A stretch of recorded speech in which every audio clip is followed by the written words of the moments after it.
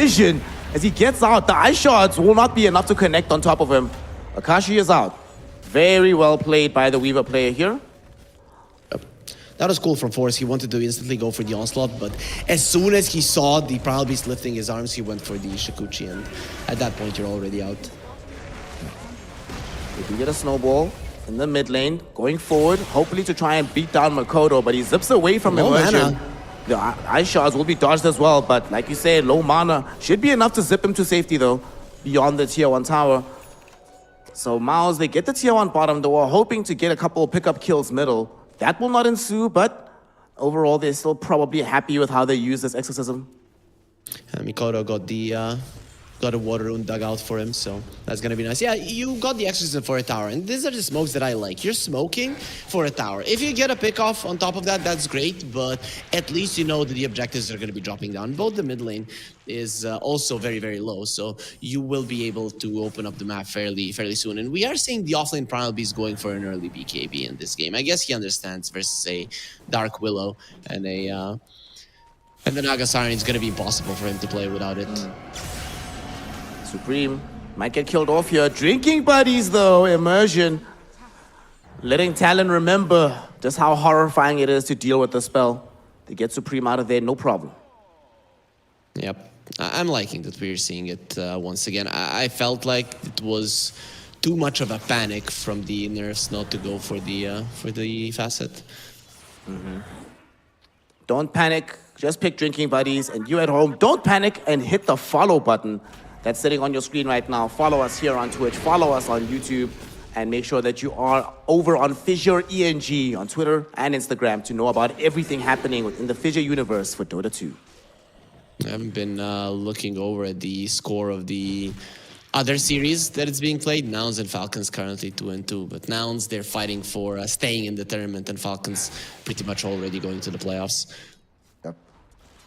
I believe if Falcons wins one game, then they do get through to the next stage of the tournament. And if MOUZ don't get the 2-0, I think it's out for them. But lots of Dota to be played. We shall see how it all pans out. The one thing that I want to see differently in this game, though, is unfortunately, Talon have not been able to put any pressure on Olnit. Like, this Bristleback is having the freest game of his life right now. And it's not going to stop, right? He's going to be getting a very decent timing on the Aghanim's. That should be a mid lane tower, unless Talon can kill Supreme. I don't know how they can do it. Cuckoo doesn't have song.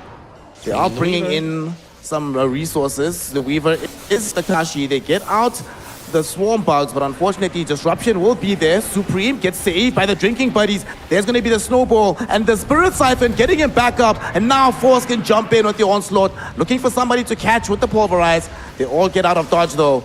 Akashi low on the HP. He realizes he has to back up. Now the entire map is present around this mid lane tower. However, MOUZ claim it. They back up. Supreme gets all of his HP back, and they'll be A-okay. They get the tower as well. MOUZ are just stronger at this point. You had no chance to kill the Death Prophet. They gave it their best, but overall Talon did play that well. They brought a lot of the heroes. They attempted to go for the Death Prophet, and FBZ very, very patient on the Stampede. If he uses it when the shards come out, you just go down, and it's a disaster. This way, it makes it okay, but stopping them from the tower push was pretty much impossible. It's a big one. They finally go on top of him. They know that everybody is positioned towards middle. So they exploit the information by killing off this Bristleback. And it's kind of hard to stay alive versus these heroes at this stage of the game. They can drag you out. You don't have your Axe just yet. You don't have your Bloodstone. You actually are mortal at the moment. And this is it, right? In Dota, sometimes you make a play. Let's say even they lost the hero there in the mid lane, if you're Talon and the tower. It's not that bad because you are making sure that MOUZ are split now. So you might be able to catch them when they're trying to get together once again. Meanwhile, speaking of catching, MOUZ are going to be doing the same to the Spore Naga Siren. That was the reveal of Supreme's Rod of Aoi. Brings that out. Nice, easy grab for them. And this is a Naga that still doesn't have access to level 6. We don't have a song 13.5 minutes into the game. Yeah, I mean, he has mostly been trying to stop the stacks from the Shadow Demon, has done a good job, but at this point, you need to get a little bit greedy, say, yo guys, I need to get my level 6, because it can change quite a lot. I think in that situation, you don't even use it, and maybe you don't even get a chance to use it. But you do need it, and you will need it to save some of your buddies in this game, especially now when the Bristleback has his Aghanim Scepter, so the damage output is going to increase quite a lot. Already queuing up the shot for the hairball, and the Bloodstone for the mass heal. It's Cuckoo. He scouts out on the haste rune, which Makoto jumps in for. He immediately got himself in a bit of danger, but still is fine. Immersion, they need to save him with this disruption. But he was falling quite low to the Swarm Bugs. They do eventually destroy them. There's a point that you mentioned earlier on in the game, right? The attack speed on these heroes from MOUZ, not really that great. So you saw how long it took them to deal with that bug from Akashi. Not only that, but you don't want to use those right clicks for the bugs. Sure, you have a low attack speed, it's a problem, but if you are a Bristleback, do you want to be using your 300 damage hit for it? Tusk is in trouble. Indeed, Tusk is dead. Nicely done by Talon Esports. Okay, some signs of life from the squad, even though they haven't been able to like put pressure onto the towers really. They are showing that these MOUZ heroes can't just move cavalierly on the map. They need to be careful about where the Talon heroes are at. It's looking solid for Talon. They're playing fast, and this is what their lineup should do. MOUZ, they got what they needed to. Mid lane tower, bottom lane tower, Ags on the Bristleback. They're working towards that BKB on the Primal Beast. But the side of Talon, what they need to be doing is spreading around and playing fast. And thus far, it has been going well for them. We have a lot of farm on all of our cores. 3 of them in the top 4, and now middle. They could potentially kill Force. They grabbed him with the reel in. They had a bedlam going from Yokam. And they do manage to secure that kill. They might not be done just yet. FBZ, he wants to show to the top lane. He has Akashi coming nearby. Akashi, though, after he sees the disruption, probably going to decide against this. And they do have the Stampede to bail them out if need be. I don't think they'll be afraid of MOUZ coming at them right now. I still find this Dark Willow is just such a good pick in this game, because what MOUZ wants to do in the entirety of the game is just run forward like maniacs. And it's not only about the Bramble Maze, the Terrorize is such a great spell when your enemies are running in like that. Bedlam, also a great spell when paired up with the reel in. They're going to actually snowball onto Makoto. Drinking buddies towards Supreme. Can Immersion get out of here? No, he cannot. But nor can Yokam, as the Crypt Swarm from the high ground kills him off. Force gonna get himself the onslaught towards the Invis. No mana on Makoto. He does grab it, but he immediately goes with the Pulverize onto Makoto. There's the Rod of Atos as well, but Cuckoo bails them out. This time he does have the song. Make sure that his Storm Spirit will survive this encounter. He's gonna be okay. And now is the time for MOUZ to make something happen, right? You have an Aghanim Scepter and the Shard on the Bristleback. There is no sleep. You know that you can bring people down, you need to go for it. The problem is, of course, that Talon are still very mobile. Even when you do not have a sleep to bail out some of your teammates, you always have a Stampede. So MOUZ need to be playing a little bit more actively with this lineup. They popped the Stampede. I think they were hoping to get Cuckoo closer with the Ensnare, drag the heroes back towards them, but we don't have a Blink Dagger just yet for the Centaur. Makoto wasn't that close by, so not gonna happen. Force, just gonna onslaught away from Akashi. He's in trouble. Coming though, and so is Makoto. The bugs are providing the vision. Makoto gets the zip, and they find the kill. At the meantime, though, top lane, FBZ is going to be in some danger of his own. Caught inside these ice shards, Supreme's Ghost will rip him apart. Offlaners die on both sides of the map. However, only one of these sides also secures a tower. But you saw what that Swarm is doing. Like, the Primal Beast can't do anything, even though he has the Uproar slowly but surely. His armor is getting low, and one of the reasons why this hero is so tanky is that Uproar and the armor that the hero has versus a Weaver. It just doesn't work, and most of the times when you're using your trample, you cannot even attack. You certainly were correct. The Swarm is proving to be one of the bigger problems for MOUZ to deal with, but they still have the map advantage. They've taken all of the tier 1 towers right now. They have managed to maintain presence for most of theirs, only having lost their mid one. And Cuckoo just wanders a little bit too close to the MOUZ side of the map. Doesn't really have any defensive vision on the west side, and he gets caught and killed. He did play some good wards. If you look at it, every part of the map is somewhat controlled by Talon, and not the easiest wards to predict where he put it. Sure, they are on the cliffs, but you haven't necessarily seen him be in that area, so you're most likely not going to check. Providing some decent information right now, but Olnit just coming onto the Radiant side of the map, stealing away their stacks, denying some of this farm away from the Weaver, and they might deny FBZ of his life as they get the disruption out onto him. Some supports are coming in, Nice. and he does pop the Stampede, gets himself out to safety. Very smart. That was their plan all along, to get the Stampede. They knew they're not getting this kill. Get rotations, get the Stampede, reset, go again. That was very, very smart. Now that they know that there's no Stampede, they can catch one of these heroes. They should be able to bring them down. FBZ gets scouted a little bit in the river. They see him and Cuckoo here. And I don't know if they want to jump across the river. You know, one of the earliest lessons you learn in Dota, unless you have great vision, just don't cross the river, bro. I'm still not sure about this pipe on the Centaur, right? If you look at the other side, their magic damage is not that high. It is the physical damage that you have to be afraid of. So in my mind, the Blink Dagger would have been better. There was this time where Talon were getting the momentum and looked like they're going to be overtaking the game, and then you did not have the standard initiation that you can hope for. Yeah, I would have thought you would go Blink Seaguard in this game, right? Up against some of these heroes. Yeah, probably. Bottom. We'll see if they can kill all Force here. It's quite a bit of damage coming out, but it is a primal. To the other There's side. no bugs on him, so it should be fine. And Omnit is also showing up. Doesn't have a way to interrupt the Makoto TP. Yokam, though, is going to get caught by the rod of Atos from Supreme. And that's at least one kill on the Dark Willow. They have Exorcism online, level 2 with a BKB on Supreme.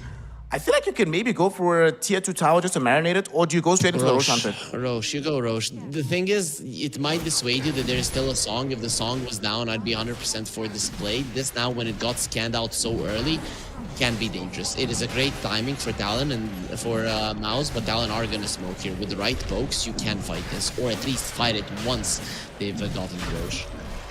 Dark Willow's also back online. She has all her Naga's abilities late. ready.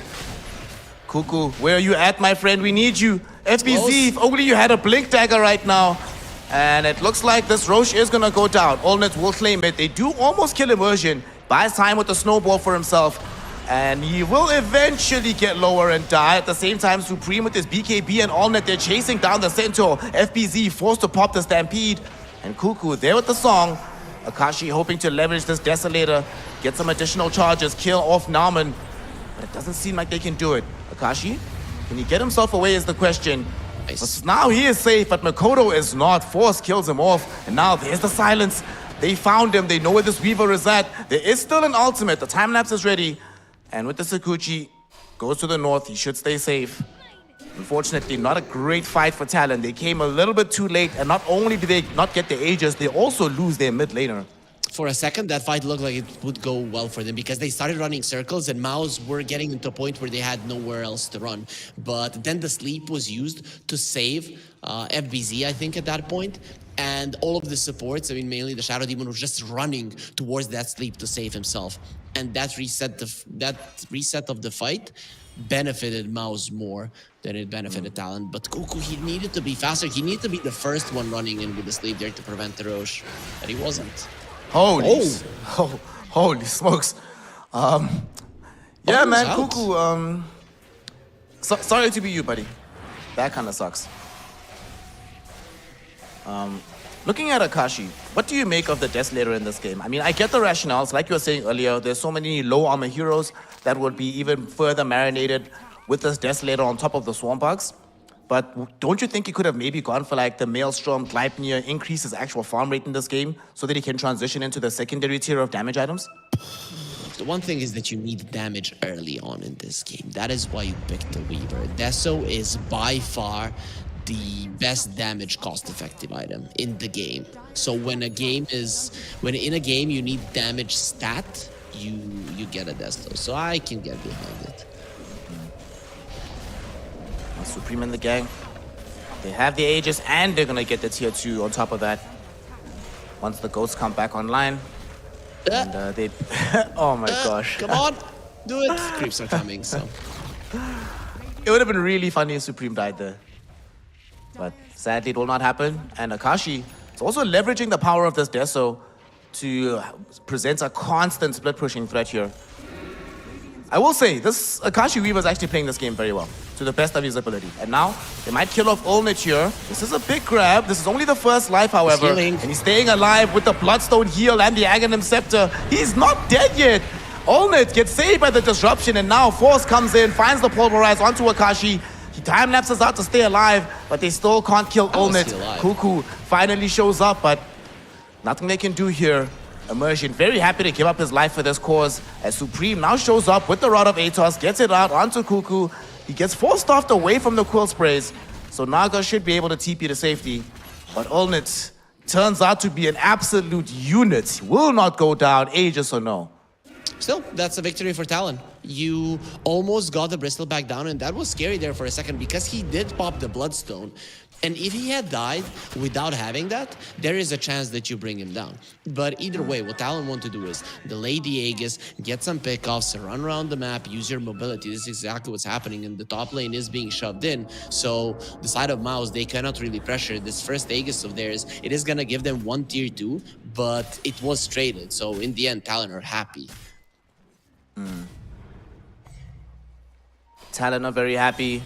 And of course, we know that all of you are happy at home to be watching BB Dacha Belgrade. So just demonstrate that happiness by following on YouTube and on Twitch. And of course, checking us out on social media so you know everything that's happening in the Fissure universe for Dota 2.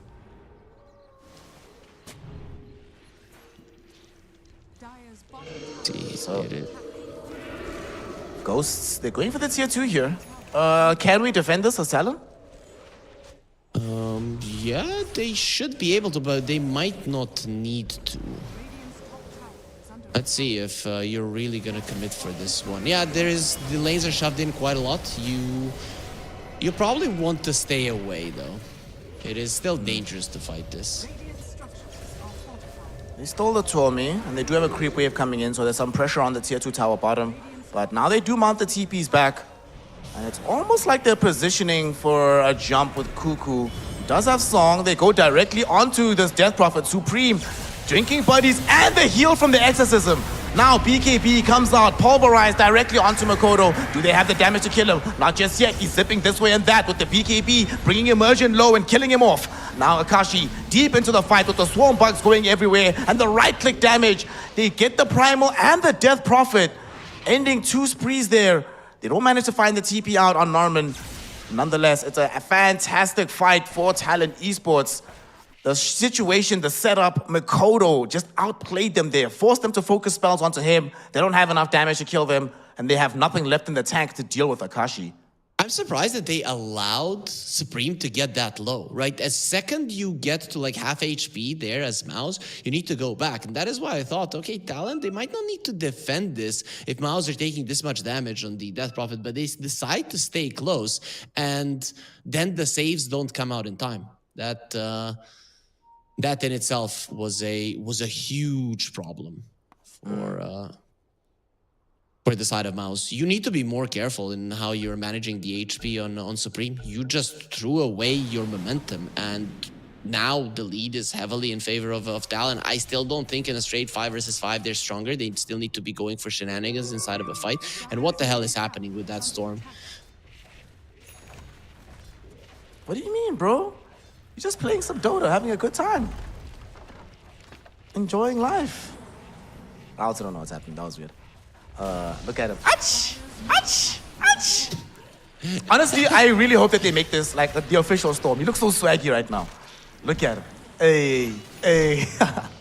I don't know if you watched the Grim Adventures of Billy and Mandy, but I think he would maybe be as good in Limbo as Grim was. Grim, oh my god, dude, you're the only person I've heard who knows that episode. Making me nostalgic right now. It's the first episode ever. Yeah, but most people just remember some of the later ones, you know? They're not there at the beginning. They're not the real OGs. Mid lane, they're going onto the Centaur. All right. So a little bit of revenge being found by MOUZ. I don't know who it was in the crew who was like, guys, stop messing around. We've actually got the damage. Play as 5. We can do this. Okay. Let's go together. That is an 8k gold lead now for the side of Talon, but the momentum and the strength still there on MOUZ. You have this very strong bristleback that is very hard to kill. Still, Supreme needs to be careful. He is the one that does that AoE damage. He's the one that they will focus. Once the Death Prophet goes down, that is when everything goes to hell for him. So he needs to be very, very careful about what he does. He just got a very good item from Norman as he picked up a Ghost Scepter for himself. Talon also, while this push is happening, managed to steal away both Wisdom Runes. Tier 3 tower, very, very low. Ghosts are about to expire. Supreme gonna get all his HP back, but definitely needs to get as far away from this base as possible before these ghosts expire. And it looks like they should be able to bail him out. Ghost will return. He's fine. They're gonna get out, but there's some very deep vision from MOUZ. If you can utilize that vision, it would be great. But at this moment, you need to run, because what Talon want to do is utilize that this exorcism is on cooldown. So pretty much the Bristleback is the only hero that does some significant damage on the other side. I mean, right now, what Talon really want to do, they want to swag on you, man. Look how Storm Spirit is rolling. You don't do that unless you're feeling super, super sexy about the game. Dude, I love this so much. This is my favorite bug I've seen in a long time. This is so great. I don't even know how it happens. Probably from the Pulverize. That spell has been breaking the game ever since it was introduced. Do you remember, like, first Pulverize when it would sometimes give you the Walrus Punch glitch as well? Where you just be stuck in the air and you couldn't come down? Yes. That was... why do you say good times? Please fix the bugs, thank you, if that's not a problem. I say fix the bugs, get the Weaver, Nyx Assassin, and all of the other ones out of the game. Just kidding, just the Broodmother. The other ones are okay. So with this Weaver, we are getting to the point in the game now when he picks up the BKB, where his effectiveness and his survivability in fights skyrockets. All of a sudden, they won't really have any tools to deal with him. You'll have Pulverize, sure, but you're unlikely to actually kill him during the duration. He just hits time-lapse, and you might want to commit the Pulverize onto Makoto anyway. So Akashi now, he actually just brought it heads up. This guy is a real problem in the game that MOUZ don't really have easy solutions for. He hasn't died a single time, and his damage output is very high. Once he gets a Daedalus, and that's going to be right after this BKB, he is going to be murdering these supports. You might be thinking of Ghost Scepters already. Yeah. Norman at least already bought one of the Ghost Scepters earlier on, has that available. And now they come onto the higher ground. Olnitz see some of these heroes will just eat a double edge. I think FPZ might have to be the sacrifice here, or maybe not. They're not abandoning him completely. Makoto zips onto the far side, looking towards Immersion. They want to pick off some of these supports. Makoto forced to pop the BKB as the snowball away from Immersion is there. He stays alive for now, drinking buddies towards Supreme, but it's not enough. Akashi has the right-click damage. And now Cuckoo with the song, trying to get away from Supreme, but he is going to be very, very dead. Akashi was hoping to kill off Supreme, but now look at the damage. That bug did so much work. Makoto zips onto the far side, finds Supreme and kills him. Will not be assisted by the heal of the Exorcism, but Makoto now out of mana. The Terrorize from Yokam sends away Olnit, gives space for Makoto to escape, and now Bedlam going out onto Norman. FBZ there with the follow-up. They kill off Norman. And these heroes from Talon, they want to chase for more. Olnit very, very tanky, very, very strong, but like you said, Immersion is back, so is Force. They've already killed off Yokom. Nice little Lotus Orb, and the Pulverize onto Akashi. That's his first death of the game. Mega kill streak ended. FBZ forced to retreat. And MOUZ, it was a shaky engagement overall, but they outlast, they outwit, and they outmatched Talon Esports in that fight. Just so that you do not have a carry that can build into a Silver Edge, thus killing the Bristleback is not an option. And look at how much damage he's doing. So you're killing the second biggest damage dealer, or at least you're making him run away, which is the Death Prophet. But if the fight lasts long enough, Olnit will kill all of you. And we just saw it in that fight. 31,000 damage throughout this game. Nobody else comes even close, especially not on his side of the team. He is the damage right now. It's actually crazy. And, you know, you might be forced into thinking about a Silver Edge for this Weaver, because otherwise, Daedalus or no, Nullifier or no, you're just not going to have the necessary damage to deal with this boy. Cool. He's fine. These Brambles still continue to be a problem. The Swarm and the Brambles, two spells of Talon that are being such a huge nuisance to MOUZ, and time will come when the Storm Spirit gets like to level 25. He's gonna start packing a punch. Yeah. Mikoto's going for the Hex next. They want some more control going for the team. But right now, the focus should be on the Roshan. Radiant side will scan there. They're not in the pit just yet, but as they start moving towards it, the scan triggers. They know what's happening. And they know they do not want to give up an Aegis that has a Roshan's banner next to a Death Prophet. That seems like a recipe for disaster. And speaking of Death Prophet, she's behind the team. She shows first they can kill her before she can join the squad. She's down. No buyback available for Supreme. And now Akashi gonna be free to run through the backlines. He's chasing down Immersion. Immersion trying to TP out. Absolutely not possible. That's a dieback on the task. Norman trying to TP out as well. Will be denied himself. 3 heroes dead. They're holding Allnet in position. He pops BKB, tries to TP out. And they don't have a pulverizer of their own, so they can't stop him. But now the Roshan is free for them to claim. They catch Supreme. He wasn't with his team in time, and that changes the whole damn team fight. Oh, this last pick Weaver is really working out for them, but also Supreme in this game hasn't been able to find his stride, because every single time he is the main target, and he needs to understand it. The supports need to understand it. Everybody on the side of MOUZ needs to be aware that when the Death Prophet dies at the start, that the fight cannot be won. And, well, a couple of times, they've just allowed the worst to happen. Now with the 12k gold lead, Talon, even inside of the fights, even in these fights where you were supposed to be weaker for the majority of the game, even in a straight up 5 versus 5, they've got a shot. They are that strong at the moment, and with the Hex, it's gonna be even more so. Man, what a game. Akashi, yo, if they win this game, Akashi's my MVP. My man says, yeah. This is what you want from your carry player, who says, guys, give me the 24 pick. It's a difficult game for it, but if I get to my items, I will be able to carry this game.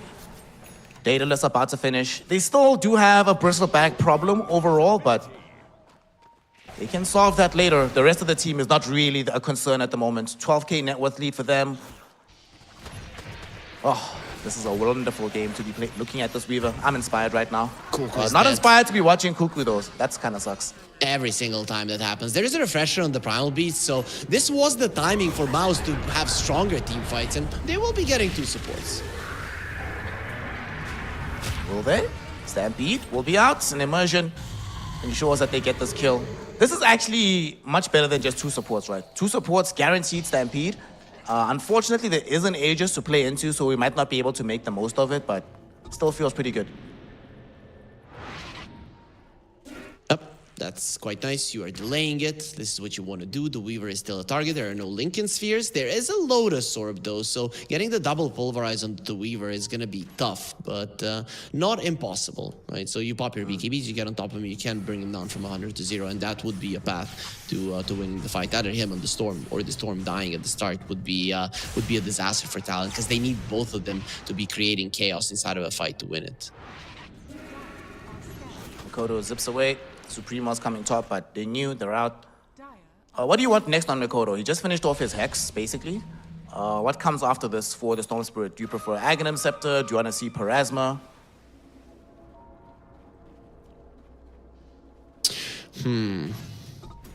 I want to see a Parasma. Parasma and then Aghanim Scepter. So Parasma just for the extra damage. I mean, if anything's been going, these swarm bugs take forever to take away, so the more right clicks Mikoto can dish out, the better. As the crew is smoked up, they were heading to the north side. They know something is happening. Norman, gets through the twin gate. Mikoto's actually going, dude. Mikoto, what a man. He gets the Hex out onto Force, and now FBZ shows up. Multiple heroes caught in the stun, but the snowball bails them out. Can they leave? Force onslaughting to the north. The supports cannot do the same thing. However, they do salvage a core hero in that situation. Man, Mikoto, what a ballsy play. Just heading through the twin gate, setting his team up for the fight. Yep, that was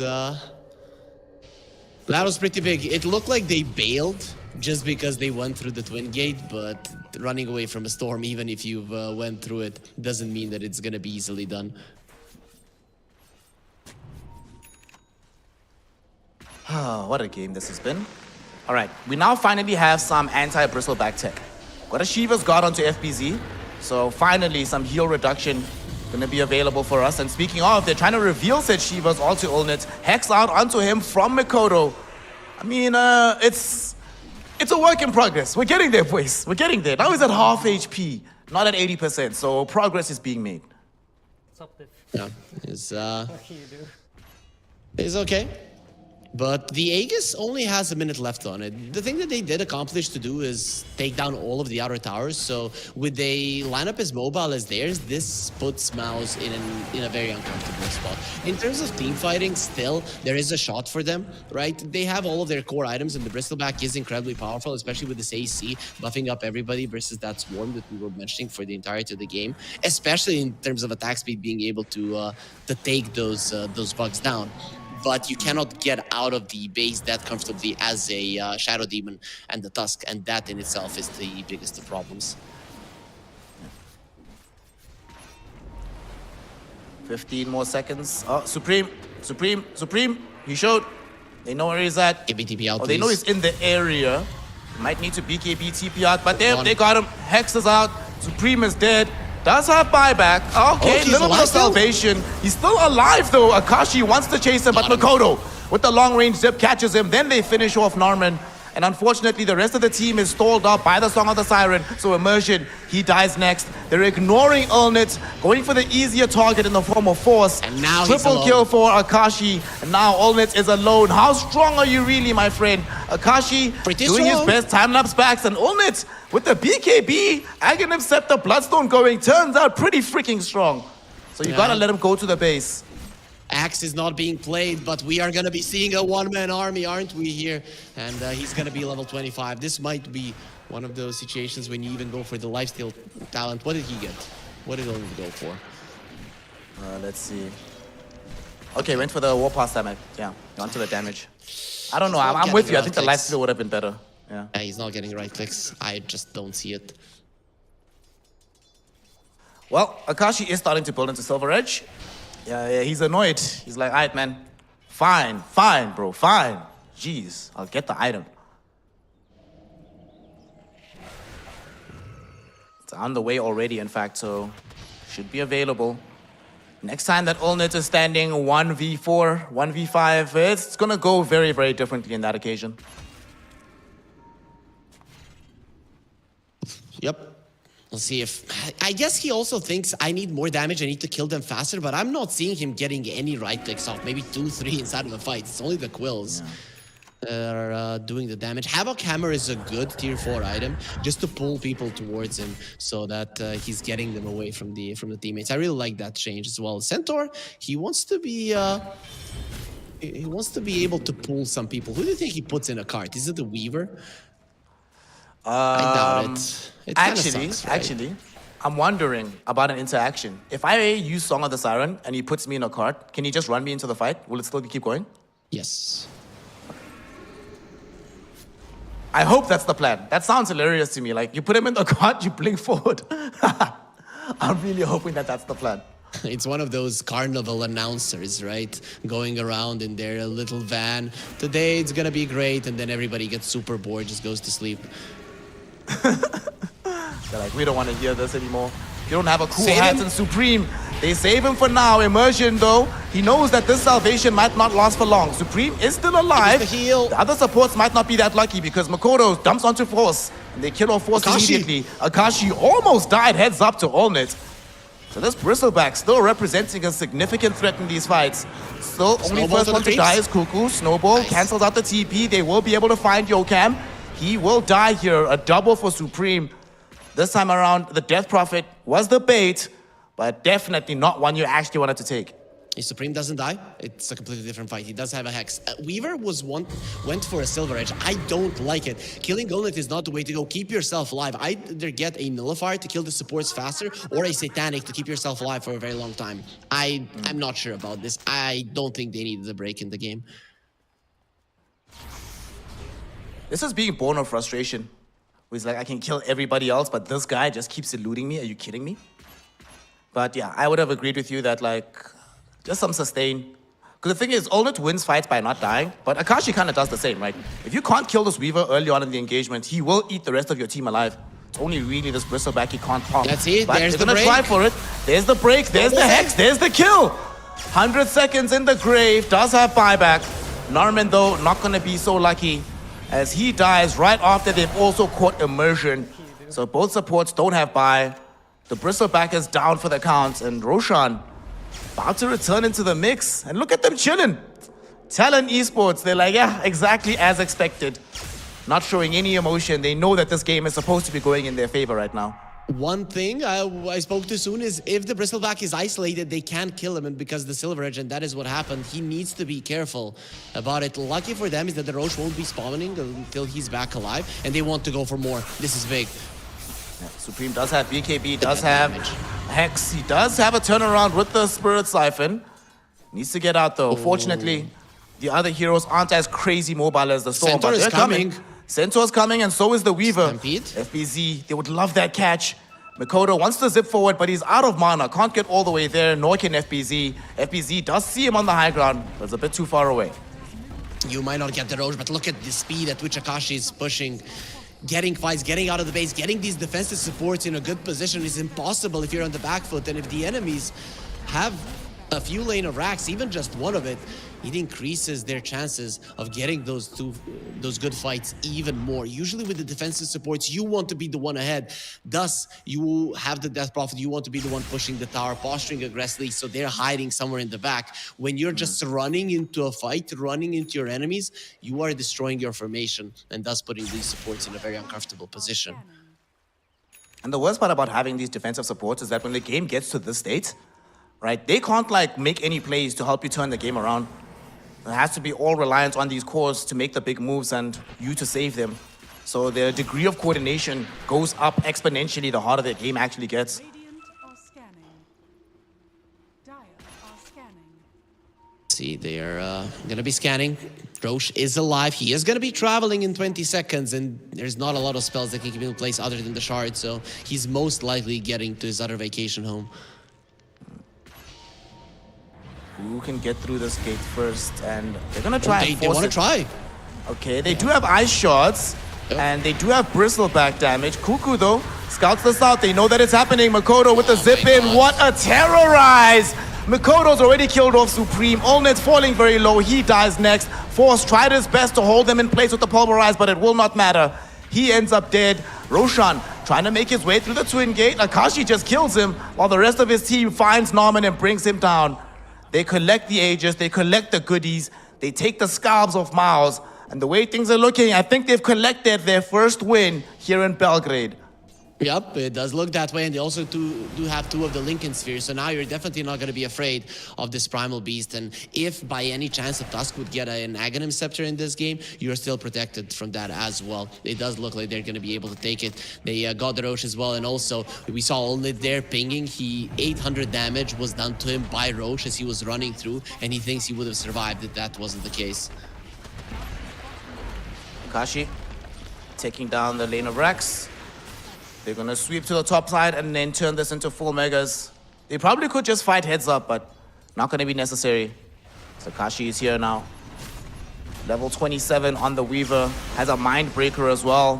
Hex coming out onto Supreme. Immersion, try to save him. Unfortunately, they know that he won't, and unfortunately, Norman's disruption may have actually doomed Supreme. Immersion couldn't get off the snowball.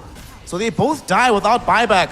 Allnet rushing forward, getting out some damage, but Akashi does not care. Going to the backlines here. They bring back Force with the velocity, kill him off very quickly. Allnet's in the base, trying to heal himself up, but it doesn't really matter.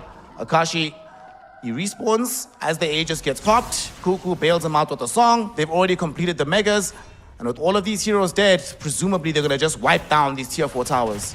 There's not much you can do. MOUZ are staying in this game and not calling GG because they cannot believe they felt like they were stronger for the majority of the game. We know that the goal lead wasn't in their favor, but they were the ones applying the pressure. They were the ones going forward, and now they're just gonna be going down. Yeah. Allnet, as he dies for the last time, he will just call it GG. Well played, has been dropped. And Talon Esports getting their first win here at BB Dacha Belgrade. What a performance from them. But honestly, what a performance coming out of Akashi, the carry player for Talon. leveled up in this game, showing us why he deserves to be in a Premier team, deserves to be at a Premier LAN, and getting their first victory. The mood's immaculate, the vibe is good. I love what I'm seeing from this Talon in this game one. Yeah, MOUZ had one chance to deal with these mobile heroes, and that was their Death Prophet. I loved the pick, but Supreme never really got to that point where he was scary. And even early on, he didn't get that value point in the silence. Thus, early on, you weren't killing the Storm. Early on, you weren't killing the Viper. Then they played a really good game. Solid itemization for a Storm, I'd say impeccable. And thus, you, in the end, get the victory. For me, is this... Yeah. No, this was not the most. It is this one. It is this one. This was, I think, this was the one. The one where they ended up killing Force and Supreme, where they were positioned just in front of the tier 2. Supreme gets to like what, half HP with the Exorcism Ghosts. And I don't know, man. After that fight, it just started to feel super hard because Akashi got way too much out of that specific engagement, in my opinion. It just happens, you know. When a hero is not being played too often, you tend to make mistakes, not only as an individual, but as a team, understanding the importance of keeping the Death Prophet alive. And there is a reason this hero is not being played a lot, and it's because it's not an easy hero to keep alive. That's the case. You had 2 of your safe supports, though, and was possible in this game. MOUZ just didn't deliver as hard as Talon. And there were periods of the game where they had that power, right? Like, this was the first death on Akashi. Up until this point, it still felt like Olnit was crazy strong, but this death, I think this probably doomed the game. The previous one set it up, but after this, the game was over for me. Yep. This was the big Roche fight, so they forced out his BKB on the top lane. It was the Storm that did it, and then immediately they caught him here. And that was without vision, so they just found him that he was walking through. If it was nighttime, maybe he would have gotten away with it, but way too leisurely walking towards his death. Very painful game, ultimately, for the side of MOUZ. They set themselves up quite well. The early game was looking decent. They were the ones getting all the towers. Olnit was unkillable for so long, but ultimately, one of the things that they didn't really deal with all that well was this mass mobility from Talon. And you know, we spoke a lot about Force getting his Primal Beast in the game.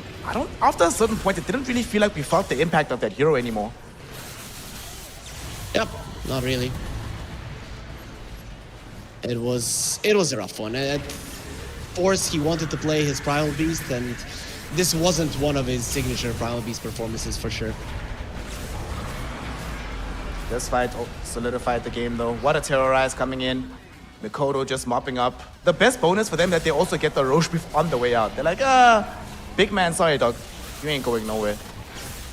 Well, Talon Esports with the right mentality, the right vibes, and a Weaver that absolutely broke this game apart. They end up getting themselves their first victory here in Belgrade, and they keep themselves in contention to remain in the tournament. They kind of do have to get a 2-0 to ensure that outcome, but the way they're looking right now, if they could play like this every single game, you could maybe back them to take a game against Liquid, as they mount up with 20 additional kills on top of MOUZ, made some very impressive base defenses. And honestly though, what a game from Akashi Weaver. 56,000 damage on a Weaver, bro. That is crazy. Yeah, he did quite a lot. He got a very early shard, so his AoEs was quite solid. But overall, you know, you say with this kind of performance they can beat Liquid. The thing is that there were some mistakes from MOUZ that they exploited. Versus a team that would play it clean, maybe you don't even get a chance to play this game, right? So I would still hold my breath for that series, but it's definitely the much needed momentum that they were lacking the first 2 days. Yeah, certainly they did not have that momentum. They found it. It's one of the unfortunate parts about being in a very compressed group stage is that sometimes it takes you a day or two to find your groove, and by the time that day comes, it's a little bit too late. Unfortunately for the side of MOUZ, they found Talon as they're starting to level up. They came across Akashi, highest net worth, highest damage, a good itemization. The Silver Edge, we were skeptical of it, but he immediately demonstrated the genius of this pick.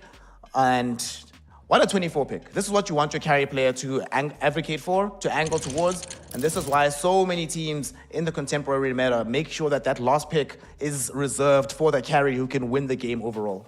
Yep, I mean, you had your doubts about the Weaver, and really with the Death Prophet being a part of that one, the silence is something that can take your life away multiple times throughout the game. But he just played so well for the majority of the game, it wasn't the problem. He got the BKB at the perfect moment. A lot of people would be greedy at that point and finish off the dataless, but he said, no, this is the time where I can die. I need my BKB. He gets that BKB. His swarm continues to be a nuisance for the entirety of the game towards the enemies, and then in the end, he gets the victory. Him and Mikoto, impeccable performance. Yeah, fully on board with that one. Of course, we're going to be needing to see whether or not they can keep that momentum going into the second game. And if you want to see that, make sure that you are followed here onto the FISSURE channel. Follow us here on Twitch. Make sure you subscribe on YouTube, and then head over to BetBoom ENG on Twitter and Instagram to be aware of everything cracking in the FISSURE universe. That will be us for now. Game 1 is over, but the series is not done just yet, right? But in the meantime, before we go into a quick break, right, let's make sure that you have a little bit of insight into what these teams are about. So let's get some music going with the AI Music Labs. Let's check it out.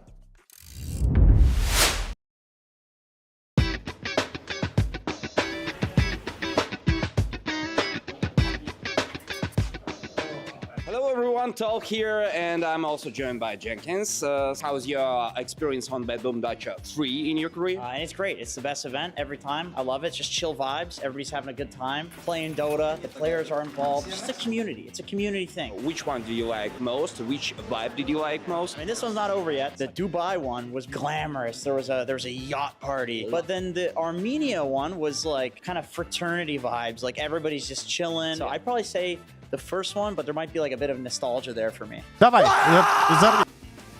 all the young viewers out there, here's some advice from I turned 31 today. If you're on a team, or if you're in a relationship, if you're with your partner, and there's an argument happening, you don't have to win. You got to be productive. It's not about winning the argument. It's about the team being productive. That's all that matters. And the same goes in life.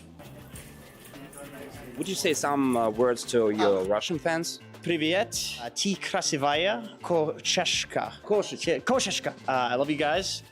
Thanks for watching and supporting BB Dacha. It's my birthday today. All the Russians are telling me really nice things, giving me gifts and stuff. Keep it up. Proud of you. Happy birthday, dear Jenkins. Happy birthday to you.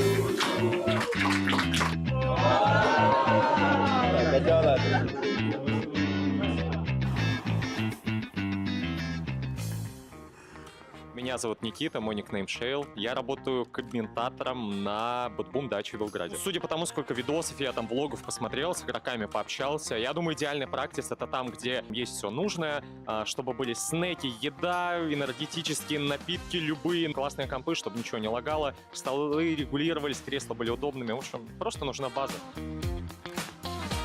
Welcome, guys. We are doing a behind-the-scenes exclusive into the MOUZ practice room. Привет! Hello! What are you guys doing right now? Learning how to play Dota. What is in here? Whoa, whoa. What do you guys do in this second room exactly? I see you've stored all of your gifts here.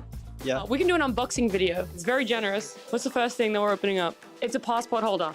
Oh, it's Pudge. It's a Pudge shirt. I'm liking it. I'm vibing with it. Oh, it's stress ball. Yeah, but it's the mango from, obviously, the game Dota 2, the thing that we're all here for. Smell it.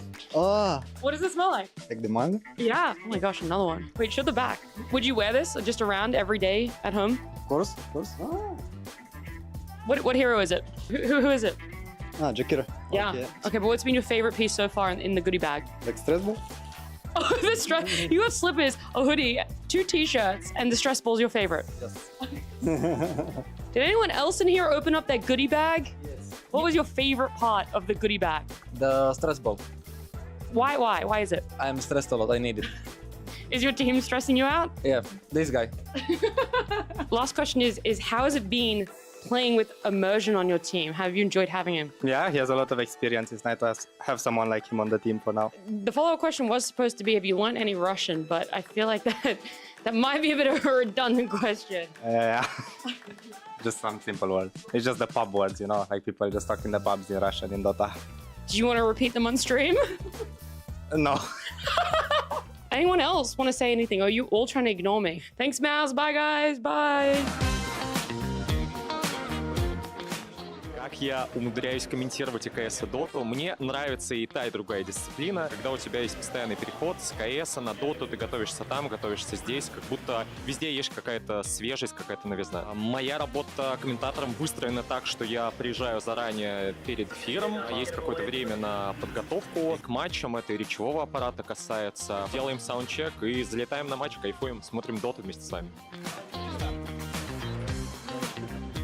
В гранд-финале BetBoom Dacha будут играть BetBoom, куда без них, и Gaimin Gladiators. С вами был Шейл, увидимся на трансляциях BetBoom Dacha. Пока-пока.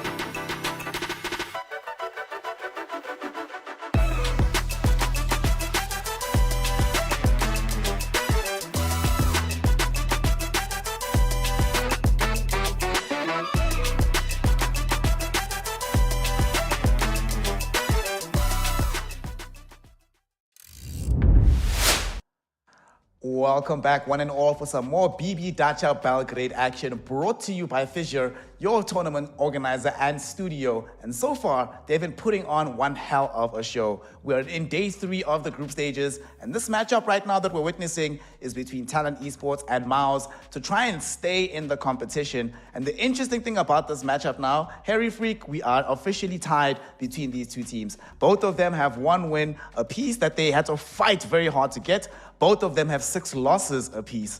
Both of them have to play against Team Liquid later. So who are you giving the advantage to going into the second and potentially final match for one of these squads? I still, from the performances versus other teams, still favor MOUZ.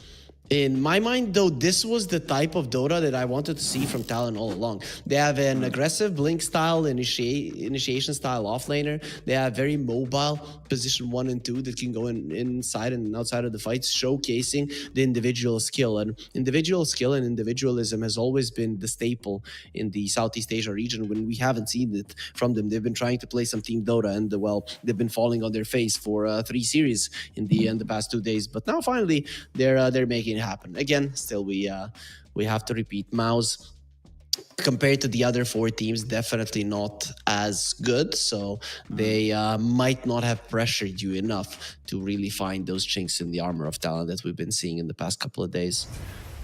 Perhaps what needs to change going into the second draft is the Supreme Hero. I mean, yes, he played the Death Prophet, but Death Prophet's the kind of hero that everybody plays around you, right? You're the anchor point. They come around you. They ensure that you're the one that's dictating terms in the fight. Perhaps he has to be playing like a Storm, a Pango, an Invoker, a hero that can, you know, make the plays happen rather than you're the one that the plays have to happen around, you know? Yeah, that's true, but the thing is, MOUZ before this meta was very well known for their Death Prophet utilization and those kind of drafts utilization anyways. So I'm surprised that they didn't manage to look at least decent. I think they had multiple opportunities in that game where they dropped the ball, where they could have positioned better, where they could have calculated things better and put themselves in a position to get the lead. But it never happens. And that for me is a problem for MOUZ looking forward, because does that mean that every single meta you're just gonna have one trick that you can play? You are never getting to beat the big teams in the world with that kind of an approach. Well, we'll see what kind of approach they have cooking for us in the second game. They are going to be playing themselves on the Radiant side of the map with the first pick. And here we go, Storm Spirit. That's what we want to see. Get Supreme, a hero that can move around, make things happen. Also ensure that Mikoto is not playing the Storm. Yesterday he played into Storm on Earth Spirit and on Ember Spirit, neither of which went really, really well, but they just start off with the Naga Siren, get that back for Kuku. Was able to break up some pretty good fights in the previous game. His ability to utilize the illusions to block camps, just frustrate the support of MOUZ was also very good. So I'm not too sad to see this again. Yep, they will get the Storm though. That's something I like the most, right? Sure, the Naga Siren from Talon had some impact, right? It stopped the stacks. It was annoying. The resets of the fight, sometimes they were good, sometimes they were okay. But still, the Storm for MOUZ, it completely changes the type of gameplay that they're going to be bringing to the table. And in terms of winning this next game, it's great. But in terms of future for this team, for me, it's kind of depressing. Turn to ban. Kind of depressing, though. Yeah, man, because I want them to do well. Immortal Faith is just such a interesting guy in the Dota scene, being able to, for most people, no names. I obviously always knew a lot of the players that he worked with, make solid teams. And if he can't do it with this lineup, then there might be a deeper issue there, because tactically, I think they're sound, but it's just in terms of execution, there's sometimes definite problems. We'll see. We both favored how much they could approach the game in game 1. What's going to be the supporting cost for the Storm Spirit is the question. Tusk would have been nice. We've seen that obviously in tandem with this Storm Spirit before, but just grab the Muerta, some silence onto the ground against the Storm Spirit, some damage scaling for later on, a little bit of a fear. Not bad. So we get a response with the Clockwork and the Shadow Demon. Again, now you have one safe support and one very aggressive support. No Clockwork is going to be staying behind to save people, so he's going to be able to scout it out. A little bit of a problem, the Storm won't have any help in terms of damage from the supports. Early on he will, but as the game progresses, that's not going to be the case. So these two supports on the side of Talon are already very, very hard to kill. So this might be one of those games where the Storm goes in just to force out some rotations, some spells, and then zips out. Get the Doom right now for FBZ in tandem with this Earth Spirit. So Mikoto reprising his role on the ES, hoping for a better lane, of course, but certainly wants a better game. And this Doom, I believe it's the first time that we get to see it together. It was played yesterday by Amar in their series against Gaimin, I believe. And Amar had a really high impact with this hero. So in this game, what do you make of it? What do you anticipate the Doom playing like? It depends who you're up against, right? So you still don't see the enemy carry. In this, you are going to dissuade them from picking any kind of a Morphling type hero. This probably... Okay, there's no Medusa. So it's very hard for MOUZ to even pick a carry that's going to be feeling too good. If you get a carry that the Doom hates to use his ulti on, then of course the Storm Spirit is going to be the main target, the public enemy #1. These two supports, you don't really care about them. If you Doom the Storm, you have 3 heroes that are going to be basically useless inside of a fight. What is going to be our 18 here? They do not have the 24 pick, so they might decide to pick up a carry so that all the carries that Doom hates playing into get removed already. Of those heroes, what is available here? What do they like playing? What has MOUZ been playing for Allnut? Allnut's played Bristleback, of course. That's a good one again. I think is probably good, yeah. Lots of magic damage in the enemy team. You buy a pipe builder at the very end. Can get kept alive by the Shadow Demon. Yeah, I think BB looks good. Or you go for some high range hero, but a lot of them are banned out, right? Yeah. No Medusa. SF is out. Those are kind of the big ones that you would play, let's say, versus the Doom. Maybe you go Ursa for the laning phase against them? Too annoying versus the Muerta later on, because there's one of the supports you cannot kill and there's a lot of mobility on the other guys. Oh. All right, they get some team fight to begin with, though. So they're going to leave the carry for later. And we get a hero in the off lane that's going to give us some big team fight, some aura building, some lane shoving. Okay, we definitely haven't seen Enigma together. I don't know if we've seen it in the tournament, but what's your read on this hero in the current meta at the moment? I think we saw it one game. If I'm not mistaken, I like the current state of Enigma, right? With all of the range heroes that are being played right now, Gyro is probably the only one that deals with Enigma really well throughout the laning stage and even throughout the game. And then you have the Alchemist and the Bristleback. So I guess you ban out the Alchemist, you ban out the Gyro, pick a Bristleback, or leave the Gyro, get it for yourself. You might be forcing Talon to ban out some of the heroes that they want to pick, because you got this Enigma. It's quite nice. They played against Enigma, Talon Esports versus Tundra, and then that was the game where the Enigma was struggling because of the clockwork, able to like interrupt a lot of the black holes. In this game, he has the clockwork on his side. The enemy team don't really have the BKB piercing disables. I mean, they do have the Doom available, but should be playing around that. That was that best performance of Talon that we've seen in the tournament where they barely lost to Tundra, right? Yeah, I remember that game.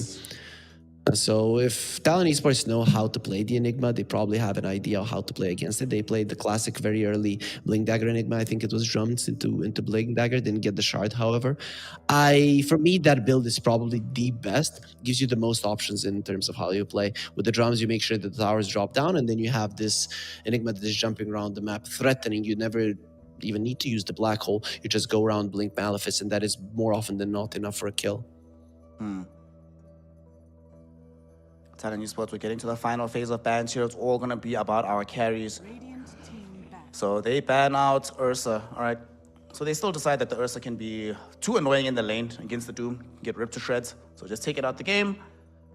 Presumably MOUZ will ban, what did you mention? There's Gyro in the game. They have some reach from the Storm and the Clockwork, so I don't think you go Draw Ranger. Weaver could actually still emerge again, because they don't have like the best hard disable yet again for the hero, and this time around they don't even have a silence for him. I don't know if I like it. With the Storm Spirit, you have very good catch for that hero, and other than the sleep, you have no saves. So I don't know if that's the way you want to go. And they ban out the Bristle and get the Gyro. As we mentioned, ban one, pick the other. Now, as Talon, you don't really have a great hero to lane versus the Enigma. Okay, what's missing from this draft on the side of Talon? Outside, like, what does the carry need to do? So, Get a want Sven, some maybe. physical damage? Sven? Bad versus the Shadow Demon, but it's not bad, right? With the right jump, you're okay to man fight the Gyro. I wouldn't hate it. Maybe a Dragonite. What about a Dragonite? We haven't seen it in quite some time. Looks like a good pick here. Does kind of suck to give up an illusion, but yeah, I could see DK. Illusion's very annoying. Not that strong any longer, right? Because the Worm's Wrath is not replicated, so you're fine. Breathe Fire is nice against the Gyro. Okay, I could see it. A nice tanky hero. Blink Initiation also becomes available for you. So the question is, are you standing your ground or are you trying to play at them from range here? And it's going to be... Okay. Keep forgetting about the Water Boy. I mean, it's morphing into the Gyrocopter, right? Yesterday, we didn't really get to see the best out of this matchup because Gyro played so well, just forcing his way into Akashi's face. But this time, he has to play around a Earth Spirit and a Doom. You know, yesterday it was just Earth Spirit for the Gyrocopter, but Doom being involved in the mix does make things a little bit tougher. They don't have the best overall burst damage in the world from this lineup on the side of MOUZ. So Akashi could find himself surviving for quite some time in these fights. I'm okay with this. How do you feel? It's fine. It's only the laning phase that might be an issue. And later on, Morphling generally doesn't like playing versus Storm. And that is why MOUZ, they drafted really well in this game, right? They left the only carry that is good versus your carry, sure, but the other heroes are pretty decent versus it, right? Because there's the Disruption Illusions that are very good, Storm Spirit generally very good versus the Morphling. Then you have a Clockwork that can surprise you quite a lot with the hook shot, and then you get bursted down. And the Enigma, who generally lanes really well versus you, plus does some percentage-based damage, so even if you are morphed a lot into strength, he's going to be able to kill you. So overall, I'm okay with the pick. I would rate it kind of the same as the Weaver previously, right? There's good things about it. There's annoying things about it for MOUZ, but generally they should have ways of dealing with it. The question is, though, at the very end here, what are you anticipating? Game one, you favored MOUZ draft overall in terms of how it could play the game. They ended up losing. Do you favor them enough this time around that you can think it'll overcome some of the execution issues we saw in game one? I think I still like how they're drafting more, right? MOUZ are putting themselves in a position where it's very straightforward in what you need to do to win. So with the right execution, I don't think it should be a problem. There's some downsides I do see to their draft, but they can be alleviated with the right itemization and the right gameplay. Let's say early game damage. In the early mid game, they have a very hard time killing people because their supports don't do enough damage. But if you get a drums blink on the Enigma or get your Gyro involved in fights early on, those are kind of the options with which you can make sure that damage isn't really that big of an issue. Let's see if they take that advice on hold on the sides of MOUZ. But Talon, they are looking prepped and ready. They want to get themselves a 2-0, really give themselves breathing room and hope that their series against Team Liquid will keep them in the tournament. But now here we go, game 2 of this BO2 series. Nothing surprising. Let's see, because they have Clockwork and the Enigma, that's probably why the Gyro went for the secondary strikes instead of the afterburner. Now you actually have much more guaranteed options to make sure the cooldown lands. Yep, the cooldown lands, and then the other one lands as well. I mean, it's probably the damage that they're gunning for, right? It's this helps you a little bit in the damage department, and Gyro, even if he doesn't get too close in terms of fighting with this facet, he can do a decent amount. Olnitz, even though he ended up losing, impeccable performance game 1 on his Bristleback. We'll see if he can replicate something similar here. He saw in the previous game, he's like, man, this last pick on the Morphler, on the Weaver, I want to punish him for this. Didn't work out. So we'll see this game. Now that he's been countered directly, he fares a little bit better. But here we go. Game 1 starts. 2-2 on the bounties. This time around, Talon do not get the 3-1 advantage. So they have to play this game completely fair from minute 0. So the laning phase also could be a bit of a problem for Talon, right? Because generally, the Gyro does well in the laning stage. Muerta and the Doom are pretty fast, so they should be able to keep their distance away, but it can become problematic. But mid lane, it is Storm versus the Earth Spirit. We've seen this matchup multiple times. It should be Storm favored by like 60-40. That should be the difference most of the times in terms of CS. And then you have an Enigma versus a Morphling. No matter how much damage you have as a Morphling, you don't really apply all that much pressure. And the Enigma, if you don't apply pressure to this hero, you don't necessarily win the lane. Illusions are decent to deal with the Eidolons, though. Yep.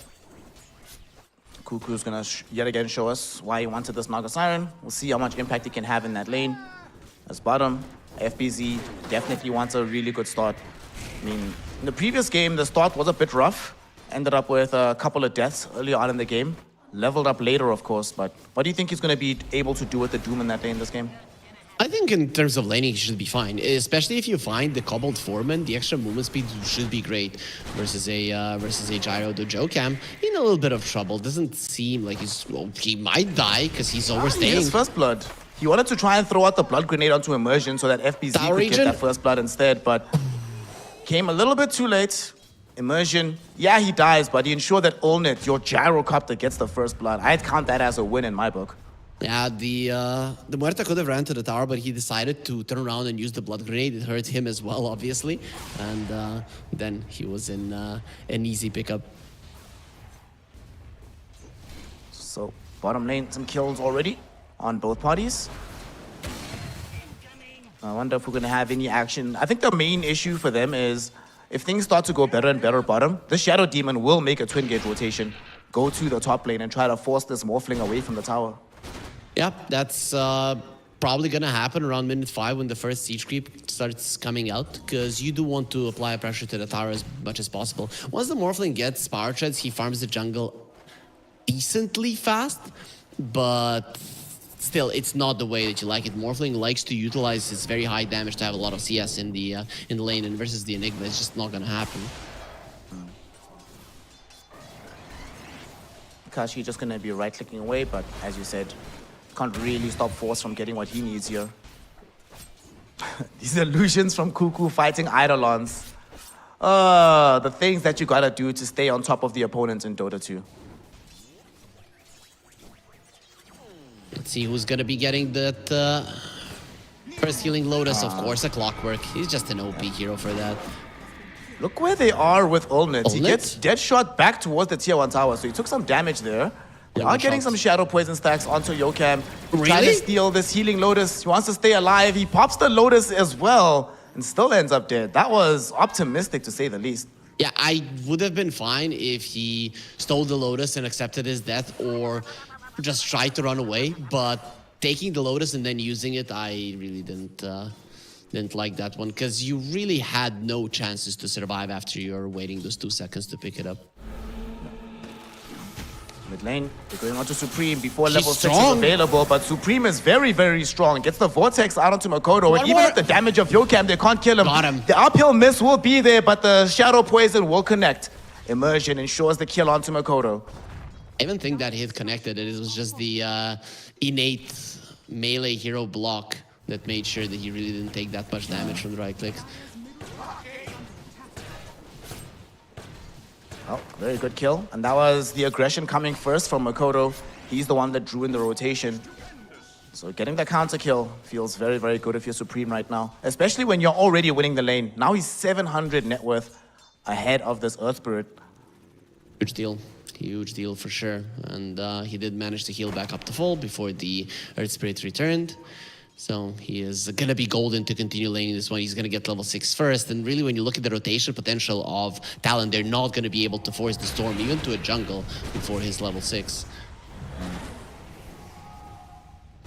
Immersion just doing his thing as a Shadow Demon, throwing out these poisons, frustrating the opposition, and doing a good job at it. This Doom has been held pretty far back in how much net worth he wants, but The person who's really struggling in the early game is Akashi, the Smurfling, certainly not having the kind of laning phase he was hoping for in this game. I think he was expecting this, not gonna lie. They picked up the Morphling. They know that Akashi is a big Morphling player. It was his decision to say, can you, with a bad laning phase, win this game for us? And he's looking at the enemy heroes. He felt like he could, and we'll see how it goes. For now, obviously, it's not going well, but it doesn't mean that that's going to continue. And he's going to have the power tread soon, so we talked about it. He will be able to farm the jungle a lot quicker. Cuckoo, a little bit paranoid about that twin gate rotation we spoke about earlier, because they don't see the Shadow Demon inside the jungle right now. He should be. So, plots forward, make sure that he's ready. And look how he's staying just out of vision, immersion. He knows exactly where they're at. He's just keeping this paranoia levels as high as possible. Now he's going to be rotating towards the first power rune. All of the supports are going towards the mid lane. 2 spirit heroes. Runes are very, very important. Norman holding position up on top. It's going to be a regen for Supreme. Okay. I mean, early on in the game, regen is still pretty good, but man, if he'd gotten like a haste, he would have felt amazing about himself. Rune at the 8 and the 10 minute mark are generally more important, so he's fine with this. I think you just use all of your mana, farm as much as possible, and then just use the regen. Because you know that you're still going to be able to fight even if you lose the majority of your mana. See some smokes being chain brought up by the supports in this game. Everybody has the understanding that this action is going to kick off soon. It's all about which spirit hero is the one that makes the first effective rotation. So Force is going for Vlad's. It is gonna help you push, but for me it looks like he might just focus on getting all of the auras. I'm still a very big fan of having the option of going around the map with the Enigma and blinking in. Once you get the tower top, it's even if you are very high in auras, the enemy rotation can still kill you, especially with the Doom being there. So he's not there for long. The Doom's not nowhere, my friend. He gets killed by Olnet and Immersion. It's a killing spree for the Gyrocopter. 7 minutes into from the game. Earth The Spirit. Earth Spirit is coming, though, to try and punish this move. Mikoto, unable to find the kickback. Oh, man, that just ends up being nothing. Very unfortunate. He could have went for the Shadow Demon, but he wanted the big kill. And with the Shadow Demon being there, he could have disrupted the Earth Spirit even if he connected with it all. So for me, that was just an unnecessary greedy move coming out from Mikoto. I understand, you know that you're losing the game. You feel that every single lane is going badly. But you still need to take what you can get and not try to get anything more. Mikoto's still trying to hold this position middle, but it's 8 minutes. Radiant supports are already positioned to secure this rune, and Supreme will pick up a shield rune. All right, time to go, buddy. Shield rune, we're going top right now. Enigma surviving so long. Force is going to end up dead, but he's marinated these heroes, so we might be able to open up the space for this Storm Spirit. It depends what Supreme wants to do. He has full mana, has a shield rune. I don't know if Norman actually saw Mikoto there, but their map is kind of dark. They don't know exactly where to jump. Now they have an idea, Supreme, heading in towards them. They see Cuckoo's illusions, but they would ideally prefer a bigger target. They'll just have to settle for this Naga Siren right now. Got him. That's a solid pickup, but the idea is to get the top tower, so let's see if they're going to be able to do it.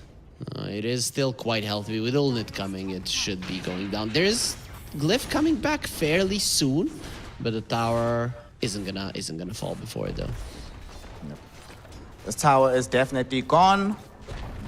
And what you should be doing while this tower is being taken is ensuring that you are following here on Twitch, subscribed on YouTube, and engaged on social media so you know everything that's happening in the Dota 2 universe, brought to you by Fissure.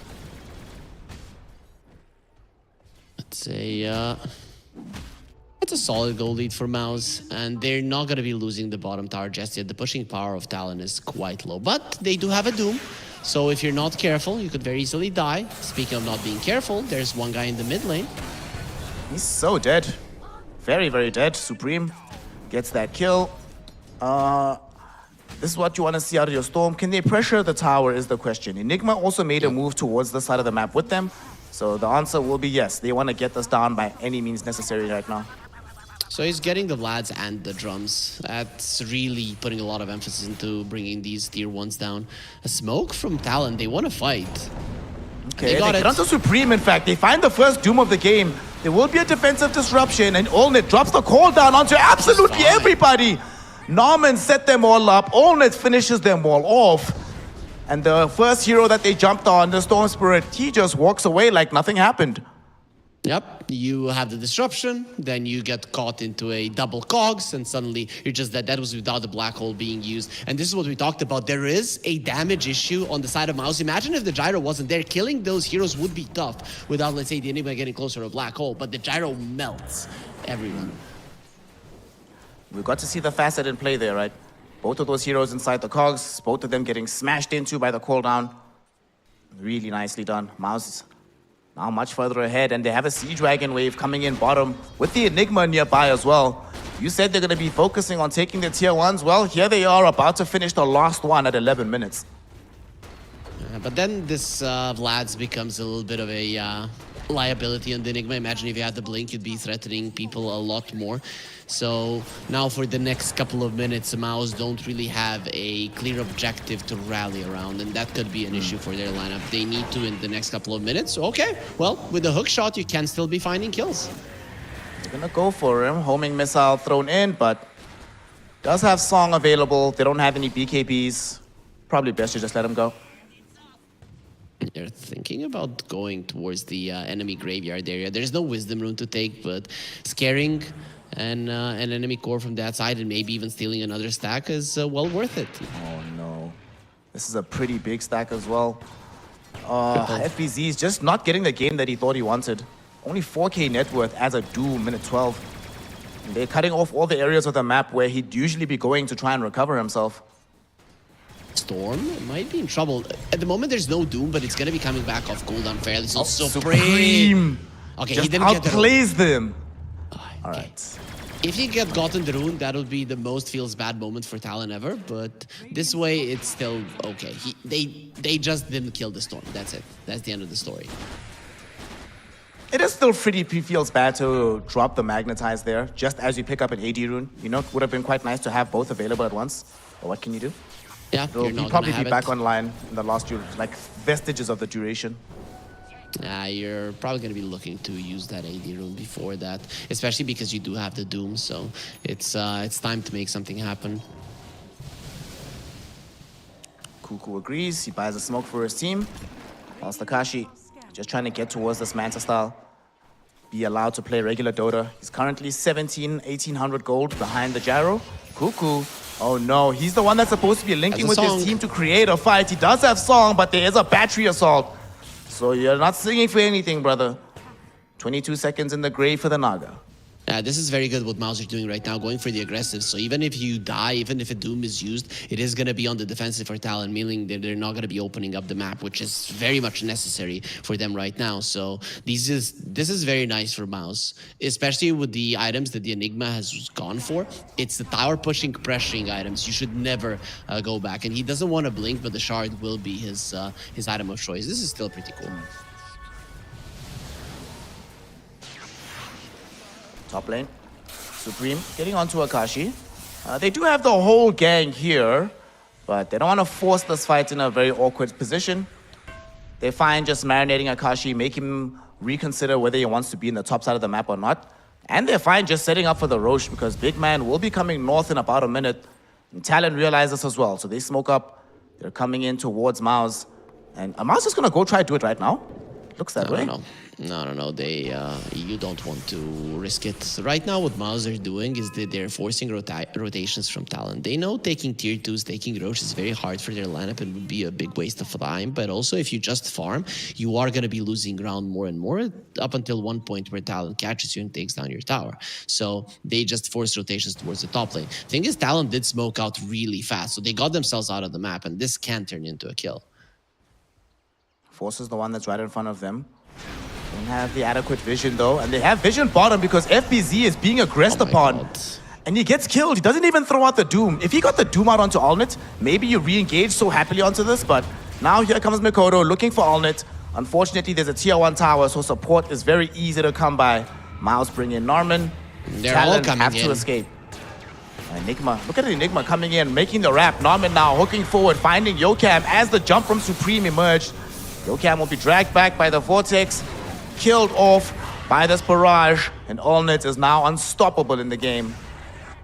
Lucky for them that this is not the 14-minute mark, or else your Wisdom Rune would right now be stolen. So you, again, apply pressure onto this tower. You don't stay there for too long if you're MOUZ. You reset once again. You continue doing this until you win the game. You just need to not overextend right now. They're holding the reins for sure. And FBZ is just not being allowed to play a game.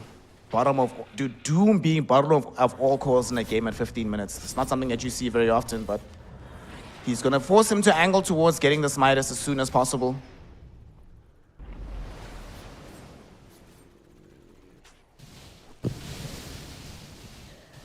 See if you get the Midas, but a 16-minute Midas isn't going to be changing the flow of this game. Morphling needs another 1500 until he finishes the Manta. He's not battle ready without it whatsoever. Things are in a really good spot for MOUZ right now. And we all know Gyro to be this hero that really does snowball really hard. You get to a point where you get all of your big items, it's a problem. I'm not sure if you should go for a Satanic this game in particular, because you're versus a Doom. But I guess once you get the Aegis, then it doesn't really matter all that much, even if you do get doomed. Let's see what the decision is as he continues to scale in the game. But for now, with the Yasha being in tow, the Diadem on the way, Morphling feels strong enough to show a little bit on the map, as he'll be involved in taking down the tier 1 tower bottom, finally opening up a little bit of map space. This has been the trend and the theme across both games, right? That Talon, the first time they take a tower, much later than what MOUZ is doing in the early game. And there it is, you walk into the pit, you still have a black hole that we haven't seen in this game just yet, and he will be going for a Blink Dagger. I would have preferred it earlier, because they probably would have been able to get a couple of kills more, increase their lead, but in terms of objectives, MOUZ are still getting everything they need. Supreme sitting with the Aegis.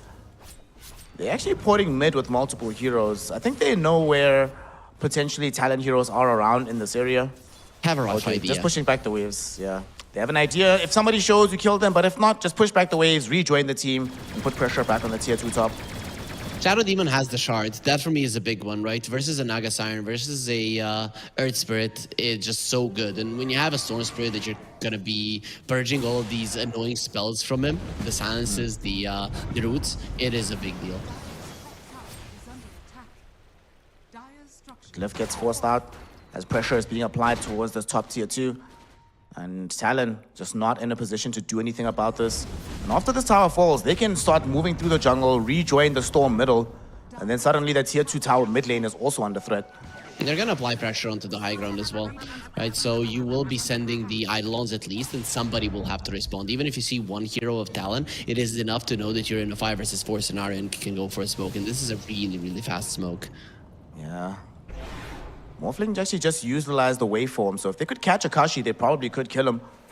However, Olnit is not the one that's nearest to this move, and he is the one that supplies a lot of their damage. They go onto Cuckoo, but he gets off a song just in time.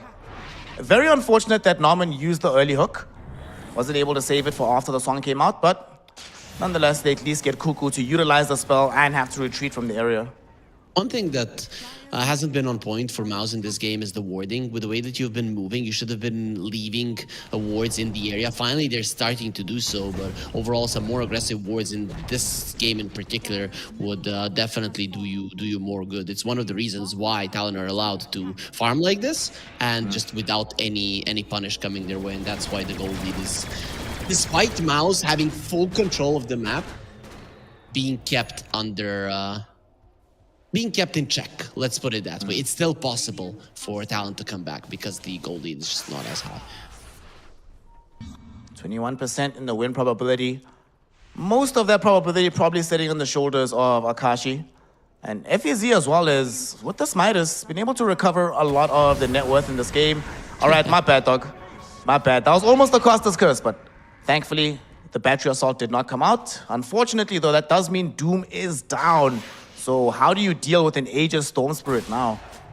Well, you don't. You're going to be losing your last outer tower, and you are going to be needing to bring more heroes towards the bottom lane to defend this, which is pretty good because there's going to be a Wisdom Rune, there's going to be a Tormentor as well, so you need to come back to their base anyways.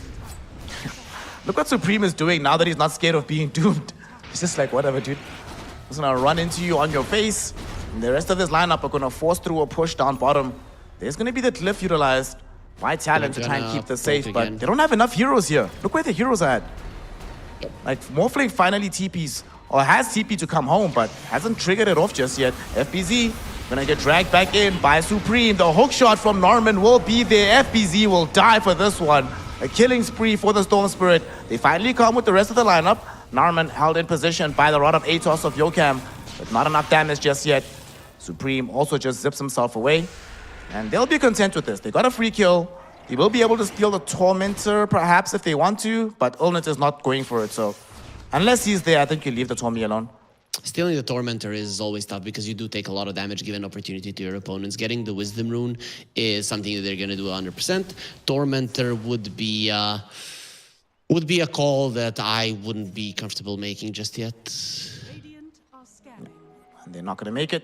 They'll pick up the Wisdom, get themselves back. Ulnit wants his BKB anyway, and he's pretty much has it finished. 200 gold away. Storm as Then well. Ulnit is very, very strong.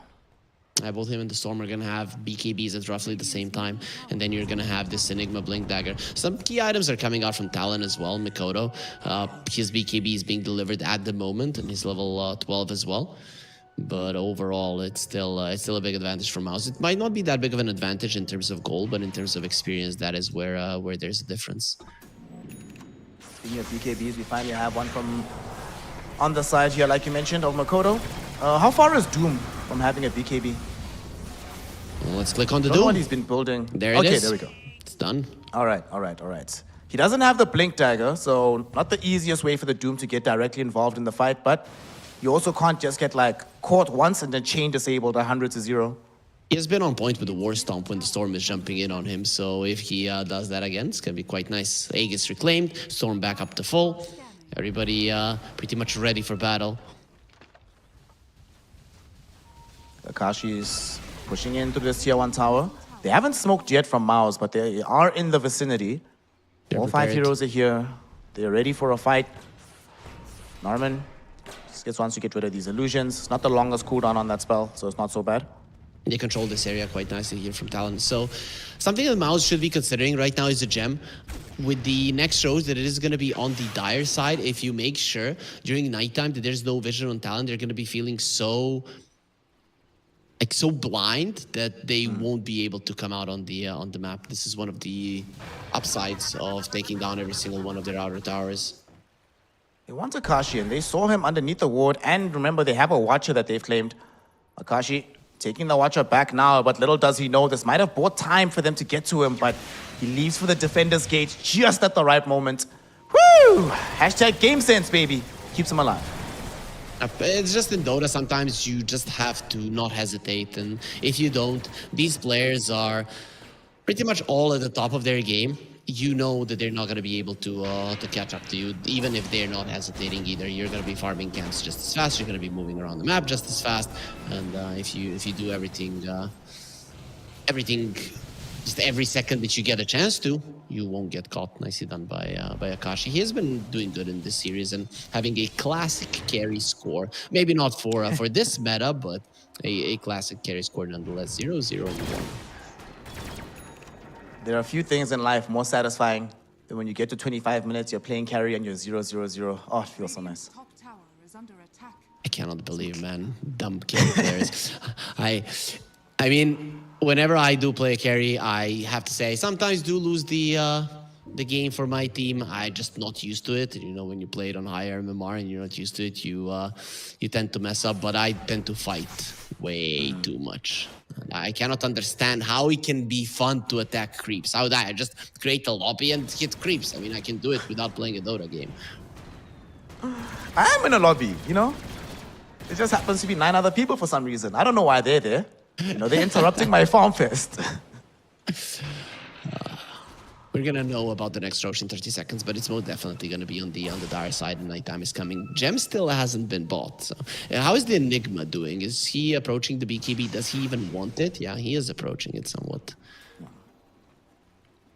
Doom also does now have a Blink Dagger. So, Blink BKB available for our Doom. He did have to sell his Hand of Midas to get to this point in the itemization, but you do what you think you need to do for the game. Are you in favor of him selling the Midas, or should he have tried to greed it out to get all the items with it and still in tow? I mean, you have a devil's bargain, so yeah, most definitely. This is the way that this facet is played. Every single time that you see an opportunity to buy an item, you sell the Midas, then you rebuy it once again. And then you rinse and repeat. Alnet Daedalus flying out to him right now, and he's going to begin the build-up into getting the Satanic. So he does want to have that available for him. They're relying on the... I don't know if anybody on the team is buying a Lincolns or anything, but I think maybe he's hoping and banking on Storm being the one to eat the Doom. There's the hook shot. They find these heroes. Oh no, FBZ and Yokam inside here. There will be a call down. They found the Doom out onto Gyro, but unfortunately the black hole on Mikoto means that there's no follow-up onto him. He just ends up dead. 2 heroes for absolutely nothing. Doom wasted, Pierce the Veil wasted, and worst of all, Earth Spirit dead with no buyback as they want to come onto the high ground with the Check Sea the Dragon. Rosh. This is the situation where you should go for Rosh rather than go for the high ground, because the Doom is going to be coming back before you're a black hole, and now you're giving an opportunity for Talon to have a fight for the Rosh. With the Rosh versus a Doom lineup, you probably win. Earth Spirit is about to come back, so they will begin to retreat, but like you mentioned, with Earth Spirit spells, Doom coming back not that long ago, and unfortunately they still have a song available, so the positioning around the pit is going to be very important for MOUZ. They didn't necessarily know about the Rosh, but that's why every single rocket flare after that fight should have gone to the pit, and as soon as you see it, you just run for it. Mikoto! Damage. Norman actually jumping on top of him. He does have BKB. Rolls away from the power cogs. Yokam drops her out of Atos onto Alnet. FBZ's on top of him, but FBZ, you don't have a Doom, my friend. They don't have enough damage. FBZ forced to retreat. Zip in from the storm, though. Supreme finds him, and they kill him. Akashi pops a BKB of his own, but doesn't have the necessary punch with the right clicks just yet. Storm Spirit gets himself to safety. It's Rosh time. You do have a Magnetize on the Earth Spirit, but he doesn't have a BKB. I think not having those BKBs on Talon and running into MOUZ right now in a 4 versus 5 scenario is just impossible, so you let it go. But I guess MOUZ did have a BKB on the Gyro still and no Doom on the other side, so it did look like they were incapable of losing that fight under the current circumstances. Yep. They end up with an Aegis, a reward for their efforts. And for all of you at home, you should reward yourself for being a loyal watcher here of the BB Dacha Dota 2 tournament. Ensure that as you are watching this tournament, you hit the follow button if you're watching on Twitch, hit the subscribe button if you're watching on YouTube, and make sure that you are following on social media so that everything that's happening in Fissure is made aware to you.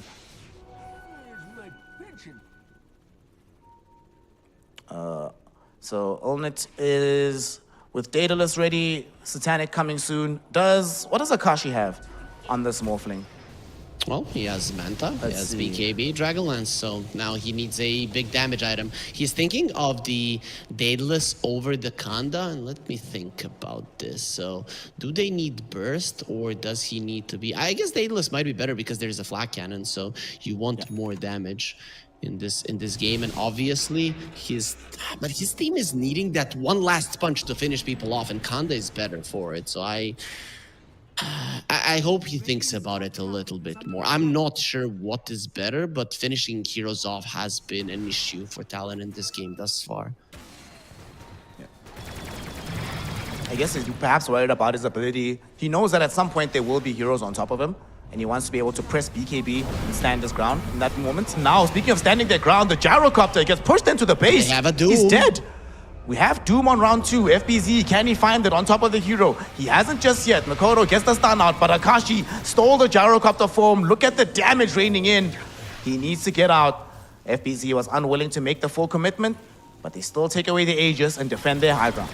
Yeah, they're afraid to commit around the gyro because this is what MOUZ wants. They want you to jump the gyro and then the blink black hole just changes the fight. But I think they had an opportunity there because there was no BKB on the Enigma. I think they were aware of it. There was a beautiful roll from the Earth Spirit to make sure that the gyro doesn't get the BKB off before he gets doomed. Sure, you can get it off afterwards, but it'll still be quite nice. But you did get the BKB out. You took away the Aegis. Talon should be relatively happy with the outcomes either way. They're not happy enough because they're gonna head for an immediate smoke through the map. They have some okay-ish vision. Would be nice to get some vision on the other side of the river. Let's see if they can find any kills here, though. The scan connects onto nobody, but Clockwork is coming towards them. Not the target that they want. They want some much more important quarry for their efforts here. Not gonna be finding anybody just yet. Going towards the top part of the map where there's a lot of vision from MOUZ. If MOUZ have a smoke and they see this, they can easily get there in a second and just murder everybody. Plus, they have good vision in the enemy triangle. Wherever you go right now on the map from Talon, you are gonna be found. Cuckoo doing the lion's share of the warding work in this game. Run, Talon, run. And into the base for that matter. And they're still playing around those wards up Earth on the Spirit. top and on the west-hand side. They saw the Earth Spirit, they saw Makoto roll forward. Akashi got himself to safety and he's right underneath the ward. He's a dead man walking. Force jumps him, gets off the black hole. And you know, he got off the BKB, but it will not matter. Still more than enough damage. Earth Spirit is dead and a BKB charge is wasted. Okay, it's one of those situations right now. Don't go high ground, shove in all of the side waves. That is what you do. And I still can't believe that MOUZ are not investing for a gem. This is just such a good gem game because enemies have 2 kills. If they start getting kills, they're back into this game. And the way that you prevent it is by taking away their eyes on the map. Right now, it was previously the Talon were on MOUZ vision, but now MOUZ are on Talon vision. So just get those waves in so the Talon cannot go for a play without you knowing about it. Okay, they're doing it. Nicely done by MOUZ. I like how they responded. I still can't believe they only have 2 kills from Talon this entire game. Yeah, 1 kill Until every you just 60 mentioned minutes. it, I'd forgotten. I was like, oh yeah, by the way, they've gotten nothing out of this game. Wow. Yeah, but the thing is that MOUZ are not close to 32 kills, so we are not gonna be having that much fun. Well, unless they just start chain feeding and they get us to the magical number. It could happen. Unlikely, but it could. It's one of those situations, there's no auto towers, so if you start chain feeding, there's a good chance that the game just ends. Akashi now has his Daedalus available on his Morphling, so Daedalus, Manta style. I wonder what he wants to build into next. He has to know that the Gyrocopter wants to build Butterfly. So we'll see if he decides that MKB is the immediate option or if he wants a Butterfly of his own. Roll. Makoto, he just showed in the wave and they're actually just gonna zip in onto Cuckoo. They kill the Naga. Does have buyback available if needed. Now the zip, it's not over just yet. They want Yokam. They're going for him. Pierce the Veil will be utilized to buy some space and time. Deadshot sends back Allnit. He's gonna get the Doom out. They will get a save with Immersion. Naga caught again. At the same time though, they find Naga. They kill Naga. It's a dieback for her. Still, Akashi's thinking about killing the Gyro back. Will be able to do so. Way too much right-click damage with the Adaptive Strike. Gyro is gone. Akashi is now the big bad of this fight. Makoto rolling forward, trying to find some vision. They get the silence out onto the Shadow Demon, and SD will die. Not over just yet though, because FBZ, he gets killed by Supreme, but is this worth it, Supreme? He's out of mana at the moment. He zips into the little river. He doesn't have a way out. They silence him, they roll on top of him, they catch him, they kill him. It's a double for Makoto. Talon Esports, they strike back hard. Yes, they die back on their Naga. Yes, they lose FBZ. But of course, Akashi once again showing his power in this fight. 9,500 damage from the Water Boy. He was the only one. MOUZ, to be honest, they fought pretty well in that one. The way that they were not going super deep in a fight, understanding that if you get doomed, it is a problem. But at one point, they decide to commit. And at that point where the Gyro decides to commit is a point where you go down. Your Satanic is just not that valuable in the game where there's a doom. You need something to protect you from that. Be it an Aegis, be that you're going to have overwhelming damage. I don't know, but the Satanic in itself isn't going to help all that much. And also, Supreme in the the end, the reason why he died is because he was given a false sense of security with his Arcane Rune. Sure, with that Arcane Rune, he killed the Naga twice in that fight. He finished off the Doom, but his life at this point of the game is much more valuable than that of a Doom. Yeah, absolutely. The crazy thing about that fight is that now Akashi is pretty much neck and neck with Olnit in the network department. Man, Olnit died so quickly in that engagement. And he would have died even faster. Like, Immersion actually saved that fight by making them have to spend the additional 2-3 seconds around the gyro. Imagine if they just burst them heads up as the Doom emerged. Akashi would have just cleaned house. I don't even know if they lose FBZ in the end if that happens. Both of the supports did a really good job on the side of MOUZ. The disruption came out immediately after the Doom, and Narman put really good cogs to separate some of the heroes from Talon as well. But MOUZ, now they understand that they're vulnerable. This is why, versus these types of lineups, you have to play perfect Dota, which is why I'm still surprised that nobody's buying a gem. Like, what the hell is going on? You've been clamoring for that gem. We need some emeralds going. For 20 minutes. I'm gonna stop now. I'm gonna stop. No, you can't stop now. You can't stop now. You gotta keep it going. Sure. You gotta be Elon Musk with the emerald mine, man. The Olnit, he's the one that they really want. They see him right underneath the observer ward. Mikoto standing a little bit towards the east here, looking for the roll in, but Scan was used. Did end up breaking the smoke. Scan was used by Radiant side. They still jump him. They caught him. Yet again, he gets saved for a moment. Force uses Black Hole. He catches Akashi. The Morphling is caught. The Morphling is killed. And now Olnit can turn himself around with all the right-click damage. They're looking towards FBZ. They will find him. It's a double for the Gyrocopter. Mikoto with the Magnetize, at the very least, able to take down this Clockwork Goblin. Well, question is, can he get out? It's looking like the answer is no. But he's still going, though, with the Magnetize, almost able to bring down Olnit, but Olnit's just way too strong, grabbing himself a triple. At the very least, Immersion does die, giving Mikoto a double for his efforts, but they could not kill Olnit. Force finally gets a big black hole, and the Morphling gets killed 100-0 without being able to do any damage in that fight. Yeah, now we understand why it was so hard for Talon in this game to commit onto the gyro. They know that they're behind, and every single time that you commit more heroes onto the gyro, there's going to be a black hole. The Morphling in himself was pretty hesitant of getting close, because even a solo black hole and the Morphling loses the fight, he's still the hero that's going to be finishing people off. His right clicks, his adaptive strikes, it is what kills these cores. The Magnetize in itself gets them low, but it will almost never take away their lives. It's crazy that you deal 11,000 damage in a fight and you still end up dead and your team losing it. Now, you're giving up an Aegis as well. They are inside the Roshan pit. 64% win probability. It's been a bit of a topsy-turvy affair. Talon were actually dragging this game back towards themselves, but after that disaster of a fight, MOUZ squarely with the advantage. Now we have two black holes, right? Because one blue, one black, I guess. So Supreme is going to be able to collect those heroes, get them close from afar, and that will open up for some good black holes. This is something that Talon are going to have to be even more aware of. Cuckoo, cuckoo, cuckoo, cuckoo. He knew what he was doing. Close. No sweat at all. Can we click on Cuckoo to see his camera, to see if he is... looks concerned at all? Nope. Just another day at the office. He's just chilling. He's like, it's fine, bro. That was close. That was close. The scary thing now about what's happening isn't the fact that they've given up an Aegis, isn't the fact that they have the blue hole. It's the fact, Harry, that they don't have any buybacks whatsoever for Talon. Well, you're 13k gold behind. You cannot afford to save for buyback. You need all of the items that you can get. Arcane Rune on the Storm once again. Last time, a fight with an Arcane Rune didn't go too well, but that doesn't mean that this is the perfect rune for the Storm to go ham and go in and out of the fights. Now is gonna be so easy for him, and having the Aghanim Scepter at one point, you will create an opening. Right now, what MOUZ are doing, they're farming their items a little bit, and once they have a black hole, which is now, they're gonna be starting to think about threatening the high ground. We saw that Morphling is building into the Swift Blink. I think one of the rationales behind this is that he can come in after the black hole's already been casted. So he doesn't have to waveform in immediately and then put himself in mortal peril.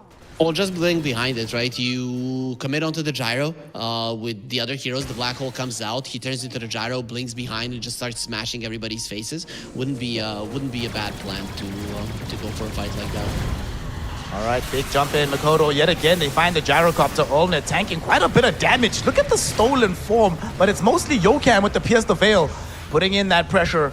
Makoto able to roll himself away. Supreme, though, doesn't want to let that happen. He rolls in after him. But Supreme, can he kill him before the black hole or the BKB expires? No, he cannot. The heals were there. The song was committed, and they bail out Makoto at the very last second. Yeah, Cuckoo redeeming himself there, because the only reason that Tolu didn't lose the Aegis is because he sent the illusion so that he can heal with the Satanic. If there were no illusions there onto the gyro, it's just send one to use the illusion, slow him down. I think the gyro loses his life. Gyro still on the high ground. Still wants to go for this. Has an Aegis for 2 minutes, 20 seconds. Love to find these range racks. Hook shot onto an illusion. And they pop the glyph now as well. These illusions dealing quite a bit of damage. They end up killing Norman. Allnet standing his ground, throwing out damage with the flak cannon, but now he's in trouble. He's gonna get kicked back by Makoto. They put a disruption on top of him, but the dead shot sends him into the base. That is life number 1. They have a Doom for life 2. They need to worry about the positioning of Force. They get the Doom out onto Allnet. Yokam, yet again, pierce the veil damage onto this gyrocopter. They kill him. Makoto went to interrupt the fight on the backline, make sure that Force could not get in. He barely dodges the dead shot. Does get out though, and yet another high ground hold. They did not actually find the racks, my friend. Talon Esports still standing. Yeah, they are. And I really like how the Morphling approached that fight. He stayed in the back, and only when he knew that 2 hits plus the waveform were going to kill the gyros when he went in, just to make sure that he doesn't get black hole, because that turnaround already once cost them a team fight. Also, very cool interaction there. When they tried to kick back the gyro with the demonic cleanse, you make sure that that doesn't happen. So that was a very nice play from Emergent. But even without repositioning the gyro heavily, he was still in a tough spot to survive. Well, here they come. Tier 2 tower. We just now were dealing with a push on dire high ground, but Tier 2 looks like it could be in some danger here. Akashi is nearby. He's gonna show up, giving them the necessary damage. And that should be that. With that Swift Blink, once you doom the gyro, he's gonna be melting him in a couple of seconds. So you doom him, you wait 2 seconds, and then you go in. MOUZ need a different way to keep this gyro alive, or a completely different way to approach fights. Maybe even the gyro just gets the blink and he no longer plays this frontliner. He will get a Lincoln Sphere. They're getting to a point where a Doom might think about the Aghanim Scepter. And there's the gem! 42 minutes into the game. Maybe like 20 minutes too late, but better late than never. Get themselves a gem. Finally, some vision control. Can end up emerging for the side of, or emerging for immersion. That ended up being weird on the mouth. But okay, so map control. They could have desperately used this earlier, but better late than never, I guess. I think there will be a smoke. MOUZ, they are behind the gyro. Allnet is still playing this aggressive positioning. I guess now having a Lincoln Sphere, he is somewhat safer. There isn't many things to break it, but there is still a couple of spells. You just got an Octarine on this Doom as well. And the entirety of Talon are just sitting inside their base. They're like, well, we know that the only way we lose right now is we get jumped and killed. And we're not that far away from actually having buybacks. The situation has changed. It's MOUZ that have no buybacks remaining. The gold lead is effectively even, and Talon having buybacks on Makoto and Akashi makes things very dangerous for MOUZ.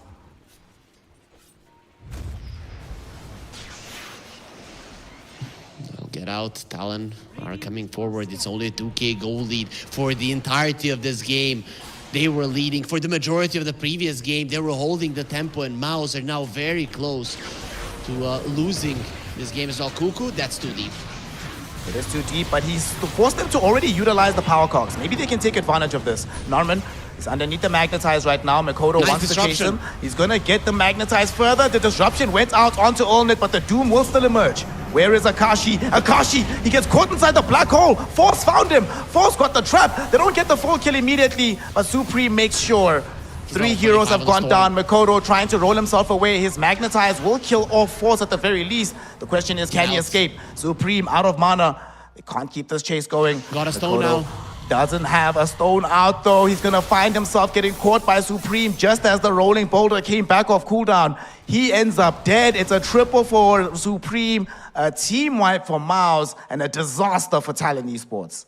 So the Magnetize is now going to be undispellable, but it wasn't in that fight. The Earth Spirit did so much damage with the Morphling dying. It was so hard finishing down some of these heroes. It still goes to show that the team fight of Talon is incredibly powerful, but that disruption coming out from Immersion. The second that the Doom jumps, he disrupts, and the Doom wasn't even utilized. So the Doom needs to stay close. He needs to keep taking damage. He needs to keep under vision of the enemies, and that gives the opportunities for MOUZ to get that black hole onto the Morphling, to keep the Gyro alive for a longer period of time. It was just such a great response coming out from MOUZ, and all of it coming out from that one ward. Talon, they fought under enemy vision, and that is why they lost.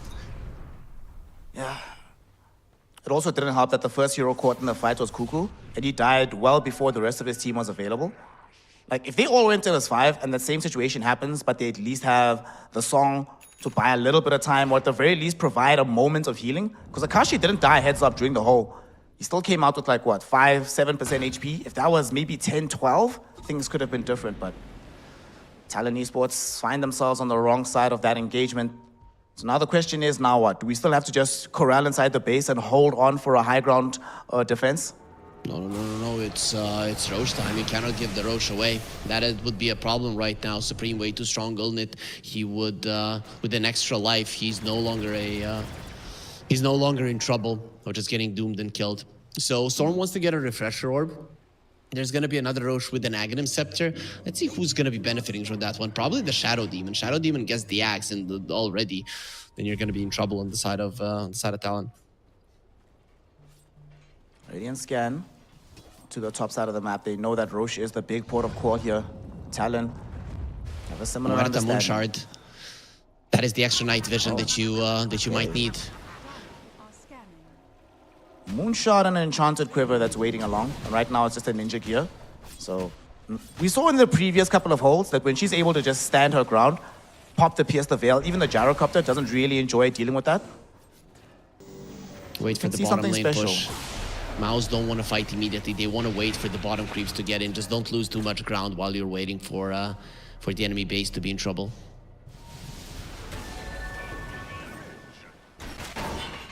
Okay. AD rune on Storm. It's hooked into right now by Narman. Here's Storm Spirit. But they're not going to full commit for this one just yet. Ulnit also threw in the cooldown, so quite a bit of mana expended from Storm, and the Gyrocopter ultimate, and the hookshot from Narman. He's getting his mana back. They are trying to go for Roche, just wanting to make Talon make these hard decisions, because the bottom lane push from the super creeps, it is coming. Yeah, FBZ trying to find the backlines. He gets the first Doom out onto Immersion, so no salvation for Ulnit if it does come out. Backs off immediately though. In the meantime, Akashi is going on to Norman, able to kill the Clockwork, who does have buyback. He returns immediately. Akashi now fighting next to Ulnit. There's a Magnetize on the Gyrocopter, but you definitely don't want to fight him. Supreme also able to go to the top side of the fight, kill off Yokam, but now he gets stunned by Makoto, and the Adapter Strike of Akashi kills him. He buys back as well. FBZ hoping to kill Immersion. They can't do it just yet. He is still alive. Immersion though about to die. No, he's still alive. Cuckoo got in the song. What can they set up for here? Makoto, lots of stones down. There is this Magnetize flowing everywhere. Akashi, Adapter Strike, kills off the Shadow Demon. But Yokam also loses his life. Supreme, not done just yet. Going for the far side. He sees Akashi, but Akashi wants to focus onto Ulnit. There's no access to a BKB for this Gyro for now. He wants to still press forward. They see FBZ, who brought back for this fight. He's trying to go back in. FBZ still alive, but they turn their attention towards Akashi instead. He dodges the last right click with the Manta style, but he still ends up dead. Does have buyback. I don't know if he wants to use it. As they go on Cuckoo. Cuckoo dead. Ulnit double kill for the Gyrocopter. This buyback from the Storm Spirit ends up being perfect for the side of MOUZ. And you have lost a tier 4 as well, so this fight is a disaster in more ways than one. 3 buybacks used on MOUZ, only 2 on the side of Talon, and the Doom didn't die back. This is why they didn't want to buy back the Morphling, is because Doom was low and he didn't have his ulti, so just let it go. So in the end, it is a victory for MOUZ, but Storm dies and it is a problem. We're seeing more than more than one time that it is Supreme that is the main and the top guy in these fights. And also there was a black hole onto the 2 cores of Talon, and the gyro just got slept by the Nagasarans. So you really need to think about that BKB usage and how you want to be using the black hole as well. He's going for the refresher next on Force to make sure that he has the double hole no matter what. FBZ wants the Aghanim Scepter. He knows refresher is a little bit out of sight for him, so get the Aghs instead. Man, the fight could have also been different if they got the faster kill on Immersion. Feels like Immersion wasted so much of the Doom's time, keeping the Doom away from some of the more important targets in the fight. There's a glyph on Talon. You can delay, but it looks like you are gonna be losing a second lane of Rax before the Morphling comes back. Throw in the dead shot, just trying to zone back Ulnet as much as possible. But Morphling is respawning in 3 seconds. The Rax, though, already gone. And they should be able to get out. Reset. Very smart. Reset, get rid of the enemy vision. Those 2 wards still standing there is something that on the retreat could be a problem for MOUZ. But alas, they're not going to be retreating. They're going to be moving forward. Mikoto just get a little bit tankier. Oh no, Cuckoo jumped again. Cuckoo gonna be killed. Big Does grab. have buyback, but now the 2-hero Vortex. Yokam doesn't have buyback. Makoto needs to try and fight this. He needs to get out of here. Pops BKB and runs as Cuckoo threw down the song. Now though they don't have BKB for Makoto. The FBZ gets the Doom out onto Ulnet, but where is Force Akashi waiting with this with the hole. damage? They just don't have it. Force just waiting by with the hole. Supreme able to just straight up kill FBZ inside the power cogs. No buyback available for the Doom. And that is a 3rd lane of Rax that is down. They have the Megas. They are coming to just straight up end this game. And Ulnet, the Doom is off on him. Nothing to fear anymore. Akashi, it's all on you, buddy. What can you do? He's trying his utmost. He's getting to the background, but he gets hacked. He gets killed. He has no options. He buys back, sure, but he'll find himself all alone because Mikoto and Cuckoo have been eliminated. Talon Esports have been eliminated, and GG is called. MOUZ take game 2 and give themselves the 2nd game and a new lease on life in the group stage of BB Dacha.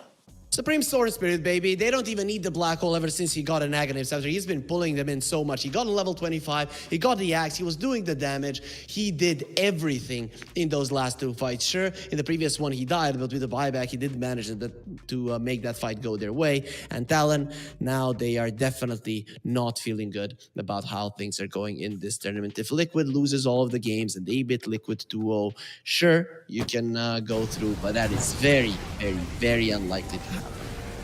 Yep. The odds of that taking place quite low. And this game, you know, there were some positive moments overall for Talon, and in a different universe, they end up winning the game. You know, some of the Dooms go a little bit better if they're able to kill Ulnet a little bit faster.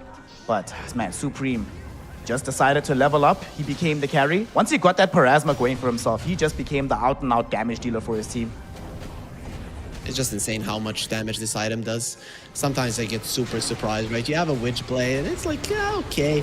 And then you upgrade it to a Parasma and it just becomes this insanely powerful right-click item. Also, I feel like this game was a great demonstration of the ancient pearl of wisdom once dropped. I believe it was Puppy. Or was it No Tail? I forgot, one of the two. It's not about the black hole. It's the fear of the black hole. There were so many times where Talon, if not for Black Hole, would have just run headlong into MOUZ, but couldn't take the risk or force catching them out, because whenever he catches out, especially Akashi always ended up dead.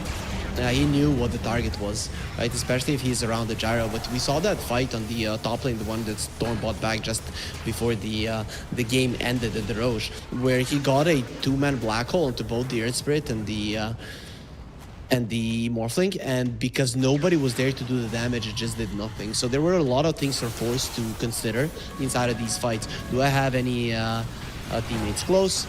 Do I have them alive? Is there a sleep? Can I get Akashi? It's a lot of things to think about, and we're gonna be seeing that black hole now soon. I feel like this fight was also a little bit too spread apart for MOUZ, or for Talon, excuse me. Like, they're basically fighting in 3 different parts, and the black hole's decent, but Song just holds back Ulnet. Man, if they didn't have the Storm buyback for this one, I think they could have cleaned up this fight, but Supreme just way, way too strong. Once he returns into this, no matter how many magnetized damage you have going, no matter how good you feel as Akashi, you just have to get the hell out of here. That freaking undispellable magnetized, man. I think it did like 1 billion damage in that fight. I can't wait to see the Earth Spirit's damage at the end of this fight. It wouldn't even surprise me if he has more than the gyro, just because of how long these fights were, and the magnetized just going strong for 10, 15, 20 seconds onto all of them. Well, ultimately, in the end, though, doesn't matter how much magnetized damage you get out. It was 51k damage. Pretty substantial. Still less than the But gyro. still less. I'm actually surprised at how little damage Supreme came, but I think most of that damage probably came in the last, like, 30% of this game, right? Yes, it just goes to show he understood the assignment of his Storm Spirit. We talked about that he didn't really have that much damage coming out from his support, so wasn't going to be going for too many kills early on in the game. He would just be going for the finishers after the gyro has done the majority of the work. So that was his goal, and throughout the game, he just tried not to die and force out some rotations. Show his team where Talon are so that you can get those items up. It was just a straight up masterclass in terms of Storm Spirit's performances coming out from Supreme. Yep.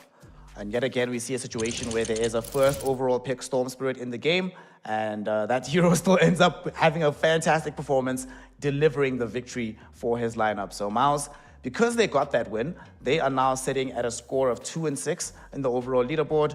Talon, unfortunately, is at 1-7. Oof, that's pretty tough. MOUZ, of course, I think they needed this victory. Like, if they were going to win any of these games, for them, they'd probably prefer winning game 2, because you need as much positive momentum as you can get, because your next series, Harry Freak, is immediately you have to play Team Liquid. That doesn't seem fair, bro. Definitely doesn't feel good, but you do have the momentum. You know, sometimes yesterday there was a interview with 33 and he talked about it. It's not fair, so maybe it's gonna work in your favor. Speaking of interviews, we have one available right now with one of the winners from MOUZ. So let us hear from Supreme how his journey is going here at BB Belgrade. I have the MOUZ mid laner Supreme joining me here. We're going to talk about that game number 2 because it went a lot longer than the viewers expected, probably even the casters. But yourself, were you expecting it to have to go that distance, or why exactly was it so hard to close it out? I feel like it's just hard to end the game against enemy lineup. It's hard to go high ground against their heroes, especially the Earth Spirit. They can just kick back and make him out of position, so it's hard to just go siege. Need to prolong the game, choke them in base. Did you at any point feel like the 5 of you could have just overpowered them and just all run high ground together? Or are you worried that if you had done that, there was someone else on the enemy lineup that would have been able to prevent that sort of push? Yeah, I feel like we for sure might have missed some opportunity like that. Might have been some execution error also with the first ages, the one we lose. I think that one we can also already close the game there for sure. Well, look, game 2 was a little bit slower, but game number 1, something interesting that happened in it was that you picked the Death Prophet. We've seen it a little bit this tournament, but the first time that I'm seeing yourself pick it up on mid lane there. What about it is viable in the mid lane, and what about it makes you want to try and make it work here in competitive? Yeah. I mean, the thing is, the main reason is the Storm. The Storm is like the most imba hero on mid right now, and there is really not many answers. The Puck and Invoker is always banned, so the hard part is to find another hero. And we tried the Death Prophet, which in theory should be really good, but didn't work out as expected. What facet are you going on her, or what exactly in the toolkit of Death Prophet made you think it could have been a good counter to Storm? First of all, it should be really good lane. I should make his lane bad, which didn't happen, first of all. And then in the game, it should be really hard for him to ever commit. Like in the fight, he needs to jump in, right? And I have Atos and Silence ready for him, so it should be really hard for him to fight. And the lane should be really bad. All right, I could see the vision with it. Maybe in another game it could work out for yourself. But you guys, you're going to be coming up against Liquid. You have this back-to-back best of 2. So what are you going to be doing in this small break, and what are you potentially hoping to bring to Liquid? I will just reset, chill a bit, talk about some heroes that we will prioritize, I guess, and that's it. Just chill and reset from the series. Who's the most chill and the least chill on your team? Like, who's easy to reset for a series? It's hard to say. I think we are all pretty similar. We reset quite okay, I think. I don't think there is anybody like that has issue with it or something like that. Awesome. Well, I'll let you go. I'll let you have your reset. Supreme, thank you so much for joining me. And for now, we're going to head back to our casters. Thank you very much, Nat, and shout out to Supreme there. Also, very diplomatic answer, not throwing anybody under the bus, saying we're all the same, we're all together. I know that if it's me giving the interview, I'm like, my damn support, bro. That guy just needs to damn relax. Just needs to calm down. Let me play Dota. Harry Freak cannot chill, and I'm the chillest of them all. Yeah, that would be my answer as well. Snare is the one who can't chill, and I'm the chillest of them all. But yeah, Supreme was always like this. He was always very humble. I remember playing versus him in a LAN environment in Greece a long time ago. He was always very young. I was very surprised to see that he was that good, and from that point onward, he really did transition from this, very aggressive style, all very individualistic player to a pretty solid mid laner. So I'm happy for his career at the moment. Yeah, also very happy for them. And they need his career to move on as much as humanly possible because they're going to be taking on Team Liquid next. That game is going to be coming in just a few minutes, which gives you at home more than enough time. If you're watching on Twitch, hit that follow button. If you're watching on YouTube, hit that subscribe button. And wherever you are, head on over to social media so you can find out what FISSURE has got cooking in the upcoming year of Dota 2. We are now done with this series. We move on to the next one, MOUZ versus Team Liquid. So see you in a few minutes to continue this incredible tournament here at BB Dacha Belgrade, and we'll see you soon.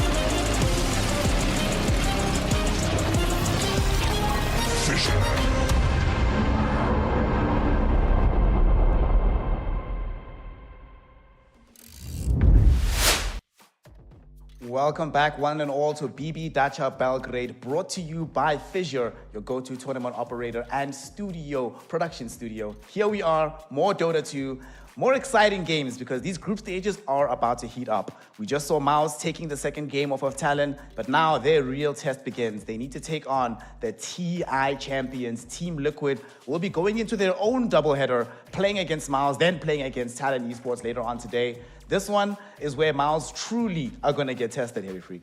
Yeah, for sure.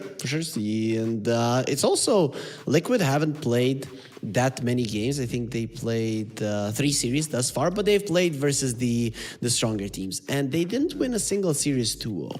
Now is the time to see if they can stay consistently better than some of these lower tier teams, because that is also very important to get yourself back to the top. Sure, they're TI winners, but they are TI winners that changed up their offlaner, which was one of the integral parts of their strategy. So I want to see how they do when everybody's expecting them to 2-0. Yeah, everyone's expecting them to 2-0, but you know, anything can happen in the landscape of Dota 2. You never really are certain how things are going to shake out. You know, it's their first game as well on the side of Team Liquid, whilst for MOUZ it's going to be their third of the day. So maybe they're a bit more warmed up than Liquid are looking at the moment. Maybe they have some kind of strategy in mind on how to best utilize the preparation that they've already had. And maybe they just have a good answer for Saberlight, right? I feel like the nature of the hero pools between himself and 33, it's not as necessary for you to hard focus him in the draft, but you can do so in the game. So Supreme and the gang, it's your third game of the day, boys. I want to see a game 2 showing, not a game 1-1. Okay, let's see if that's going to be the case. When you said a game 1-1, I was like, you don't want a 1-1 end, but yeah, I understand what you meant in the end, and don't ask me what the result of the series will be, please, thank you. I know you're going to say 1-1 anyway, so it's fine.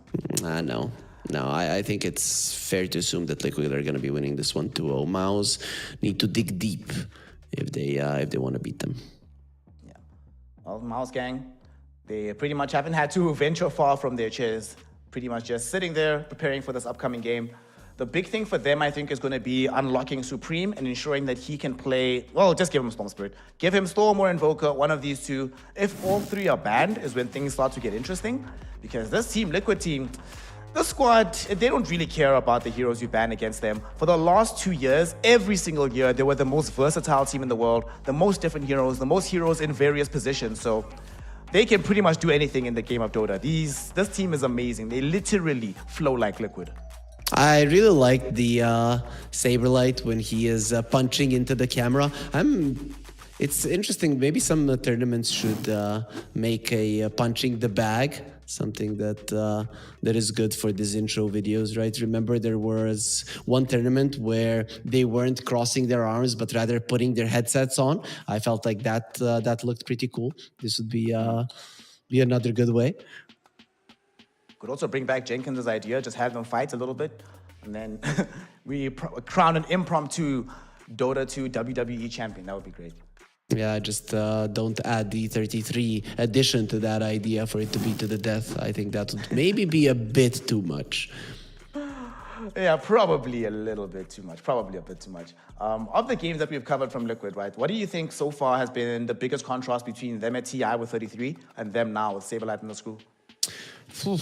Okay, so you and me have cast only one Liquid game, but I think it comes down to Liquid is gonna have to get used to Saberlight, and he's a little bit more of an aggressive, I'm gonna kill people approach, rather than how they were getting used to 33 and his, we're gonna slow down the game, we're gonna itemize perfectly, and just from that, we are gonna be winning the game. So I think it's gonna be more from very clean, very methodical, to a little bit more chaotic, unless Saberlight is somehow able to replicate what 33 is doing. But it's better to do your own thing than to try to copy somebody else, because you're never going to be as good.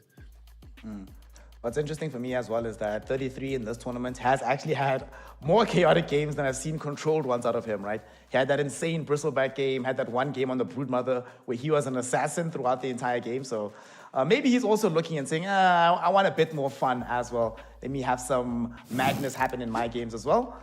But I'm fully with you that Saberlight, that's just his natural play style, being able to do so. I do think that pairs very nicely with Boxy. Once they figure out their lane chemistry, this is going to be one of those lane duos that are just constantly hunting people down, killing them off early, and denying the enemy safe lane from having any game.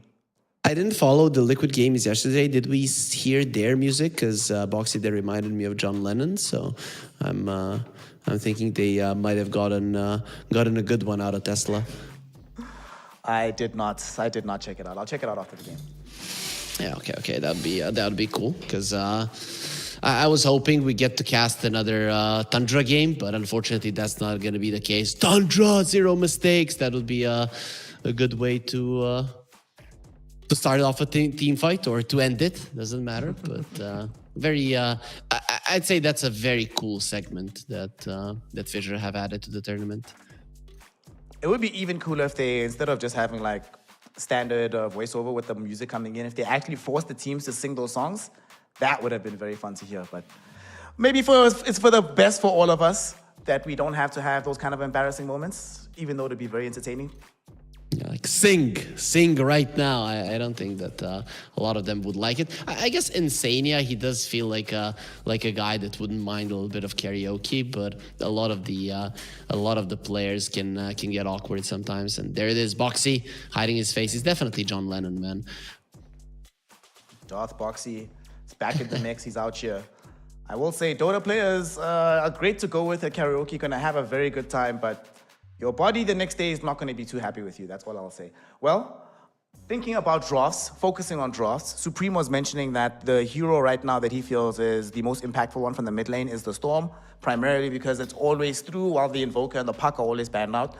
If you're MOUZ here, are you angling towards getting first pick so you can try and get that Storm for yourself? I think everybody is angling towards getting the first pick. That's a bit of a bummer. If somebody from production can tell us what the teams have chosen, have there been people choosing sides over the first pick, or maybe even choosing the second pick themselves, would be quite nice because we didn't have that info. Yeah.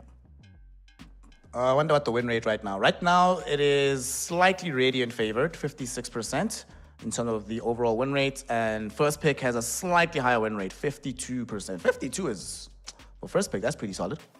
Well, pretty solid. I mean, nothing too out of the ordinary. There is still some opportunities in the last pick to surprise your opponents, and you don't get a chance to ban out everything. Mostly for the games you and me have been casting, I haven't seen big mistakes in terms of letting a hero through that you shouldn't have. So, all in all, in that regard, the second pick hasn't worked out the greatest, but it was still fine. If you are lucky enough to get your hands on first pick plus Radiant, then you have a 70% win rate at this tournament, which shouldn't really happen all that often. So I imagine that this is one of those situations where the win rate is skewed by how rare the occasion is that takes place. Saber, it always feels like he's bored. You know, one of those kids when you tell them in kindergarten now it's time for sleep, and he's just standing there and he cannot believe that they're forcing him to do it. Yeah, it's like, I don't want to do this right now, y'all. I'm chilling. He's a really nice guy in real life, though, Saber Chad. Yeah, it does look that like a nice guy. Okay, so Liquid had the first choice and they got themselves first pick, and then MOUZ chose Radiant. So yeah, it's kind of to be expected. This is the distribution that has been popular for quite some time. Some teams have experimented with playing more Dire in scrims, and then just surprising the enemies because they get, let's say they get the right coin toss, they get a first pick, the enemies get the Radiant, and then you got both of the things that you wanted, and they were looking really good from the Dire side. But I just don't think there's that big of a difference at the moment. Once the game kicks off, it's going to be intriguing to see what their plan is from the side of Team Liquid, how they want to approach this mid lane. Is it going to be the case that they just completely ban out the OP ones to take away the Storm, or hopefully they have an answer for it? They figured out something about how to play the game to really put the screws onto that Storm Spirit hero. I mean, it's always useful to have that in your back pocket so that once you get deeper into a tournament, say, for example, at TI, they get to the point where they're like, well, we know how to win with Nature's Prophet, but we also know how to beat Nature's Prophet, so don't really care if you have it. The same is true of the Lone Druid, whereas you can't give it to us, otherwise you auto lose the game. So I wouldn't be too surprised if I saw Team Liquid having a bit of experimentation in that regard here in the group stage before the playoffs kick off. The team that finds a way to beat the Storm Spirit will win this tournament, or that finds a way to beat the Invoker, one or the other. Because it just immediately disqualifies a lot of the teams and how they want to start off their drafts. Sure, everybody can start switching it up and going back to the support picks, to your Tusks, to your Clockworks and such, but already you would have a huge advantage draft-wise. So if it's one of the top 3, 4, 5 teams that we have here in the tournament, and we have some really, really strong ones, and they come to a conclusion how to deal with it, that's a big deal. And some of the teams that I'm looking towards being able to do it are Liquid and Spirit. I think they... strategically, tactically, that they should be the most sound lineups here, and having the best background behind the players working and thinking about possible solutions. That'll be really fun to see once we get to the playoffs. Team Liquid, new Team Liquid versus new Team Spirit. Oof, I'm salivating already just thinking about it. Another thing I think that's going to be very important to witness in this particular series is what are they able to do regarding Olnit, because there's been a couple of games now where he has been the major damage dealer, or at the very least one of the focal points of how they approach the game. It's worked out very well for them when he was playing the Gyro. It almost worked out for them when he was playing the Bristleback, but it feels like giving him a hero that's able to just maintain constant presence in the fights, the kind of hero where it's like, if I'm not dying, you're all losing. I hope that they pick him a similar style of hero to that in this game. Olnit is a very stable player, right? So the way that you deal with stable players that are not overly aggressive, overly defensive, just always do what is needed of them, is not by targeting him directly and thinking about what he's gonna do. That's easy to predict. He's gonna do everything basic, but everything right. So you just destroy the tactic of your opponents. You decide what they want to do as a team, and that is what you attack, rather than the hero itself, rather than the player itself. They're always going to be able to find a decent hero for him to do his thing. Well, we are now into the game. We are about to see who is going to be handling which hero. This is the Radiant side for MOUZ, of course. As mentioned, they're playing with the second pick, whilst Dire for Team Liquid have the first pick. Primal Beast Band, of course, we've seen MOUZ utilize that hero, maybe not to the greatest effect, but certainly a hero player specialty on multiple people. Shadow Demon gone, you have to remove that hero. We actually got to see, uncharacteristically, 2 back-to-back Shadow Demon games today. Has been a while since that's happened. I think it might happen a little bit more because of these mid laners, you know, your Storms and the Invokers, and MOUZ, they are too afraid of them. They're gonna let the puck go through, though, and you are playing versus Nisha, so I don't know if you do have a hero to deal with the puck if they do first pick it. Yeah. All the other heroes we've seen go mid, we've seen some Earth Spirit, we've seen some Void Spirit, all of whom have gotten demolished in various matchups. We've seen Ember not do so solid. How about if they pick the puck? Can you go like some monkey in the mid lane? Nah, they leave the puck. They go for the Naga Siren. Do you pick puck now, or do you go for... Okay, Clock and Tusk are gone. So is there anything else that's as high priority for Tusk as you right now? Let's see. Is there anything that they've been playing that much? Maybe a Muerta would be a hero that you want, but you can get that maybe in the second phase as well. There's a good chance it does get banned out. Anything else that's gonna be banned out 100%. They have gone for Pango as a first pick from time to time on MOUZ, so that's a possibility as well for them.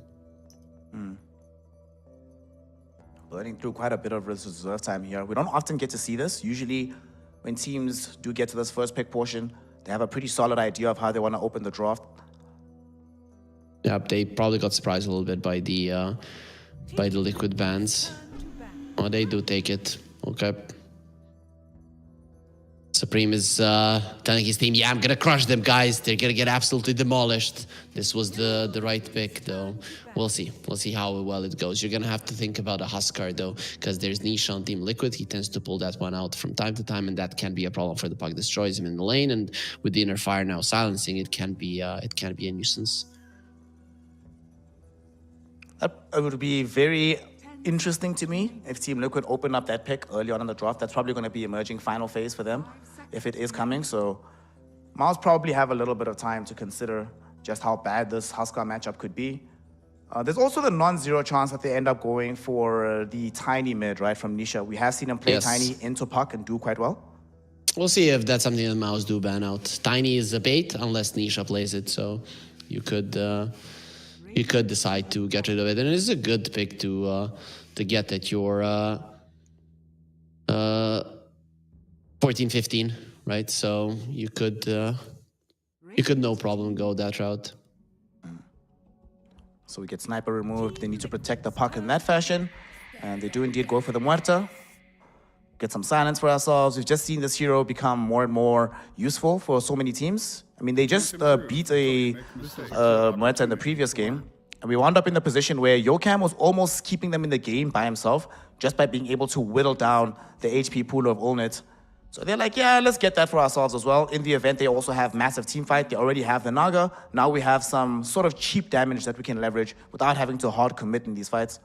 That's not that great of a win rate for the tournament, but considering the amount of times that Muerta has been picked, it's quite okay, right? A lot of these super high priority position 4s are getting taken out, and there's a Tiny right on the money. I mean, when we see the Muerta, there's a good chance you go that one as well, because with the Phylactery, you have a toss combo, you can kill the Muerta, which is a big deal, right? You start on her with some other hero, she gets to half HP, pops Spears to Veil, and then Tiny coming in and just takes her out. Gotta love this Tiny hero.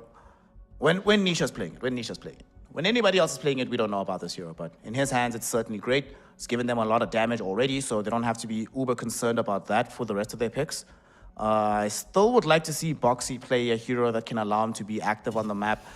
What do you think about Lion here? So they have the instant disable onto puck. I don't think you have to focus too much on the puck right now. You got the Tiny. You feel like Nisha can deal with it. And Tiny has been picked 4 times in this tournament, and interestingly so, has won 3 of the games. So in some previous tournaments that I've been watching, the Tiny has been falling flat, but it seems in BB Dacha thus far, he has been a very successful response to a puck. Okay. How many of those games were Nisha, though? 1, I think, right? Because I know we saw the one, but I didn't see all of his games. So definitely 1 from Nisha. I don't know who else was able to get the W on this. But I do like this Hoodwink as well coming out here. Some follow-up stun, bigger burst damage that can come from the support. Now you can start to construct some kill duos all around the map. I like this. Also a hero that can just help you scout and try to get vision, catch this puck out of the trees, out of nowhere. I know who lost with the Tiny. It was Supreme on the first day versus BB Team, so that's one. We get to see an Elder Titan. You and me haven't seen this hero. It is something that comes out in competitive gameplay quite a lot. You know, there wouldn't be a tournament without the Elder Titan. Considering how much magical damage you have, it's going to be a big increase. The only problem is Tiny has a lot of HP and he has a lot of armor. Generally, Tiny is one of the heroes that isn't really affected by the Elder Titan. Elder Titan. I like that they are pairing this with the puck. You get some coil into the ET splitter. You just need like some gyro, some Luna, one of these kind of carries to help you completely finish off the damage there. I like what they've actually gotten for themselves. They pick up the Centaur now as well, so another tanky hero. It gives them a source of disengage, if needed, also a source of engagement, another blink buyer for the game to start fights on their behalf. All right, MOUZ, another balanced draw from them. I like what I'm seeing in this lineup. Okay, listen to me here. Olnit has played 1 Muerta game 19 hours ago in a pub. He has 1. Okay. Listen the heroes that were in that pub. There was a puck and there was an Elder Titan. So he thinks that with an Elder Titan and a puck on your team, this hero can work out because he picked it in a pub. I don't know if it was a last pick or no, but it doesn't really matter. Probably was. I probably picked it later on in the draft. So there is an opportunity for this to be the case. And imagine how much damage Muerta does with the Priest of Veil when there's an Elder Titan just reducing everybody's magic resistance. That is true. Okay. There is a non-zero chance that it can happen. I'll be astonished. Listen, if you win this one, and they actually go for this meta pick, I will call you genius freak for the rest of the day.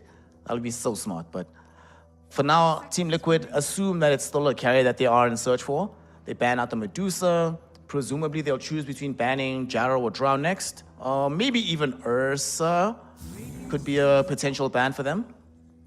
It depends on what they want to pick, right? So they have a ban in the pick, and I guess when they come to a conclusion what they wanna pick, they're gonna be thinking about getting rid of that Ursa, because they do need to show their offlaner, and if it's something that the Ursa would do well against, it would be a good opening for Olnith to pick that one up. What does look good actually for Saberlight to play in this game?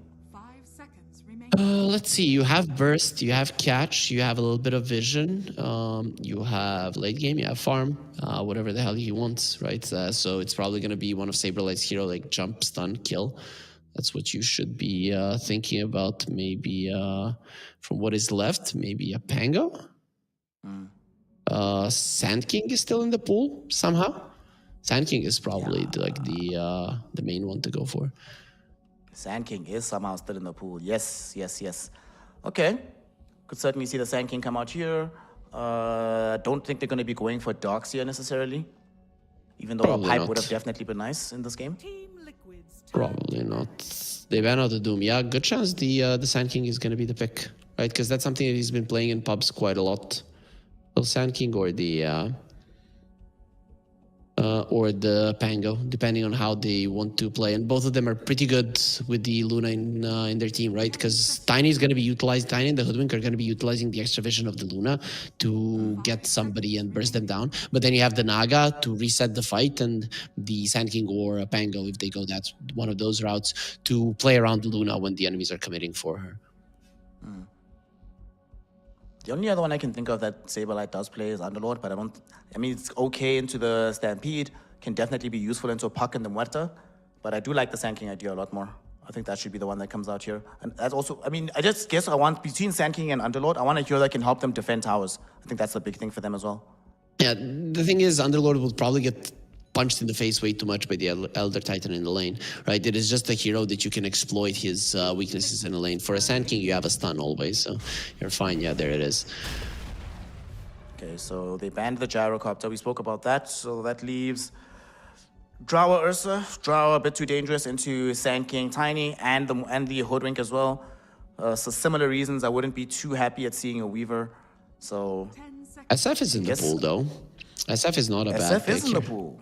Yeah, SF is in the pool. Remaining. Okay, I could definitely see SF. I think if as the other range carry that's available. Yeah, Yep. nicely done. It benefits from the Elder Titan quite a lot, right? Because first of all, he takes away your base armor. Then SF takes away even more armor. You go into minus. You have some magic damage as well. That is going to be pairing together with the second part of the natural order. So all in all, it was a great one. I think if they banned out the Gyro and the SF, there was a chance that they play a carry Muerta. They probably would have thought about the Medusa as well, but with the SF staying inside, there was no way that you pass out onto that one. I mean, this also gives you access to the Requiem's Dreamcoil combination. We don't get to see it as much as we used to in the old days, but it certainly is still something that they have to be aware of. Okay, I like this. Solid lane. It's a hero that can lane very well into the Sand King as well. You know, you're not too concerned about what he's doing. You get your farm. I like it. I like this. And it's also, for me, one thing that is necessary when you're playing up into a Tiny, into a Sand King, into a Luna as well. You need a carry hero that is very comfortable buying second item BKB. That's what I want to see from this SF. I don't know what his first item is going to be. If he's going to go Yasha, D-Lance, whatever it is, just go BKB second and I'm happy. Yeah, you will go Mask of Madness, Dragonlance, BKB. I think that's the approach, and then you will get a Hurricane Pike. The only problem for an SF, of course, is a tiny tossback, and it's always a problem for all of these sieging heroes. But the good thing is, he's gonna have a Dragonlance. He's probably gonna be looking to get either the Growbow or the Quiver. just for the extra attack range, because you needed to keep yourself away from the Tiny. Because that is the thing. Even if you get to a point where this SF is super strong, he's mowing down towers, he has an Aegis, if he gets stalled back out of position, and SF is going to be in trouble. So you need to itemize and prepare for that with range and with a lot of force staffs. Certainly a 4-star game for their lineup, making sure you have as many of those as possible. There was a game yesterday, the Falcons series against Gaimin, where I think the Falcons at some point had 4-star / Hurricane Pikes. So I was like, yeah, mobility is the name of the game today. Force staff is such a cool item. I mean, this item has been nerfed through the years so much, and it's just a staple for all the supports. And a lot of the, even with the stuns getting nerfed as well, you still need to get people away with the force staffs. And looking at the facets, I mean, the only weird stuff, I guess, go nuts. People are going for that anyways, but that's everything else pretty much the same. Deconstruction, sometimes people go for the momentum. It's debatable which one is better. I don't play that much ET, so I could not tell you. It's like, whatever.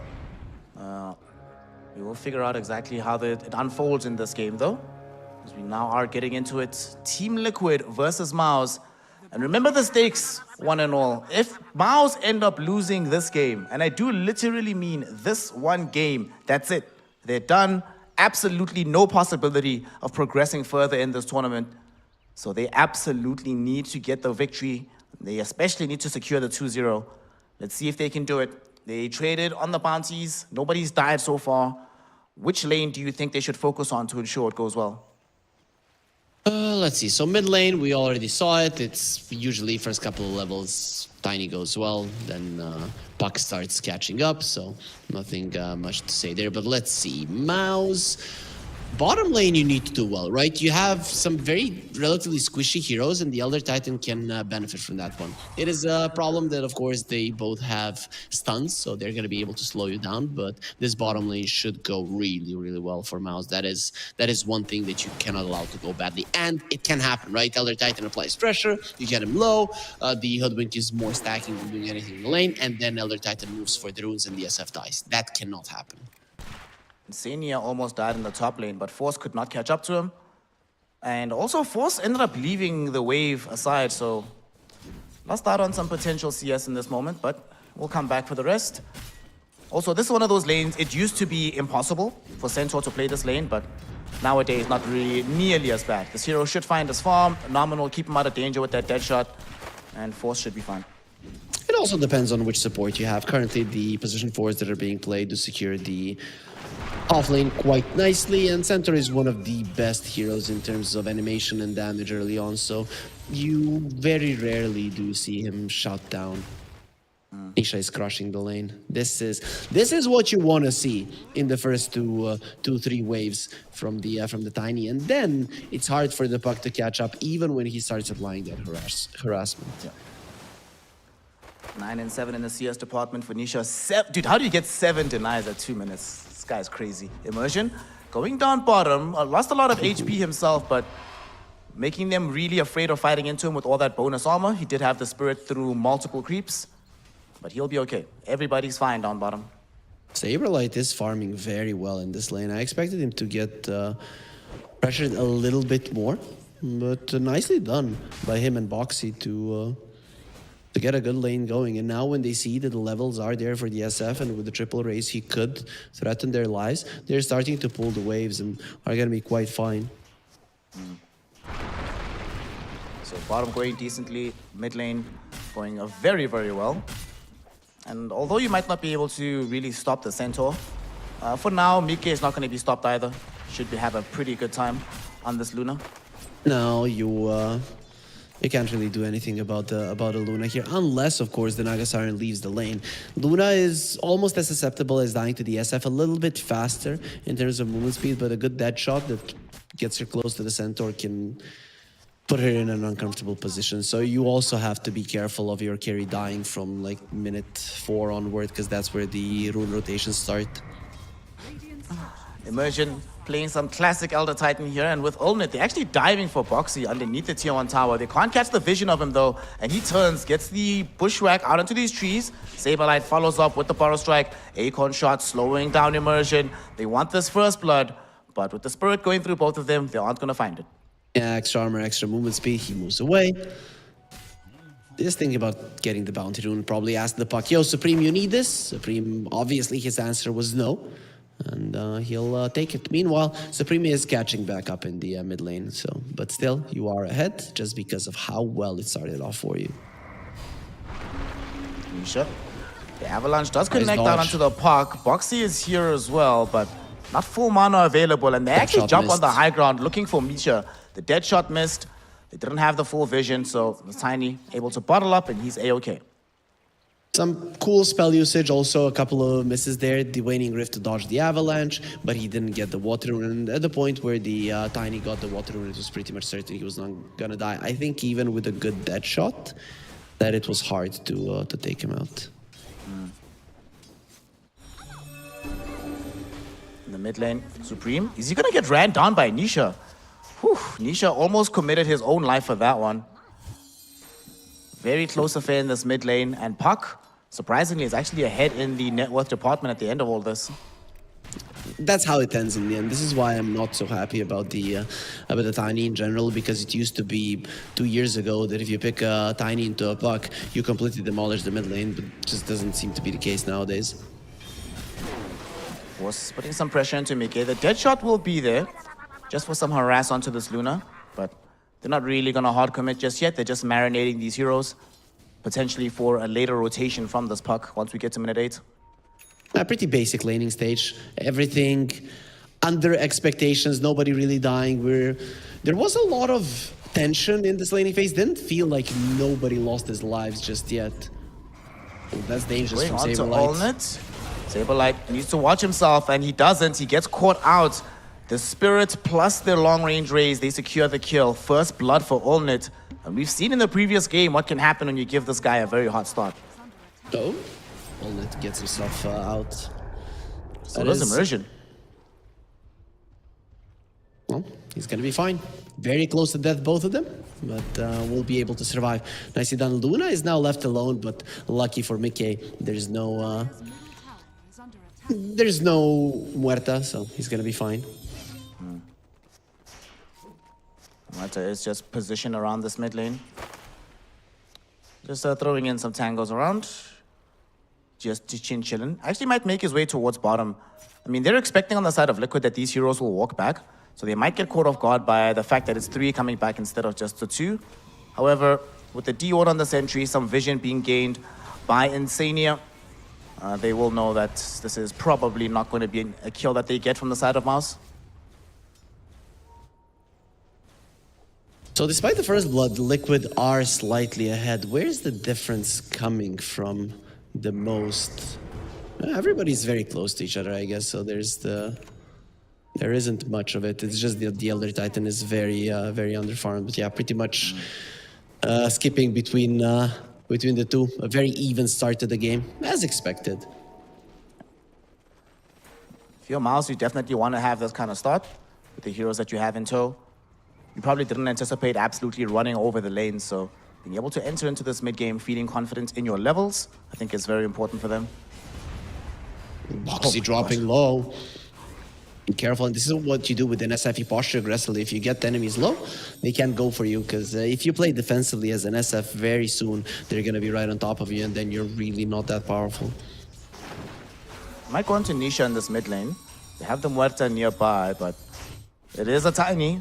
Tiny is very, very tanky, so until you have more assistance, probably going to have to let him go. And I don't think level 6 Puck has enough magic damage yet. No. Now, early on, the Tiny has 0 armor, so you can do something about it. But since he gets level 6, that's when killing him becomes a problem, especially with a lineup that is so heavy in magic damage. You need a lot of mixture to get this hero down. Shield rune down bottom for Nisha. He secures that one. Yeah. Well, I guess we're just farming for the next 2-3 minutes. Boys, no point playing aggressively right now.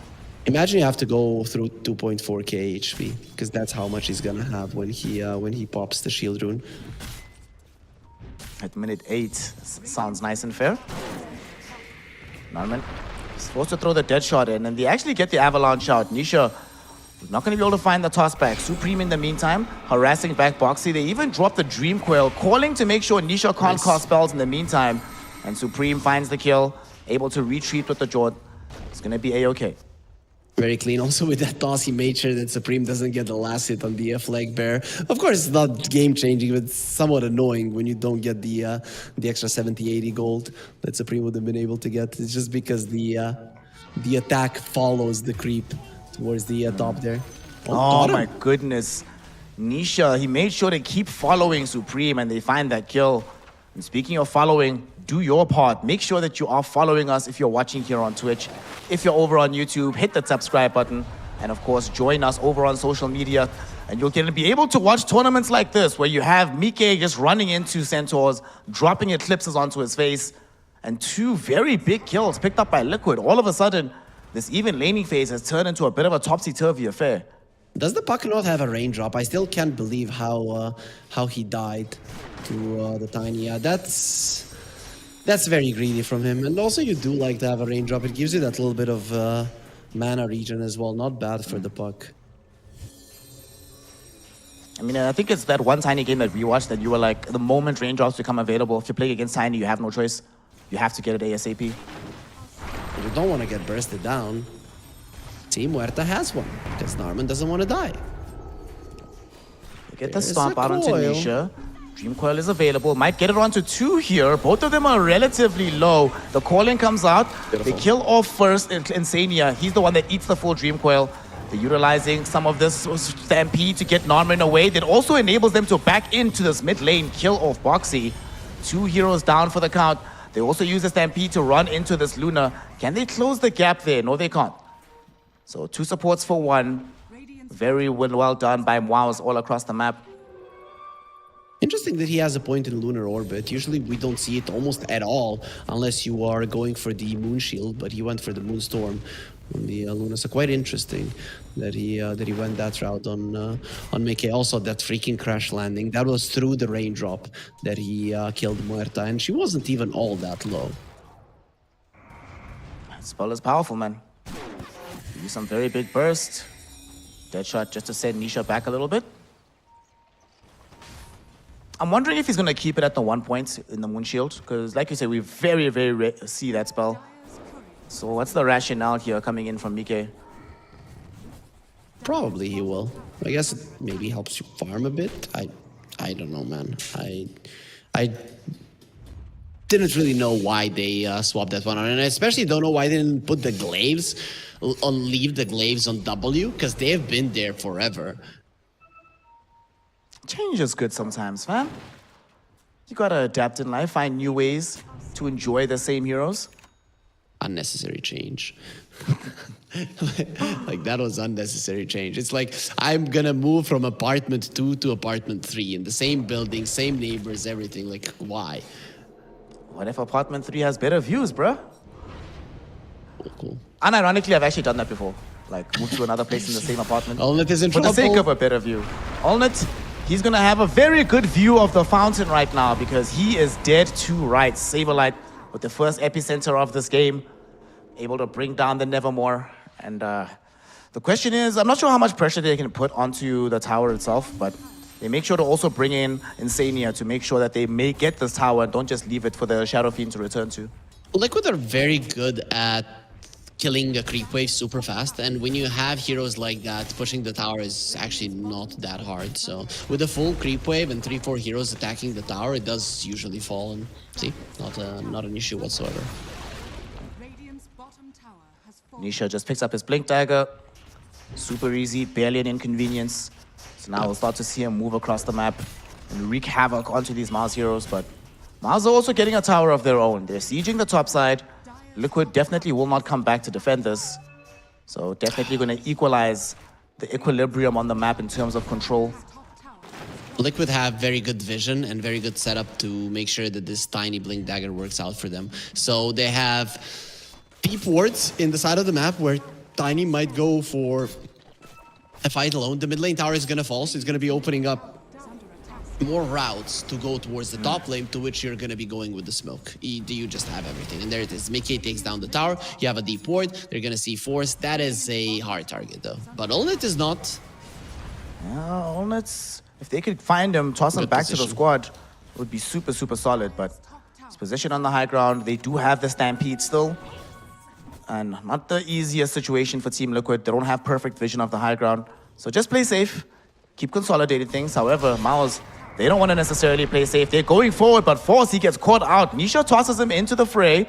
Insania pops the song, able to stun 3. Saberlight, he's coming. They might get the Burrow Strike out onto Force, and they will. There's no epicenter to follow this up, though, as well as the immediate fear from the Requiem. Saberlight couldn't get in all the damage. 2-hero Dream Coil. It's onto Nisha and Mike. However, the Bushwhack from Boxy catches Olnet, catches Immersion. Both of them are dead. Narman, no way out of this one, buddy. The TP is down, the Pierce the Veil is over, and his life is forfeit. What a Bushwhack from Boxy. What a demon this Hoodwink is. That was a solid approach to the team fight for MOUZ, but the thing is that there's so many spells that you have to be wary of. The Avalanche, the Burrow Strike, that Sleep. I mean, I don't know what Force was doing, but he was out there for a second, and he decided to use the Stampede just to run into the Sleep. What Liquid were trying to do is isolate him with the Sleep, keep the other ones out, but Stampede just to run into a Sleep and then not have anything to maneuver a little bit better throughout the fight is a problem. It just goes to show that until you get the BKB on this SF, committing for a fight is just not going to happen. Yeah. The scary thing is there was actually an opportunity for them to get out, but what probably happened is they see a Dream Coil. You see a Dream Coil on a Tiny and a Luna, you're like, yo, guys, this could not be any better than this. This is our time, let's go. Next thing you know, you're stacked up, easy Bushwhack, and just absolute disaster. So Mike didn't die in that fight. He's the net worth leader in this game. Tiny, off the back of that fight, is closing in on getting his phylactery already.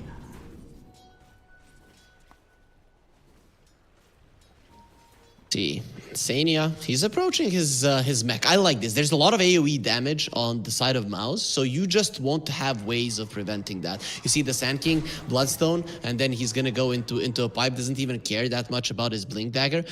You are gonna get to a point where MOUZ can't kill you. This is just Liquid by playing basic Dota. They could play this style of Dota with every single one of their players using one arm, and they would still do well. Yeah, it's that easy when you just understand perfectly what the timings of your opponents are, what they want to do, how they want to play. You get the right items, you get the right towers, you get the right wards, and you don't even need to perform that well.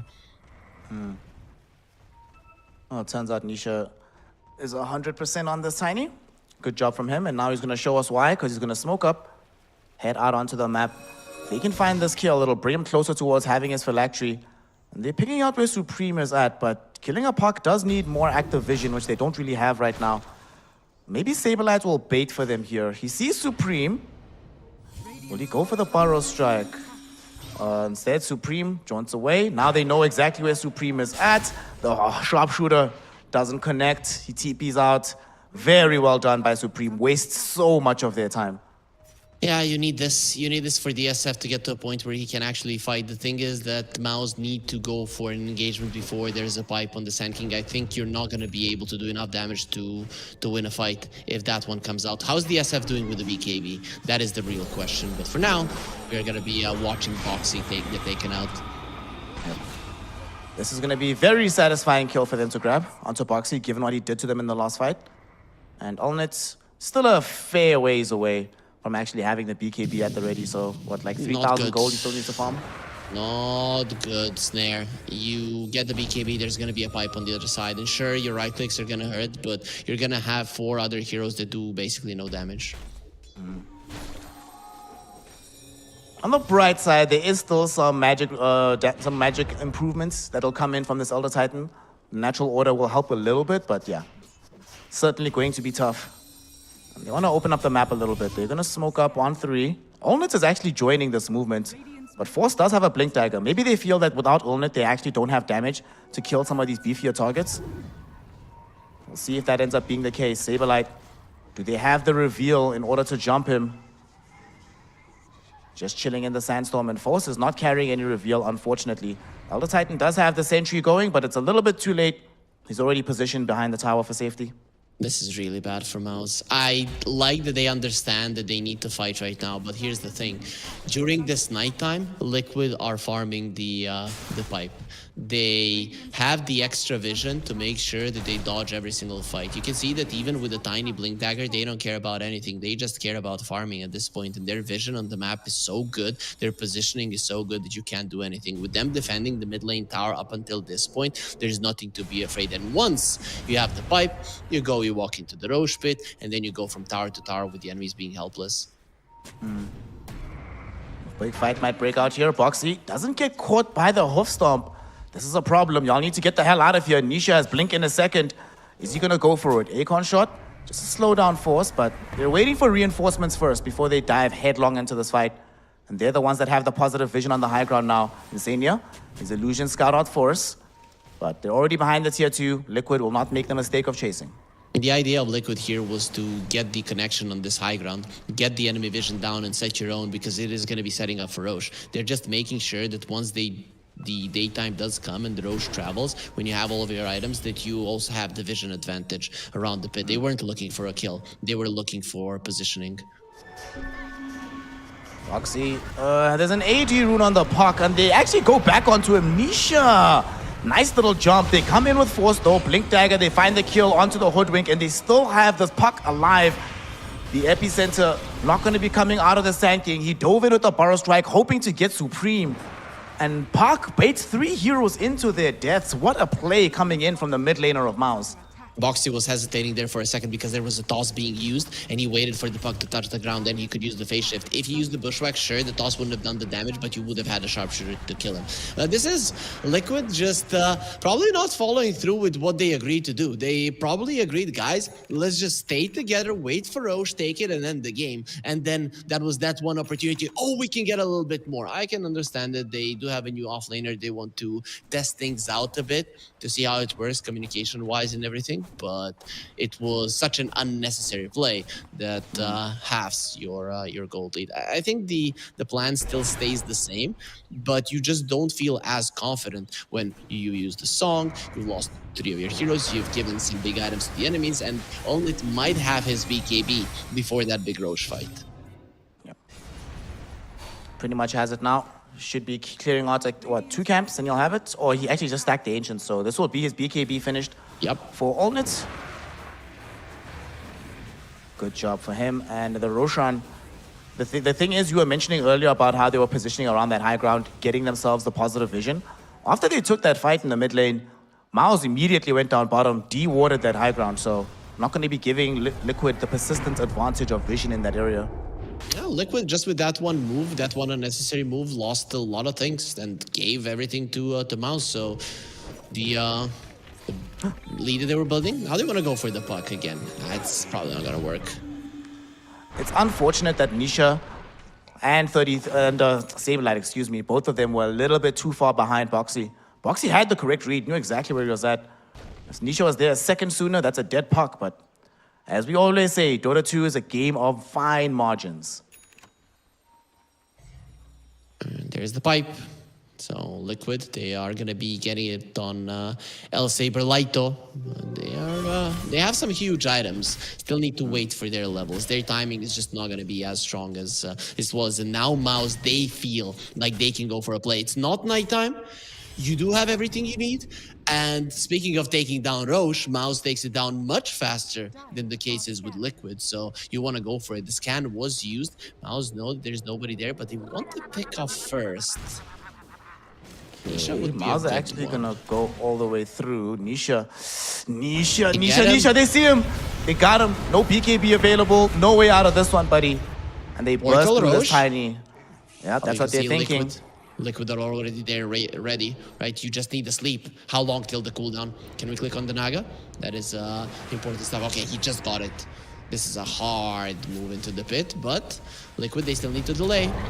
Saberlight. Oh, he wanted to go forward. They cancel the Burrow Strike. He does get off the epicenter though. Flying forward, he only connects onto Immersion. needs to get out. Pops the Bloodstone, give him the heal while Insania drops the song on the background. Norman is the one left out of the song, but they pop the Stampede to try and get him away. He dies regardless. Dreamcoil now dropped by the park on the two on the backlines. The two supports are in danger. Both of them will fall, but Saberlight, he wants revenge. Barrow Strike back onto the Centaur. They find him, they get the triple. Mickey also dropped the Eclipse directly on Allnet's face. They took the fight without even having the Tiny, and they still walk away with the numerical advantage. It is because the SF was trying to kill the Sand King. It is just an unkillable hero right now, and we saw it even with the BKB of the SF. They couldn't bring him down. You were focusing on a hero that you cannot kill. Your 9-second BKB goes down the drain, and then when the fight is reset, Mickey just runs you down. Supreme. Supreme's in danger. Nisha found him. Oh man, MOUZ. It was a good sequence of a play, killing off Nisha, setting up for the Roshan play down bottom, getting the 3 kills in mid, but Team Liquid, once they start playing according to the game plan again, it's looking so solid. The worst part about all of this, fam, is that they almost had that fight. Saberlight was stopped from initiating and they still end up winning. And if you want to be a winner just like Team Liquid, make sure that you are following us here on Twitch, subscribed on YouTube, and engaged on all the socials so you know what's happening in the Fissure universe of Dota 2. There's the Aegis. Still much better for MOUZ than what I thought it was gonna be. Remember that mid lane fight, if it hadn't happened, this would have been much worse for them. Still now they are in contention to win this game. You just have to be thinking always about not targeting the Sand King. Unless you have, let's say, a Daedalus on the SF and are sure that you can keep the Sand King in place for like 3-4 seconds, you should never try to go for him. And he is building into a Daedalus. You need that strong right click damage on Allnet to really be able to threaten the opponents and be able to utilize those high BKB charges to bring the enemies down. Because if the charge goes down, if you have no BKB in a fight, you can be as strong as you like. The side of Liquid have way too many stuns for you. Also, a quick update for everybody. Since Aurora has claimed the first game up against Team Falcons, they have guaranteed that they can no longer be automatically eliminated. There's still potential for them to be involved in tiebreakers, but they are certainly very happy about keeping the hopes alive. As Norman, nothing can keep your hopes alive right now, buddy, because you are dead. Kanda, Lucent Beam. Woo! Yeah, that had to hurt. Yeah. Level 20 as well. He has it. Also, they're gonna be finding a bonus. Gosh, speaking of Kandas, look at Nisha using his one onto Immersion. So 2 supports gone in the blink of an eye, and this is a Luna with the Siege Dragon and an Aegis coming for your builds. I don't know, what do you do now? They all have to come back to defend this one. You Glyph, and you're gonna have 4 heroes, but the thing is, the Elder Titan is your best tower defense. This is a tower gone for sure. Yeah, and if it's a tower gone, it could be racks to follow.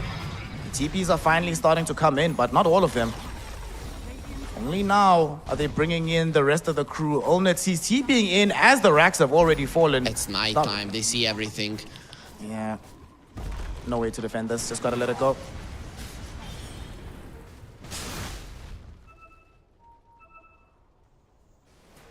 Well, MOUZ now, 1 lane of racks taken away, 10k gold lead in favor of Team Liquid.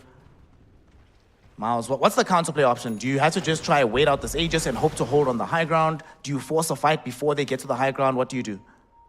You would generally want to wait out the Aegis, but you have good vision around this mid lane. Would be a good idea to fight around the tier 2s. You cannot allow the tier 2s to fall. It is one of these 2 that you have to fight on. If you don't, you have no more access points. Okay, they're gonna try kill Insania just to start things off, and they will succeed. Echo Storm doesn't connect onto anybody, but still, no Naga Siren available. Avalanche from Nisha does connect onto Force, but the Centaur is still alive, but the Hoodwink finds the sharpshooter hit, they kill him. And now there's no Stampede available either. They have to get the hell out of here. That Astral Spirit just following the Luna around, being hella annoying. Okay, they did shove out the waves, so you don't have a wave at the moment in the base, but the bottom one is coming and the backdoor protection still hasn't kicked in. They will continue with the push. Finally does emerge, but got the tower down to half HP in the meantime. And Very nicely done job in the mid lane to make sure that these waves are just simply not there. But the creep wave is now in the lane. It's not down bottom, so the opening is made in the middle. Mickey has taken the tier 3. He wants a second lane of racks here. They're stalling out for Force, who's back in 3 seconds, but they still have an Aegis for another 60. Will they pop the glyph? Will they try to save this? Yes, they do. But they have to do something here. Unfortunately, Force, he gets stunned up. He cannot keep going for this fight. But look at this. The right-click damage out onto the Luna. They've killed her off. They're coming in with Saberlight. Epicenter being utilized. Mickey, BKB throwing out the Eclipse. Force is taking the brunt of the damage, and he's going to die. Norman will follow that up with a kill from the Lucent Beam. 3 heroes also brought down because Nisha, he found the puck, held him in position. Mickey finishes him. So you lose the Aegis, but you get a triple kill, and at this stage, it looks like you've gotten the game as well. Yeah, you cannot stop it. Centaur is your main team fighter, really. And the only question here guys. is if Mickey will be getting a rampage. Guys, do the right thing. MOUZ, come on, man. He's worked hard. Allow him to have it. Allnet, BKB finished. There we go. Mickey with the rampage. The GG is now called. And MOUZ find themselves officially. There's still another game to go, but we know that practically they are now eliminated from BB Dacha. They will not progress past the group stages. Team Liquid, the early game started giving them hope. You know, MOUZ thought maybe we can do this. Things are not going so badly for us. But as soon as Nisha decides, yeah, it's time for me to play Tiny and blink around killing fools, absolutely no hope remaining for MOUZ. At this point, it is over for both MOUZ and Talon. If Liquid had lost all 4 of the games today, there were hopes for both of those teams, but now they are definitely eliminated. It was shown in that one that Liquid, just a much better team. They, from start to finish, had an idea what they need to do when they got a little bit of an advantage. Those first 2 towers and the wards that they placed, in my mind, have already won them the game. Sure, later on, there was that one mistake from Liquid, but other than that, very clean game. That was the one. This is indeed the mistake in question. It almost brought MOUZ back into the game. Got them 3k out of that, but this fight is where it all ended.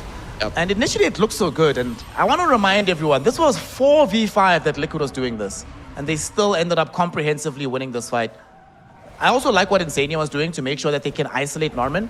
You know, give Mickey that space to get that kill without any worries. But Mickey, man, just eats on it alive with that Eclipse. It would have been, like, you can look at this fight and see that MOUZ had ways to play it, right? After the double hoof stomp, they could have focused on the Nagasar, not popping the BKB on the SF. Then you're in a 3 versus 5. Later on in that fight, they killed Boxy. Then you're in a 2 versus 5, and suddenly you have the BKB to protect you for the Eclipse. But playing versus a team like Liquid, they're constantly applying pressure, and a team like MOUZ will crumble under it eventually. So very clean play from Liquid as expected. Yep. Also, we get to see that one thing that has not changed about Liquid with their stint with 33 in the team, the speed of their games. Liquid still enjoys playing very, very, very fast. 29 minutes is going to be the game duration here. They were pushing the high ground at 26 minutes. And they probably would have done so sooner had they not messed up that one fight in the mid lane. So Team Liquid, they certainly don't want to be sitting around just chilling. This sort of reminds me of a conversation that was happening. It was Insania, Quinn, and somebody else last year at TI. And Quinn was like, I don't understand why everyone's taking so long to play this game right now. The game is actually in a very fast state. And almost immediately after that conversation, Liquid started playing faster, and it's moved on into this year. I don't know what MOUZ is supposed to do, because there seems to be this period after the laning phase breaks down and before like the later portions of the mid game emerge, where they just don't really know how to contain teams that are constantly running into them and applying that pressure, like you mentioned.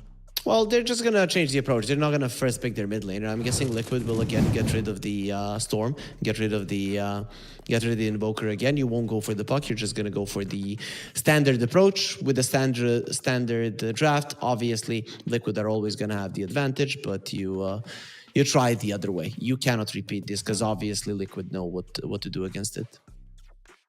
Yep, Liquid, we're going to give this MVP towards Mickey. Should we give it towards Mickey? He did play really, really well. I don't know if he didn't die. He made no real mistakes. We saw mistakes coming in from Mickey. From Nisha, sorry. We definitely saw mistakes from Saberlight. We saw like a misplaced spell here or there from Boxy or Insania, but it was perfect play from Mickey. So yeah, okay. maybe they're the team that should be regarded as the one with zero mistakes. You know, shout out to Tundra wherever they're at right now. It wasn't hard for him not to make a mistake in this game, but still, you know, missteps and stuff like that do happen. They don't happen to Mickey. So yeah, I would agree. If there was no mid lane fight where Nisha went for the puck and didn't manage to do anything, and then they lost 3 heroes, then for me he is the one that set it all up. But here, as you mentioned, the guy with just perfect gameplay should be awarded.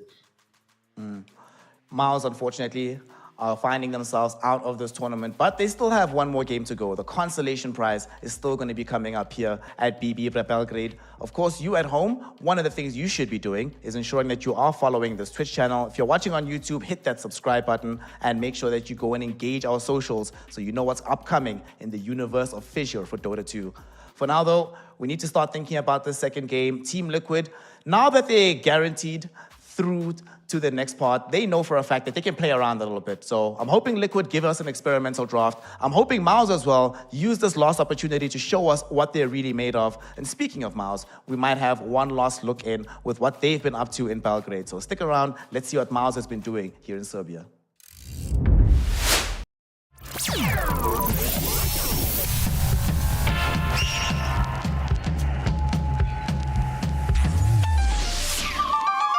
Usually Dota players want to make some crazy moves to get in the highlights. But to win, you need to avoid mistakes and play it clean and safe. Today I'm gonna check how quick and precise are Dota players in real life. Today we have Team MOUZ and this is Laser Show. Let's go. So, the rules are really simple. You need to get from this point to that point through the ropes and to press the button. Whenever you touch the rope, you get additional 10 seconds. So you need to be fast and agile, okay? You ready to start? Let's go. Let's go.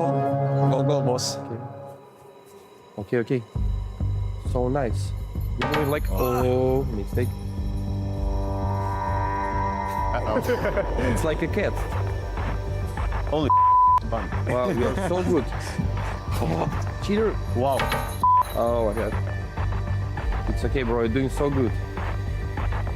Oh. And the last one. Nice. And you need to press the button. Button. Bravo!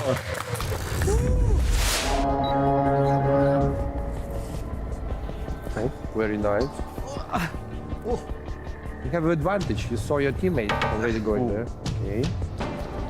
Oh. Nice. Nice. And he started so fast. Oh my god.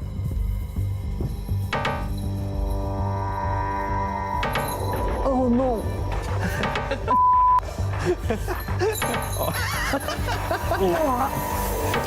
Fast.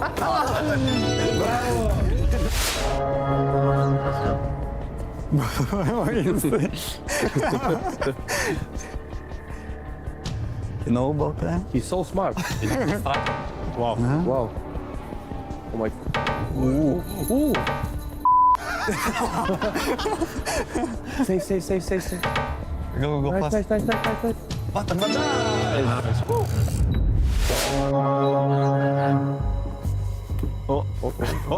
Oh.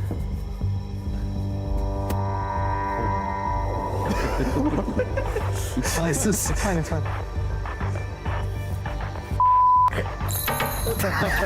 Not like this. Keep going. Go. You got this, come on. Jesus. No, please. I'm old. Nice. Button. Nice. So after the calculation, we have a winner. 38 seconds and Supreme, you're the winner. You're the most fast, the most agile, the most precise, and you are someone I need for my team, okay? Okay, sounds good. This was Team MOUZ Sports, it was Laser Show, and see you at BetBoom Dacha.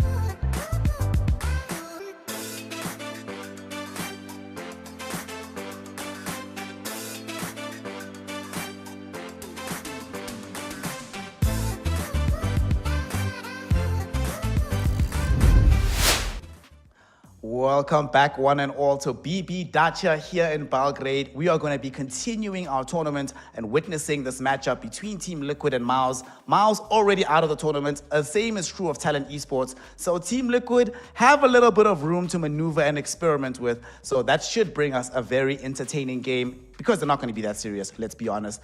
My name is Snare and I'm joined yet again by Harry Freak. It's the Serbian Lion King. What's up, OG?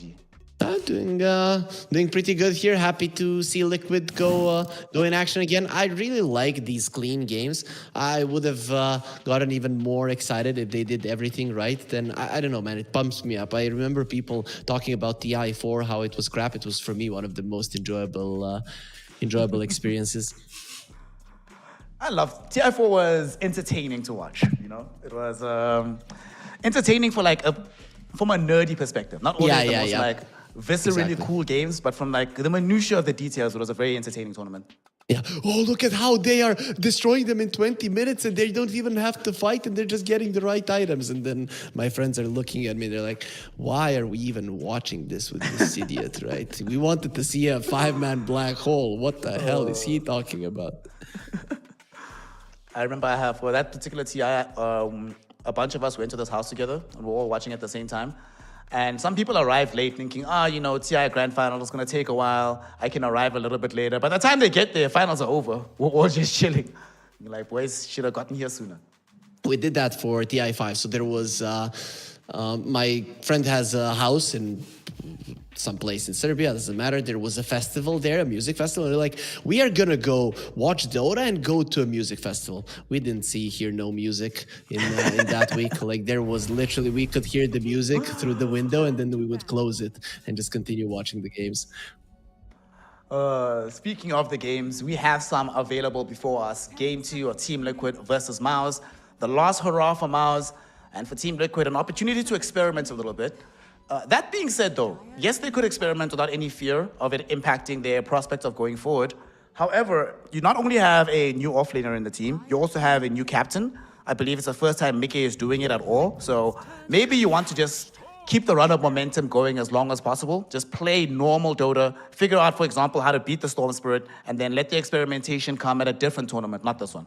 Yeah, so Liquid are probably trying to find ways to beat the Storm. Obviously, versus a MOUZ, it's going to be a little bit easier, but that's how you do it, small steps.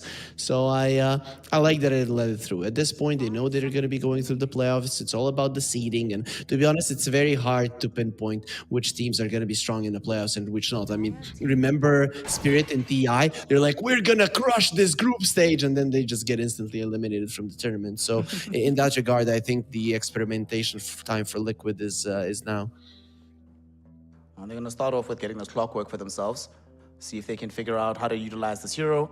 Insania plays this very well. Boxer can play this too. So, man, this hero, I think, honestly, as much as the Storm Spirit has been crushing game after game after game, and it certainly is S tier, the supports of Tusk and Clock have just looked incredible every single game we've seen them. Yeah, the heroes are played so much that we don't even get excited by the really cool little plays that continue happening with the snowball saves, with the bouncing around inside of the cogs. When the expanded armature was introduced, we were all just nerding over, oh, look at how good he kicked it. Oh, now it's, yeah, he's pinballing him through the cogs. Yeah, next, whatever. Because everybody has gotten so good at it. But I can't wait for the clockwork to be pushed out of the meta a little bit. And then when it comes back for people to still not have 100% hang of it, and then we're gonna see who the real G's are, compared to the ones that are only playing it well when they play it every game. We're heading into the second phase now as MOUZ has removed the Monkey King, taken away the Razor as well. So we could start to think, Monkey King, now we see it sometimes from Liquid, but now I'm thinking, do they want to get themselves a Doom into the off lane, ensure that they actually have a good lane?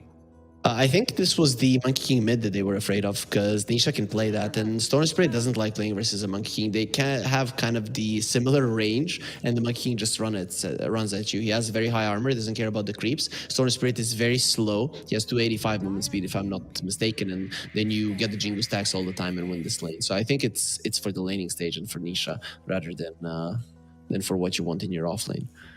Okay. They will come in, pick up the Muerta right now after banning out the Coddle. We have, of course, seen Coddle plus Storm in this tournament, so it makes sense to ban that out. Muerta just becoming one of those heroes that's just like stable each game. You know, every meta has these heroes that like are not good enough to be banning in the first phase or second phase, but are very good to pick at the beginning of the second phase. And I think Muerta is squarely in that category right now. Position 4s have just been having that so much lately, because none of the position 4s are incredibly powerful apart from, let's say, a Shadow Demon. And then you just get, okay, what's the least amount of bad hero I can get that fills into this role? And currently it's a Muerta, it was a little bit of Dark Willow, it's a little bit of Hoodwink, but none of those heroes feel amazing at the moment. This hero does, certainly, as we do have this Tusk emerging for the side of MOUZ. We did see this once in tandem with a Storm Spirit, being able to provide that salvation, give him time to be able to zip himself away. I like it, I like it. I always like seeing Tusk. Let's see what you paired with. Are we going to be getting, are we getting buddies or tag team for the game? It depends. Usually we're getting tag team, but considering that there's no Primal Beast, I'm guessing the tag team is just gonna be the staple one. I would be surprised if that changes. Maybe if we see some, like a Visage, though Force hasn't really been playing that hero, so I doubt it. I guess maybe the idea is you also, if you go drinking buddies, you can help against the Clockwork, like earlier on in the game. It's not as crazy as it was on release, but there is still some impact. And there's the other position 4 you mentioned. Or you can take the tag team and you can just smash his face. Right? That's what you do. Expanded Armature does remind us of a ring at the octagon. It's a little bit more than 8, but doesn't matter. So that's where you turn around and you show him who's boss. Now that would be a cool cosmetic. An octagon cosmetic for Clockwork. That would be hella dope. I would definitely want that. I would imagine, let's say a Clockwork without his little suit, that fight would look something similar to when Eddie Hall was fighting those two very small guys. You know, him 1 versus 2, and he smashed them into the ground. That would be a pretty cool one, as we do get a Queen of Pain and a Mars. So there's the Saberlight hero and a hero for Nisha that does relatively well versus the Storm in the mid lane. I like this. This is a good way to deal with the Storm for sure. It does weren't a lot of good execution from their side, but Liquid were always clean in that regard. Yeah. There's a couple of teams I never concern myself with thinking about the ceiling of their execution, especially a team that's won TI. If you've won TI, you're unimpeachable on that front. It gives them also a lot more damage out of this Queen of Pain as well. They didn't have the most of it in the world, but now you have tons of it. You have a way to also kill the Dark Willow through her Shadow Realm as she's trying to TP out. Also have this MOUZ. I love the MOUZ with heroes that can get pushback, right? If you get enough heroes inside the arena, that Sonic Wave is going to doubly hurt. Yeah, you push them into the wall. It's. Do you think that now that Riyadh is more money than TI, that it holds more value? Or are you still like TI is the top dog? Let's put it this way. In 5 years, right, people will remember, oh, I earned this much money from Riyadh, right? But would you rather earn money from Riyadh or have your name on the Aegis in 5 years? I think TI is still going to be TI for a while. Depends. How much do you like to spend, my friend? And the one who's going to be winning this tournament doesn't matter how much they would want to spend, because they're going to have quite a ton of money, right? So that's going to be quite nice. This is a $1 million tournament. We get to see a Darkseer. Darkseers that you and me have cast have been pretty unsuccessful.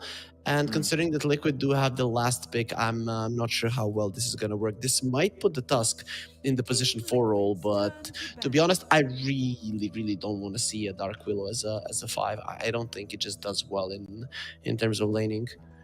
Yeah, I'm completely with you on that one. I'd rather see the Tusk there. And I mean, it's not like the lane is terrible, having Darkseer or Dark Willow. It's not as oppressive as it might be with a Tusk in the lane, but you'll still get what you need as the DS in that game. So what do you ban? Do you get rid of the Medusa again? It's not. Doesn't go too well with the Darkseer, does it?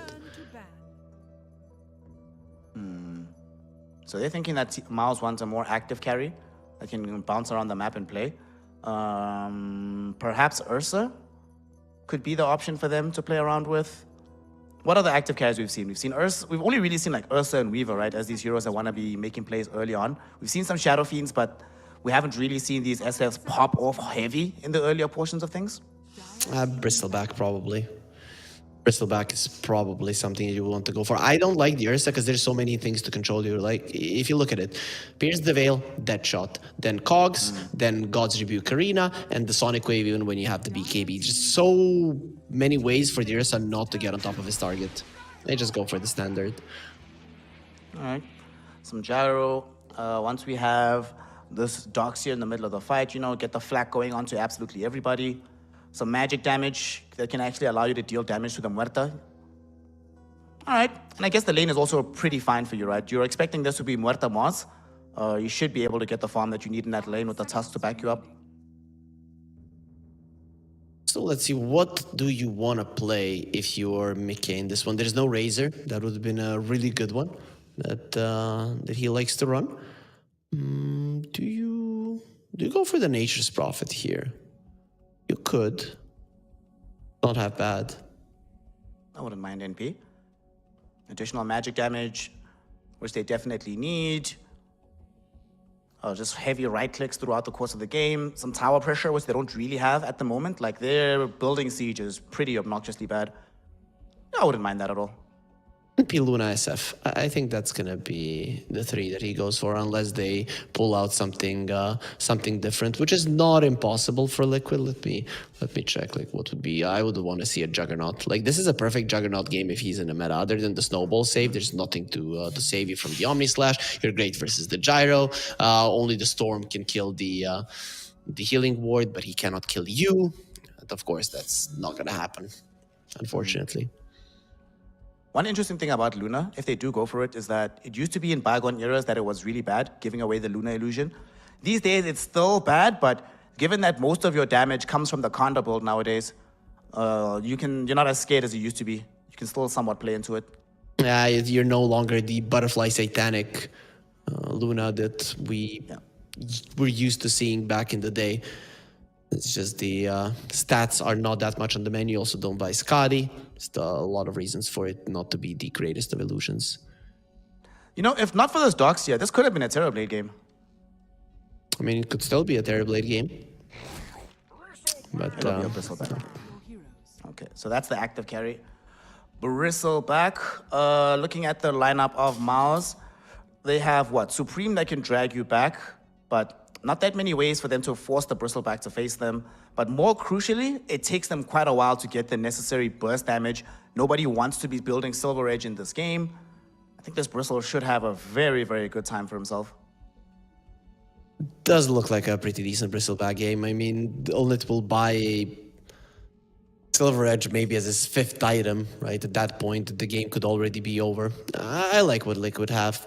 They also have pretty decent lanes as well. They could end up winning all of them. Maybe this mid lane is an X factor, but for me, Nisha should be able to come out ahead. Neither Nisha or Supreme are very well known for like their mid lane skills in a 1 versus 1. They are both more in the rotation part, but I think that just the stats of Nisha in general as a mid laner are higher in almost every way. Feels like we're playing top trumps or something. It's like, I have higher stats than you, bro. Sorry. Nothing you can do. Well, MOUZ, they already know that they're out of this tournament. No pressure, boys. Just have some fun. Enjoy life.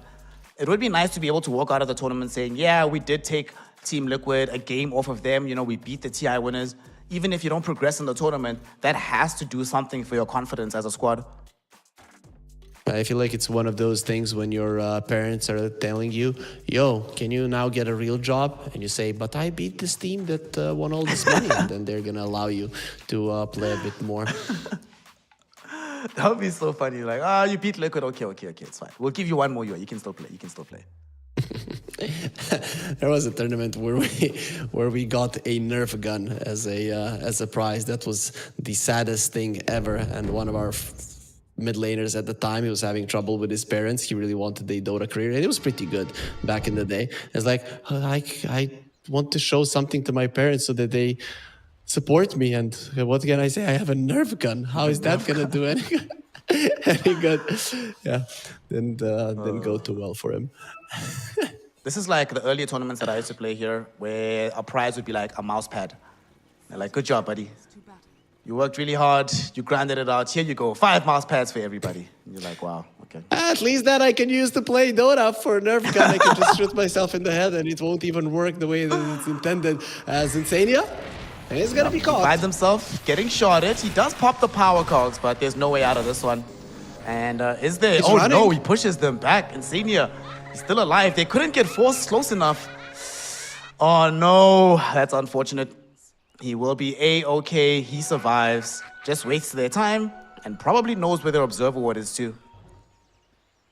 He can have a rough idea where it is, but maybe it can be lower in the lane. We'll see if he attempts at it. Immersion will find a ward in the mid lane, so that's immediately a bit of an advantage that you're gonna have on MOUZ.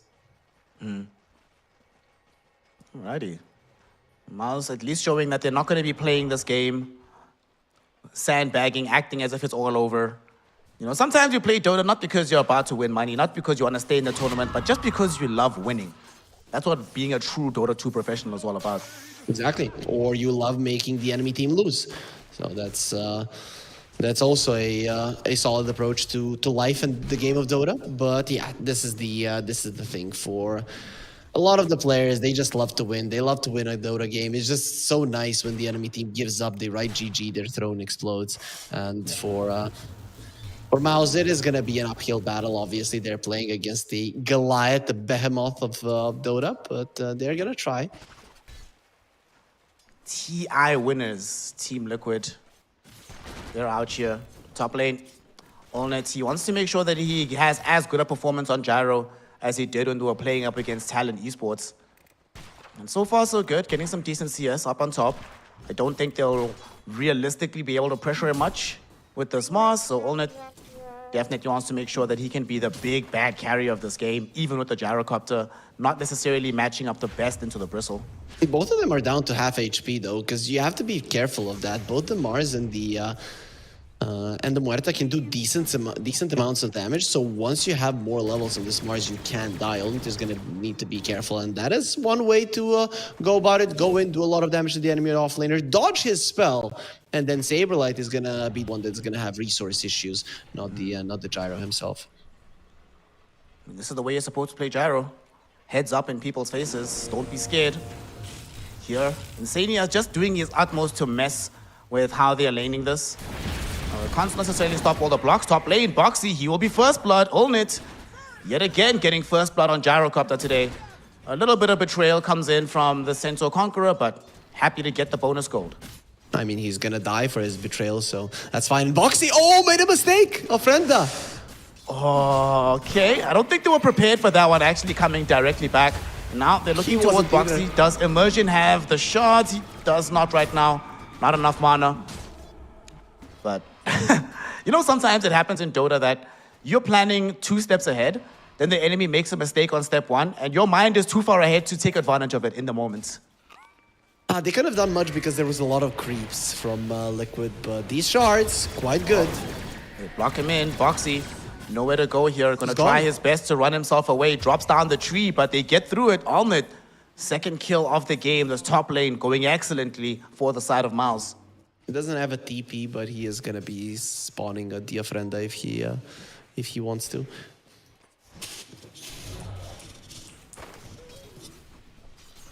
Okay. Things are going well, and you know the best part about all of this is, look at middle. Storm Spirit doing very, very well. 22-3 versus the 20-0, and you know, we've often seen that these Queen of Pains like to dominate their matchups. Supreme, he's just chilling, getting all the farm he wants.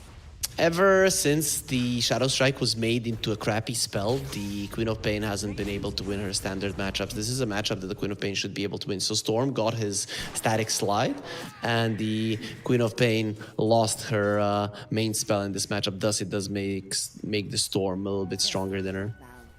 Can we click on the Storm? Because I haven't seen the Remnant sliding, though. Did he maybe go for the other one? No, he didn't. It is the static slide that he's sporting. Insania and Norman just going to play around each other a little bit. Storm went home to replenish his bottle. Unfortunately, he couldn't get any of the water runes, so despite doing quite well, he's going to miss out on some waves here while the Queen of Pain plays alone in the lane. Support's making a difference, and Saberlight Needs to be careful. Nice dodge on the shards. Shots get dodged out. Does lose quite a bit of HP, but ultimately he'll feel fine. Still needs to be a bit careful here. These spells from Immersion will eventually emerge. The Saber Chad gets back to safety. Should be fine. Nah, he's okay. He's been playing very nice there when he sees that the shards are going to be coming, stays next to the trees, so they make a mistake, but he's going to be going down now. Yeah, they brought Norman in as well to make sure they have the additional damage. They threw in the Shadow Realm hit. They find the kill. Brambles being dropped down disallows him from moving.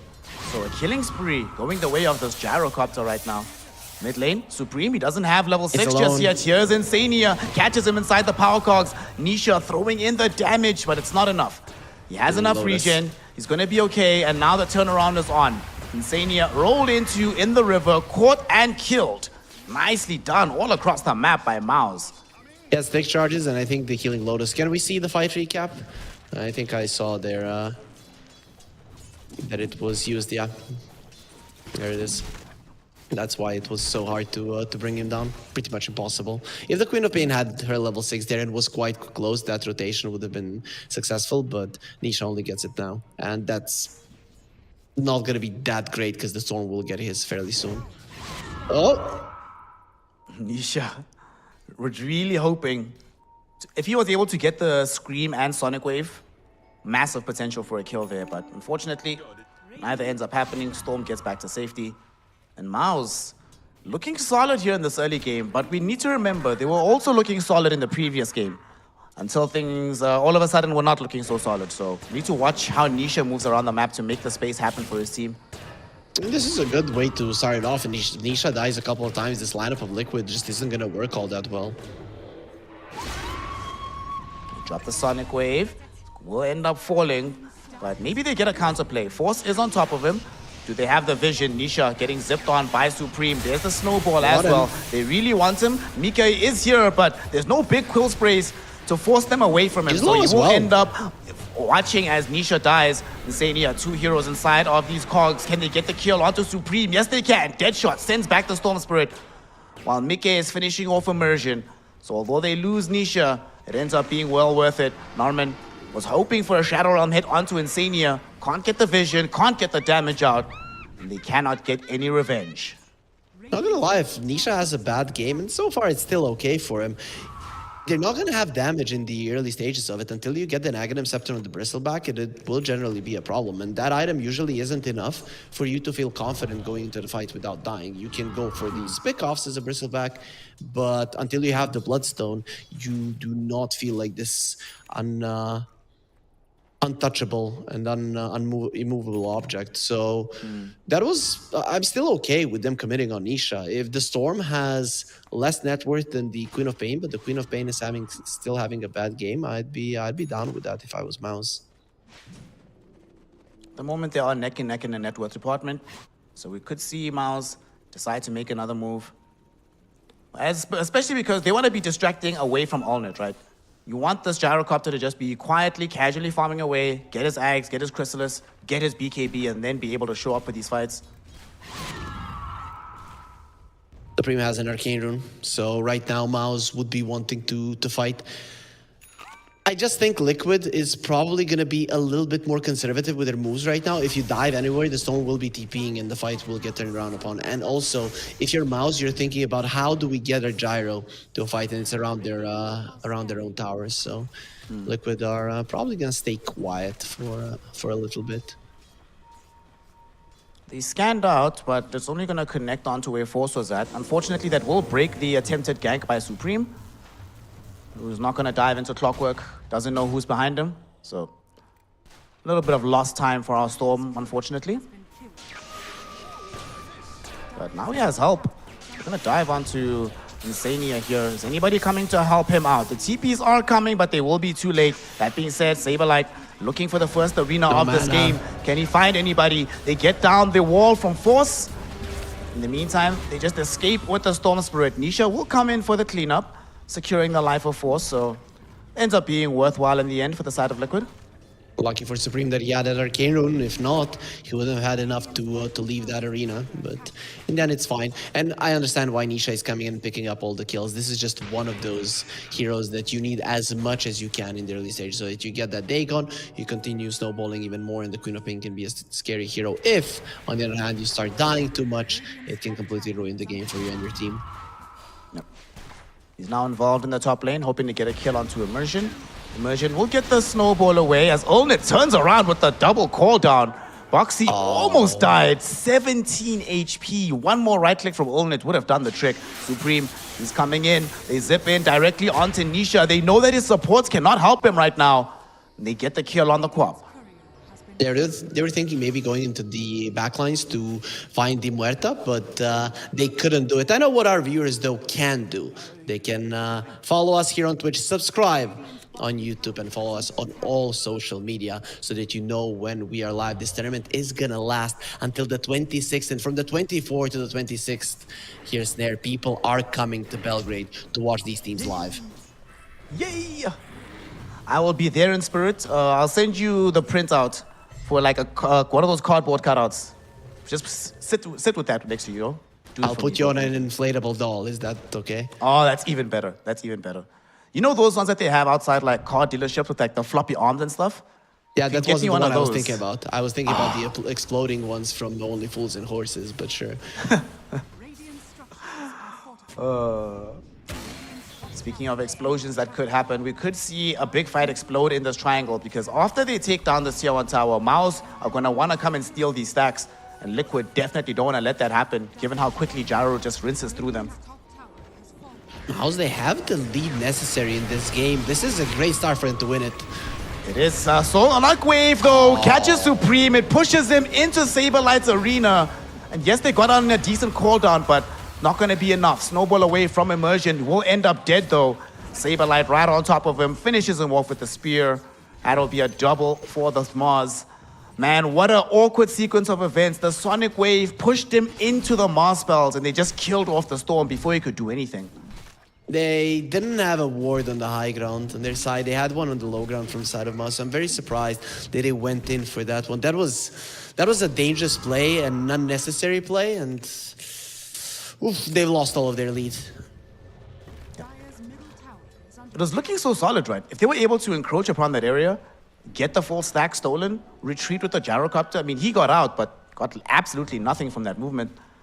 This is one of those situations where if something different happens, they probably are heavily favored for the next 10 minutes, but now, as it is, not only is it even, honestly, I don't think they can fight for a little bit of time. Immersion gets a cogs out onto himself. Insania, though, he really wants to try and focus Supreme. Supreme managing to jump himself away as Force finds the two-hero vacuum, bringing back this clockwork. They kill him off. Nisha was there as well. The blink is coming soon. He gets it off, and Supreme does have mana, but doesn't want to dive behind the tier 2.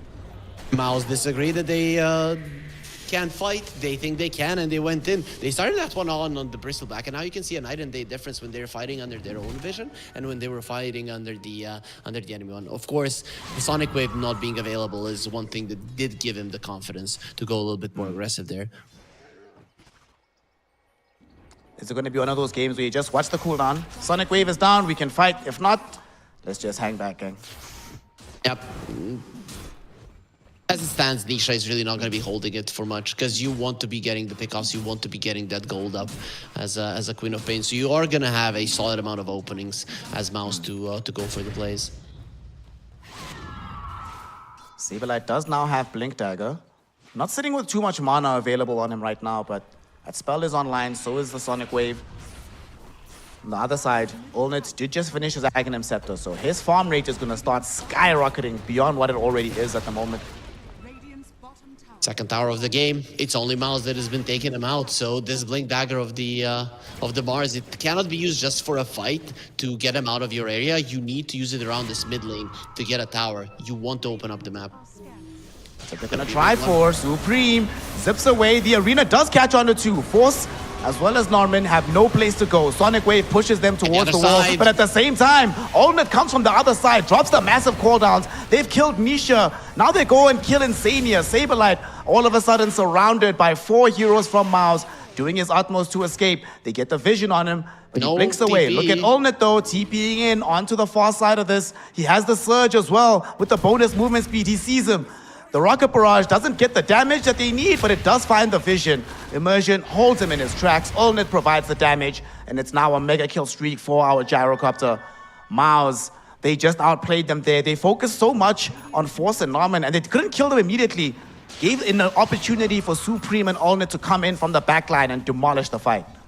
Very nice footwork there at the end, coming out from Saberlight. He maybe would have done even better than Supreme in that little game of them needing to go through the ropes, but in the end, MOUZ do come out ahead, and this is the problem with you not having any towers down inside of Liquid.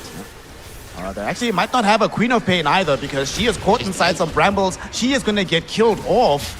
They might find some revenge though. Saberlight comes in, big God Rebuke, kills Norman. They get the drinking buddies onto the high ground. Supreme stays safe for now, but he is silenced. Zip away though, he's out of mana. Doesn't have enough to get back to safety.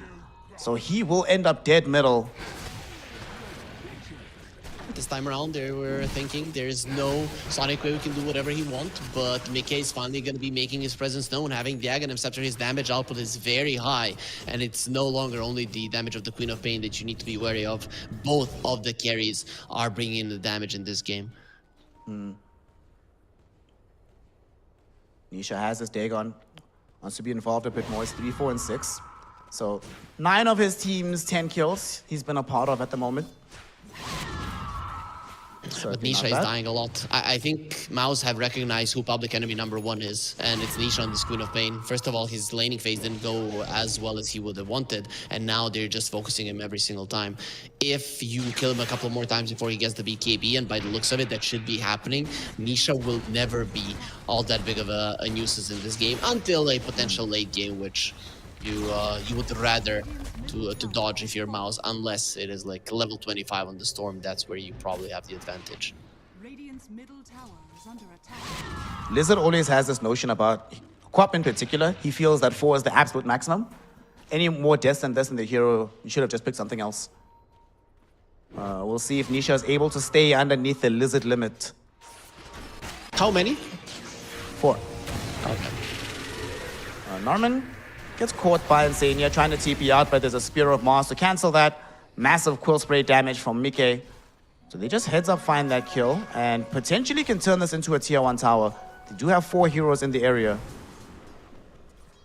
I have to ask him what he thinks if it's a 60-minute game. Can the Queen of Pain die more than... Late game Dota doesn't make sense anyway, right? So it's like whatever. Late game Dota is almost always 50-50. There's so many items in play. There are just some lineups that obviously are going to be trumping other ones, but most of the time a big mistake and a buyback at the wrong time can very easily lose it. So it is very volatile and hard to predict for sure.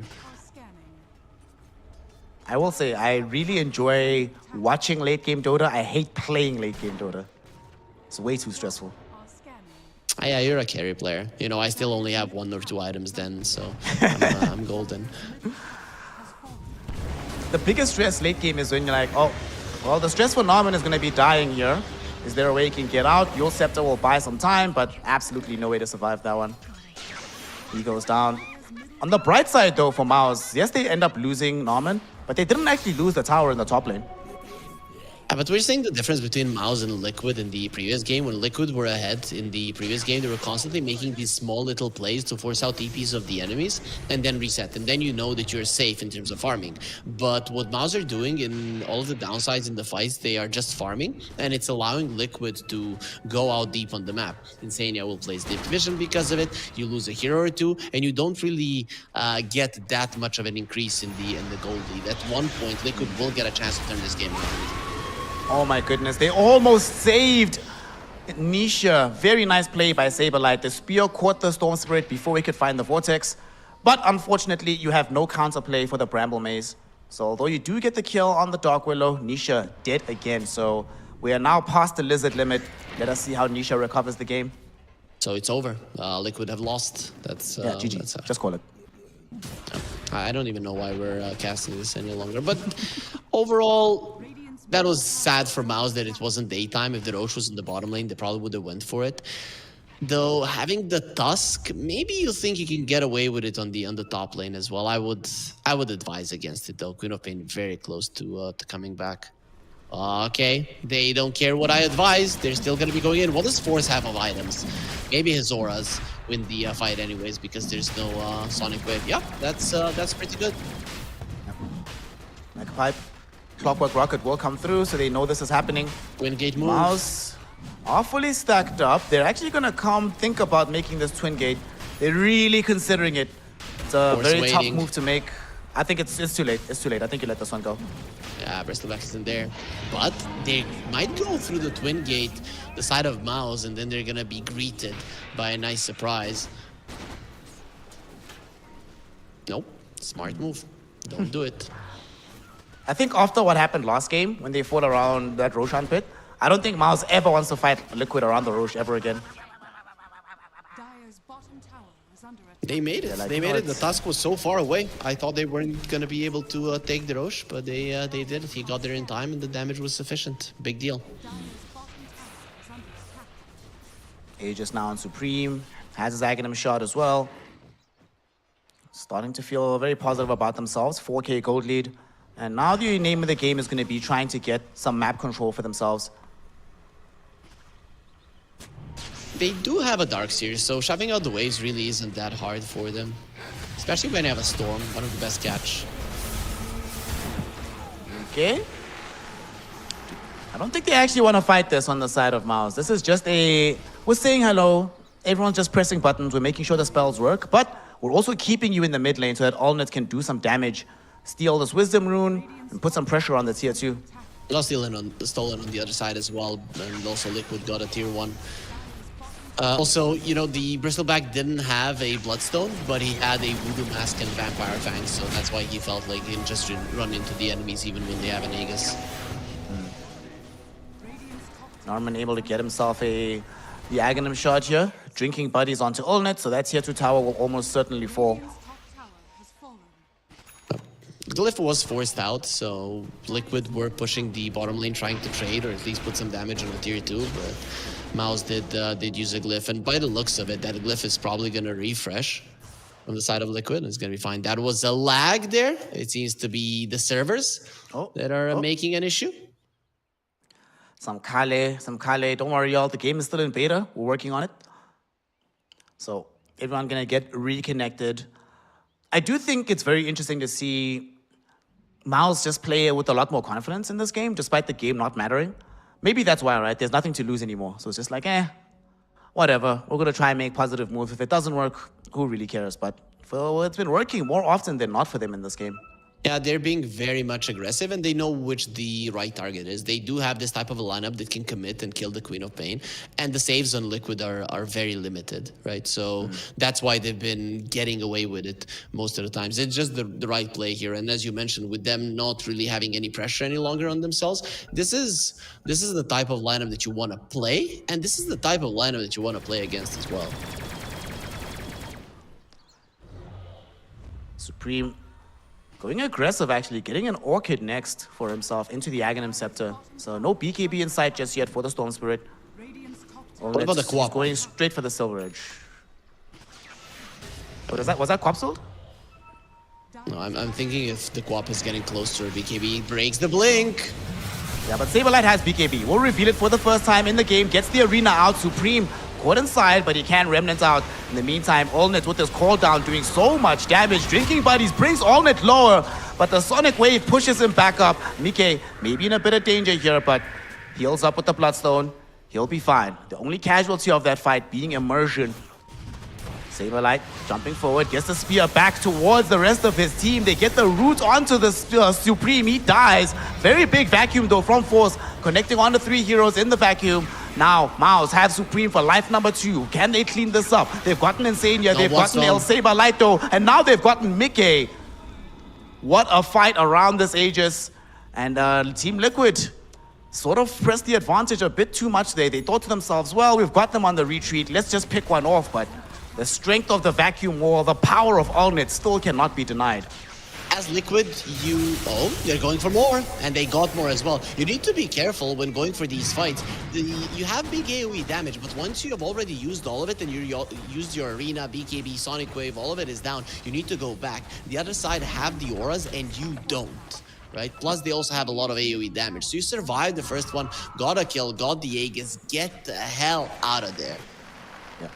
Top lane, we need to get him out of here for Nisha. Brambles catch him twice thanks to the vacuum. There is the Bedlam. They bring in the Terrorize. Supreme comes in for the zip. And Supreme, brother man, where was this Storm Spirit when we needed you most, when the team was suffering? It was banned. That's true. It was bad. It was bad.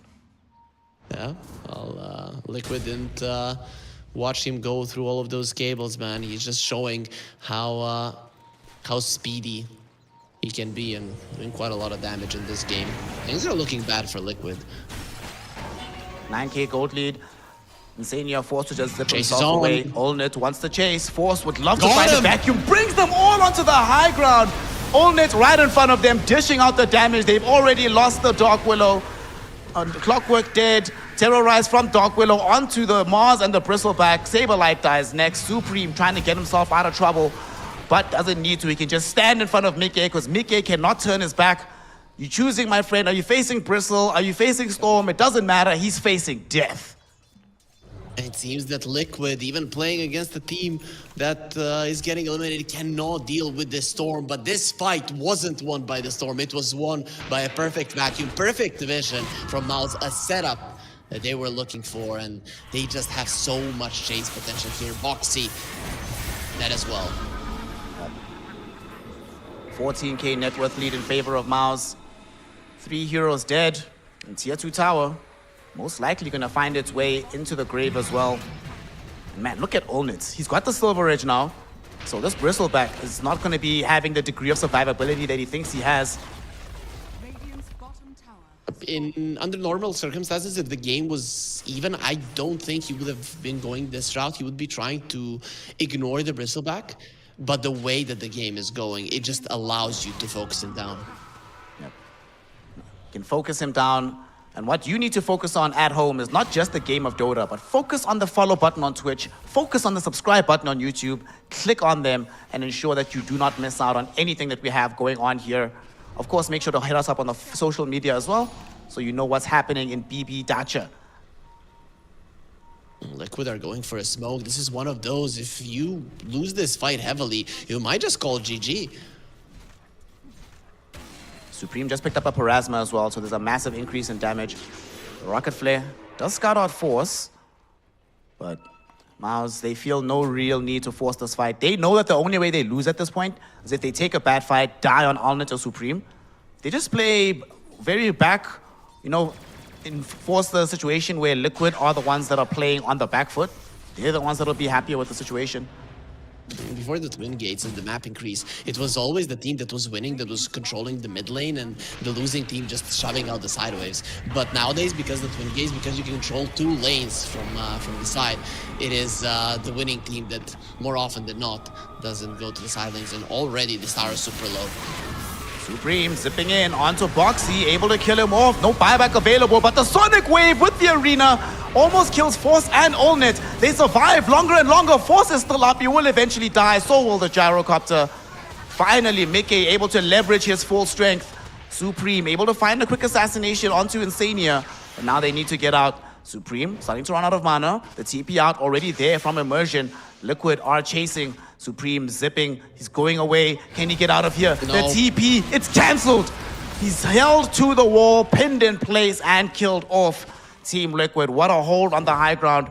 They got a little bit too big for their boots, forcing the fight up top, setting up for a huge Sonic Wave into the Arena combination.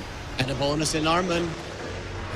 He is not getting out of this one alive. Also, how the hell did that spear connect him to a tree? I understand it's stopping his TP. If production can give us a replay of that last spear onto the storm, I really want to see that. That is not how it should work. But MOUZ, for no reason did they do this, and it has been happening for them multiple times in this tournament, where around the 30-minute mark and we're there, they just lose focus. They think we can do whatever the hell you want. No, you cannot. Going up the enemy high ground without the Aegis is going to turn into a disaster. Yeah. Heavy committal from MOUZ. Heavy punishment onto them. And a lot of reset about this game. Bristleback caught up a huge heaping of gold.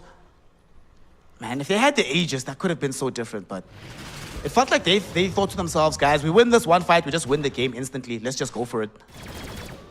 One thing that did come out well for them in that fight is that they left a very deep ward in the enemy base. So they're gonna have vision of what's going on there. If they do get the Aegis, going up high ground on the bottom lane is gonna be a lot easier for MOUZ. So it's not all bad. Roshan is going to be available in another 35 seconds. Insania will pepper the area with rocket flares, provide the vision for the squad. But MOUZ, they're going to smoke instead. They're going to head forward, try to find a pick-off, and then transition into the Roshan kill. Unfortunately, they don't really have any vision of where these Liquid heroes are at. Insania is positioned to break the smoke just in case. Mickey does come closer back.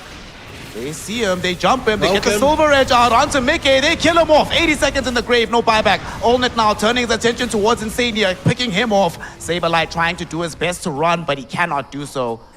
3 heroes dead in the blink of an eye. Team Liquid, they thought they had the positioning. They had an observer they were playing around, but the burst damage from these heroes is just too much, and they even pick up a bonus. Supreme now has a triple kill. Something stunned Saberlight when he jumped in. I think it was the homing missile that just, when the Bristleback died because it was going towards him, it just connected onto him and it just stopped the initiation. He wouldn't have been able to save the Bristleback anyways, he was dead. And even despite losing that fight, even despite being all that unnecessarily aggressive, MOUZ seems to be way too much ahead. Even this Mickey Bristleback, who's the strongest hero on the side of Liquid, is not a problem for them to go through. Full lane of Rax claim bottom. And you love to see it. They back off immediately, don't try to go for anything more. They know they have a Radiant side Roshan, and they are going to be pinging the pit. They're heading immediately into getting another Aegis. Liquid has to fight this. They did kill the courier of the Gyro, so he won't have a full Satanic. It's now or never, right? If he would have a full Satanic, that would be a problem. But for now, for the next 2.5 minutes, you have the opportunity where he's not going to have the extra item. Looks like MOUZ feels the same way as you. They want to fight around this area right now. They don't have an observer ward scouting everything out, and they've been scanned out too. Liquid knows exactly where they're at. So Liquid might decide to make a full wrap in this situation. MOUZ knows as well. Nice break. Very tense moment right now. MOUZ, their smoke is about to expire. Get the ATOS out onto Tusk. Immediately starts running away with the Pierce the Veil as Nisha thinking about Sonic Waving Immersion. Doesn't do it just yet. The Snowball though goes back onto Mickey. Do they have the damage from Allnet? No. He's being held in position. He needs to run himself back. Still has BKB. Still has BKB. Supreme on the other side of the fight. He's being held in position by the Spear of Mars, corralled by 4 heroes, and they kill him. Allnet now getting Sonic Wave back. He can't put in the final clicks of damage onto Mickey. So he also has to back off. They brought back on Supreme. Allnet can't leave. He dies in front of the Roshan pit. Oh my goodness. Supreme will keep to at least bring down Saberlight. With the assistance of the Dark Willow, they will succeed. Mickey, now what can he do here to clean up the rest of these MOUZ heroes? No, you can't die. Supreme is on the ground. Allnet trying to run down this Supreme Storm Spirit. This will be a dieback on Storm if he goes down here. He needs to leave. He has enough mana to get quite far away from these Liquid heroes. The same is not true for Norman as he dies inside the Quill Sprays. And during all of this, we've got the buyback gold for the Gyrocopter. So if they try to go high ground for Liquid, they will be met by the Gyro. Still, very successful fight for the boys in blue. The shard of the Queen of Pain really surprising the Storm Spirit there, silencing him, and then the follow-up did come, so he died the first time. He went into the backline, didn't really try to help his Gyro, and I think that for the side of MOUZ, you need to be fighting around this Gyrocopter because he's the damage dealer. You have all of these auras, you have all this survivability, mobility, but if the enemies can kite the Gyro, you are not gonna have the damage, and that is what happened in that fight. Plus, he didn't have the Satanic, so not able to stand his ground. Very big deal that that courier was murdered. Yet again, some margins in Dota 2 have some massive impacts down the stretch. Force try to TP out here. They get the Yule Scepter out onto the Mars though. Saberlight pops the BKB. Supreme joins in this fight as well. They throw in the wall in this corner. Even Ice Shards to block out Saberlight escaping. So they do kill him off. They might not be done. Supreme, he wants another one. Insania caught inside the Zeal Scepter. The cogs will be there, but they will not matter to Supreme. It's a double kill for the Storm. Not only a double kill, but 2 diebacks. They're the ones that bought back in that previous fight. They're gonna be dead for a very long time. Those cogs from the Clockwork blocked in the MOUZ. He popped his BKB, and he's like, I'm gonna go and escape. And then on that narrow passageway, there was a cog just blocking him in, and he couldn't get away. Now all of a sudden, Olnit and the gang are on the high ground. There is a glyph for Team Liquid to pop if they need to, but now they zip in. Looking towards the back irons, they force a BKB charge out of Mickey, and they force him to use the Bloodstone and the passive as well. So maybe MOUZ can reset. Spoxy being peppered down by Supreme, he will end up dead. He doesn't have buyback either, it's also a die onto him. Olnit now putting some damage in, force, nice little vacuum. He doesn't have a BKB anymore, onto Mickey. The Sonic Wave from Nisha though does push these heroes back, but it's not gonna be enough. First life taken away, Bristleback down for the count. Break.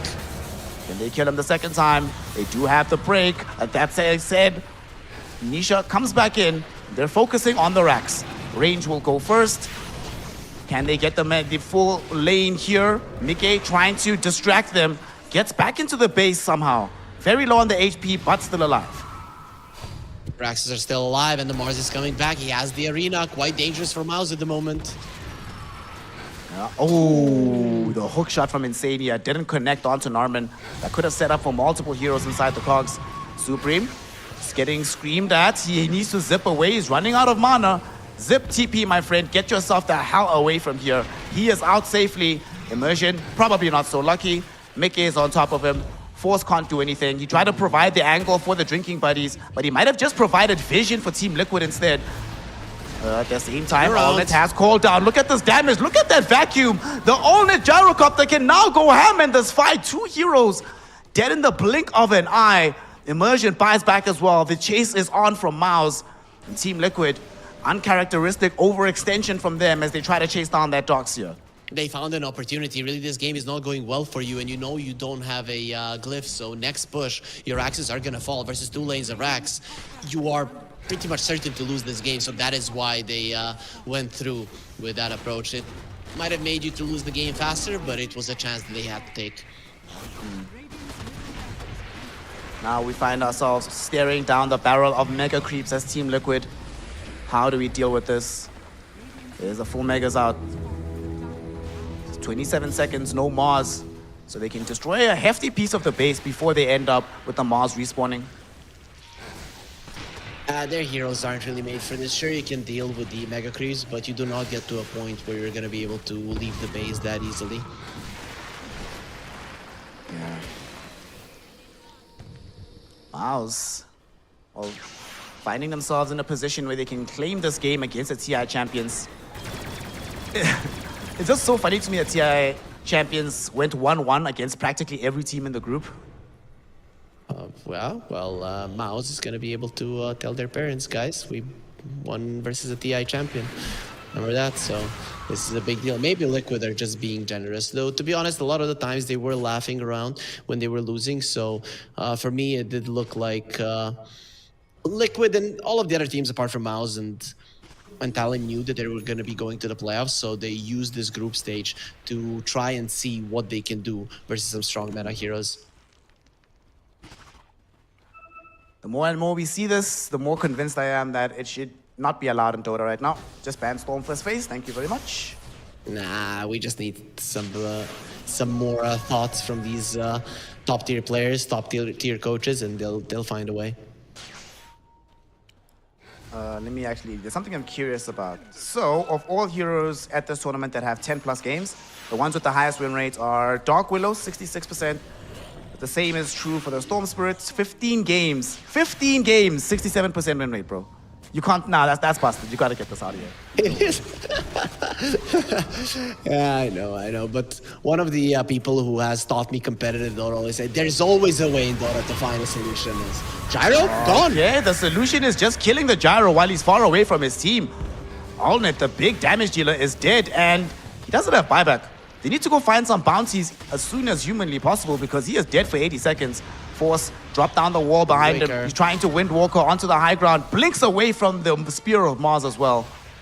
big plays coming in right there from the stock here, but at the same time, no gyrocopter. If they didn't have to deal with Megas, this could have been a very interesting opportunity for Team Liquid.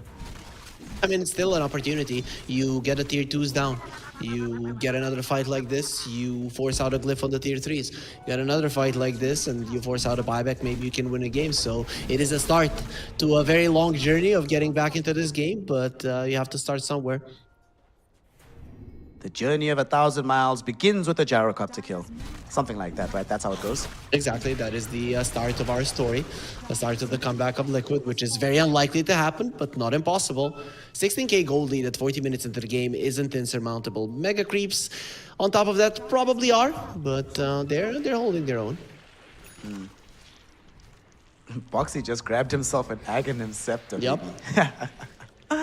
So how long does this last for 4 seconds? 4 seconds. Yeah, that's quite good to make sure that the gyro cannot attack. Dude, if Liquid win this game, they're winning the tournament. And now this reminds me of the ancient parting shot. Reminds me of the ancient one from the Marvels. Yep. So what you're saying is you want an Ancient One skin for Muerta. I'm down with that. It doesn't pierce debuff immunity though, so if you have the BKB on it, really doesn't do anything. Speaking of Aghanim Scepters, one is about to arrive for the Storm Spirit, so now he has the Blue Hole available.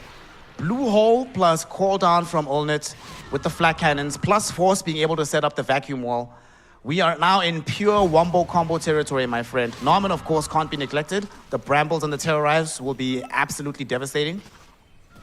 Mika is close to level 25. How close does the Storm have level 25? That is also a very big question. Depends how much damage he'll be doing. Okay, not yet, but his damage output is quite high. Not as high as it would be once you get that talent. Only 3 heroes in this game have buyback. It's about to be a few more, though. Oh, man. Arcane for Storm. Everybody's already smoked up. They know that this could be a game-winning opportunity for them. Dire scan. Mickey is actually pretty far away from the rest of the crew. MOUZ don't necessarily know this. They missed the vacuum. They don't know how close they came to just straight up winning that game right there.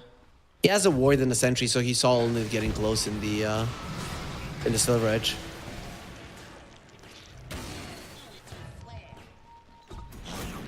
Tommy does get taken out. We'll go the way of Boxy here.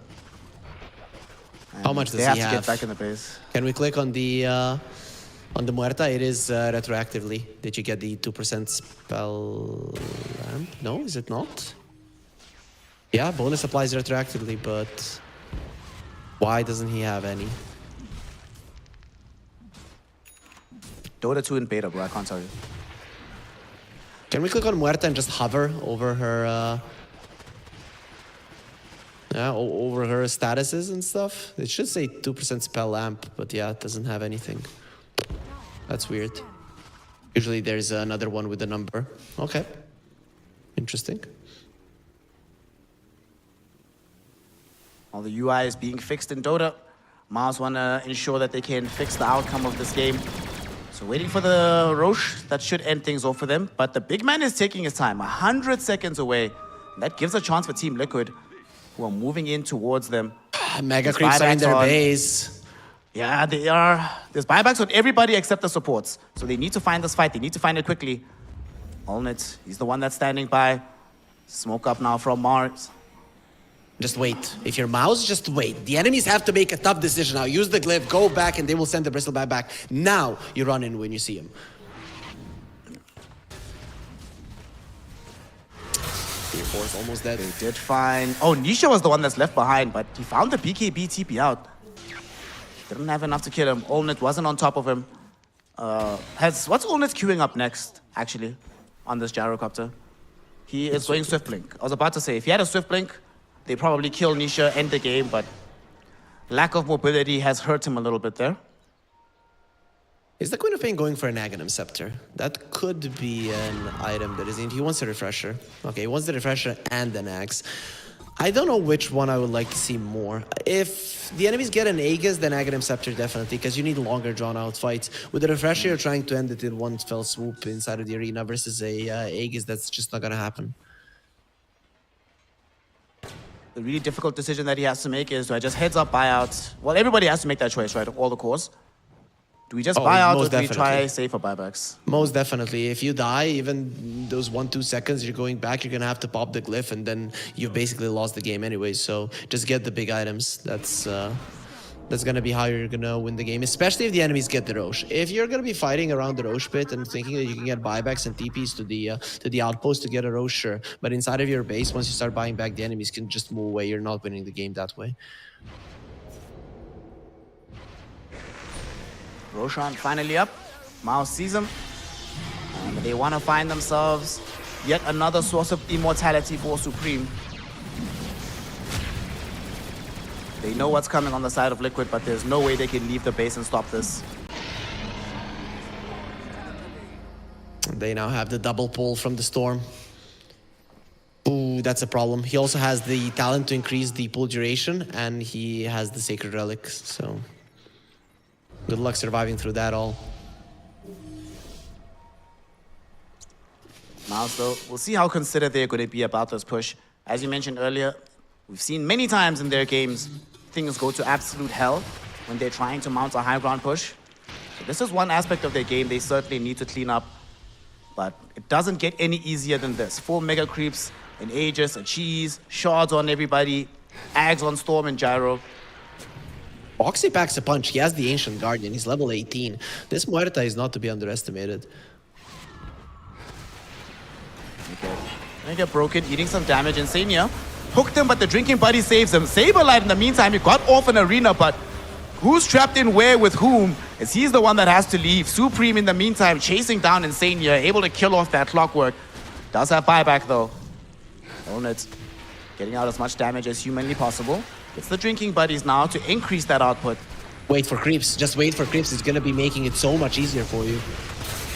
Supreme now zips in. There's the blue hole, followed up by the back, the Terrorize, all the damage in the world. Boxy also going to end up dead. 4 buybacks emerging immediately from Team Liquid, but they'll still be playing 4v5. Olnit, he's gotten through the tier 4s. He wants the racks. They're looking towards killing Mickey and ending this game. The Sonic Wave will push them back, but the damage of Olnit cannot be stopped.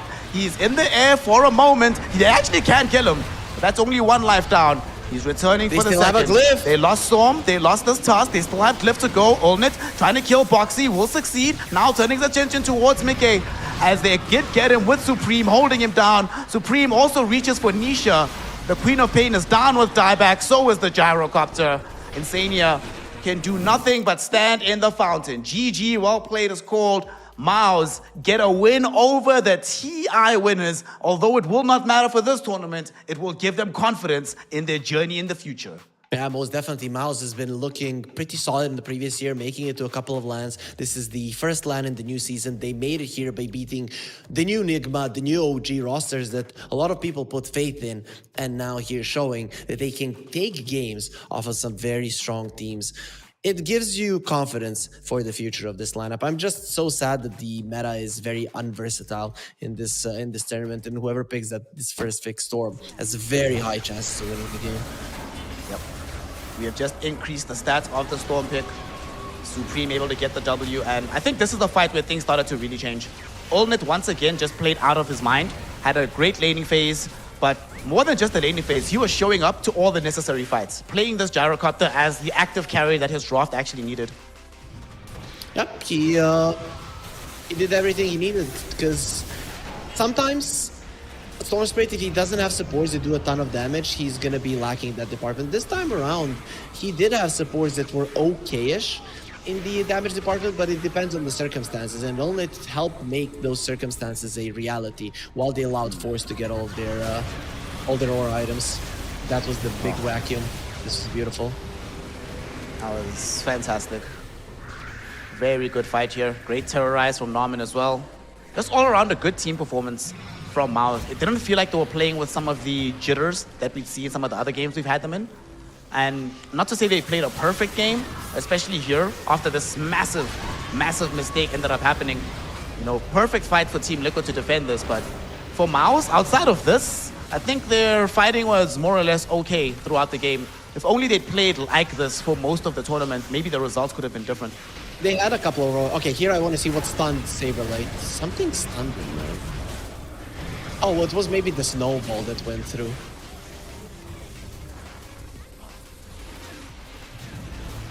Either way, very, very solid fighting from MOUZ, as you mentioned. The thing is, they had a great idea on who the main target is and who they had to keep their eyes on. With them connecting on Nisha every single time, you take away a big chunk of the enemy's damage. And then, really, even if you make a couple of mistakes, even if you use a couple of spells in a bad way, without the real damage, Liquid won't be able to win the fight.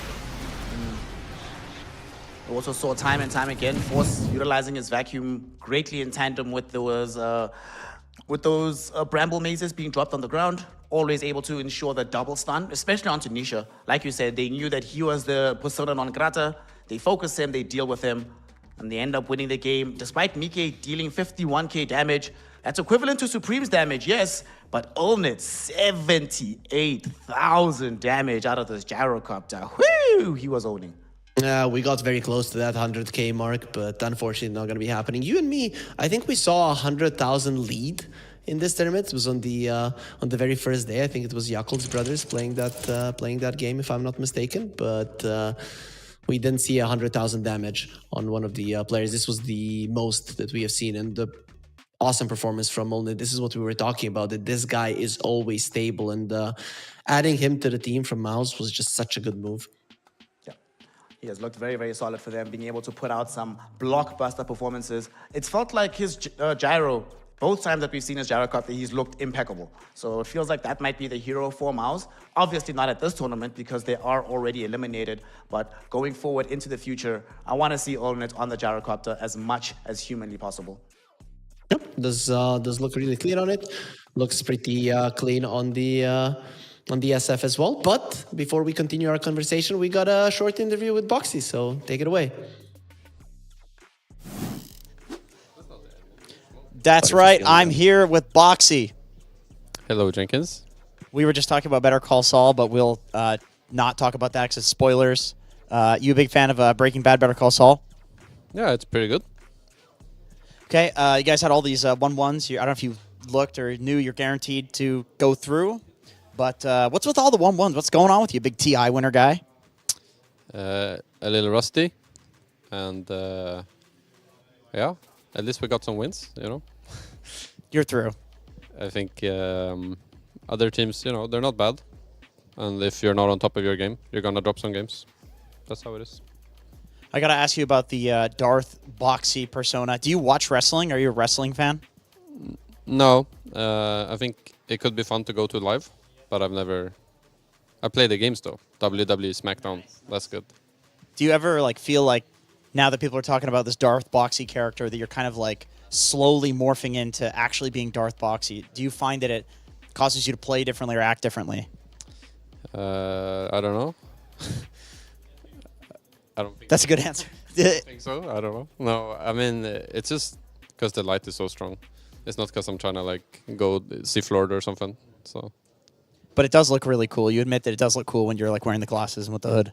I'll admit that it's fueling my energy to make jokes of William and to spread the hate in my team from within. Yeah. You know, when he came in and was coaching you guys on game 2, I took his food and I replaced it. I replaced it with trash, and he was so fuming mad that I had taken his food. Do you believe that was his response? He was really mad. I do think it's kind of fucked up to mess with somebody's food, so I'll give him that. Somebody stole my food, I would have been pretty mad. Yeah. Do you think he's the type of guy that can go with a bit though? If you are doing comedy, he'll go back and forth with you? Yes, but I also think he will not get walked over by somebody stealing his food, like a little rat. So. With that comment, ladies and gentlemen, we will go back to the panel. Thank you, Boxy. Good luck in your playoffs. Bye. Thank you very much to Boxy and, of course, Jenkins the rat, the food-stealing rat. You know, you can't do that. You can't do that. On a serious point, though, I do like that Boxy is they're relaxed. They're aware that they're not playing at their absolute best right now. And remember, they did take an extended break, right? One of the few teams that did. You have that right if you win TI. We saw Team Spirit do it last year. We saw Tundra do it some years ago. So it's Team Liquid's turn. And honestly, given that they haven't been playing, given that they have a new person in the team, they have a new captain, already the signs are very positive of a good future for Team Liquid. I'm liking that they are at least taking a bit of a break after the TI victory, so they got rusty. I remember when the previous Liquid, right, with the Matamba man won TI, when they asked him, so what are you going to be doing tomorrow? He's like, I'm going to be playing Dota. So at least players nowadays, they do tend to at least go and relax and just stay away from the game for a week or two. Yeah. I mean, sometimes you need to also refresh, reset, and remind yourself that you're still playing this game for fun, right? TIs, LAN, and tournaments in general are very stressful affairs. So once you get through it, give yourself time to breathe, rediscover some love for the game. And that generally tends to not just bring you back stronger for your first few tournaments, you might be shaky then, but it keeps you consistent for the rest of the year so that you can peak at the right time, which of course is around TI/Riyadh Masters time of the year. Yep, pretty much. But now we know who's out of the tournament. We know who's going through. It was kind of our guess at the start. It was to be expected, but you still don't believe it until you see it because upsets can happen. But we get to watch a really cool game up next. I guess you are the one that is more excited for it. I cannot tell you how hype I am for this upcoming game, right? Because one of the teams that we had anticipated doing okay was Yakult's brothers, but instead they are now competing to be at the top of the group, and they're going to be playing up against BetBoom next, which is going to be a blockbuster affair. Of course, make sure you don't miss that. Make sure you join us here. In the meantime, before that game, make sure that you are following us on Twitch, subscribed on YouTube, and you are on our social media pages so that you know everything that's cooking in the FISSURE universe for the 2025 year of Dota 2. We're going to be going for a short break, but when we return, the Lion King, Harry Freak, myself, Snare, will be bringing you Yakult's Brothers versus BetBoom Team. So you do not want to miss it, and we'll see you for that game very shortly.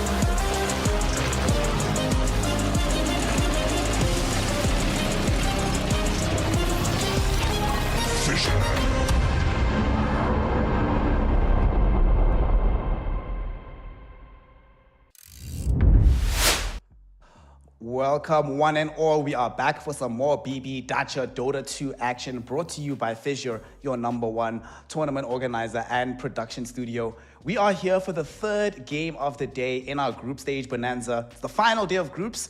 Most of the teams going through have been already solidified. Now it's only a question of seeding that remains. And of course, that'll bring us to our next matchup, which will be Yakult Brothers versus the side of BetBoom Team. My name is Sneh. It's our last series, having brought you all this entertainment. And I'm joined by the Serbian Lion King, Mr. Hairy Freak. Bruh, it's been such a wild ride. So far, what has been your favorite moment of BB Dacha's? I still think that it has been Yakult's Brothers. First of all, I'm casting with you, so you're getting super excited about it. I'm pulling in the energy from it, and I like their drafts. I think that their games have been the most entertaining and the hardest to predict in terms of how they're going to go, because sometimes their drafts can flop, sometimes they can outdraft the enemies, and also sometimes their gameplay can flop, and sometimes they can play impeccable. So the inconsistency of those games has been very fun to look at. Yep, you know, when teams are terribly consistent, they become kind of boring to look at, but Yakult Brothers always bringing us the entertainment. And speaking of entertainment, this is going to be our first game, you and I, casting BetBoom Team. We have covered every other squad in Group A except for this one. Have you gotten a chance to catch any of their games? What have you made of this new iteration of the team? I think in terms of how they play, isn't much different than what we were used to from the old BetBoom teams. Because what they do is, when they're better, they just demolish you in the laning phase and win the game in 20 minutes. And when it comes to the later portions of the game, that is when they can be beaten. That's why teams like Tundra and Liquid that do have their laning phase and the basics in order, they can fight versus them. But I think it's still the basics of BetBoom. Their base stats are probably the strongest in this group. Yeah, base stats are quite high. I mean, it was the case for BB Team even back in the old roster. Yep. Several tournaments in a row, they had the combined highest MMR of everyone in the tournament. So not atypical to think that they still retain that massive pool of skill. But there's a lot of skilled players here in Yakult Brothers as well. Baboka, you know, known entity, the man who made Position 4 Monkey King a thing. You've got Emo, the man who dropped the legendary question mark in a game. Of course, Fly, my favorite morphing player of all time, for better or for worse. This is not a team that you can just expect to walk over just because you have the basics down. They always have a curveball in mind for you. In my mind, though, Yakult's Brothers have been having not an ideal laning stage. And that for me is a problem. But I want to watch this video. This is the one I haven't seen. Considering how scary they are, this video is not that scary. You want them to swap with Yakult Brothers? Yeah. Would be but I guess there's a little bit of white on their jerseys, so it has to be a bit less threatening. I mean, we did see Kiyotaka there telling you to shut up. This video was amazing. And then, of course, they dropped the air horns at the very end there. But this squad, terrifying to think about. Just on paper, not many teams in the world could even hope to compete against them. However, Dota games are not won on paper. They are won in the field of battle. One thing I find interesting about this BB team so far, they've only dropped one game, bro. Just the one. They drew with Team Liquid, but everybody else, they've just been rinsing them 2-0, 2-0, 2-0, 2-0, 2-0. That's because of the basic stats. That's what I told you, man. If you have a chink in your armor in the laning phase, they're gonna exploit it, and they're gonna completely destroy you. So I don't have a lot of confidence for Yakult's Brothers. You know, there's a ton of teams that always say BB team is our counter. It happened to Nouns in TI, and I think every single team that has problems in that particular in the start of the game is gonna have issues versus these guys. It's fine. Our brother Emo that's here, they'll just give him the Storm Spirit. He's gonna go carry the game regardless of what happens in the laning phase for everybody else. 6 games, of course, 83% for Kiyotaka. A little lower for Emo. They've played a few more games, lost a couple more times, but Emo has clearly been the more active one on the map. 7.45 KDA. It's pretty substantial. Yep, has been killing people quite a lot, though. The games of BB team have been shorter. So, you know, it's possible that they didn't have time to murder people just as much. They were too busy focusing on the boring stuff like taking objectives, bringing down Roshan, pushing out the map, securing vision. Ugh, who wants to see that stuff, man? I don't know, they don't have to do it. They just win in 20 minutes and then they don't have to buy that many wards at all. Just kidding, of course, it's gonna be a rough one, right? If you are half prepared, you're not gonna be able to stand versus these guys. I don't know if you watch One Piece, but basically that's how it goes. You need to have every little thing in order. And Yakul's brothers, they had time to prepare, right? This is their last game. They have already qualified. They're not gonna have the pressure on them. They've already been playing a lot without it. So I'm hoping that they can show up. I'm hoping that they don't get stomped. Well, they're a Chinese team, so I'm hoping that they do the stomping here. Let's go, Yakult's brothers. They are stronger than the others. Game 1, baby. Yakult's brothers on the Dire side, BB team on the Radiant. And of course, since they have the first pick, we start to worry about, do we have to ban the Storm Spirit here? Or do we have to ban Puck, excuse me, so that we can pick the Storm? We've already banned Puck. They've already banned Invoker. Seems like it's quite easy decision for Emo to make here. Yeah, BB team are one of the teams that did beat the Storm Spirit, right? And they did so with the Queen of Pain. That is one thing about Kiyotaka. His laning phase is very, very scary. You know, in the previous series, we saw Supreme and Nisha going head-to-head, and neither of them are these ultra, we have to win the lane type of guys. Kiyotaka is that type of guy, so you don't necessarily want to pick your mid laner first versus him. And look at that, they got a little bit scared there, Yakul's brothers. They're just gonna go for the safe route. Aww, that's unfortunate. Naga Siren emerges again. The hero has been a bit topsy-turvy with her performances, right? She has still won more than she's lost, but it hasn't always inspired the greatest amount of confidence. And I believe this will be, only their second time playing it? No, they haven't played it at all. They haven't played the Naga Siren whatsoever on the side of Yakult's brothers. So there's going to be an Enchantress. I think both of the supports have played this one. Let's see. I see Save has played it. And it seems that Kataomi has played the Enchantress as well. So this is a really good first pick for BetBoom because they can swap it around between the two supports. We've already seen how much work Enchantress is able to accomplish in these games. And you know, normally you start to think about, speaking of the Nature's Prophet matchup, perhaps you make the Enchantress follow the NP, you get the Treant, but we have practically seen no Nature's Prophet in this tournament. The hero has been somewhat forgotten. Okay, so they're gonna ban out the Riki. This might be the reason why they didn't pick up the first pick Storm, because there is a potential for a Riki on the other side. But usually you pick that into a Puck rather than into a Storm. At least the laning phase for a Riki, if he's playing into a Storm, would be quite hard. Let's see. They end up banning the Broodmother. We've seen that hero put in some work, especially from the offlane. And they go for the Muerta. This is just fast becoming, I think, probably the most picked hero in the entire game, at least at this tournament. Clockwork has been the most picked hero. He is 24, and Storm Spirit and Muerta are at 17. So let me see, maybe that got updated. No, okay, now it's going to be 18 on Muerta, obviously. 18th most picked, 18 picks, second most picked in the tournament so far. Yep. The Clockwork, who is #1, is also available. I guess maybe because you already have the Naga Siren, you're not too inclined to pick Clock as well. But they'll just go for the Storm, giving him 18 picks overall as well. It's Emo Storm Spirit, might as well do it. Yep, so let's see now. What do you go if you're Kiyotaka? Are they gonna pick maybe a Monkey King? Are they gonna pick a Queen of Pain? Or now when we see a Coddle, something that comes to mind is a Ember Spirit. It is also a big Kiyotaka hero. I know that it doesn't win the lane versus Storm Spirit, but it can come out even-ish. By the way, do you know how old Bulk is? No, but I can check. Why? He just looks so young. He's one of those guys that looks like he was born 17. He's 33. Just never aged. He's 33? He's older than me? What? Yes. Wow. September 23rd, 1991. So he only recently got his 33rd birthday. Okay. He's out here. Let's see what he's got cooking with the crew.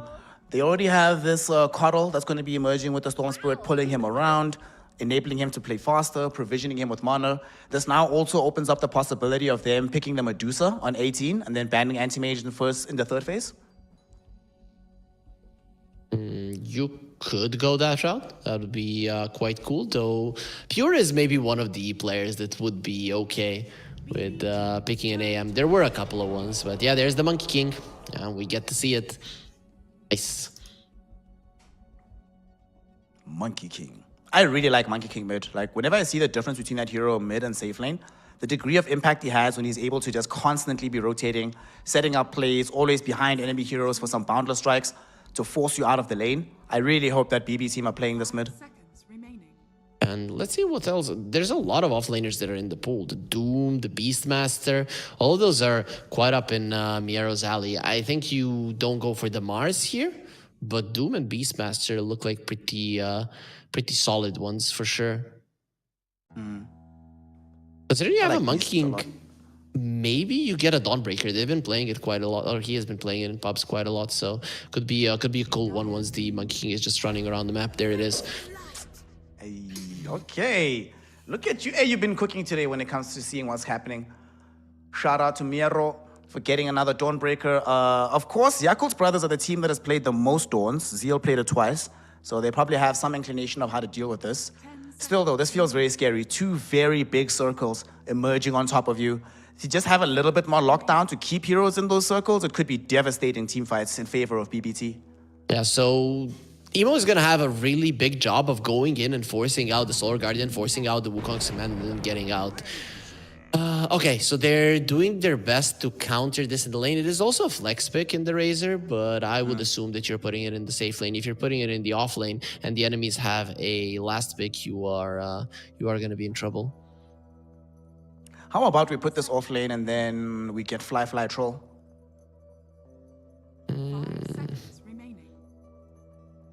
It's not that great of a troll game, right? You have the Untouchable, you have the Pierce the Veil, Solar Guardian. Also, if he, let's say, gets an Aghanim after your ult, he's just not going to be that great. They have a Beekeeper Piercing Disable with that Solar Guardian that you cannot run away from if you use your ulti. No. I think there's very low chances that we're going to be getting a troll. Plus, I don't want to see a Razor in the off lane when the enemies have a last pick. It can sometimes turn into a disaster, especially with the Enchantress being there.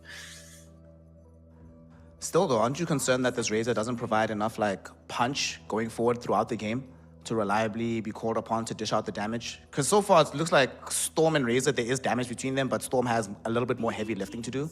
Wouldn't you want like a big carry to take some of the responsibility away from him?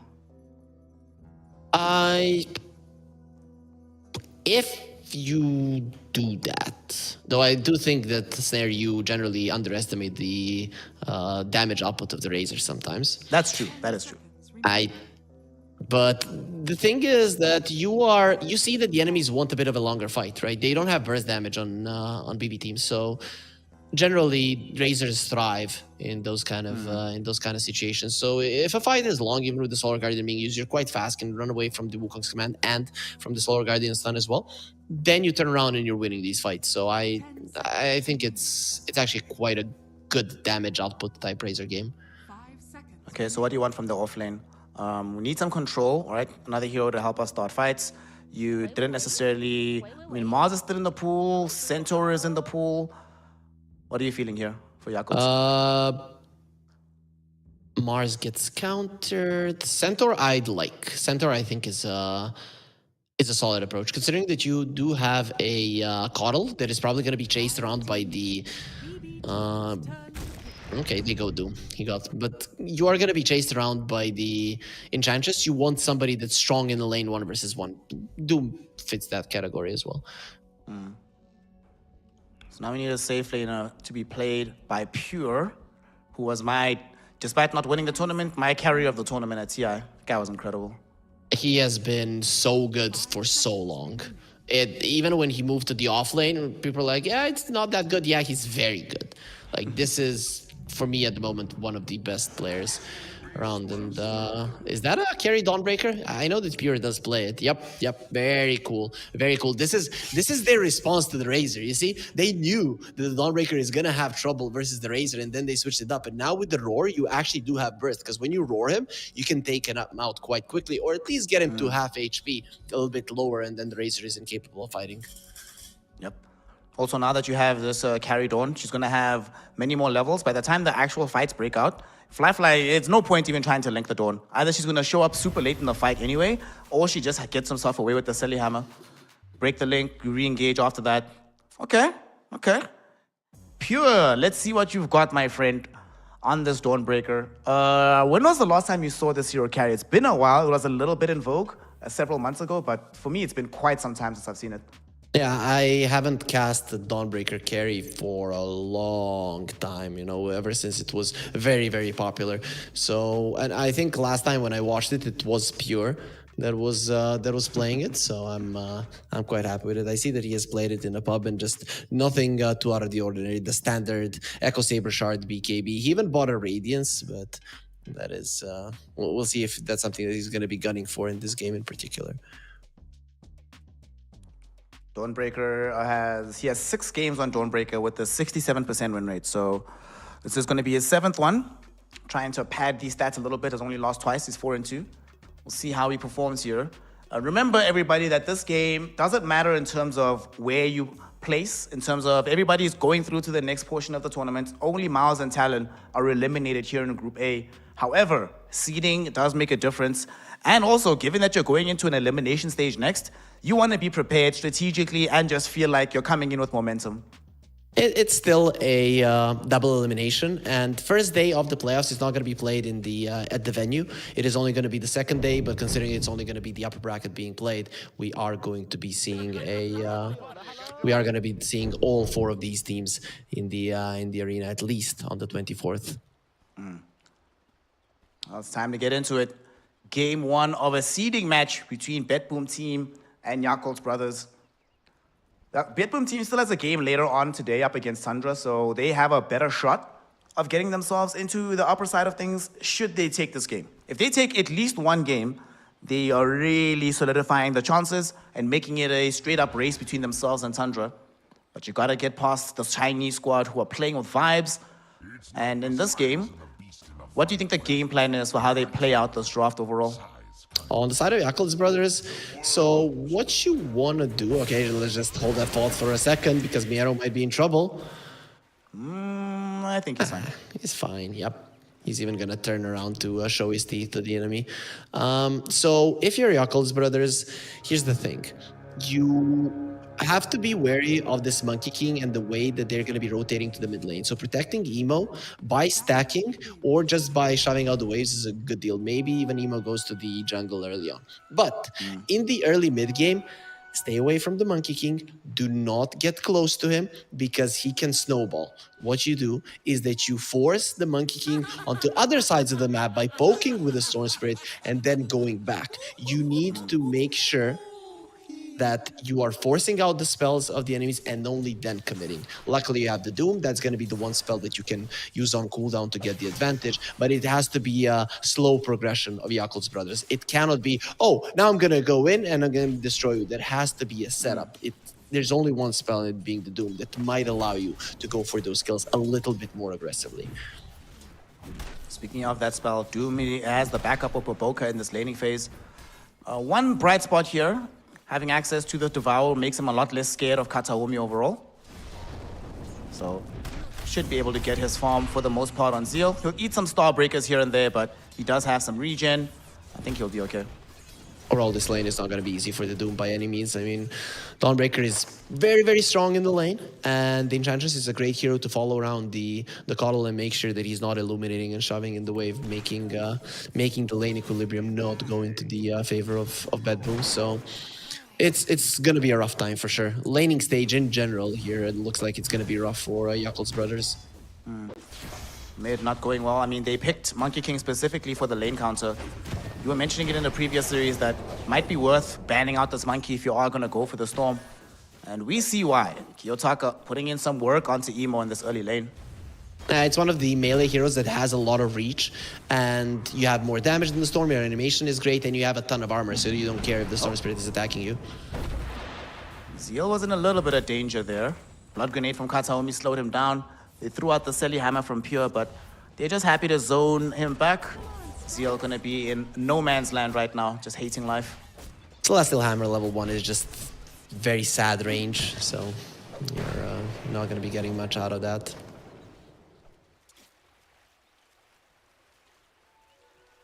Poor Storm, This has always been the thing, man. BB team lanes. And like, let me rephrase that. Any team that has save on it, their laning phase is always impeccable. Since he started coming up on the scene, I don't know what it is, the training that he puts these guys under, but their early game is just impeccable. It was always very good at laning. Save started getting to the scene when the 2 versus 2 lanes, or getting high in MMR when 2 versus 2 lanes were active. And from then onward, this was always a very strong part of his laning. And I guess when you are that good in laning and you understand it perfectly, then you can also talk to your safe lane duo on how to play versus some of the other duos. So it just helps to have a guy who understands this part of the game so well. And they've always chosen very skilled mid laners, and luckily in Eastern Europe, there's just a ton of them. Pure was looking for the first blood potentially onto Zeal. Can't get the Starbreaker thanks to the blast back of Baboka. Now that you mention it, there's just so many high-skilled mid laners in Eastern Europe. Why, bro? What the hell? What's up with your region? Because the strongest, when VP was at his strongest, no one was just so good at the laning phase. He was considered like the god of it, and he played so many 1 versus 1s, and then it just made sense for them. And also, Eastern Europeans, I think, are a bit more individualistic. They like to show that they're better, and 1 versus 1 mid lane always shows that that's a part of the game you're better than the opponent. Top lane. Fly will steal some damage from Miro. He's taking quite a bit here, and with this calling, it's slowing down the beast. Plasma Field slows them down even further. Can they get the final right click save? 2 more hits from Fly would have granted him the first blood, but he does manage to get away to safety. Very hard to get away from a Naga Siren. You think that you've pushed back the Razor, but then the Naga Siren is just reeling you in and allows the Razor to take way too much damage. There it is, Kataomi level 3, level 2 in Enchant. This is when things really get hard, and already you were losing this lane quite heavily. It is Doom though, so the network department, he'll be eyed until he cops a death or gets muscled away from the lane. But BB team certainly happy with how things are starting off for them. Lots of farm bottom, lots of farm mid, lots of farm top. This is what they need, and now they might find the first blood. Zeal will end up dead. Stepped up a little bit too far forward, and it's not even that far. It's just in front of the tower, but against Ench and the Dawnbreaker, they exploit that timing and they find themselves a kill. They're gonna be... It's very hard versus these two. The thing is, you just wait for there not to be a blinding light, and suddenly there's not much that can stop the Starbreaker. You always have to wait for the Infernal Blade. And it's hard when you have to always save these spells. You see that you're losing the lane way too much, you start using them a little bit more of cooldown, and then you die.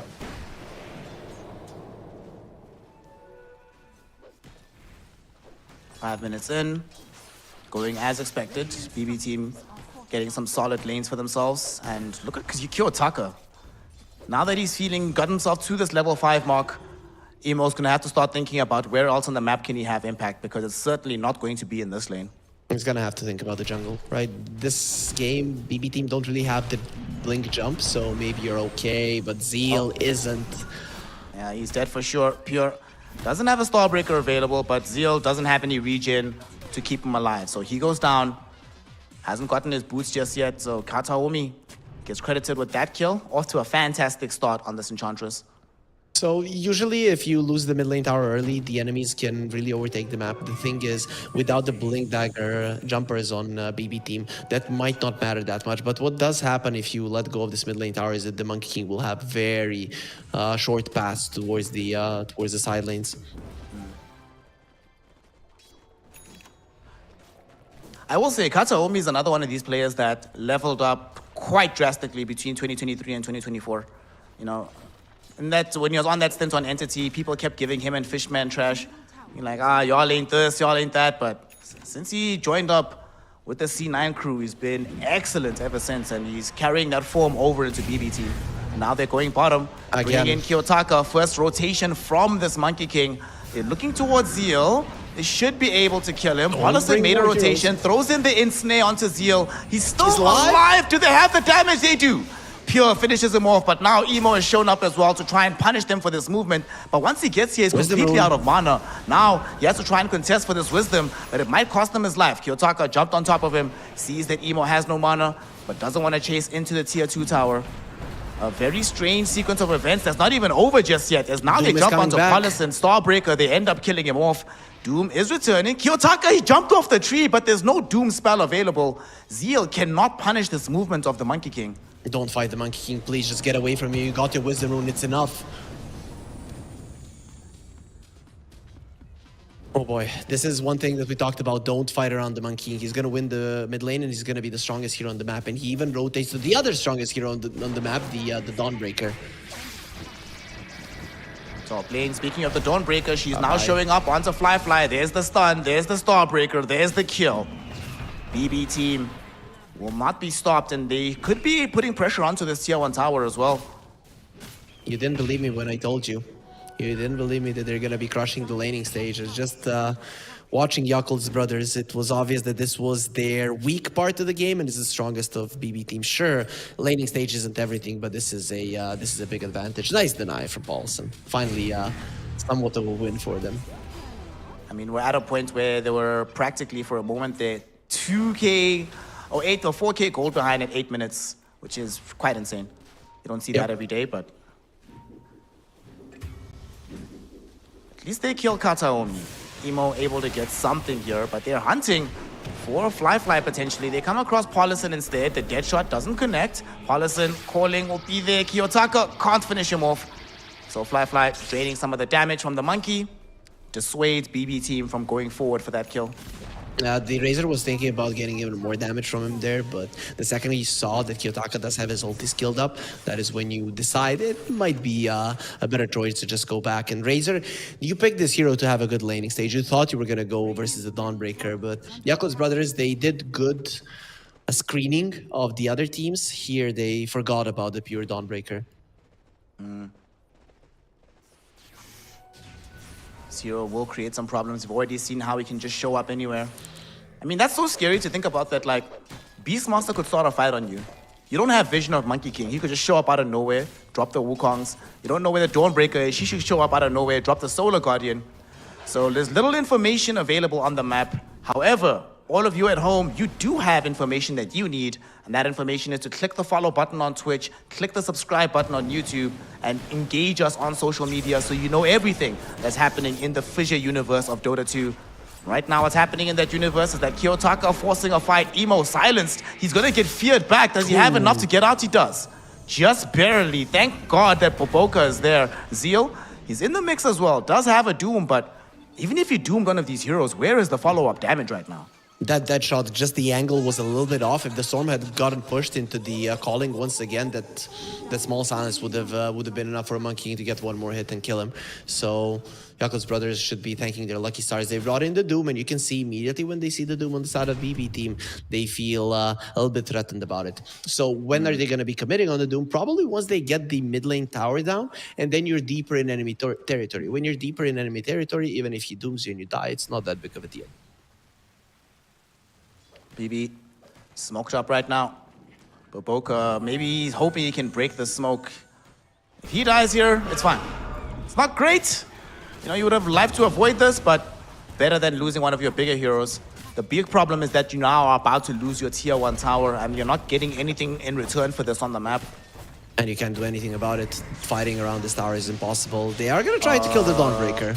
I don't know about this one, gang. They're going in for it, but again, where is the damage? He's alive. You just don't have it right now. Emo, he's the one that gets zoned back. Emo's the one that gets killed instead. And Kiyotaka, he ain't done. Jumping forward, Miero's coming in on the side. They have a Centaur Conqueror coming in for the stomp. The creep gets devoured, but so does Zeal.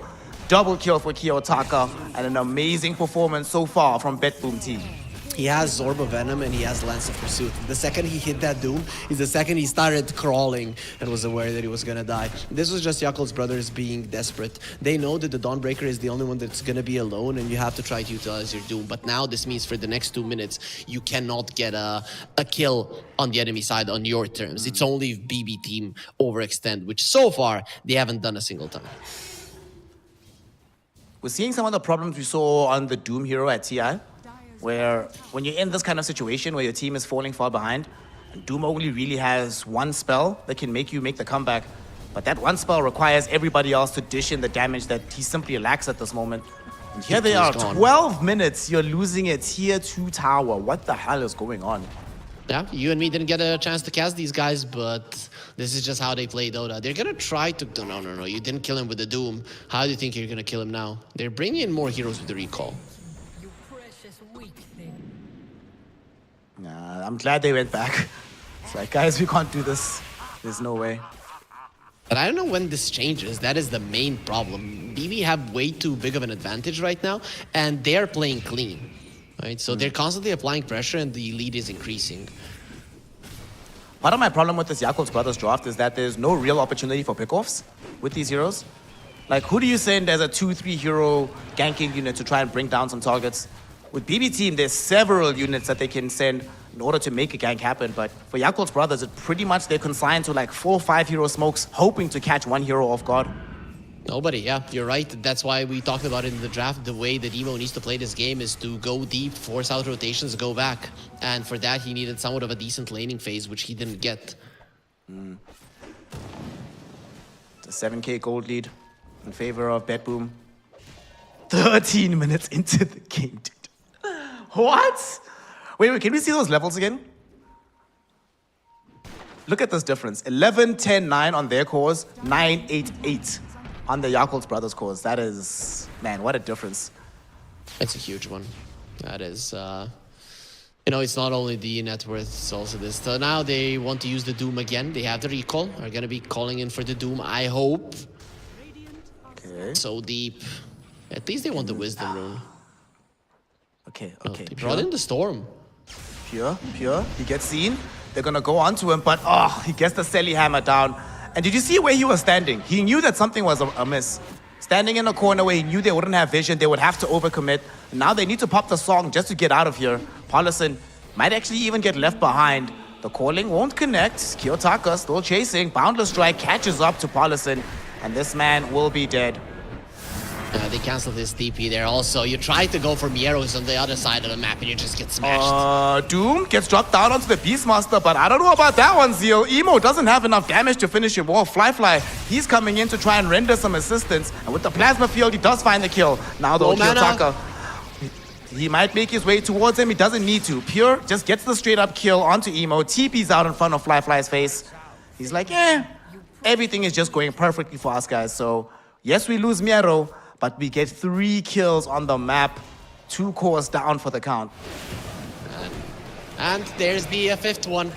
Basically a team wipe, right? It's just that your respawn timers are so low that you're coming back into the fight early on. But this is just a world-class performance from BB team. It reminds me of when the team first formed. Of course, it was a different roster, but how they were destroying everybody in the DPC. Oh, yeah.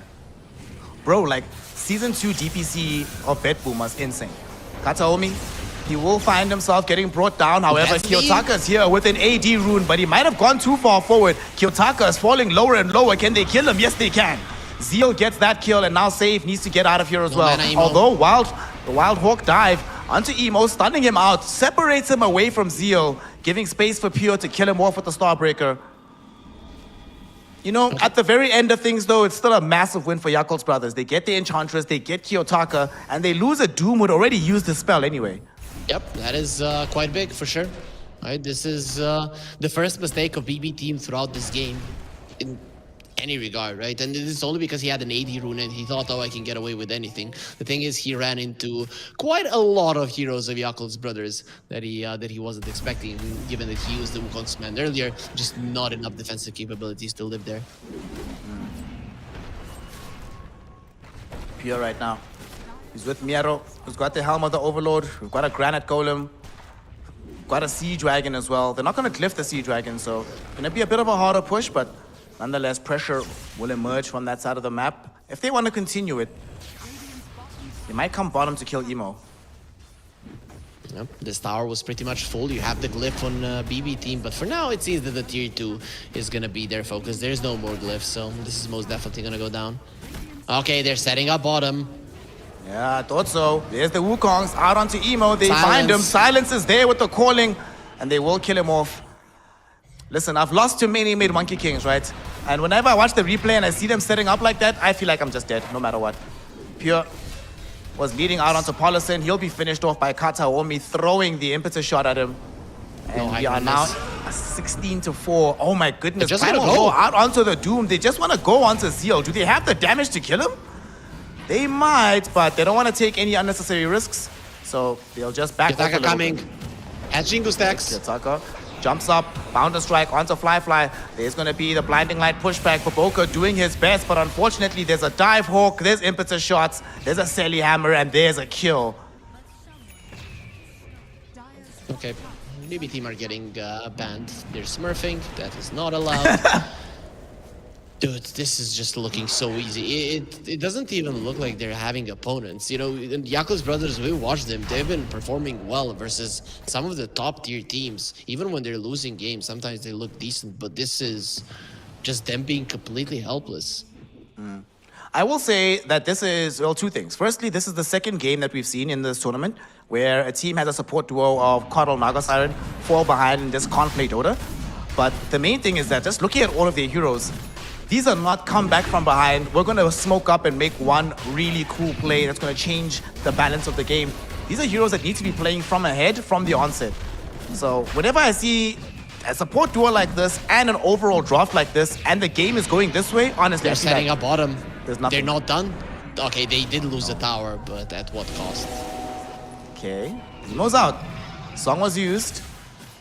Where's Kiyotaka at? Does he Chase want to is dive on. forward? Save is here with the haste rune. They TP out with Emo, but Paulison certainly will not be so lucky. There's still no glyph. They used the glyph to defend the tier 2 on the top lane, so now you can just do whatever you want in the next couple of minutes if you're BetBoom in terms of pushing down towers. Kiyotaka sitting right now within Aegis of the Immortal, just starting a random fire. He needs help, because he's gonna get doomed now. I don't know about this, Kiyotaka. I don't know about this, fam. They all leave him alone, though. But that was the craziest dive we've seen all tournament, and we've seen some insane things happen so far. Yep. He has been getting ahead of himself a couple of times. He probably feels like he cannot lose the game, and they're very close to that point, but a couple of more dives like that, and that current fact can very easily change, and Yakul's brothers could take it away, so he's gonna have to tone it down just a bit. Just a little bit. He's 6-1-4. If he dies now, could give away a pretty big streak. But the biggest streak is the one that's sitting on Dawnbreaker. She's 7-0. No deaths whatsoever. They have a rough idea where their enemies are at, trying to shove out these waves, and now with the Dawnbreaker, they see everything. Ah, Razor, you forgot. They see You Fly. forgot. Oh boy. And they're saving the Boundar Strike, making sure there's no potential for a TP. He will trigger the Wukongs. He feels that Fly is low enough that they can kill him anyway. Is he correct? Yes, he's not! He's not correct! Kiyotaka! Okay, they still do find the Paulison kill, but if I'm Yakult Brothers, I will take that any day of the week. We drew a mass rotation bottom, Razor gets out, they committed Wukongs as well. I'm happy. Yep, for sure, for sure. And you know, that innate ability of the Dawnbreaker is so cool. It's here, could have made the difference, didn't. The Razor did get out, but you really need to be thinking about that. You think it's cool? You like that spell? It's cool, man. They saw it, they almost killed the Razor because of it. Well, they're about to maybe kill Save here as they're going on top of him, but the calling was perfectly placed, keeping him alive. He will still die, but could set up for the team to avenge him here. Zeal trying to get out, but the primal roar from Miero will interrupt it. Kiyotaka, Boboka didn't leave. He stuck around this whole time. He's going to end up dead. Zeal, though, potentially might survive. Celestial Hammer, though, gonna be up soon. Worse yet, there's a Boundless Strike from Kiyotaka, so an easy kill onto this Doombringer. Let's leave Kataomi alone, so maybe they can get something in return. Make sure that the supports are dead. Okay. Kataomi getting gone on. Should kill him. Okay, that's something. That's something. 2 for 2 on the map. You lose a Doom for that one, though. On the bright side, Doom died on the other side of the map, close to the Radiant Tormentor, so it's going to take them a little bit of time to equalize the lanes back in their favor. The thing is, BBT were already shoving out the waves. This is it. The Enchantress being there was doing quite a good job at making sure that the sideways were pushed out, so Jakob's brothers going for a play with the Doom that is close to his Blink Dagger is not going to be immediately available. And yeah, there's 2 Desos on BB team. They just want to do as much damage as possible, and these are the items that allow you to do it. We do have a BKB arriving right now for Emo, so the game can potentially start changing favorably for them. Razor still fairly far away from his own one, unless the Mithril Hammer is the finisher. We'll see. Emo definitely can't afford to die now, though. They do have the Primal Roar online. They will lead things off onto Paulison, who will happily let them kill him, but no. He just pops Song and TP's out. In the meantime, Primal Roar was actually committed by Miro onto the Storm Spirit, but his team couldn't back him up. Storm just zips away. And Jakob's brothers, by a hook or by a crook, they are extending this game here, Harry. No, they're doing a good job at it. So far, the bleeding has been stopped. It has been 10, 11, 12k gold lead for the past 4 or 5 minutes. Mostly has been increasing per minute, and the win probability went from single digits now to 13%. So Jakob's brothers holding their own. It's still a very rough position to be in, especially because they've only taken down 1 tower, and all of their outer towers are about to be taken out. Looks like they did finish off the Razor BKB while all of this was happening. He can't die, though. Fly, brother. Just make sure that you don't die. You'll be aight. He's got his BKB, so can actually start to become a useful hero on the map. But oh no, he shows he's dead. Oh my god, look at that damage from Pure. This Desolator, the Starbreaker, he does end up stealing away a lot of the damage. And because he didn't leave the actual map, it's all going towards Fly. However, Kiyotaka able to close the gap. Fly does not do enough damage, and Pure ends up dead. At least a cool sidestep from Fly, but he did lose his BKB charge either way. You want to do that because Solar Guardian stun does go through BKB. That was a change that was like 2 years ago, but people still tend to forget about it. Dawnbreaker just wasn't picked all that much. Miro had his hands in the air for the roar. Ends up not happening. Still, these waves, like you mentioned, they're being heavily pushed in, especially up on top, so they can just waltz in with the remaining time on this Razor's respawn, put some pressure onto the tier 3 tower. With these Desos and the Beastmaster push, there's a lot of damage. This tier 3 tower is not going to be long for this world. They do end up popping the cliff. Okay. You can send the Black Dragon to finish this off if you feel confident enough, and you probably should. There's no reason not to do it. Kiyotaka, again, almost overextending, but because the Razor was dead, they didn't want to commit the Doom. Just didn't have the damage, most likely. Razor is back. Throw in some plasma fields. Emo. They don't really want to commit onto these heroes. Just want to destroy these creep waves. And they will succeed. Now they kill the Ancient Creep. That's 250 gold into their pockets, and tier 3 still alive. So BetBoom are gonna have to put a little bit more effort if they want to open up that map. And they have a ward in the enemy base. There is a sentry right on top of it. Well, we'll see if they end up finding a way to get rid of that particular observer ward.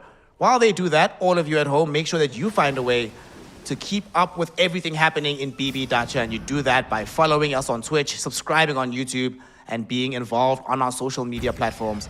So get engaged, get involved, be part of the Fissure universe. And after the engagement, get married, don't break it off. That'd be great as well. As smoke from Jakob's brothers, but look at it, BetBoom, they know exactly what's coming. Yeah. Kiyotaka waiting on the high ground to pop their surprise Wukongs. Don't really have an easy way in. Emo, he's trying to poke a little bit, but Jakob's brothers will not find their entrance into the fight they were hoping for. Meanwhile, all 3 of the lanes are pushing in, so that's why it was so easy for BB team to guess where their enemies were at? They had a ward, that one on the top lane that still hasn't been awarded for some reason.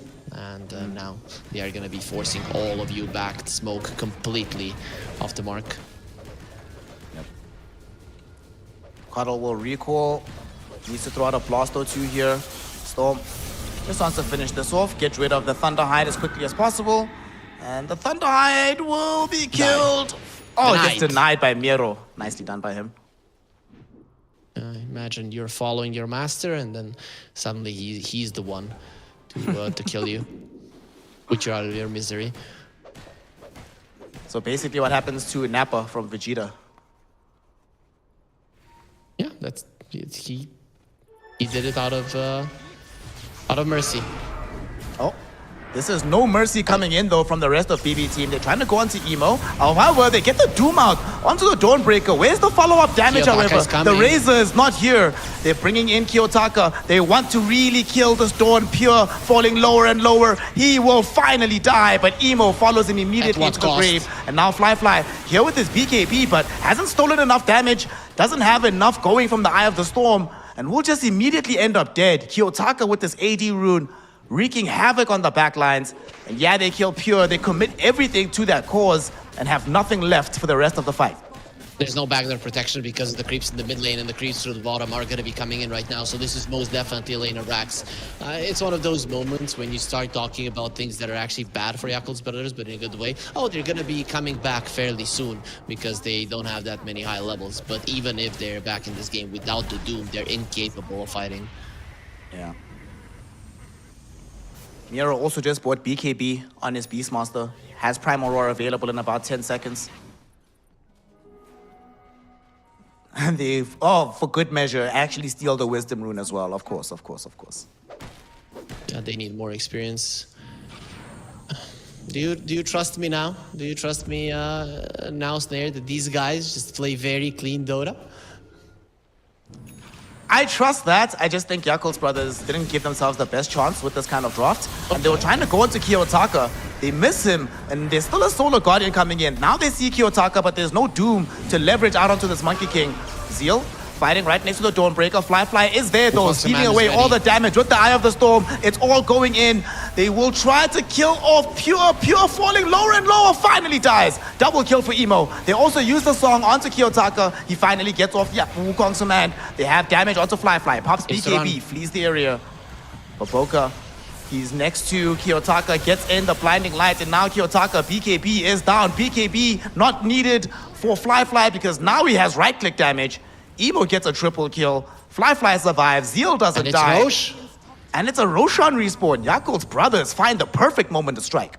Get cursed, BB, and the Monkey King did have a chance there to jump into the trees, but he decided not to do it, and then the Illuminate through the BKB just did enough damage to him. He didn't manage to dodge it. Dodging the Illuminate with the Mischief is kind of tricky. You don't really know when it's gonna connect. I mean, you do, but you need to be prepared for that spell in particular. And then when you have different cosmetics like Broka does have, it makes it quite tough. So Yakult's brothers are kind of back into this game with this. Sure, they have lost the lane of Rax. Yeah, they don't have any towers, but the 9k goalie 30 minutes in is not that big of a deal. You have an Aegis on the Storm. Your Doom is back. Next fight, it's possible for them to win it. And if that happens, then they're going to be completely turning this one around. I mean, the fact that they did that without the Doom is the big deal. Massive. And we also see the difference. It's one of the few fights where Fly is there from the onset, able to get the drain in the earlier portions of the fight. There have been so many engagements where Fly shows up at the very end. The drain only lasts like 2-3 seconds, if at all, and then he's not that effective. But when he's there from the beginning, he can even hold on to his BKB until he sees the Wukongs and can bait the Monkey King into a bad position. I think BB team, because the Razor was having such a bad game, we're ignoring him most of the fights, and now he's going to be public enemy #1. He's going to be the one that's getting roared. They always want to roar the Doom before he uses his ulti, or if he has used his ulti, kill the Storm Spirit. But to be honest, for a very long fight, Doom loses the mana. Storm loses the mana, Doom loses his ulti, and then it's the Razor that is going to be ending it there. So if you take him down first, a long drawn-out fight is not going to go in favor of Yakult's brothers. Smoke up now from BetBoom.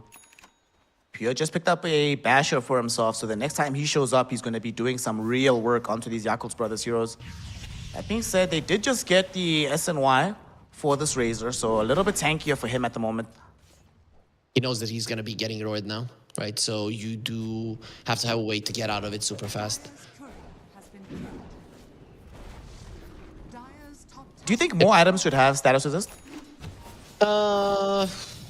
I think enough of them have it. It's Aeon Disc, it's a Scatix Cap, and it's SNY. I think that's just enough. And then there's a couple of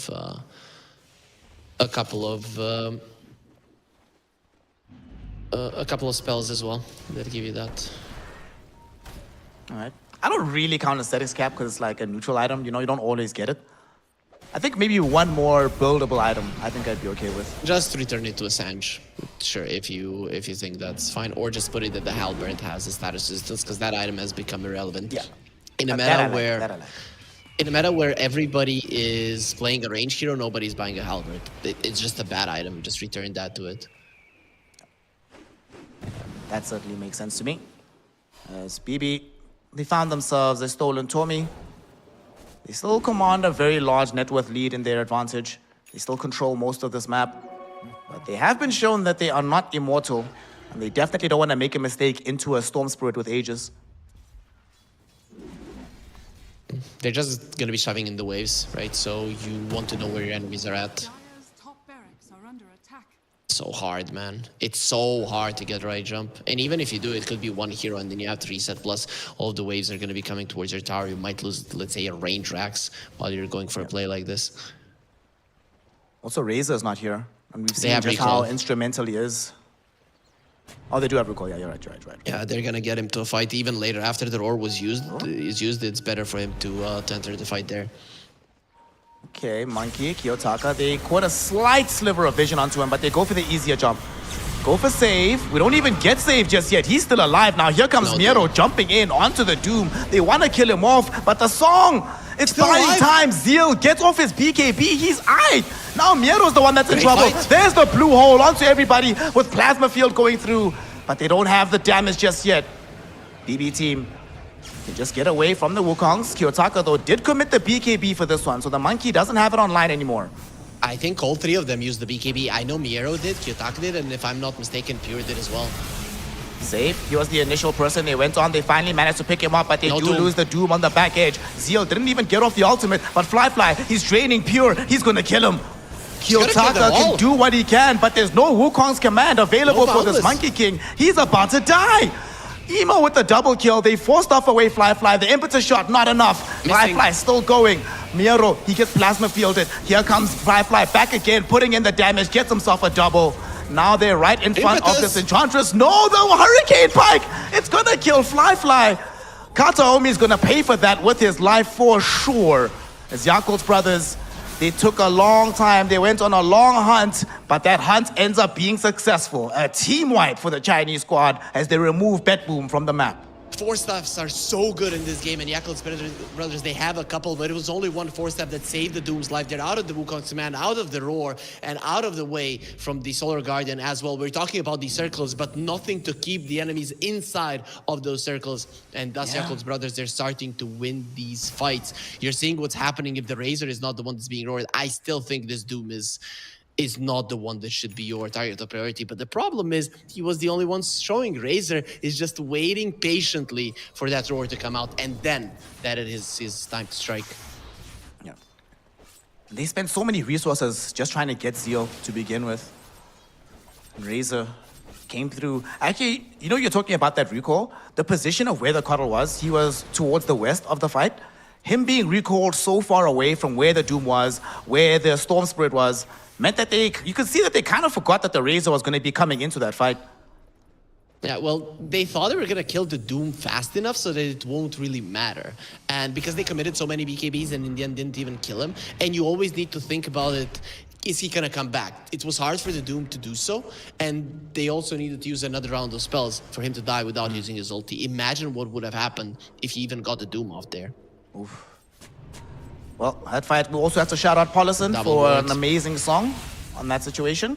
We will not shout out the double wards, you know. But the previous fight was good.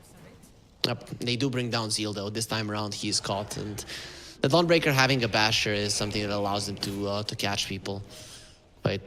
quite easily. That was the Aurora usage. Now you get the buyback and you can reset, but still keep shoving in the waves. They do have a glyph to pop here, so they can try and delay this buyback as long as possible. Emo doesn't get hit with that Boundless Strike, and they've already managed to melt through the Rain Drag's top. It is a two-lane siege coming in from BB Team right now. They're going on to Fly. They force them to pop BKB. There's going to be the blue hole coming in. Pure is dying so quickly. Pure is gone. Zeal now in the fight, ready to drop the Doom if necessary. He's spent it already, and they have to TP out with Kiyotaka. The Song of the Siren will hold this Enchantress in position while Emo is diving for more. He wants Miro. No way to stop that TP, but they do have a way to kill Kataomi. And now Yakult's brothers mount yet another hold. Yes, they lose Rain Drag's top, but they get the pure kill onto that Dawnbreaker. He got a connection on 3 heroes with the Storm Spirit, and then he activated his passive. It's now inactive because he does have a shard. And because of that, everybody started attacking those 3 heroes. So the Storm might not have level 25, he might not have the Parasma, but when everybody's right-clicking with their right clicks imbued as well, it just does so much damage. That's why Pure died in what seemed like a second. He lost like all of his HP in quite a hurry. Oh, Kiyotaka! They caught him, dude. What is happening? Yakult's brothers making this turnaround. Kiyotaka still fighting, trying to hold on for help. But Fly came in just before the Coddle died, able to secure the damage and grants Emo that kill on the Monkey King. We're seeing some problems with this BB lineup. Maybe they got ahead of themselves, or maybe they just didn't know how to proceed. A couple of times they lost the fight. I really like how they are itemizing though. They got a nullifier on the Monkey King, which is definitely going to help versus those 4 staffs that we talked about.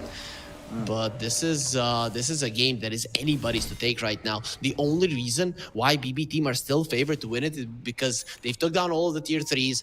They took down the full lane of Rax bottom, and Rage Rax's top and are gone, and one in the mid lane are pretty much 1 hit from dying at the moment. So in terms of map control, they're almost always going to have the advantage there. In terms of fight control, though, there's an item that's being built up right now that has potential to just turn the game on its head. Doom is queuing up the refresher. Double Doom in this game. BetBoom legitimately do not have an answer for that. No, they don't. And there is a butterfly on the Razor. So considering that all 3 of your cores are quite heavily reliant on right clicks, even the Muerta and the Enchantress, so all 5 of your heroes want to get those right clicks. The butterfly is the perfect item. Nobody's going to be getting an MKB in this game, at least not anytime soon. Roshan is going to be the big port of call for both teams. We'll be moving down way in about 45 seconds. But they might just force a fight before that happens. They do have an Observer Ward in the lane, so they would have seen that Plasma Field come out. They know where Fly is at. BetBoom, how will they choose to engage this fight? You want to take it slow. You want to wait for the bottom lane to shove in. You want to wait for the for your creeps maybe to do something in the mid lane. It's not smart to just go for a straightforward fight around the Roche pit, especially just before he's going to be moving. See some TPs out, they're going bottom. So BetBoom Team have secured themselves potentially this Roshan. And of course, Yakult's brothers will know this is happening with these wards planted by the Twin Gate. However, it will not matter unless they immediately start TPing down to their outpost. And even then, there's the they vision. need to run very fast. For a second, they saw where they are. They saw that they were TPing to the outpost. This is so busted. And why don't Yakult's brothers just wait for a second before they do it? Because the Roche is coming and they have to be there fast. Not fast enough. This goes by way too quickly. Pure now sitting with an Aegis. Yakult's brothers, though, will retreat. I thought for a second that they might go forward, but they decide, let's just get ourselves back. We've already managed to hold the high ground several times. We back ourselves to be able to do it once more. They're in a triangle. They want to play around their outpost. That is where they can TP to. If you're inside of your base, it will allow all of the lanes to get shoved into and just give way too much info to BB Team to work with. I will say, not this game has demonstrated to me. What? Bandstorm. Bandstorm. Yeah, despite you destroying him, Emo is still a big problem. And there's just not a part of the game that this hero is not scary. Even if you beat him in the laning phase, early mid-game, late game, he's fine. And he's really at the moment in this game in particular, there's not really any heroes that counter him that much in the late game. There is a double Wukong's command, however, and that is a huge deal. Dire's middle barracks are under attack. It's double Wukong's, which is quite strong. And Kiyotaka trying to build into a Linken's. Just gonna show top. Oh, he doesn't have the Aegis. He doesn't have the Aegis. He's just dead. Pure does have the Aegis, but he's already shown up. Lost all of his HP. Emo yet again with the overload activation. And now Fly having stolen so much damage from Pure. They know that they have a way to kill him, but the BKB Solar Guardian gets Pure to safety. Okay, Kiyotaka's overextensions are the main reason why this game is in a position where Yakul's brothers can win it. He has done it more than once. It started off around the mid lane there when he jumped under the enemy vision with the AD rune, and it has just continued ever since. That particular jump, he gave up an Aegis. This time around, he forces an Aegis to be given up again, and he stalls out the push. And the scary part about all that is that he gave gold to the Razor, who's now closing in on having that Satanic for himself. And I don't see a Skadi, I don't see a Spirit Vessel, I don't see a Shivas anywhere on the side of BetBoom. They're not going to be able to slow that one down, and the Razor is approaching level 25 while Emo already has it. Now he doesn't need the rest of them to attack when he activates his passive.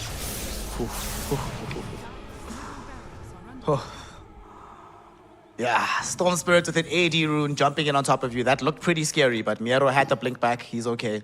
Coddle Hex, and he's gonna be going for an Aghanim Scepter. The thing about the Hex is that on a Coddle is just so high range, right? When you activate your ult, you have so much range, and just from afar, you can utilize it before the enemies even think that you're gonna be able to do it. It's a refresher. They have all of their items. Okay, now that this game has been scaling, you were mentioning at the 29-minute mark that a 9k gold lead at that point isn't that big of a deal. It's only 8 at the moment.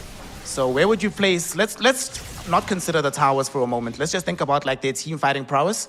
What's the balance of power look like in this game? Yakul's brothers 60 and BB 40. Right, but it comes down to initiation in a sense. So it's still on the side of BB because obviously with the creeps pushing in, they are gonna have more info on what's going on and will be able to choose the fights easier. There's an Ags on the Naga Siren. So what Naga has been doing in this game is using the sleep when there's a BKB on one of the targets, and then they're trying to finish that hero off. Considering now you have a shard on the Razor and you have an Aghanim Scepter on the Naga Siren, a BKB doesn't really mean much. You're not going to be able to escape. So you see somebody using a BKB, you sleep, you net, and then the Razor just murders them. Hell, they now have 2 different ways to even cancel out the BKB Solar Guardian that Pure has been rocking. Very scary times. That's BetBoom. We're smoked up, hoping to catch Yakul's brothers, lacking, so they can try and finish this game. They get some vision down, but it's right underneath the range of the sentry. Yakul's brothers know what's up, but Fly still steps up way too far forward. Fly dies. Does have buyback if need be, but he knew they were coming. Why would he step that forward? I guess he thought he was far enough. Miero also has a refresher orb, so he just used it. He has another ore available immediately. Kiyotaka just wants to try and get themselves a game-winning advantage here. Pops BKB is inside Wukong's. They're gonna zip in on top of him. Razor's there with the buyback. Look at the damage onto Kiyotaka. Zeal jumps in, finds the Doom onto Enchantress, has 1 remaining. Doesn't seem like they will need it though, but Zeal dies first. Fly gets himself stunned up by the Solar Guardian coming in from Pure. But the song is used by Paulison. Can they still take this fight? Zip in from the Storm Spirit. He gets silenced up on the background. He needs to zip out almost immediately. Pure fighting into this Razor. Hits him with the Starbreaker. And after the Boundless Strike, Fly needs to run. Fly is trying to get out. Fly can't do it. He dies and so does the Storm. But Emo has buyback. Gonna try and help them recover this game. BKB TP out will be optional and able by Pure. Kiyotaka though eats the cheese. Doesn't want to have to leave the fight just yet. He's sticking around, being hexed up, taking quite a bit of damage, but Emo is now out of mana. Can't keep this fight going. Baboka, impetus shots will end up killing him off. He is forced to buy back. As he returns though, they've already lost the mid lane completely. BetBoom team, they feel strong, but they don't want to push their luck. They're going to go back to the low ground, reset for a moment, and think how to approach the next phase of the fight. They have level 25 on all of their heroes. There's only 3 heroes live on the side of Yakul's brothers. You can end it right here and now. Just find the storm, roar him, kill him, and it's gonna be over. And we can see with the ninja gear, the Beast Smash is already looking towards it. Of course, there is a Lincoln Sphere on the storms. That's a big deal. But for me, Pure in that fight didn't pop the BKB until the very end. Having a level 5, level 25, 6 seconds cooldown on the Starbreaker just makes such a huge difference. Emo finds the blue hole, but where is the follow-up damage? They have to force off him out of this level 25 Wukongs. It's just too big. They're trying to hold back the game, but they just do not have the tools. Emo will do his best, but unfortunately, BetBoom will not be denied. GG, well played, is called. BetBoom take game 1 in this best of 2. What looked to be the biggest stomp that you and me have cast ended up being a very close nail-biting game. You can see that they're not happy, and they shouldn't be. This should have been much, much cleaner from their side. Listen, it's not even that they're not happy. This is one of those games where the whole crew is looking at one guy. We're looking at Kiyotaka. And we're like, what happened, gang? Talk to us. Talk to us. Save is trying to holler at him right now and be like, bro, please explain yourself. What happened there? He came over there to apologize to Pure, like, thank you for fixing my mistakes. But he was the one that got him the advantage. So sometimes when you get him that advantage, maybe you are allowed to take it back. Yakul's brothers, we're seeing that they're having fun. They probably thought this was going to be a pretty non-fun game, but it ended up being pretty close. Ended up being pretty close. And honestly, if not for Razor Fly stepping out at that very last moment, this game could have still been very much ongoing.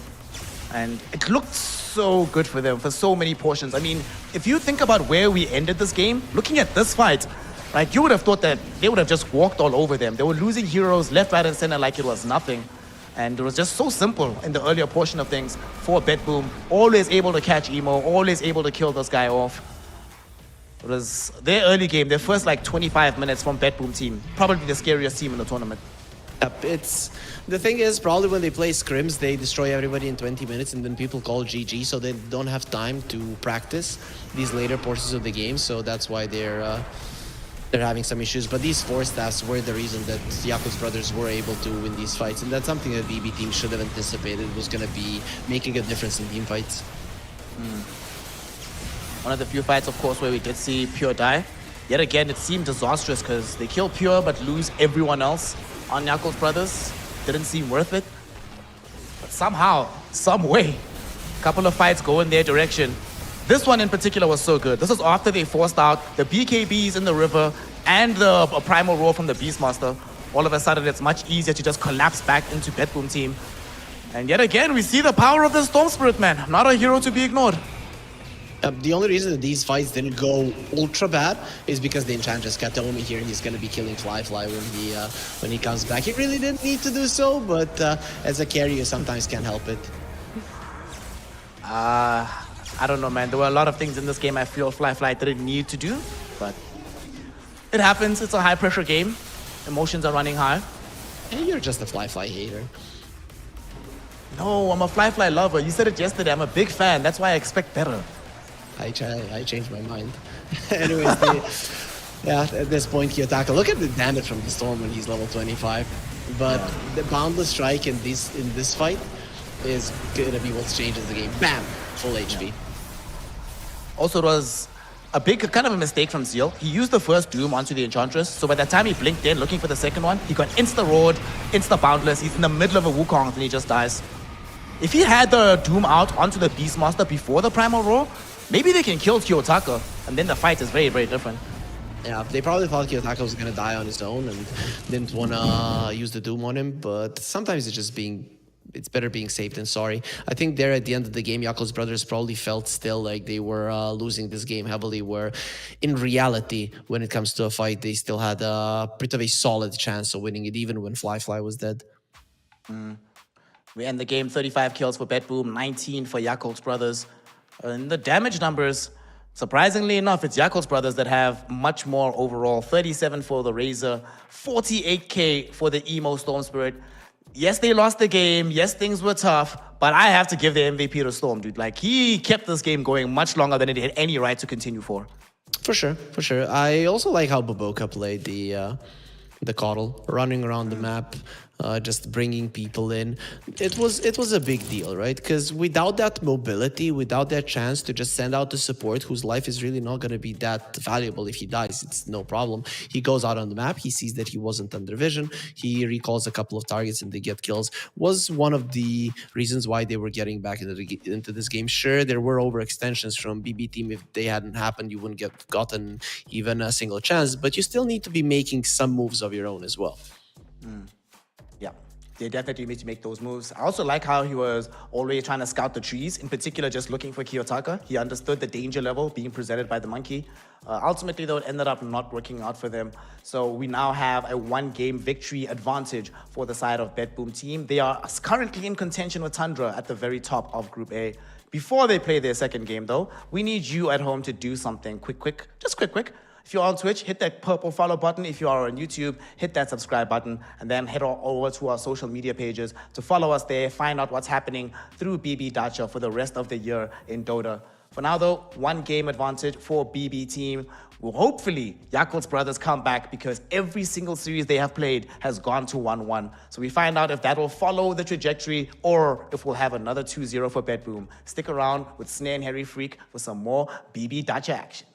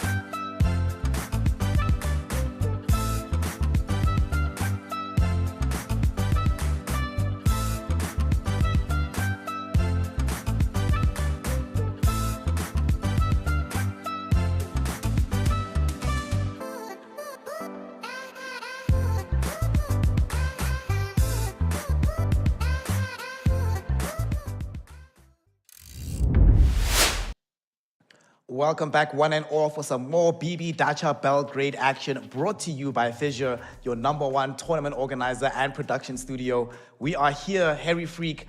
One more game for us. One more chance for China, because Yakult's brothers, although they ended up being defeated by BB Team, although BetBoom demolished them in the early game, the game much closer than it had any right to be, and shy of 1 or 2 mistakes from Yakult's brothers, honestly, they could have made that comeback happen. So what do you want to see them change to enable them to win this game against BetBoom? Okay, so let's assume that BetBoom are not going to be making the same mistakes of throwing their lead away. So you need to prepare for the laning stage better. It doesn't have to be that you win the laning phase. You just cannot allow yourself to lose it that much. So I think now when they saw this Monkey King, when they saw this Dawnbreaker, maybe you can switch out the bans a little bit if they allow you to play the Storm again. And then it can be fine.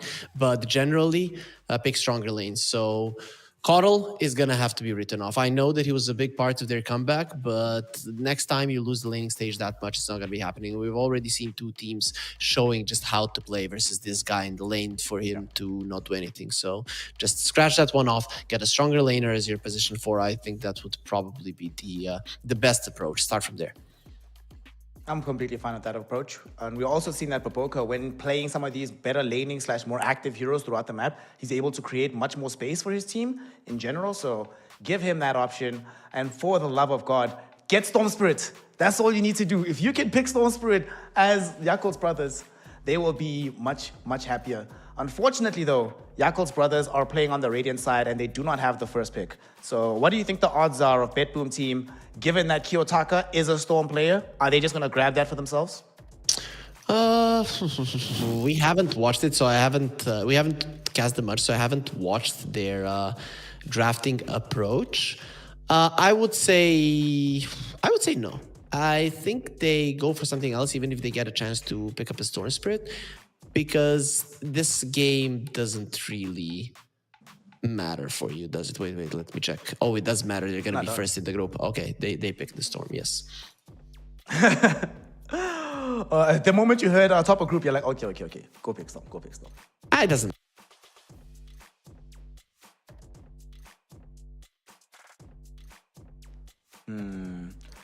So now we have some questions about how the rest of this draft will go. One of the things I'm very intrigued about as well, watching these teams get ready, is because it technically doesn't matter for either of them. I mean, seeding is important. BetBoom Team would like to be at the top of the group.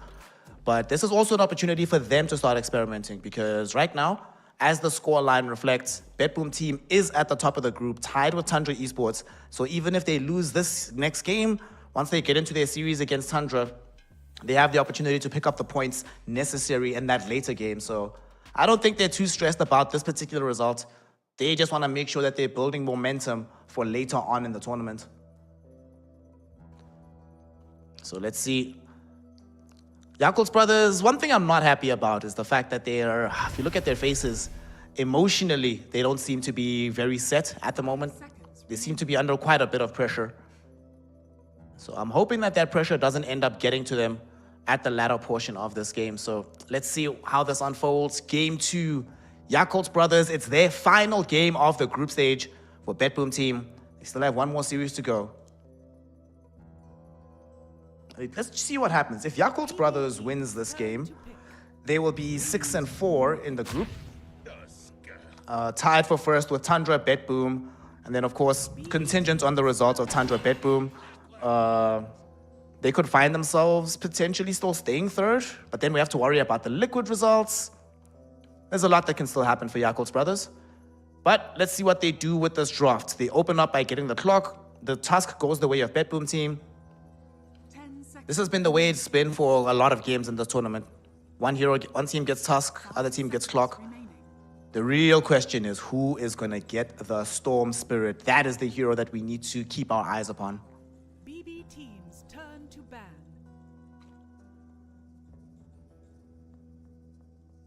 BB Team, just make sure to remove the Luna, some of Fly's better heroes. I wouldn't be surprised to see like a Morphling ban later on in the draft.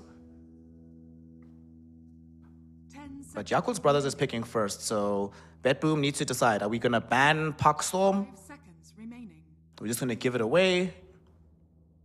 Is there something else we're more fearful of? I mean, you are at the point where you should start planning to play into the Storm Spirit. They beat it once. So let's see if they have further instructions or abilities to deal with the Storm. Radiant team ban. They just banned There, I'm back. This is the right option right here. Just ban Storm. Don't worry about it. Get it out of the game. Yep. They got rid of it. I'm back, Snare. Did you miss me? No, I miss solo casting. Get out of here, bro. Okay. So happen again. I need to check my power in my office because sometimes there's like lights out and then I get the power instantly, but the internet, you know, it needs some time to get back. But I'm here in the draft, so I'm happy to be back. What do you make of how this draft is unfolding so far? Do you think now, if you're Yakul's brothers, with Invoker ban, Storm ban, do you just pick Puck at this position? Well, they didn't. So, and Ricky was banned out. I thought maybe if the Ricky was in the pool, then that's why you didn't want to do it. But it does put BB Team in a position where they want to do it. This is the thing, though. BB Team usually wants to counter you in the lanes, and if you pick a Puck, then that is not really possible. But I guess Kiyotaka is a Puck player. I mean, why not? They'll start off with the Shadow Fiend. It's a little bit atypical. We don't always see Shadow Fiends being picked into Clockworks, but they opt for that in this game. Pair that up with the Dark Willow. We've already seen great stuff coming out of that hero.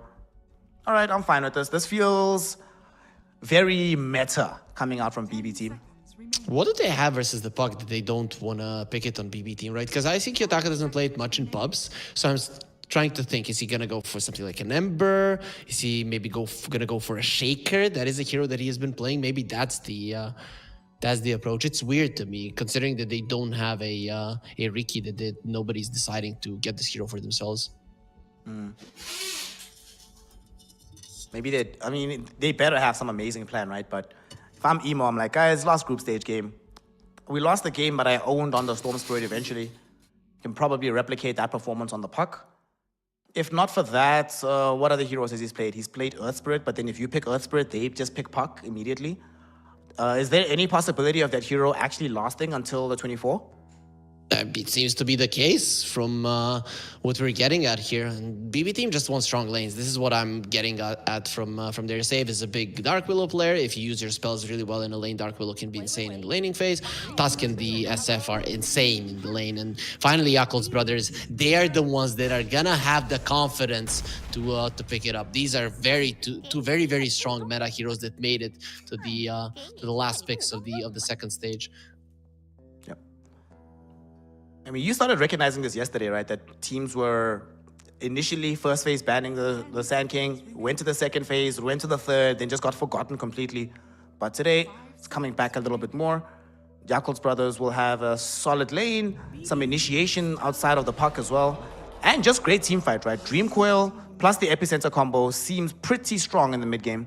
Redemption arc for Kiyotaka. I mean, maybe this was the idea. Just go for the Monkey King. He's a high armor hero. Puck cannot harass you that much. First 2 levels is when the Monkey King is kind of weaker because your Jingu stacks aren't that strong.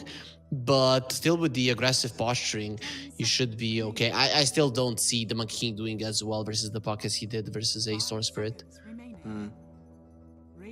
Definitely not. Let's see. Sand King. After they get that, they ban Doom, they ban the Night Stalker. No Medusa going to be available for BetBoom Team.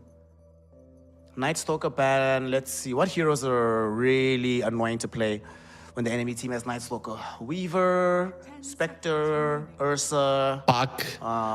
Puck, yeah. So Big silence. They banned it for that for sure. Because, you know, BB Team, they cannot get the last pick for their offlaner. So it's probably going to be something that counters either the Puck or the Sand King. So something that comes to mind is a Underlord would be too bad. It is a solid laner as well. But what did they play? Beastmaster is out. They play an offlane Death Prophet. That's not going to be happening. A MOUZ is something that they play. I wouldn't hate a MOUZ, considering that you have a Dark Willow in lane. Really, those two work well in the lane and in the game as well. MOUZ Dark Willow, MOUZ Shadow Fiend, MOUZ Monkey King. A lot of good reasons to go for the MOUZ. It does make it a very circly draft. Game 1 was already very circly, so they're like, you know what, guys? The problem is we didn't have enough circles, so let's just double down, add one more. You get rid of the Morphling, even more confidence to me that it might be a Mars. If you pick a Mars, you're not afraid of the Razor. If you pick a Dawnbreaker for your offlane, then Razor could be an issue. They have quite a bit of reserve time remaining to try and think about this.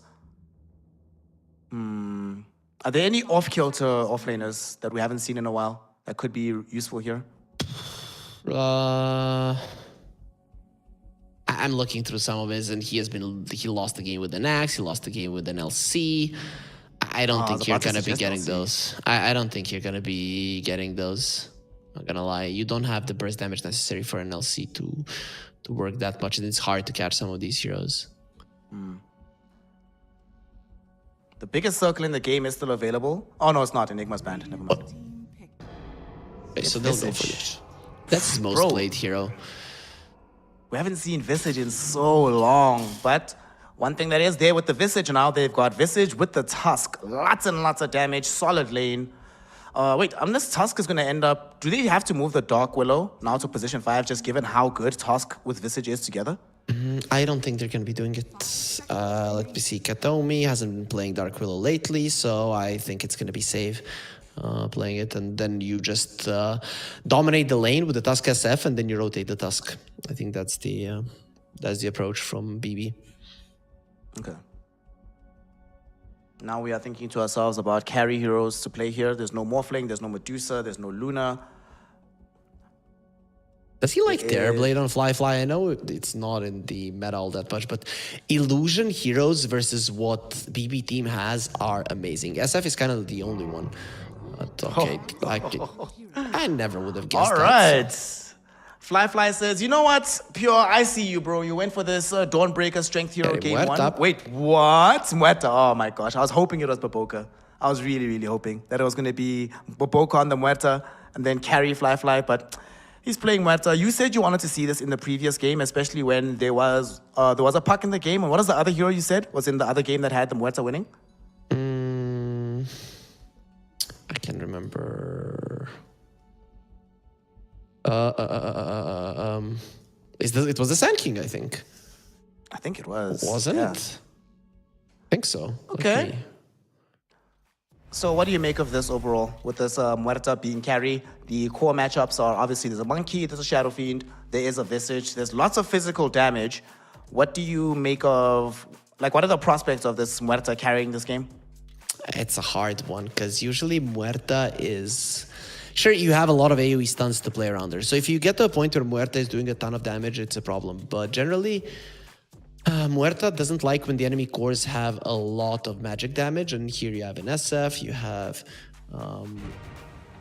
you have a carry that can do both magic and physical damage, right? So those are generally the heroes that Muerta doesn't necessarily like playing against, right? Let's say you're versus a Terrorblade, you pop your ulti, he cannot touch you. SF, on the other hand, can be an issue. And you're playing versus a Tusk. So early stages of the game, before you have your ulti or before you do all that much damage, Tusk gets on top of you, and that is a hard situation to be in.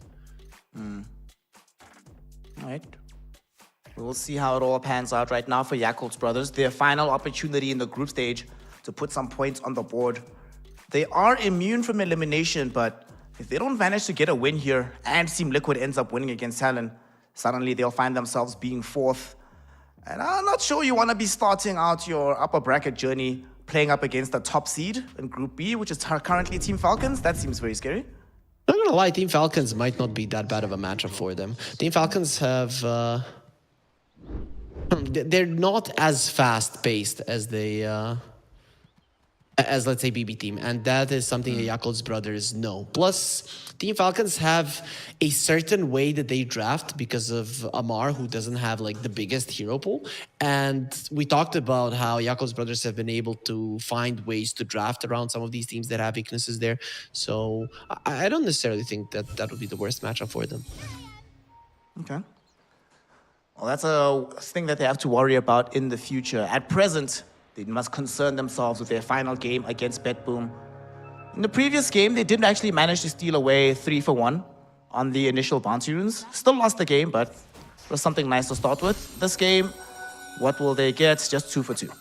We got a curveball puck, though, so it's going to be quite fun to see. I can't wait to to look at how he's going to be playing that lane. What I do also want to focus on is this top lane. 2 melee heroes versus an SF and the Tusk.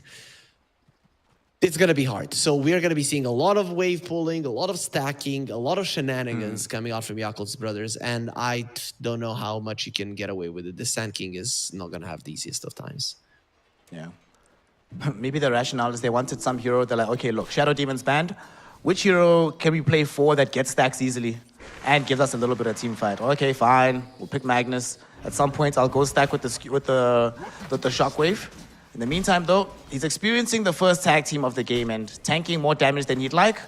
What can you do? I thought maybe we were going to be getting to see the drinking buddies versus the with the Visage on your team, but Kataomi just sees the tag team as the superior facets right now, so won't be changing that. Fly, we need you to have a good game, brother. Top lane, skewer back. Baboka trying to keep these heroes away from Zeal, but man, they're just chunking through his HP pool. And this is before Pure has all that much damage, right? He started off with the minus armor. Once you do have 2 points in raises, that is when it's really going to become scary. That's very cool. You go for the presence of the Dark Lord. You know that the Magnus and the Sand King are pretty solid at shoving out the waves that might be their way to win this lane. But because the enemy creeps have lower armor, then you are shoving out the wave naturally as well. Oh, bottom. First blood. Going the way of Nero. The death toll starts to be collected. Oh boy. Kiyotaka is doing okay in the mid lane, but definitely not as okay versus Storm. Versus a Puck, you really can't get Jingu stacks all that easily. So I would maybe like more points in the Primal Spring, just for the farming potential. Another thing to actually mention about Top with his going for the level 1 on the presence, it makes the level 1 tag team that much stronger. That initial punch really, really hurts. The addition of the tag team is not magical, it is physical damage, so it does help you for sure. And this pull won't really change the lane equilibrium, it's still going to be staying in favor of BetBoom top.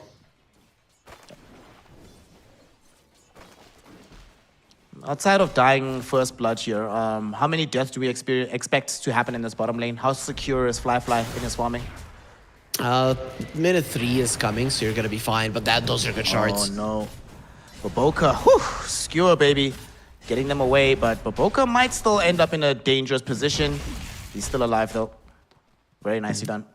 Zeal is getting a ton of farm, if you ask me. Some of those are creeps in the jungle now when he was stealing that small camp, but with all these creeps coming underneath his tower, I'm surprised that they're doing this well in this lane, not gonna lie. We've seen a lot of surprising lanes over the last 3 days. Yet another one. Pure, in fact, might end up being the first blood. He's being held inside the Sandstorm. There will be one more skewer. Barrow Strike coming back off cooldown. Zeal, does he have the damage? There's Tusk. 2 seconds from Barrow Strike. Pure! No, Pure! Don't come back! Oh no! The Shadow Fiend returned. Kataomi was gonna save him, but he insisted on trying for the kill and gets brought down instead. Lane on the top lane going perfectly for Yakul's brother. Sure, the SF is getting a ton of farm, but this is better than what you have hoped for, especially now with Pure running back and just giving his life away. It's going to take some time to get all the souls back as well. So you are now going to be okay for the next wave or so as well. Pretty nice. Very nicely done there.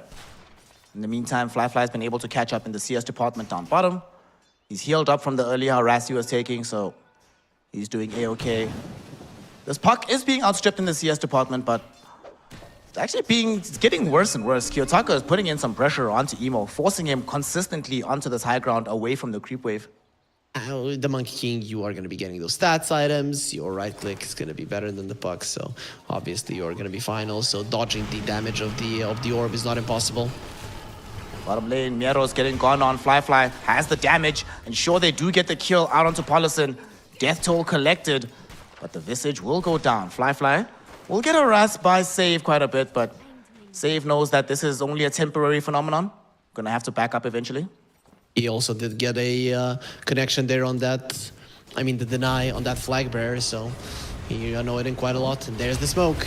Sorry, the dust. They're dusting up onto Zeal. They dust them, but BetBoom got him. What a skewer back. He will end up at least getting the first kill onto Kataomi. If he had a level or two more, he might have been able to chase for the Shadow Fiend. In the meantime, down bottom, Paulison has the battery assault going. Save is going to end up dead. Fly collects the kill. And Yakult's brothers matching BetBoom brick for brick in the kill department here in the early game. These raindrops are really saving their lane. Still, Death Toll is going to allow the Visage to be at the top. But again, SF in trouble. Yes, he is. Blood Grenade will be there, slows him down. Zeal finds the kill with the Burrow Strike. Now Kataomi, he's sitting underneath the Sandstorm. He will come back though underneath the tier 1 tower, but he just respawned and he's already down to 30% HP. 2 melee heroes versus a Tusk and an SF lane, and this is it. Yakult's brothers, they didn't pick traditional lanes, and then BB got a little bit lost. Again, we're seeing Yakult's brothers being very cool and very innovative with their drafting approach. Emo in a bit of danger here, but he should be fine. Oh, look at that. He's not gonna be fine. Nice one. He's fine. He's okay. Top lane, the question is, will Pure be fine? Got him again? Zeal is on top of him, they get the skewer out. Even Fly came through, dropping a calling onto the SF, and they kill him off. Miero going to be forced to make a rotation as well. But Kiyotaka, he also showed up from the mid lane. Zeal, Burrow struck through him. He might die for this one though. At the same time, Baboka getting assaulted by Kataomi, but they can't finish him off. He eventually does die to Miero's damage. It's a 3-for-2 exchange in this top side of the map. So chaos reigns here in game 2 between Yakult's brothers and BetBoom. Awesome. Yakult's brothers are geniuses. They make the game chaotic. They pick lanes that are unconventional. They do manage to win that top lane. They lost the bottom slightly, and in the mid lane lost it slightly as well. But this is the night and day difference from what we saw in game 1. So BB team, they're not gonna have as easy of a time getting that advantage. Yeah, absolutely. Even this gold advantage, Yakult's brothers, yeah, sure, it's not massive, but they're leaving Fly in the top lane, hoping to try and secure this tier 1. And BB team, you know, they were probably prepared to lose this around minute 10 or whatever, not right now. And speaking of minute 10, they probably weren't expecting this. Baboka coming middle, he's gonna try and snap the coil. No, it takes a little bit too long, but it will not matter. They're underneath the tier 1 tower. Kiyotaka's taking all this damage, and there's just no way out of this one. Emo will secure that kill. And BB team, they can't even find quick revenge in the top side of the map. They don't have the heroes to make the jumps. They also used the glyph once the Monkey King got the Jingu stack so that he cannot bound the strike and heal on the creeps. So that was some very nice plays coming out from Yakult's brothers. We finally bring Fly back into the safe lane. They recognize Miero's birds are on the tower. They want to make sure this stays up for as long as possible. But they're bringing in heroes from BetBoom, hoping to kill off Fly. These rotations are coming. It could be scary. And he's playing around his own vision right now. He sees Miero coming. He's going to walk into a safer part of the map. Great positioning. But then the ward is going to be expiring fairly soon, and then it becomes dangerous. But let's see how long BB team actually want to be here. BB team. Miero is the one that's showing in the lane. They're just going to snowball onto Paulison. Should be a fairly standard kill. Straightforward onto the clockwork. Least one. You want to pick off into a tower. So even if you don't get a tower, even if you don't get a core kill, a pickoff is good enough. Now, Monkey King, speaking of pickoffs. Yeah, they get the silence out onto him, and this time they do snap the coil. Baboka gets credit for the kill. Oh boy, I cannot wait. I cannot wait for him to get the blink, man, because this is already super fun. I thought you were going to say you can't wait for Emo to drop the question mark. I can't wait either. Nah, BB team have been nice to him. They weren't laughing at him like, haha, you're bad. Just like some other team that we know. Still some happy vibes right now. Emo securing the tier 1 in the mid lane. Tier 1 top being secured as well. And yeah, they lost the tier 1 tower bottom, but Yakult's brothers, relative to game 1, will be looking at this like a roaring success of an early game. This is a win for them. The only reason why you are even remotely okay in terms of net worth is because of this Visage, and he's not the one that you want to be the richest. The other two want to have a lot more farm. Paulison trying to get away from Kiyotaka. Don't think that's going to happen, as they also have the snowball, but Zeal prepping the epicenter, gonna go and punish this Tusk. There is a Wukong's command drop from the high ground. Kiyotaka trying to punish Zeal now. Zeal will end up dead. Kataomi dodges the Illusion Orb, gets himself away to safety. So BetBoom Team, they're not done just yet. Kiyotaka, he's like, hey, Paulison, you and I have unfinished business, my friend. Paulison misses with the Cogs pushback, but Kiyotaka uninterested in the further chase. He doesn't think so. They have unfinished business. Emo coming in with a haste. Stealing away these attacks right now. There's going to be a Dream Coil. It only connects onto the Shadow Fiend, though. Fly is here as well, dropping the calling. Not enough damage just yet, though. Doesn't want to pop to pierce the veil unless he's certain he can lay out the right clicks. He's pretty farmed, but still doesn't have a Maelstrom just yet. So at this point, you should focus on getting that one up so that you can increase your farm. It's very important for the Muerta to have her levels and items as well. This hero doesn't work if you're not farmed, so you need to focus on that.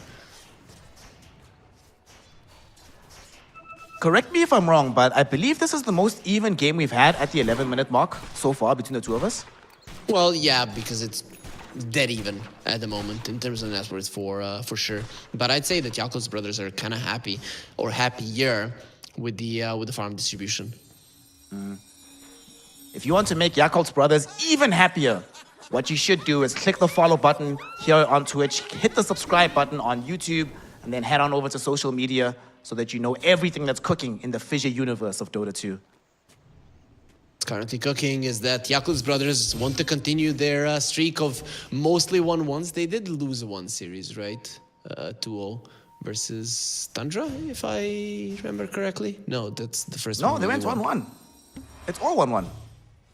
Oh, yeah? And then they won 2-0 versus... And then they won 2-0 against Talon, yeah. Yeah. Cool. Yakul's brothers. You'll love to see it. Want to see more Chinese stacks taking on some Mimi names? Maybe that's the key to power within this region. Do you think they get picked up by an org if they do well in the playoffs as well? Probably, but I hope not. What if it's your boys LGD? No, but then they're going to get coached by Zhao and the vibes will go away, unfortunately. Maybe they're going to have to get serious. Going for the Orchid on the Visage, that is a counter to the puck. This could be a turning point for BB Team. He's still solid amounts away, and Puck only now will be finishing the Witchblade fairly soon, so he's gonna need some time before he gets heals. They saw the jump in of Kiyotaka. Ooh, Boboka. You said you wanted to see him with the blink. He has it. He tried to skewer back Kiyotaka. Wasn't able to find him. Paulison dropping some cogs behind him to try and escape away from Kiyotaka. Hookshot onto the high ground. He stays alive. If they had RP in that moment, they would have grabbed Kiyotaka, definitely killed him, but don't have What would Zhao say if your position 4 Magnus is level 7 and doesn't have the ulti? Exactly. Zhao would not allow this. We have a Dream Coil now. Gonna be thrown out, but it only connects onto the Tusk. He's already gone. Kiyotaka dropped down the Wukongs, goes into the Mischief, and will be able to get back into the river. In the meantime, though, Miero could be chased down, but Emo, starting to run out of mana, doesn't want to make an aggressive play. But why? I still don't know why we would not get an ulti. Was the level 4 skewer or a level 3 shockwave all that important? I can understand in the laning phase for a core Magnus, but it just doesn't make sense. Okay, so they're gonna give him the Wisdom Rune. Get it, and please have your ulti. In that previous moment, they would have killed the Monkey King. That's where you just click on your hero, you click on the Magnus, you see he doesn't have RP, and you say, you know what, it's fine, bro. Don't worry about it. It's okay, you have it now. There you go. We'll try again. And you have to buy the smoke. You must make sure that we get the next kill. Yep. So now he's going to be able to utilize it. Coil should be coming out when they're ready to go for that smoke. And then you have all of your spells to make things happen. Coil sets it up. You go for the RP, skewer, break the coil, and it's easy to get kills. Just like it's easy to kill Paulison. Yep. This mid-Monkey King just roaming around the map, setting up these kills. It's a bit unfortunate for them that the Visage wasn't there to collect some death toll, but it's fine. One thing we haven't discussed about this Magnus last pick is you're playing into Dark Willow, so there's a lot of chances that you just blink in and there's a Bramble waiting for you. So that is one of the things that he's going to have to be wary of. A good thing about a Magnus is that at least when you start your skewer, the Bramble Maze doesn't stop you.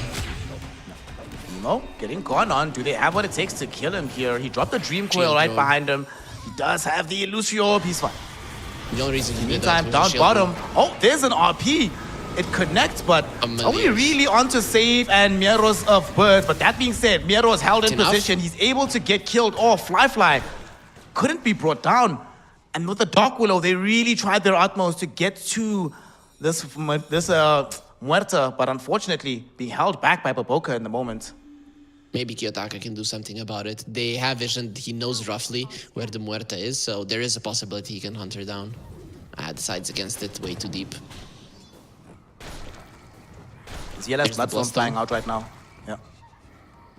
How many towers did they lose? Only the one. So pushing down towers now for BB team is going to be rough. Considering that you have a Visage, that is a problem. He'll get an Orchid.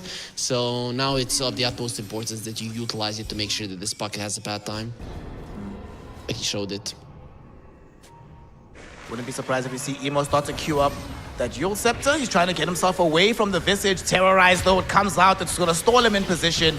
He is definitely going to die. All of BB team right around him.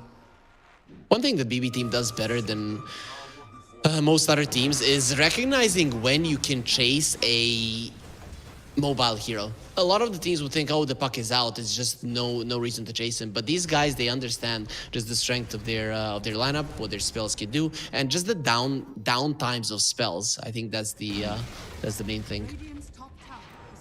Save got down a pretty sick Observer Ward here.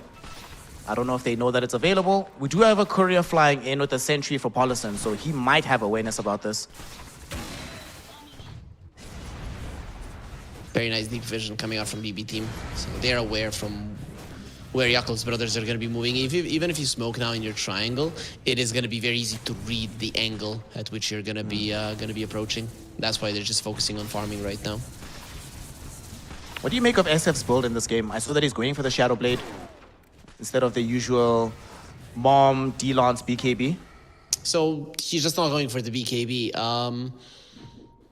I would like a BKB, not gonna lie. It does help you a solid amount, but he probably wants to match the speed around the map of his teammates because Tusk, Monkey King, even the Dark Willow like to be moving around a lot, so it's gonna help him to get into the right position.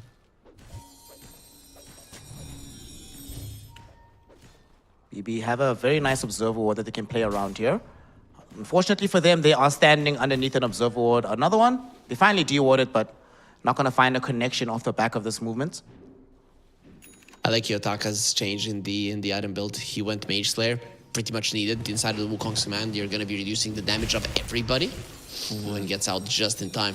And then he's going for a Diffusal Blade in this game. Mana, a big deal, and of course your Wukong's command is going to be that much more powerful. Yours? Chasing Fly. Oh, Paulison. Did he know? Did they have a sentry there or something? How. Dude, that was a next level read right there. How? Why? Okay, maybe he was just trying to hook towards the Muerta. Oh, we'll talk about it in a second because now we have an RP blinked in. Unfortunately, they get the Terrorize out and the Power Cogs, one unable to trap in the SF. They lose the Magnus. Dream Coil only connecting onto Tusk. And with Kiyotaka jumping on the high ground here, I don't know if they want to go into a potential Wukong's. So they do back up. A little bit of a misplay from Yakults. The RP was good, but the Cogs pushed Shadow Fiend away from the fight instead of towards it. And now with this Boundless Wukongs, they wanted Fly. Zeal will sacrifice his own life to try to secure the escape of the Muerta. Sadly, this attempt will fail. Kataomi found him with the snowball shards. They get the kill onto the Muerta. The carry is dead. Also, earlier in the fight, the puck came into it, got silenced instantly by the Visage, but luckily he had an illusion rune, so some things okay for Yakul's brothers, but in the end they just lose 3 heroes, and those were 2 cores right now. Nice setup from Kiyotaka. I think he was gunning only for the Muerta, but the Sand King just kind of walked into the Boundless Strike and he was happy to pick up a bonus. Also, speaking of Paulison, I think what happened is that he was just trying to escape because they did have some awareness that heroes were coming in that direction, and he was just lucky enough to hookshot at the exact moment that Pure was walking up. That is that one ward on the top lane coming in handy that BetBoom managed to place a couple of minutes ago.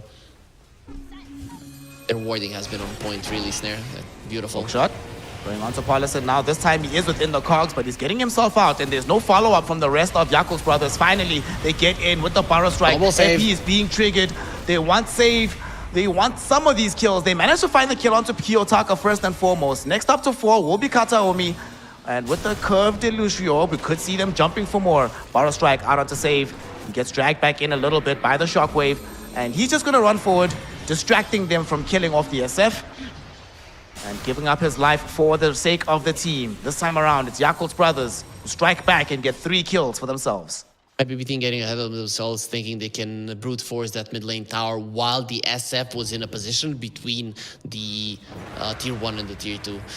SF, without the BKB, just cannot position that aggressively, and Pure now is going to be going for it. He understands that moving with his team was a big deal, and it did help them get a couple of kills. But still, without a BKB, this hero is almost unplayable. And that is him getting it even when 2 of the enemy supports have BKB piercing disables. Bro, this ward from Save is still providing value and vision. It helps set up for a couple kills. Now it's allowing them to know exactly what Yakult is doing, so they're very free to take their own Tormentor, get a Wisdom Rune, keep progress going on the map.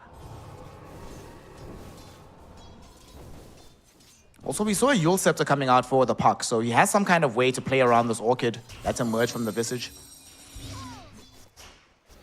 So finally, the Orchid of the Visage is no longer that big of a problem for a puck. Monkey King wants to get a shard in the BKB, so it's mobility and survivability that Kiyotaka will be looking for. This is kind of what the hero needs, but a night and day difference in performance in this game and the previous one. I think he had 9,000 net worth in the previous game at like 16 minutes into it. Yeah. Amazingly, at 22 minutes into the game, we still don't have anything more than 1,000 gold to differentiate these teams. And according to Gaimin, the win probability heavily favoring Yakult's brothers. So much AoE spells on their side, and you have a carry that does massive amounts of damage. There's no doubt about that. That is a scary lineup. One thing that is scary about BB team, though, is objective taking. That is one thing that Yakult's brothers really don't have that much of. So if the enemies are dead, if you're going for a push or going for Roche, that is where BB have the advantage. And this is something that can always be a problem. Both of the supports of Yakult's brothers, however, have a shard, and shoving out the waves is a big deal. That's going to keep them off the objectives on the side of BB team. And when you have a Visage, only 2 towers taken, playing 3 minutes in the game, you know that you're in trouble. Yakult's brothers, looks like they're setting up for a potential fight into this Aegis. They're bringing all 5 heroes down bottom. Emo, he made the initial jump, found a Dream Coil out onto this Monkey King. The Monkey is not the one that's carrying the Aegis. Here comes Baboka. Yule Scepter. No! Oh. A little bit of miscoordination, but it won't matter. It won't matter. They still get the kill. They still get the kill. It's okay. It's okay. Yep. It's fine, and they're going to be going for the chase. Clockwork still has a hook shot. Thinking about running forward, of course, there's an Aegis and a potential Requiem that you have to be afraid of, but I saw some of the TPs, so the chase will be futile. Yeah. Very brave play from Yakult's brothers, but heads up, it turned out to be. Now they're the ones that are sitting on a 3k net worth advantage, despite not having the Aegis. They're playing freely. Like, Muerta's down bottom with this clock, almost like he's just replaying the lanes. He's just chilling and farming. About to get a BKB as well onto Fly. He's gonna have it in recent times, and then it is going to be very hard to kill him. We talked about the magical damage going through his ulti, that you have it on quite a lot of heroes on the side of BB team. But once you have a BKB, first of all, you're a lot tankier. Second of all, you are going to have a way to deal with most of that magical damage. Radiant are scanning. Pure in the gang, they're smoked up. Looking to try to find somebody on the side of Yakult's brothers. Pipe of Insight is basically available for the Visage, but they can't find anything with the smoke just yet. Paulison may be positioning to try and break their movement. He's the one that gets scanned out, so they are going to chase him. Get some wards out onto the high ground. This time it's their turn to double ward. What can you do? Puck. Oh no, Emo. Emo's in a very dangerous position. Does have a blink dagger though, so should be fine. He broke that smoke, that AD rune of the SF. They really wanted to use it, but BetBoom, they tend to sometimes when they have an advantage or feel like they have an advantage to overextend. You'll accept it out. He doesn't want to take any hits from Pure. For good reason. He hurts way too much. Kiyotaka is now scouting. He's moving forward. Nero has birds in the vicinity as well, but Not going to be a straight up and up jump onto the high ground. And the thing is, with all of these movements that they've been expending to try and find these kills, this is the Aegis timer, slowly but surely getting taken away. So this Aegis, something that they have to watch out for on the side of BB team. Bottom lane, Yul's Puck will be fine. And if you want to make sure that Puck will be fine, if you're rooting for Yakul's brothers, hit that follow button on Twitch, hit us up with that subscribe button on YouTube, and make sure that you're following us on social media so you know what's popping in the world of Fissure for Dota 2. And what about the poor BB team fans? They should just go to the Russian stream, huh? Is that what you're saying? No. This is a Yakult Brothers fan stream. Everybody who's watching is a Yakult Bros fan. Okay, Pure gets thumbed up. He does, but the dead shot doesn't connect, so he'll be okay. He's fine. Oh, he's completely fine. Oh, RP! Mero will not be fine. He gets dragged back in. There's a Dream Coil as well. Fine to me. Yes, the Terrorize does come out, though. In the meantime, we do see Pure getting ping-ponged in between these power cogs. The fight's still re-engaging on the other side. Fly is here, has pierced the veil active, but there's no targets in front of him. Nobody to hit. Can finally put damage out onto Kataomi and save. Kiotaka drop down the Wukongs, but just dies. Too much damage coming on from the right clicks of Fly. Mero, he was the one that started the fight, and he ends up dead. Pure, BKB, TP out, will succeed. They only lose Zeal in that engagement. And although it took them a while to get Fly hitting, once he does, that's so much damage coming from the Muerta. He used the ulti, got instantly uled up. Then they put two heroes inside of a snowball, but he had a target being the Monkey King when he popped the BKB and the ulti, and he killed him in a second. When you don't have a BKB versus this Muerta, you're gonna get demolished, and they don't even have a pipe that wasn't there to protect the Monkey King. He just annihilated him in less than 2 seconds. It just goes to show how much the Wukong's command does nothing for you when there's a magic damage dealing carry on the other side, right? It gives you armor, but it doesn't give you anything in terms of magic resistance, and Muerta knows that goes through them easily. Gonna have level 18 fairly soon, making sure the result is even stronger. Unfortunately for Muerta, her gunslinger chance is now level 25, so it's that level. At that level, you become this you become a hero that nobody can survive against. But one very important thing here's there. Yakul's brothers have been itemizing for the late game, and BB team have been trying to make something happen with the early game items, especially on the Monkey King. So right now, BB team are in a lot of trouble because of that. Yeah. The scaling is just so much clearer for the side of Yakul's brothers. And like you mentioned, once you get to 25, you know in the early game you're playing Muerta, it's like, oh, I've got this gunslinger, aside. I hit 25, I turn into John Wick, bro. Everybody just dies, immediate headshots. It's so much fun. See, BB team, they want to apply pressure. They understand the problems if this continues going the route has been going for the past couple of minutes. Okay, dodge from the puck. Gonna get dodged out. Emo is fine. In the meantime, Nero dies in the top lane. There were 3 heroes around him. They killed him. I think they had to commit the RP for that one, but certainly well worth it because now they're putting pressure onto the tier 2 tower as well. But Boca has not been hesitating with his RP. He understands that you have other spells that are gonna help you, so you just want to be able to take a hero off the map and delay the game, get yourself even more ahead. That is a smart way to approach this game for sure, especially with the way they've been itemizing. Puck has a Parasma now. Pure still looking for the first real damage item for the Shadow Fiend. We don't have a crit stick, we don't have an MKB, we don't have a butterfly, no nothing, fam. Real item. I guess. Are we maybe going to see something weird from DSF? Maybe going for the Revenant's Brood so that he can fight the Muerta? You see, now you're talking to me. Now you're talking some fun stuff. I would love to see it, honestly. The only problem I have with the brooch is, what minute is it now? It's minute 29. How long is it going to take before that brooch is available? Yeah, I think you get the Daedalus first. That is the option. Your lineup is very heavy in physical damage anyways. You have the tag team to buff it up. And then maybe later on, if you see that you can't deal with the Muerta, that would be your go-to item to equalize it. But he hasn't made a decision just yet on Pure. It's an 11k gold lead for the side of Yakul's brothers. Have a Roche potentially spawning in about 40 seconds. We'll have the accurate timer afterwards. BB team not trying to make any untoward moves. Fly is positioned very far forward, but they still don't feel like it's a safe play to just jump on top of him, even though he's walking underneath all of these observer wards on the high ground. He's not a target. BKB ulti, it's a problem. Maybe you can try to force it out, but now is not the time. You don't know where the Rosh is spawned. Imagine if you jump in, you lose a hero and he doesn't have a buyback, and then there's an early Rosh respawn, you're in trouble. Also, speaking of which, Yakul's brothers, they did buy a gem because they know that Rosh is going to be coming out soon. Where's that gem now, though? Where did they put it? Okay, it's on the clockwork now. Yep. It was on the career. So we have the Emerald of Vision now available for their lineup.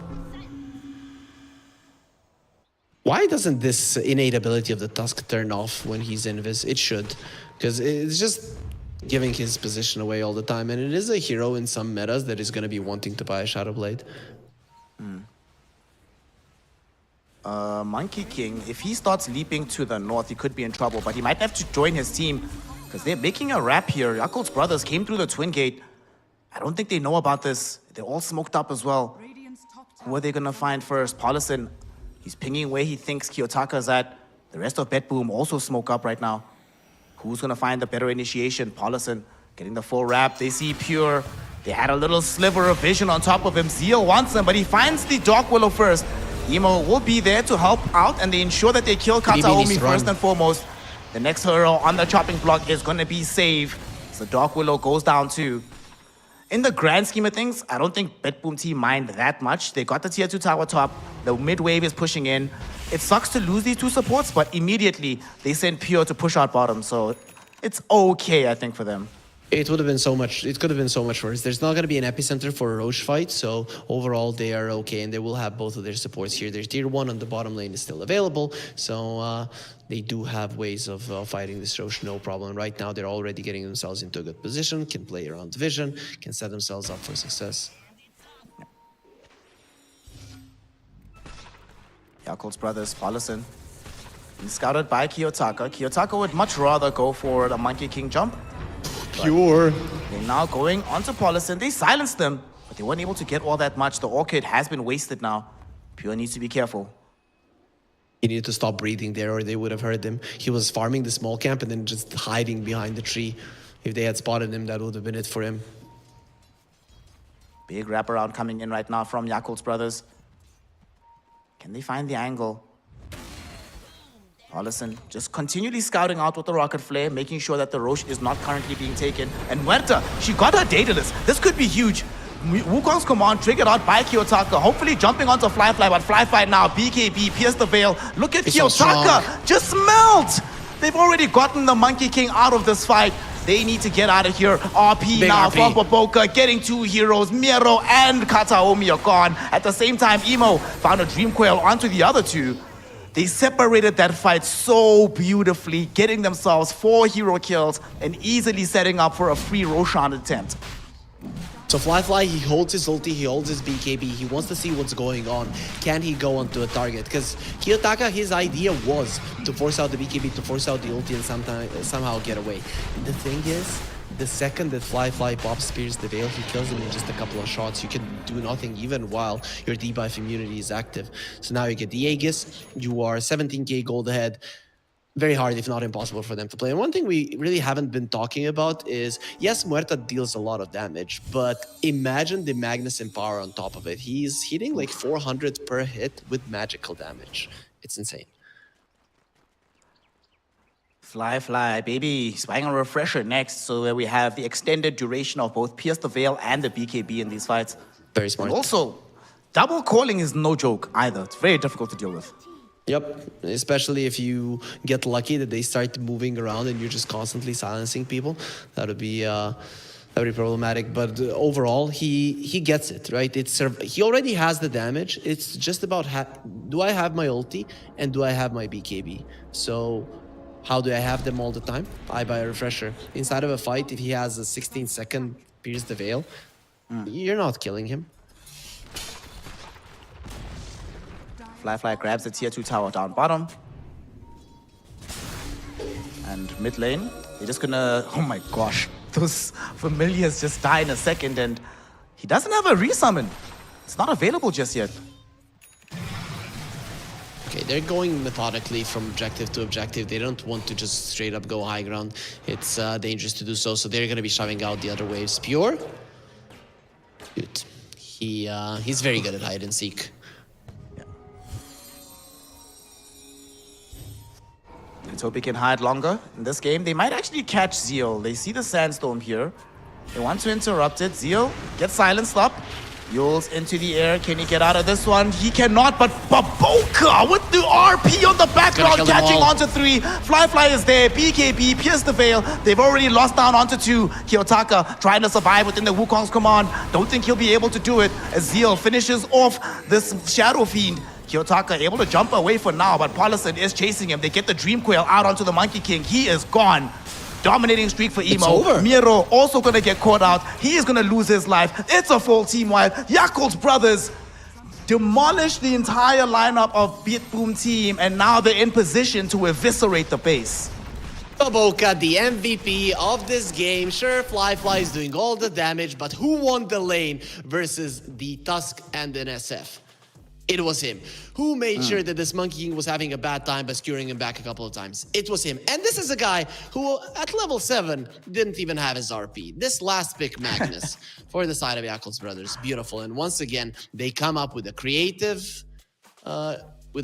pick to deal with a team that overall, on paper, should be much better than they are. Yep.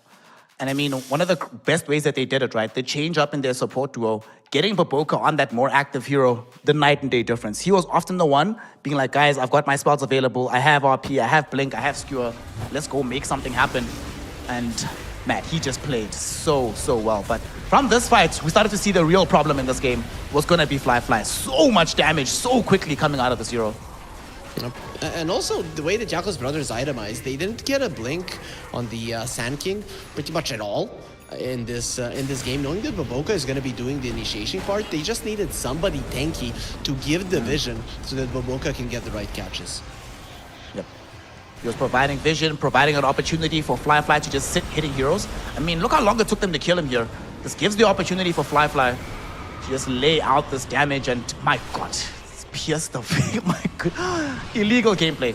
And also, worst case scenario for BetBoom Team this fight, because the Daedalus literally arrived 2 seconds before the fight started. Yep. I mean, that's why they did go for that fight. BB Team were outclassed in this game, and for me, it just comes down to BetBoom. Look at what he's doing to them. And it probably comes down to the fact, yo, guys, I'm the Monkey King OG. Give me a Magnus and I'm gonna catch it. Like, are you sure, bro? Are you sure? Yeah, I'm sure. I'm gonna destroy this game. And it was the Monkey King's game that was destroyed. Look at his net worth here. 14,000, 15,000, 35 minutes of the game. It is a catastrophe for him overall. And without the Monkey King doing well in that mid lane, it's a problem. Though, for me, it is a mistake. Picking a Monkey King into a puck, it's gonna do okay, but you're not gonna demolish him like the Storm, and throughout the game, you are not a problem for the puck. He can easily leave your Wukong's command. He can easily catch you. Once he's level 6, any kind of rotation kills you. For a Storm versus a Monkey King matchup, it's not the same. Yep, definitely not. And also, in retrospect, we had a similar issue that we did in Game 1. It was very hard for them to actually reliably keep heroes for the full duration inside the Wukongs. They were just walking away from it, just getting out and being like, all right, whatever. And also, man, I must say, this build from Pure, I don't like it, man. I don't like it. The super mid-game build, I mean, sure, he was progressing fine, but once he got past the Shadow Blade, it felt like he never really got to the point. You know that point in these games where you have Shadow Fiend hitting people for like 2-3 crits? That just never really came onto the cards for them, primarily because of this itemization. But I can understand what he was getting at. His team was losing, things were going badly, and you needed something to equalize it. You needed a way to contribute to the team to bring in the damage, and this was the only way to do it. So I think if he just goes for the BKB early, the other 4 heroes are super weak, and you just even delay even more on Yakult's brothers. I don't necessarily dislike it. I don't think DSF was necessarily the problem. Of course, his laning stage was, though. Yeah, the lane didn't go as well as it was supposed to, but that was primarily down to the efforts of BetBoom and his lane partner, Zeal. And of course, Zeal will be the person giving us an interview in the aftermath of this match. So let's hear from him about their victory in the group stage. That's right. I'm here with Zeal, China's last hope. As a Malaysian guy, what's that like? Feels good. Whole region is on your shoulders. You guys are the only Chinese team here. You're through. What do you do in games when you know that you're already going through to the upper bracket? What are these games about? I guess we were kind of like still trying to get a 2-0 because it looks good if we 2-0. Yeah, and sort of some experiments since we lost game 1. It doesn't really matter, the standing. Yeah. What was the experiment that you did in this game? Magnus position 4. Very special. As a Magnus player yourself, do you feel jealous at all when Baboka gets to play Magnus instead of you? I feel like it's really fascinating that I have a Magnus and I'm not the Magnus player, so it's really fun to have a Magnus. Do you think Magnus is actually good in the offlane right now, like with this new Ag Shard build people are doing? Of course, it's still viable as a hero and an offlaner. It does depends on situation, and if there's a situation, maybe I'll play it too. Yeah. So there was just a patch like recently after TI. They nerfed bracers. They nerfed pipe, Greaves. How are you feeling about the offlane meta right now? Are you enjoying it more than the TI meta? I love auras. Bring more auras. I love bracers too. Do you think, my theory is I think Vlad's drums, these are like the new auras, everybody should go in the offlane. I personally think like Visage is really imba, all these Vlad's drums buyers. What do you think of that theory? And I mean like drums before boots, that's what I think is good. Drums is a really cost-efficient item on the offlane, especially if you can get it like 6 minutes. You are actually like very strong with like gate plays and supports, so it's really an OP item. Right. Do you think carries should be the ones going through the gate or offlaners? Like, do you find that it's your carry that's usually coming to you, or do you go to your carry? I think carry should always come because offlane is the real king. That's right, my brother. Put her here. I'll let you get to your future games. Good luck in the upper bracket. Congratulations, and we'll send it back to the panel. I am regretting all of my support for Zeal over the years. Yeah, I knew it. He wants braces and auras. Nah, bruh. We're done. Relationship with Zeal is done. It's over, bruh. I can't deal with this. This is too much. Yeah, so Snare is now disappointed. He's going to have to find another team to support. Maybe there's another China team. Oh, no, wait. I don't know what you're going to do, Snare. You have to find somebody to like. That's fine. I can favor everybody else on the team, but want him to do badly, you know? I can just say every time he plays well, it's only because Baboka set you up for success. Has nothing to do with Zeal, the player, anymore. Relationship is over. Real talk, though, Yakul's brothers, I like the fact that they wanted the 2-0, didn't get it, but also didn't falter in their performances, right? Gave us something new for the second game, because they know the tournament is not nearly over. They have to keep progressing, keep building momentum for the playoff stage as well. And I think they showed weakness of BetBoom to some of the other teams, that in a game where they cannot predict everything, they tend to fumble, right? So it was, Zeal said it was an experimentation, so they were probably fine with losing that game. They didn't know what to expect, and then they demolished one of the best teams in the group stage thus far. So it goes to show that the other teams can maybe do it as well.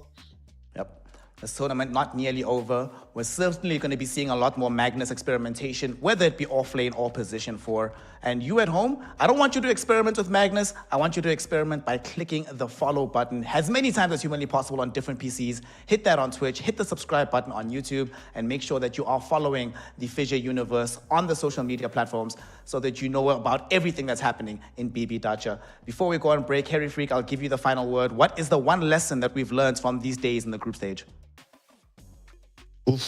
It is that even when the meta is set, there could be one team that can find ways to change it up, and Yakul's brothers, so far, good job.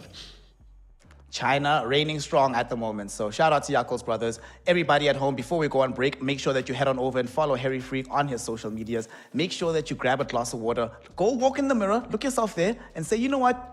You're a cool person. You make somebody's life better, and you're going to endeavor to make lives more interesting, more engaging, and happier in the long run. Thank you very much, ladies and gentlemen. Snare and Harry Freak signing out. You'll be joined soon by Zwixicotix as well as R Cryptic. So until then, we are out. This is BB Dacha Belgrade. More Dota 2 to come in just a moment.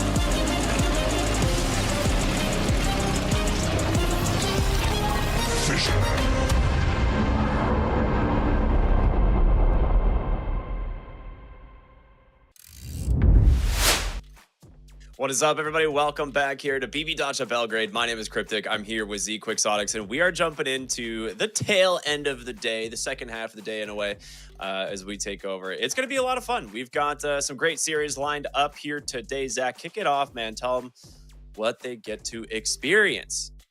We're going to open up with Liquid versus Talon, which should be pretty fun. Recently, today, I think, both of them went 1-1 versus MOUZ, so transitive property. That means this should also be a 1-1, equally matched teams. We'll find out if that's true in just a moment. Then later on, we're going to have BetBoom versus Tundra, both teams at the top of this group. That should be a really fun series. Absolutely. I think that'll be a fun way to end the group stage, right? Assuming that ends the group stage, you don't end up in a bunch of different tiebreakers, but I'm pretty sure tiebreakers are only over places of significance. We'll have to double check, but yeah, this will be a great series nonetheless. Very excited to see how Talon does. I mean, they are already mathematically eliminated from the event, sitting at 1-7 right now, but at least getting another win at the end of the day would be great, especially against Liquid, but we'll see what happens, right? Because Liquid they've got a lot of draws right now. They've had some fun games, but they're looking still pretty dang good. Yeah, and just as a reminder, Talon did have a stand-in, so unfortunately not playing at their full strength here. But like you said, it's unfortunate to be eliminated, but at this point, you do just want to improve. Maybe you'll try some new stuff. Same with Liquid, though I would say they've been going 1-1 versus every team in the group so far, and I feel like they're still coming into form. One, off the break they took after TI, but two, Saberlight, new offlaner, that does bring a new dynamic to the team. Love Saberlight's poses here. Box, he's got a fun one there. Yeah, it's a fun team, right? But of course they want to be crushing people. They don't want to just go 1-1. So I think they're looking to also just really figure things out, smoothing out the process, make sure we're not, making basic mistakes, get together as a team, and technically doesn't matter this series, but every professional match is a good time to improve. So maybe they'll try a new draft, but I also think they'll just be trying to play their best and get into that flow for the next set of the playoffs.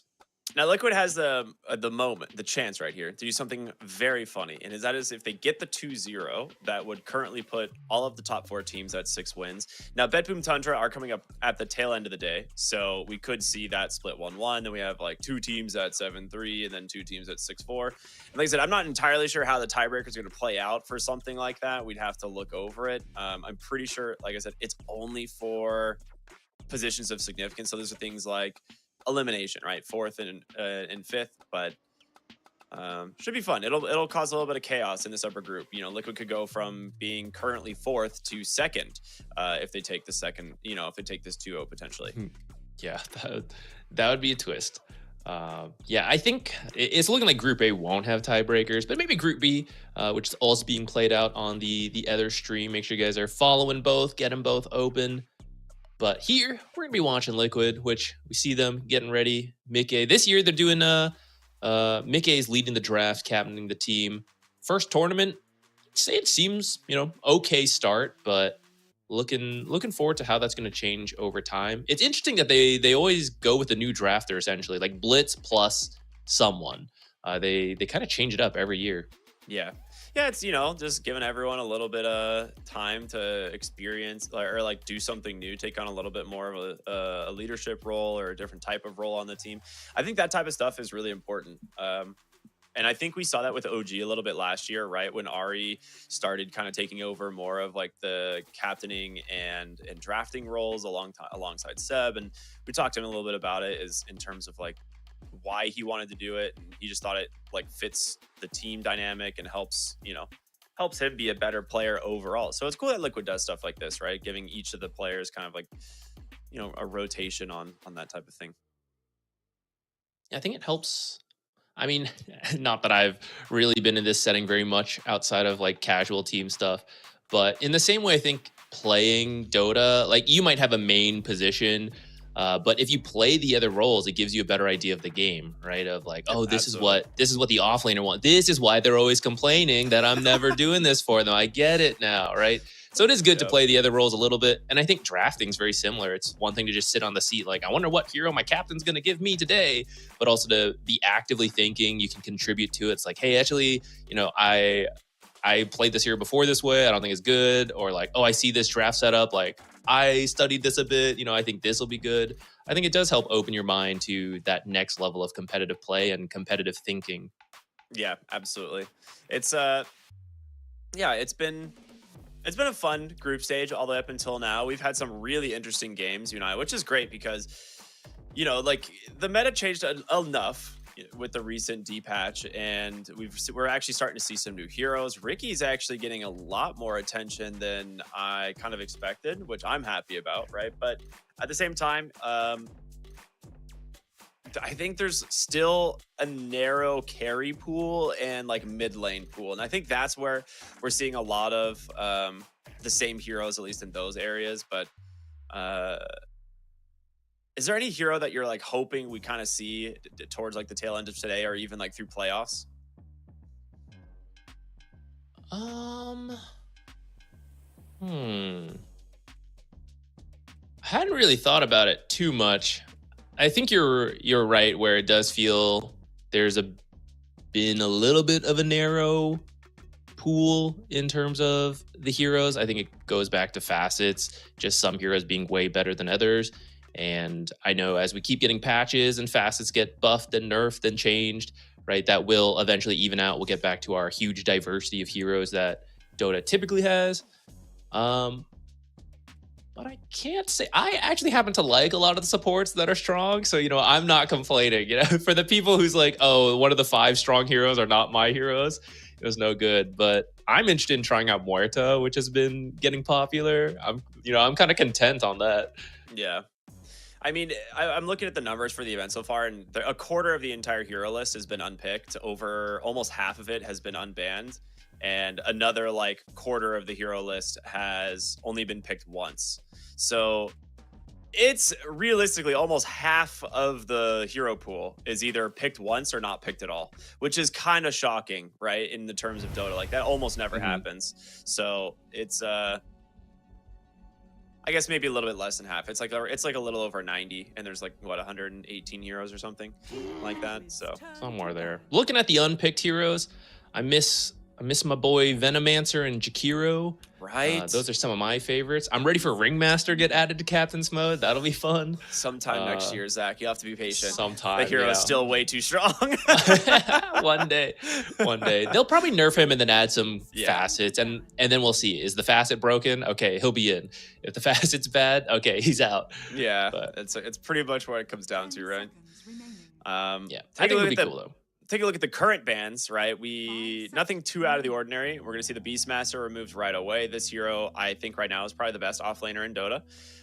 Pair that with the best supports in Dota and the best mid laner in Dota, and they are all banned. So it's not that surprising that these heroes are being removed. I think the Storm Spirit is more of a comfort respect ban, right? Because Makoto takes the Storm Spirit like literally first phase overall first pick. He doesn't mind.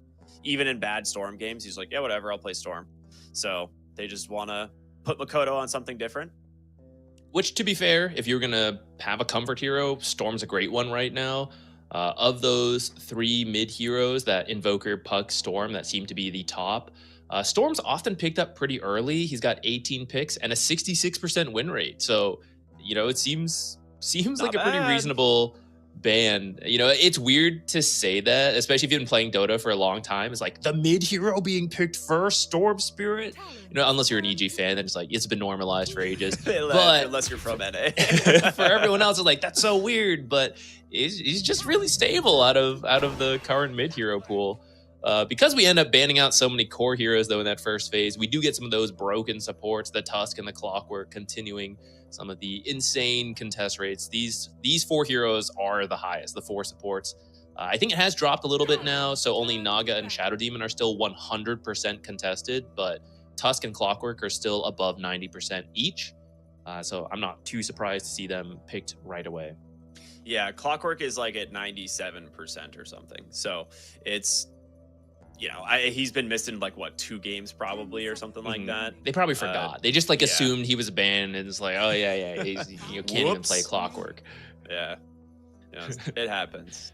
But yeah, it's not that surprising. The Clockwork Tusk, we see these heroes all the time in the first phase. I'm a little bit surprised we don't see the Shadow Fiend grabbed here, and it's something maybe Liquid's going to ban in phase 2 right here after their Clockwork pick, or they might look to take it themselves because the Tusk Shadow Fiend and the Clockwork Shadow Fiend lanes, very good. They're probably some of the best lanes that we've seen in the game, and Shadow Fiend does have like an okay win rate. I think it's sub 50, but for a hero that's picked so early in the draft, I think it's not necessarily the problem of the Shadow Fiend as much as, you know, it's potential execution problems. Get rid of the puck. One of the other really strong. Okay, this is just all targeting Makoto. Liquid just says, we're going to take out the 2 broken supports and then Makoto's entire hero pool. We'll see who they go for. I mean, yeah, it's really it's starting to shrink your options here. I like that Snapfire ban though. She is Snapfire and Dark Willow. They're both good versus Clockwork and Tusk, and they're both good with Clockwork and Tusk. So the fact that Liquid has the next pick, if you get either of those supports, it's a really strong support duo. Even without any of the cores participating, you have enough damage to get a kill. Clockwork initiates, Snapfire ult in. Clockwork initiates, there's a follow-up. Dark Bramble, she closes the gap, Bedlam. Right, so just a very strong support duo, and actually it does end up leaving in the Batrider, who this will also be a very strong support duo. Not so much synergy together, but it does mean, one, the lanes will be pretty solid, but then if Clockwork's missing, oh, he could be hookshotting, he could be initiating. If Batrider's missing, he's been building such fast blink daggers, right? He just might blink initiate on you. So you got to be scared if any of the supports are missing. I feel like this is a very early Bristle pick because you still have the double pick of Liquid, which I was going to say, I think you could just pick a physical burst hero here and someone who's comfortable building things like Silver Edge. Now, this is Mickey who will be taking this, and Mickey is someone who likes to build the Mjolnir on TA, so this could be like a Mjolnir Silver Edge game of some kind. We're going to see the Timbersaw come out as well, and yeah, I mean, now if you are Talon, you can go ahead and pick up like your second support here. I get why you pick the Bristleback there because it is one of those heroes that has a free lane against the Visage. Like if you pick the Visage, they can just respond with Bristle and then run at your hero, right? But it also feels a little forced. Like why not just look for a separate off lane, or if you're that worried about the Bristle, I guess. Yeah, or maybe you could have saved the Visage pick because you actually have 18. So if it ended up looking like a good Visage game, you grab it. I do kind of get it. Visage Tusk is a very strong lane. Or you pick a different 4 support with Tusk, also, or sorry, with Visage, could also be strong. Now, so if you do run TA carry, Refraction is really good, at least until Familiars come up and they can break those Refractions. In the meantime, it's a lot of burst damage from a Visage, which Refraction just eats up. So maybe you want a different support to break through that. We're going to go Shadow Fiend. So this could be the 3 cores, but a couple teams have done the position 5 Bristle, especially when you see that Timber come out. You know, maybe that's a little scary for a Timber, a Bristle carry. Maybe you're gonna go position 5 Bristle, negative armor synergy. I was gonna say you just go Goo 1 and run at them, right? Like Goo and Presence of the Dark Lord level 1 actually, and you just right click the enemy lane hero. Seems like it might be a little tough into Batrider, who could just knock you away, but. Dude, sign me up. To it, I am think. So down for that. Go Goo, Presence Aura 1, run at the enemy heroes. Just blow your nose on everybody. My favorite pastime. Going into the last phase of bans here, we're going to need mid laners for both teams here, most likely. So the funny thing about this is a lot of mid heroes are already banned, a lot of the good ones. So we have things like the Primal Beast Invoker, Storm Spirit, and Puck removed. So we're going to get real deep into the hero pool here now. I guess you can potentially put the Timbersaw in the mid lane if you want that to be Nisha, and then you can pick a new offlane hero. But I actually don't feel like Timbersaw is that bad into the Shadow Fiend Bristle because he has Timber Chain, right? Like he can just walk away from these guys. Might be fine, yeah. I think the struggle is for Talon because they're going to have to pick first.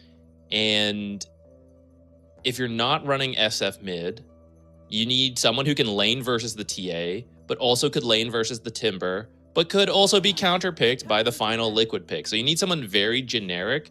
I feel like it's going to be a ranged hero who just shoves out the lanes. But unfortunately, I feel like they need a playmaker with their current heroes. And a lot of the playmakers are either banned or the ones left are melee heroes who could potentially struggle into that Timber TA, the Pango, whatever final pick. Yeah, you might just have to go Pango. Maybe like Earth Spirit we've seen also be popular. Tiny. I was going to say Pango or Earth Spirit, I think are the two that I really like. Now, again, you're going to be playing those into probably Timbersaw if you do that. But get rid of the Ember Spirit. Again, another Makoto classic. Sand King's available, I guess, if you want to go for that. I'm surprised he's made it this far. We don't see a lot of teams still prioritize the Sand King, but I feel like he's not bad. It might be one of those things where he got nerfed, you move away from it, you play this other stuff, that other stuff gets banned, and it's like, well, I guess we'll go back to Sand King, and then you realize, like, oh, Sand King still feels fine. Is there a negative armor hero we can pair into the mid lane with the TA? Medusa ban. I guess you can put TA mid. This is something I completely forget about, the fact that Nisha also plays TA very well. So we do have a lot of flex from the Liquid draft. We could see a new carry come out if they wanted, but I feel like they picked the TA knowing the Visage matchup, and they're okay with that. It's going to be Queen of Pain for the mid lane of Makoto. Now, for the side of Liquid, I kind of like Lina. I feel like Lina is kind of sick. She's a Silver Edge builder for sure if she wants. Good spell damage. You're thinking in the mid lane? Yeah, if you want to go Lina mid. Otherwise, you could just put TA mid and pick a new carry. Something like the Luna.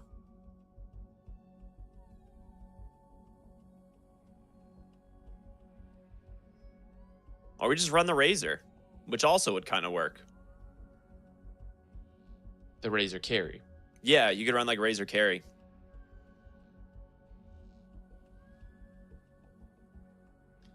I'm up for those. I feel like their draft is mostly, because you have such good initiation from the supports, it's okay if you don't pick another initiator. Auras, maybe a little lacking. But the mid laner nor the carry would typically ever build those. Oh, they actually have a lot of options with this draft from Liquid.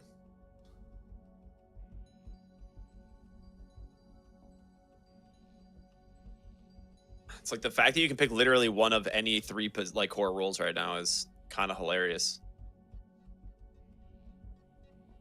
It just Sometimes comes down you're to not sure either. You're trying to go through so many different permutations. Choice paralysis. Sometimes that's a little confusing too. It is going to be the Earth Spirit for Nisha. Okay. So Mickey and the TA, like kind of like I said, I think they wanted the TA into the safe lane because they saw the matchups, right? It is going to be, you know, the Tusk Visage lane. So why not just give the TA that matchup? It's going to win it anyway. And again, I kind of feel like Timbersaw is probably one of the best offlaners you could have into this Bristleback Shadow Fiend lane, since it does have the mobility of Timber Chain. And you're going to go the Shredder Facet anyway, so you have another slow to at least give yourself some space. And we get the mid lane Earth Spirit for Nisha, which he's balled out on a couple times in this event. So I like it. It'll be fun. Yeah, that lane might be a little annoying into the Queen of Pain, but I do think when Queen of Pain came out, she's very mobile with that blink, which she can get away from that clockwork power cogs. If you get lassoed, sure, but that means you're waiting for blink. So the Earth Spirit will mean that even if your lane is rough, you will have that roll initiate plus the silence to maybe get her killed. And she's squishy, so if you do silence her up for a little bit, heroes like TA, Timber, right, even Clockwork and Bat Rider actually bring quite a lot of damage in the early game. You could get that Queen of Pain killed off. So I think it is a little bit of a sacrifice in the lane for the threat of the kills and to match some of the rotations that Queen of Pain will probably try to make for her team. Can't imagine, you know, the position 5 Bristles really roaming around too much. Maybe a twin gate rotation. I think you did want someone popping through in that mid lane, which the Queen of Pain will try to do with the, you know, maybe around that 6-minute mark with those power runes. This will be a fun one. I think mid lane is going to actually decide quite a bit here. The level 6s for both of these heroes is pretty much a guaranteed kill in one of the side lanes. Like both Magnetize and Sonic Wave are one of these abilities that's like, yeah, as long as you don't somehow completely whiff it, it's just going to kill someone. So I think the level 6 out of mid, we'll see how it ends up going. Should be really, really important for these teams. But as we expected, it is going to be that support Bristleback. Probably the one thing that a lot of people are a little bit confused about seeing, but is the Snot Rocket Bristleback paired up with the Shadow Fiend of the Lasting Presence. It's a lot of minus armor in lane. And as long as you can stay on your hero, you might be able to find a kill if it catches someone off guard. Yeah, I mean, I'm also unsure of the Bristle support. I know it can work. I'm not sure it will into the Timber and the Bat Rider. And I feel like if you don't win your lane... You picked it for... That's what you pick it for, right? Yeah, you picked it for the negative armor synergy of just running at people and hitting them. And these are two heroes who can prevent that. And I think if you flop hard in that lane. The battle begins. But maybe it'll catch Liquid off guard. You know, how many times have you played into a Bristle support plus SF? Right? Maybe they're the ones who will be a bit surprised by that negative armor. He's open Quill Sprays. Okay, my entire idea for this lane is now over. Now, I will say, again, if you just go Timber Chain, you just walk away. And Bat Rider has multiple ways of zoning you as well. So I think Quills, he's just going to do as much damage as he can and trade with Boxy. Especially since he actually doesn't have a stick. And I don't know if Saberlight has a stick either. So, okay, Timbersaw has a full wand, actually, which makes sense, right? This is a very spell spam heavy lane. Boxy does have Stoked as well, which will help him even more when it comes to trying to keep himself, you know, a distance away from the Bristleback and the Shadow Fiend. So, cool stuff. Good idea from him to go for that as opposed to his other facet. This bottom lane, it is scary, Tusk Visage. I think the Refraction will help a lot here, though. But Clockwork maybe is a little more at risk, though he's usually a pretty sturdy support. That's a lot of damage. He did get the deny, and Sadia's going to come in with the Battery Assault to get a little bit of damage back the other way. But, yeah, I agree. I think for Mickey, the big thing from him is just making sure not to get caught inside of the like Ice Shards tag team with without having Refraction. If that happens, he's probably dead come like level 2 and level 3.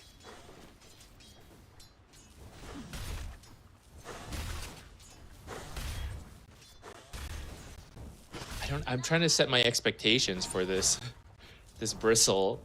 I'm looking at the lane, I was like, well, I guess, you know, small CS lead so far. Yeah. I guess that's good. They broke all Timbersaw's trees. So actually, you could potentially run them down. Just like Tusk is being run down for first blood. Yeah, you know, I was saying at level 2, you got to be careful on Mickey. Instead, they just get aggressive and find themselves the first blood. So fantastic plays on the bottom side. And going to get Mickey just a really good start on the Templar Assassin in a lane that he should definitely win as it goes on. I think those early levels when Refraction are low, or we saw he didn't have Refraction, he started Meld, they bullied him a bit, but as Refraction comes up, I think that lane does just get easier and easier. Because Visage's scaling is, oh, I've got Soul Assumption, it's low cooldown, right? We just nuke them out. And every time you throw it out, it's like, ah, Refraction, cool. Yeah, Refraction. All my mana for nothing. Sometimes you just buy Raindrops as well, so you're just like, oh, well, now I really can't hurt this hero, you know? Yeah. Like, that's pretty brutal. We're going to see the fight for the Lotuses here. And top side, actually a lot of damage coming out onto this Timbersaw. Yep. Oh, he got him. That was a full 3 raises. As Boxy, he's actually got a decent amount of stacks here on Akashi, but does not want to risk it. He'll back away. Some of that comes down to breaking so many trees. You actually don't really have an option on where to go. So they know, yeah, he's got to go straight down. We can just follow up, line up the raises. Nothing too confusing for us to deal with. It's a very nice kill. Bristleback support, it's working. Let's go, everyone. Queue up your Everyone pick Bristle pubs back right in your after this supports. game. Start picking Bristle 5. You're going to win every game. For sure, for sure. It's a certified classic.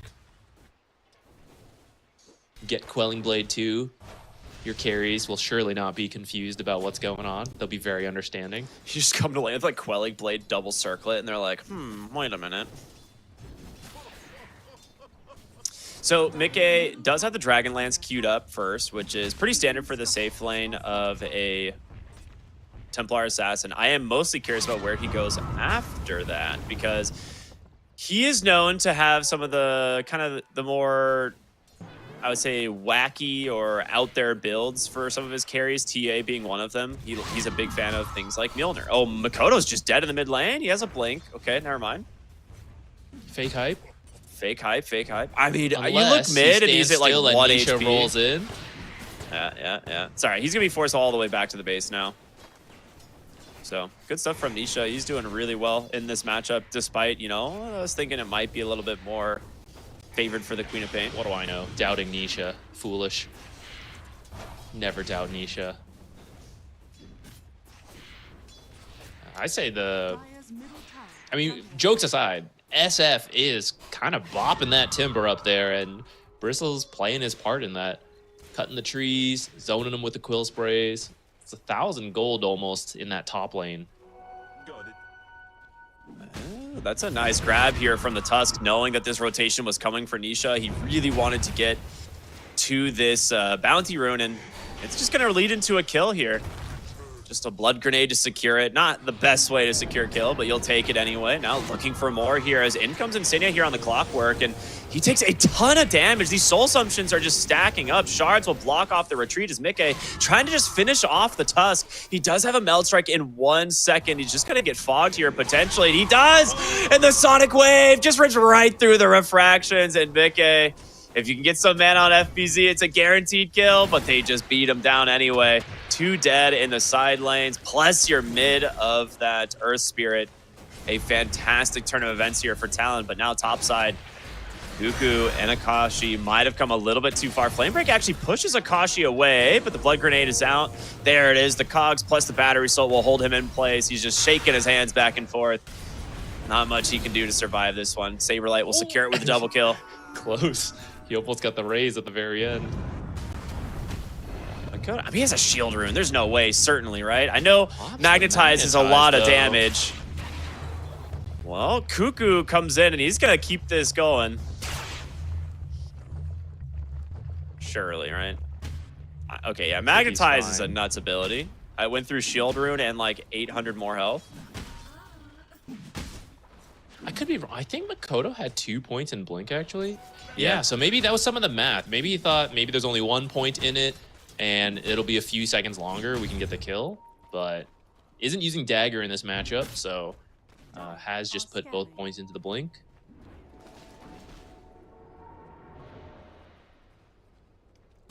Cuckoo scouting out some stacks. I tell you what, support Bristle, he could steal them. Not blow with Snot Rocket. Blow your entire mana pool over like 2 minutes, but you'll get them. Just spamming quills. Everything's just sitting at like -20 armor. But look, guys, I'm not jungling. I'm in the enemy jungle. It's totally different. Yeah. This is stealing stacks. All right, so here's where Snot Rocket is hilarious, because you do all this damage to him, and then he's just going to continue to walk away. All right. Well, Nisha, you know, making it a little bit more difficult. Big Sonic Wave will find the return kill. No rolling boulder for a few seconds. He's going to have to go for the kick away.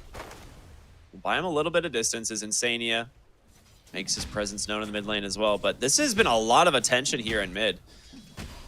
That sentry just off the mark from the ward, though. Gaimin Rune, bottom. Unlucky for Boxy. Makoto, but he might. Dude, he's so fast. Stoked is crazy. The great Ice Shards, though, comes in from the Tusk, and that will be enough to secure the kill. Now looking for Makoto, as he will get the blink away, but that's going to be the Magnetize. Can he keep it going? It's going to be so close. It just barely misses with the boulder kick. Quap will survive. Cuckoo, probably not as lucky here with Insania on the clockwork. Yeah, can't slow down a hasted Earth Spirit. You know, what can you do? Timbersaw going to continue to chase after the Tusk on the other side. Snowball. Dude, he cleans up all the Stealing creeps? some. That is sick. Cheeky little play here before he dies. Well done from the Tusk. A little extra value right before you go. Space for SF in the meantime, though. He is at the top of the net worth. He's not going to join quite yet. He's probably going to finish that Dragonlance, and then we might see him start to participate in some early towers with Requiem. But we'll see how they want to approach this. I do think Visage is struggling a little bit, and trying to make a play with that Requiem to grab a couple soul assumption kills would be huge. That is often how we see, it's either you snowball as Visage because you get kills in the lane, or if you can get those early kills with your team as a laning stage ends, you print out money with Death Toll. So I think that would be pretty important for Talon to group up around that Visage. Ooh, Cuckoo. Gonna find Boxy here. Just bonks him to the high ground, takes the ward away. That's always good. Funny enough, though, it does let him know where that ward is. Yeah, an immediate sentry. They're going to find it, but takes a moment. And the lull of the action here is Insania kind of roaming around topside. Remember to follow these channels, guys. The BB Dacha series, of course, brought to you by Fissure, has been an amazing series of events this year. So make sure to show them some love. Follow the channels here on Twitch and subscribe to them on YouTube. We got a lot more coming up in the future. You don't want to miss. Talon missing out on runes, though. They're unlucky. They've had that top rune on Oh, lock. the hurricane! Bruh. All right, that's funny. Sometimes the neutral creep is just not so neutral. That was a Liquid fan right there. Yeah, it really was, dude. Maybe he's just a Boxy fan, you know? You never know. I've been saving this gold for Liquid. It's not for you. So Mikke is going to go the Desolator this game. I think it makes sense, right? You're into a low armor hero like the Visage. Bristleback, also a typically low armor hero unless he builds armor, which it's a support Bristleback, so he's not building a lot of anything this game. Queen of Pain, also not notoriously high armor. So yeah, I think the Desolator, definitely the good choice here. Makes sense to me. Yeah, his team is also pretty much all magic. The rest of them, like magic and pure. So you could lean into that with the Mjolnir, but I mean, like pipes and BKBs come out and suddenly all of you don't have damage. So I think the Deso helps to split up that damage, but also helps you take towers, right? Because everyone else is so magic focused, really not the greatest tower takers besides that TA. Yeah, Shadow Fiend with just the classic build we see every game from the Shadow Fiend, the Mask of Madness, Dragonlance. He's gonna have it quickly here. After that, I'm mostly curious if he wants to play greedy or if he wants to pick up things like the BKB, if he's worried about needing a BKB this game. But for now, both teams just kind of farming up. I think for the most part, this is okay for Liquid if they can actually get some towers, and they're bringing some heroes to the top side here. Cool. You have level 6 on the Clockwork, but there is going to be the Queen of Pain now on Makoto, who's going to try and run down this boxy Batrider. But again, the Stoke, it's a lot of movement speed. Sonic Wave is out, one more auto attack. Makoto grabs it. Good rotation from his Queen of Pain here once again, sitting at 3-0 and 3. Good stuff. Looks like in that time, Nisha gets himself an amplified. Ooh, nice sidestep to not block the great hook shot. Yep. This should be a pick off. The rolling boulder actually does not connect, and with that, Nisha is in a pretty rough spot. He does have the Magnetize. He has a Blade Mail as well. And this is a 4-hero Magnetize. This is not what you want, Talon. You need to bail out of this pretty quickly here. It's gonna continue to roll back and forth, keep it on top of these heroes. Still stuck on 3. Talon need to be very careful. Rolling boulder up in 1. Does he want to continue the chase? No. All right. Magnetize comes to an end. That is one of those abilities you have to respect, and props to Talon for doing so. That is like one of the biggest baits, chasing an Earth Spirit with a full Magnetize on your team. Which, yeah, they can't take the fight, and okay, it looks like it might lead to that tier 1 mid now. I wasn't sure at first because they got that kill top with the Batrider. They wanted to get the Tusk. Tusk actually lived initially, but let's see. It will die now, and that will be the tier 1 tower. So I suppose that Magnetize in the end did do what it needed to do. Dire's middle tower has fallen.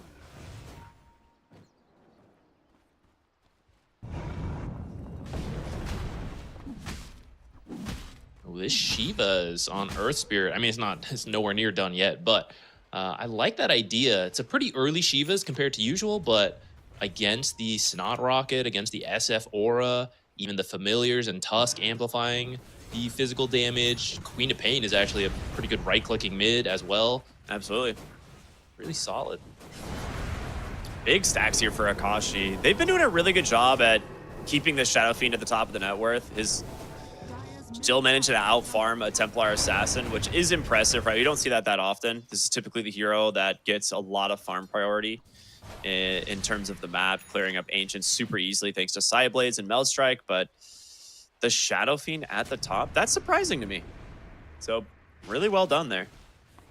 He's been given a lot of space and we were unsure. We were joking a little, but Bristleback did help him win that lane. Set himself up in a good spot. The Deso is, I believe, on the way to the TA, so that'll up her farming speed. She just has to depend on the right-click spill compared to the SF raises. Cuckoo gonna get pulled right back in. The roll in from Nisha. A couple auto attacks will be more than enough. The kill goes to Mickey. As they're not done, apparently. Oh, that's an awkward pause. All right, so this is definitely hitting the Visage.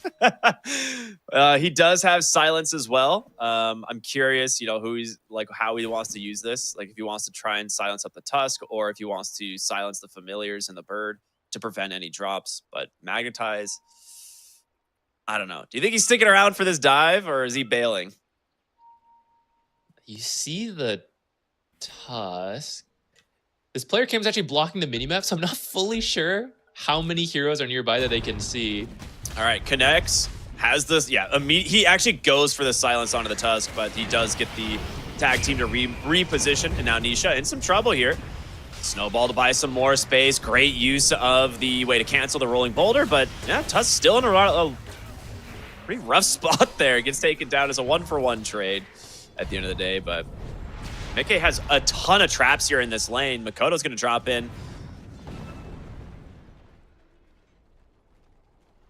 Okay, just ends up being support for support.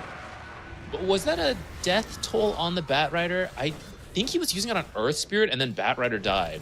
I'm not sure if he actually got death toll gold there. I don't know if he did either. I'm pretty sure Batrider just died to like Shadow Fiend. Classic supports for Shadow Fiend.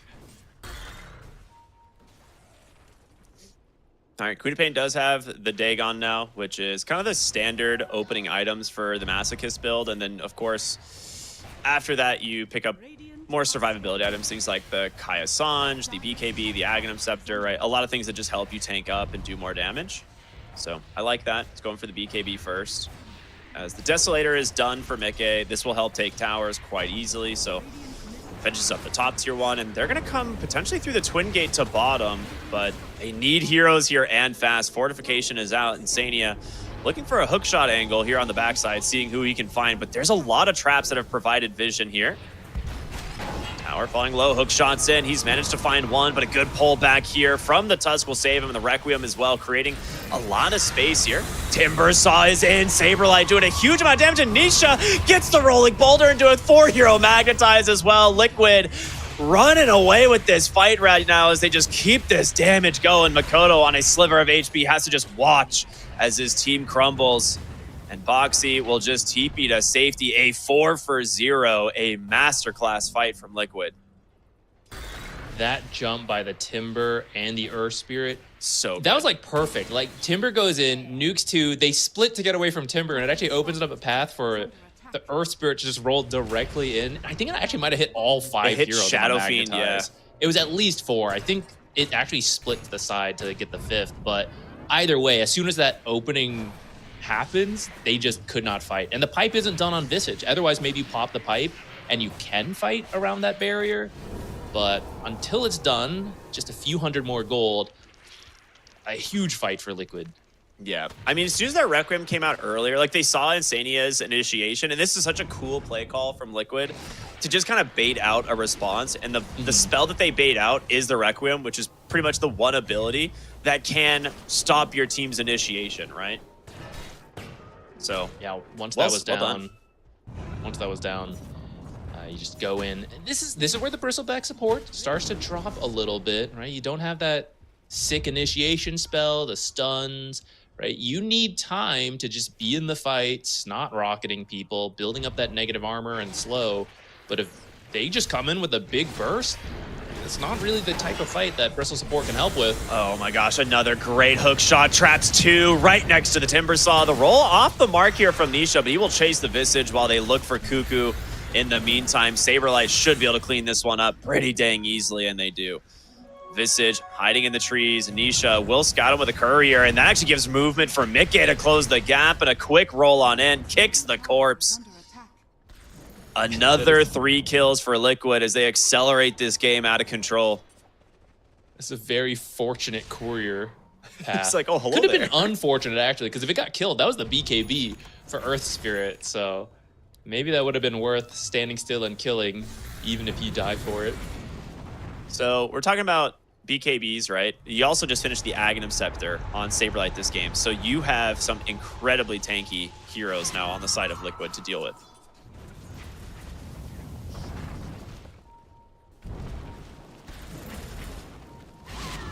They're going to look for Makoto. They find him. They actually get a slight slow here from the Batrider. I imagine the lasso will be coming here fairly soon. They just magnetize and silence. Why not? He cannot escape. And now looking for the Tusk is just Saberlight taking him down all by himself. Akashi forced to just run away here. Use this Shadow Blade to try and maybe cut the next wave. But Liquid's going to turn their attention straight to the Roshan. Yeah, remember when Roche killed 2 of them? Yeah, that was so good. All right, with this Aegis, things going really well for Liquid. I think that earlier fight in that bottom tier 1 has really... It was an even game before that, just about. But that really broke it open for them. Now this whole swing of momentum, Aegis onto Mikke. He's already got 10 Deso charges too, so he's hitting pretty hard. This first Aegis likely to just clear up every tier 2 tower. Got the pipe. I don't know. How do you approach this? Because sure, you have the pipe, but Nisha ended up going for the BKB. I don't think you have a way to deal with him. You have to surprise him with Requiem, maybe. Probably. I mean, that's a good way to like at least break right through the refraction charges, but it's not looking... Oh, hook shot barely off the mark, but it's not going to stop Saberlight from just walking at the Shadow Fiend. The silence connects from Nisha. You're not going to get the Requiem, and Saberlight, yeah, he's got the Ags running here. He's ready to just burst down Cuckoo, and he does a double kill for the Timbersaw. As Boxy, he's going to find FBZ, set up Mikke here potentially for a kill. The silence and a slow from the trap, rather, will be enough. In the Tusk, he's like, I can't get to you, man. There's no helping you. A lasso finally committed from Boxy to also take down that Tusk, and it is just one after the other that Talon are falling here in this game. This, I hate to just repeat it, but again, the downside of the Bristol support, it's very all in, win your lanes, group up, go with the Visage Aura, Soul Assumption, all that, right? That was the game plan, but unfortunately, Liquid came out ahead in that first fight, and from here, you can't contribute to the pickoffs, you know? You can't smoke, try to find a support, a TA, something like that, try to get yourself back in the game.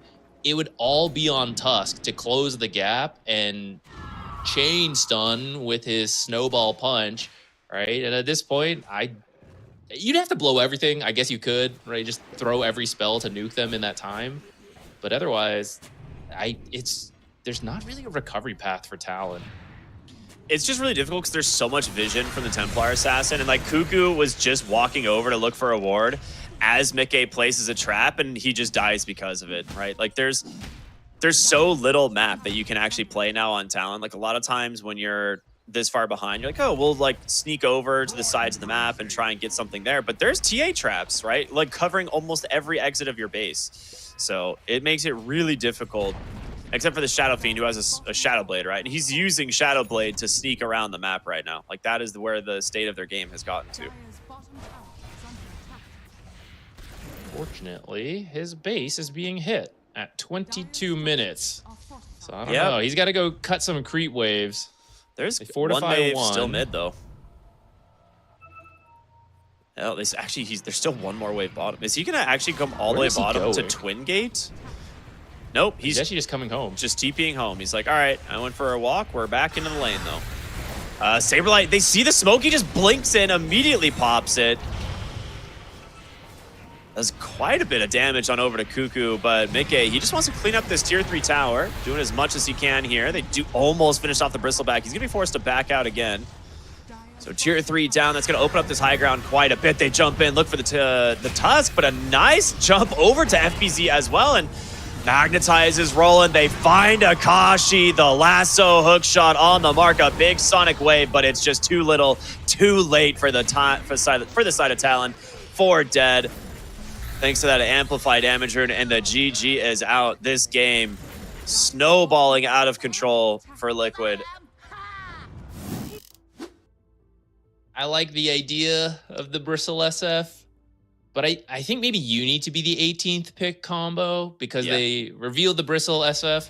I was like, oh, we'll do Timber Saw into that lane. That's fine. And I guess it like started off okay, but I think you need a better matchup for that to have a chance. Otherwise, it's why you typically see people just go for the more standard supports. Yeah, I think when it comes to like Timbersaw, he's fine with like not winning his lane, right? Because it's the 15 to 25 minute mark where Timbersaw becomes basically the strongest hero on the map if you didn't completely crush him in lane, right?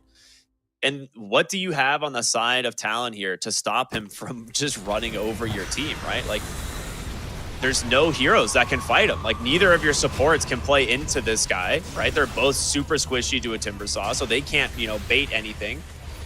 And so he just dives your backline constantly. Yeah, it was actually the start of this fight that we saw like a 2K lead there, right? Which is a very even game, but unfortunately getting outplayed around that tower. I think Liquid had a lot of great initiations off of whatever information they did have, either rocket flare, traps, right? Even the game-ending fight at the high ground that we're going to see in a moment, I imagine. I believe a trap caught vision of the smoke because the smoke like pushes out. So Saberlight just immediately jumps in to break the smoke. I don't think it was this one, actually. Yeah, it was right before this. Yeah, but at this point, right, you know, it's a 14K lead at 23 minutes. It's absolutely brutal. There's a handful of heroes that you love picking into the Shadow Fiend. The best one is of course, the Beastmaster, which we see banned a ton. One of the seconds is the Clockwork, right? It's one of the reasons we see it have such a high pick rate in the event, the highest pick rate actually, but it can stop Shadow Fiend. Like, he doesn't get to play the game until he has BKB, and even then, it's still very difficult because Insania spent the whole time waiting till he sees Akashi on this Shadow Fiend to go for the hook shot and just removes him from the fight. Like, your 5 position Clockwork is doing more damage than your carry Shadow Fiend. And that is not a good state to be in. So Liquid, an absolute beatdown here in game 120. I mean, they limit them to 8 kills in this game. Like, this is it's just so rough for Talon to find any momentum. Yeah, I think going back to it, so Visage is strong. We've seen it. You need the right Visage game though, right? You need to be able to get kills. You need to be able to have a decent laning stage. But having to open Visage and then grab the Bristleback to kind of like protect the Visage, then allows the Bristleback to get countered. They have to move it to support. But then we were talking about like, oh, you have TA Timber, who do you put mid? They felt they had to put Queen of Pain. And she's a stable laner. She does rotate around, but I don't feel like she helped set up the kills that Visage wants. Yeah. And they just respond with the Earth Spirit, who just matches any rotation she made anyways. And he shows up, and even if you do get a kill, Liquid also gets a kill. Yeah, I don't know. I think this one does kind of come back to the draft a little bit. I think Liquid, very, very good with their flex picks, forcing Talon into a weird spot. I will say I underestimated the power of like where they picked that TA in Timbersaw in their draft because it gave them so much flexibility. And when we're looking at last pick, we're like, wow, there's like 12 heroes that they could go with that are actually good for this game. So shout out to whoever designed that draft from Liquid. That was a really sick one. Before we go to a break, though, everyone, I want to quick remind you to follow the channels here on Twitch as well as subscribe to them on YouTube. This BB Dacha event is brought to you by FISSURE. They've done an amazing job putting this all together. So show them some love. For now, we're going to go into a short break, though, and we'll be back with game number 2 of Liquid versus Talon after the break. We'll see you then.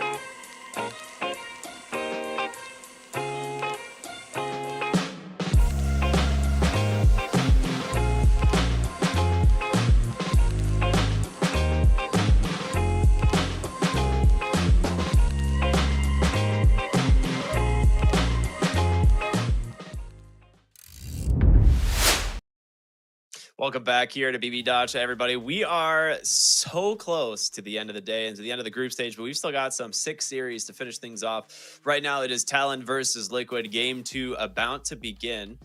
And I will say, game 1, a little bit of an outdraft. We looked at the drafts, we're like, oh, Liquid's draft is kind of slick. They've got what they wanted. Their lane should be okay. And a lot of what Talon's draft relied on was the snowball potential of this Shadow Fiend Bristleback, and it just didn't happen. Yeah, I will say I could kind of see a window for Talon making it work. SF did get off to a pretty strong start. And we've seen games that look even and then suddenly Visage picks up a couple kills, just pops off. But that's kind of the step that was missing. And I think Talon tried to make this group push for the bottom tier 1, but you maybe just needed to wait a little longer because the pipe was getting close on the Visage. And if you approach that first big fight with the pipe against so much magic damage from Liquid, maybe you can win the first big engagement. You get 3 death toll kills. That second aura comes out right away, you know? So maybe it could have worked. Maybe they just slipped up there. I do think the window that you have to make it work is pretty small because you have that countered Bristleback support. But I can't say I fully understand the Bristleback support, so maybe I just didn't get to see what they envisioned for it there. But certainly going into game 2, they're going to need to adjust something. And Liquid, they want to get themselves their first 2-0, I imagine. So they're going to try to stay a step ahead. I see he's studying the sheets. Like, which strategy should I go for? Actually, that looked like a printout of Dota buff, the draft. Maybe he's just looking at what Talon's picked up. I have to wonder like how they're going to change the draft, and I'm trying to remember who got first pick last game. It would have been the Tusk. It was the Tusk, right? So that was Talon. So first pick this time should be on the side of Liquid, if I'm not mistaken. That's going to be pretty huge. I think in terms of changing like what is going to be available in terms of the bans, because they've been totally comfortable first picking overall the Invoker if it makes it through. So I'm curious if Talon's going to be focusing that in the early bans. Maybe Liquid will just ban it anyway. But there was a lot of attention on some of the really strong mid lane picks, right? Some of the like some would call the overpowered ones, but yeah, that's something I'm going to be paying attention to. Yeah, they've got a good mix of, well, I mean, we've been saying a lot, but there's a certain amount of broken heroes, right? And it's whatever you focus. You focus the cores, then you pick maybe the remaining broken core, or you're picking the best broken support. It's one of those mixes. It's almost never the carry from what we've seen. It's the broken mid who's left, the broken offlaner who's left, or one of the broken supports who's left. That is a bounty hunter. That is not what I expected for the draft adjustment. Was that in game 1? That wasn't, right? 10 seconds remaining. I mean, maybe. Yeah, I'm not sure. Liquid did okay. Cooking. Liquid did try an offlane bounty hunter on day 1. It lost.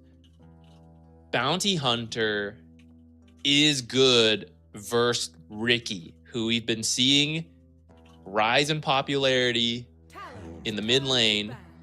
Perhaps Talon is thinking about it. Right? The mid laners are currently left in terms of broken heroes, right? Liquid, maybe they're going to go for that Invoker, and then you counter pick the Ricky. Or you pick Invoker, they ban Ricky, you take the Puck, right? You only get one of those bans coming up here. I am yeah, I'm so interested on where this draft is going. These bans are awesome. I think ban the Naga Siren and just pick the Invoker personally.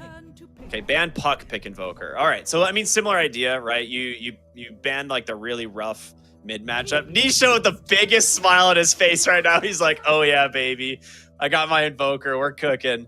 They respond with the Naga Siren, which is expected, but this is going to be a fun game. I like this way more already.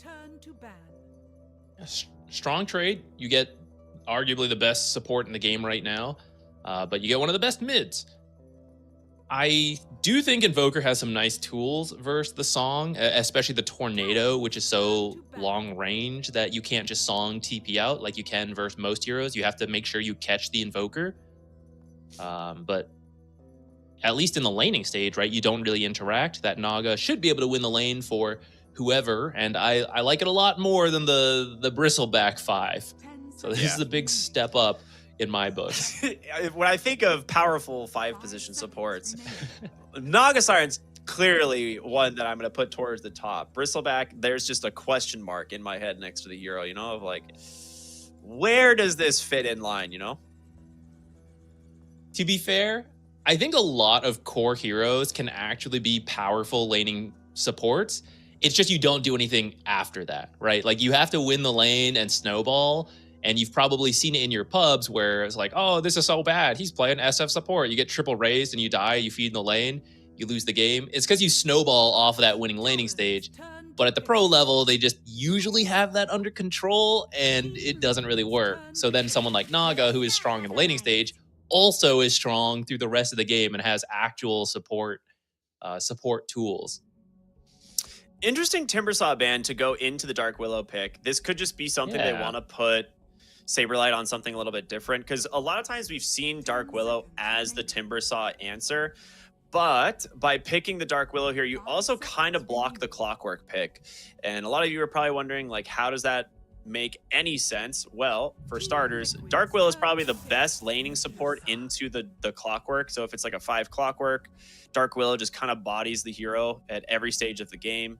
I'm really curious, like, where they want to respond to this, because you get the Medusa here and you kind of don't want to pick a Clockwork into the Dark Willow. So I'm wondering what their like melee support is going to be, or if this is going to be Saberlight on the Medusa, because this is something they have done in the past, is run an offlane Dusa, but it will just be the Clockwork anyway. Okay, they'll do it.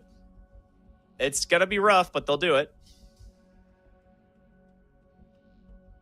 Yeah, in the lane, it's definitely not great. The hook shot, again, a way to deal with Song is cool, and we've seen Clockwork just be good enough that teams want him anyways into these rougher matchups. And Insane's been playing really well on him, so I don't know. I'm more interested in this Medusa pick. This feels like Liquid exploring a little bit. This is a very early Medusa. Anti-Mage is still in the pool. You do have Invoker, so you don't have to deal with that EMP spam, which is so annoying.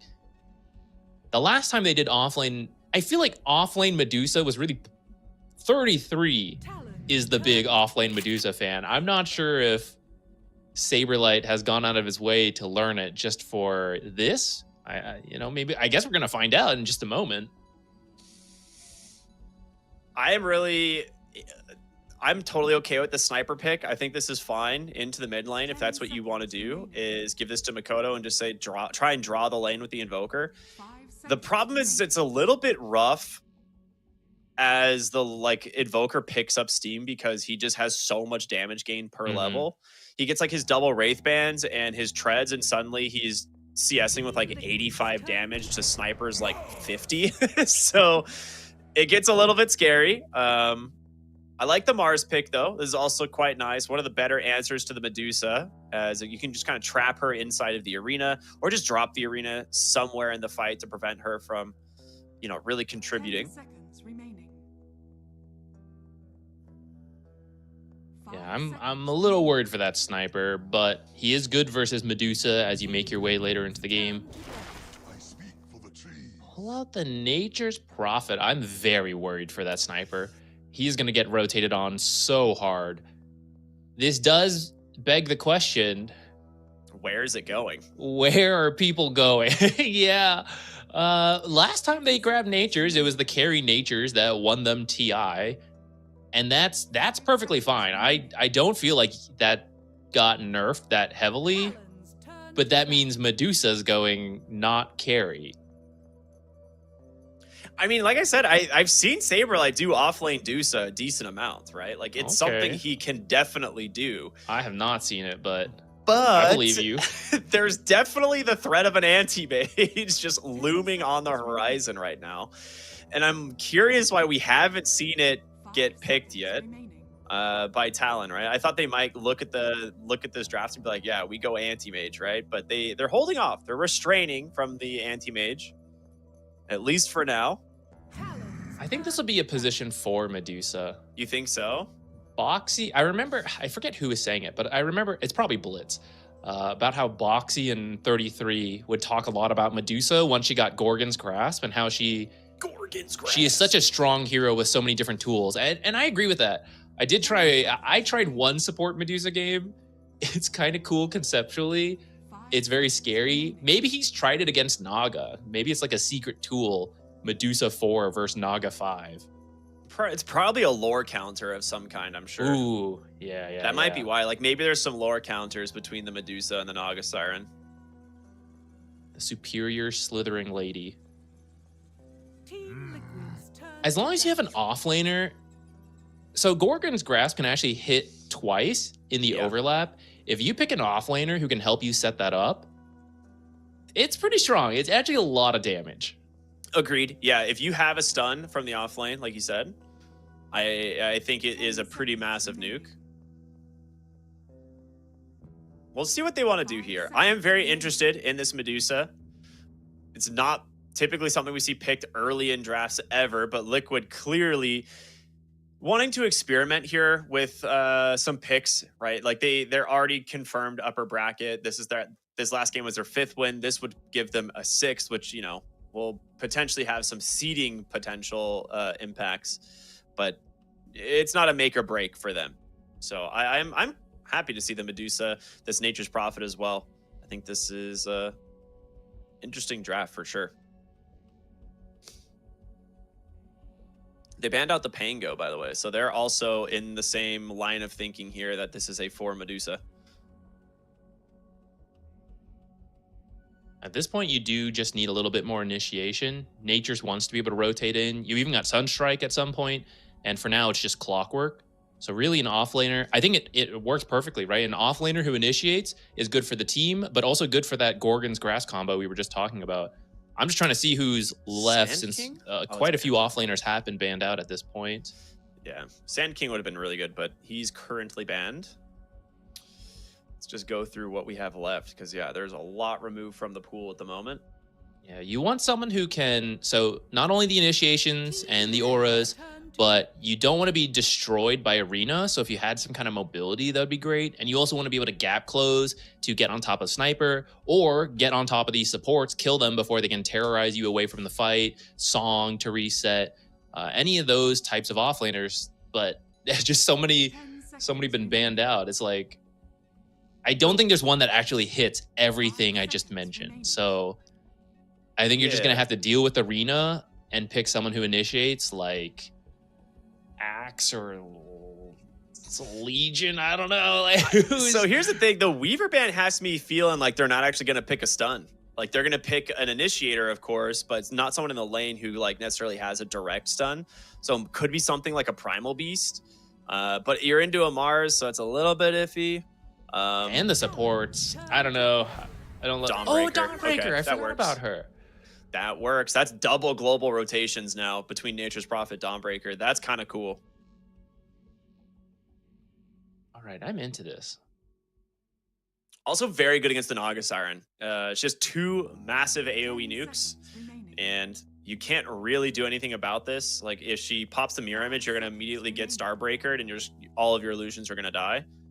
And she can heal a decent amount if you've timed your luminosity stack to combine with like the 3rd hit of the Starbreaker, right? Because you heal a lot off of illusions. So yeah, and as long as you hit luminosity on all the illusions with any of the hits, it will still be a pretty decent heal, even if it's not the last one. Yeah. Okay, what? So you need a carry who can deal with the all-in potential from a Dawnbreaker, plus what we imagine is a Medusa 4, but maybe they're really gonna throw us through TA. I mean, since it's not a core Medusa, well, I wonder if they, okay, it's like, I wonder if they move it now, but since it's not core Medusa, the minus armor is not like the, you know, you're not like worried about that too much. If you're playing into like a carry Medusa, the minus armor is a lot less value, but yeah, into the carry Nature's Prophet, the Invoker. It can go pretty well. I could be wrong about this. Doesn't Gorgon's Grasp do its damage in multiple instances? Does it not shred through Refraction? I'm pretty sure it does. It's one burst of damage, and then there's like damage over time. So you take like 100 damage initially from the Gorgon's Grasp. Now, if you get hit by both instances, like say you get stunned into into the overlap of Gorgon's Grasp, you'll take 2 instances of the 100 damage, plus I think 3 instances of the damage over time. So yeah, you got to be careful actually to not get hit by the Gorgon's Grasp in that way. But yeah, it is an initial burst followed up by damage over time. Worrisome. I feel like even if you don't hit the double, if you can connect the Gorgon's Grasp to break Refraction, then Dawnbreaker can do the rest of the burst with her Celestial Hammer or Starbreaker. Celestial Hammer could be another way to break the Refraction. I am actually really excited to see how Medusa is going to play from the position 4, because this is one of those things that it's been theorycraft. People have talked about it a little bit here and there, but we haven't really seen it. Boxy, of course, has done it in pubs, but now we get to see it at least played professionally here against Talon. So fun drafts. Shout out to these teams for putting these ones together. I think a little bit more of an even draft compared to game 1. So should give Talon at least a better shot here. As we jump into game number 2, Talon versus Liquid. We're going to look at the facets here. Nothing out of the ordinary. I guess scatter shot mid as opposed to the ghillie suit is the only thing that, you know, is maybe up for discussion. Everything else looks about the same. Several ways to check. Like, as long as you have a rough idea where a sniper is, you could rocket flare, you could sunstrike, tornado different areas. So maybe ghillie suit doesn't have as much value this game. I also think he needs a stronger lane, right? We were mentioning the Invoker eventually outscaling you in damage. So I think you need some extra laning power with that scatter shot. Agreed, 100%. It's one of those things where you either decide to be stronger in lane or to farm faster, right? So if you go Shrapnel, it will help you farm faster and clear stacks. But you have a Templar Assassin on your team, and speaking of Templar Assassin, going to be zoned off the rune bottom. The good old innate from Dawnbreaker illuminating the whole map, causing everyone's PC to lag. One of my favorite things in the game. Not mine anymore. I got the PC upgrade. I'm not lagging anymore, but you know, for a while, that was an interesting one.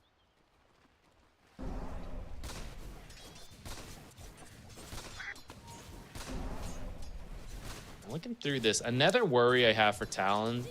I think the matchup's okay, but if MOUZ does struggle, he's your playmaker. You have a sniper and a TA, and these supports don't initiate. Right? You will really struggle if that top lane does not go well. Oh, gets his courier killed. That's another courier about to die. he's like, get it out of here. All right, Cuckoo just takes both of the offlaner couriers immediately. That's quite nice. I'm sure he's happy about that. Mid lane's gonna be fairly even the first level. Makoto isn't at too much of a damage disadvantage, and he does have arguably the best attack projectile and animation in the game. So until Nisha gets like level 3, it's gonna be okay for the sniper. And then he's gonna be relying a lot on that scatter shot to try and, you know, push the Invoker out of lane and secure CS as well. Interesting aggro here from Saberlight. Gonna force this wave under the tower so he can kind of get a little bit of a re-aggro back. I like this. He's gotta be careful. He's level 1 to the level 2 of Cuckoo.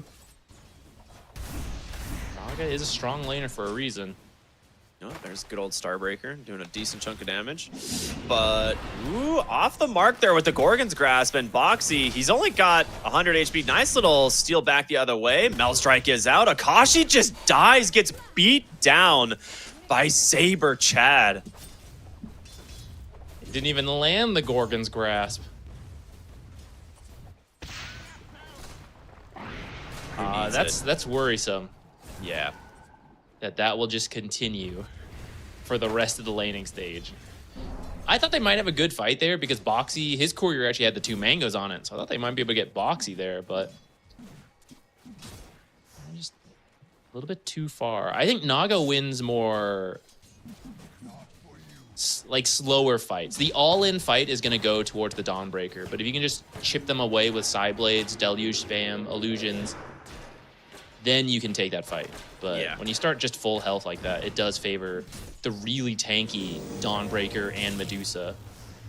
Ooh, nice little cogs play here from Insania, trying to pull FBZ back a little bit, burn some of his mana.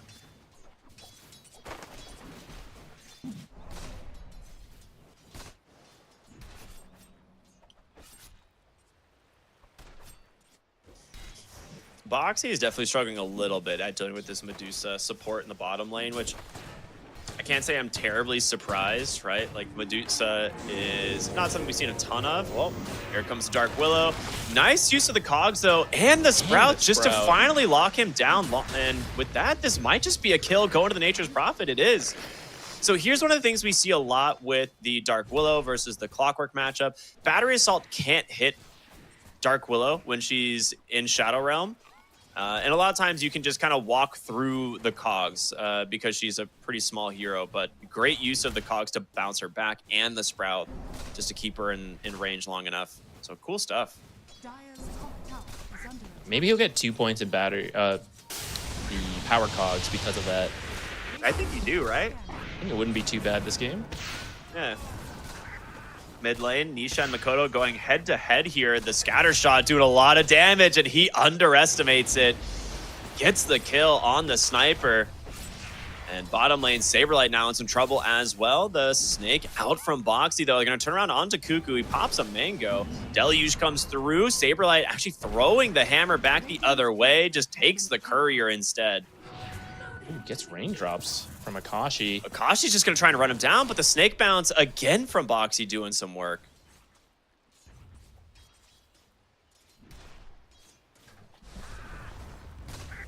Makoto, mid lane. Looks like he's okay for now.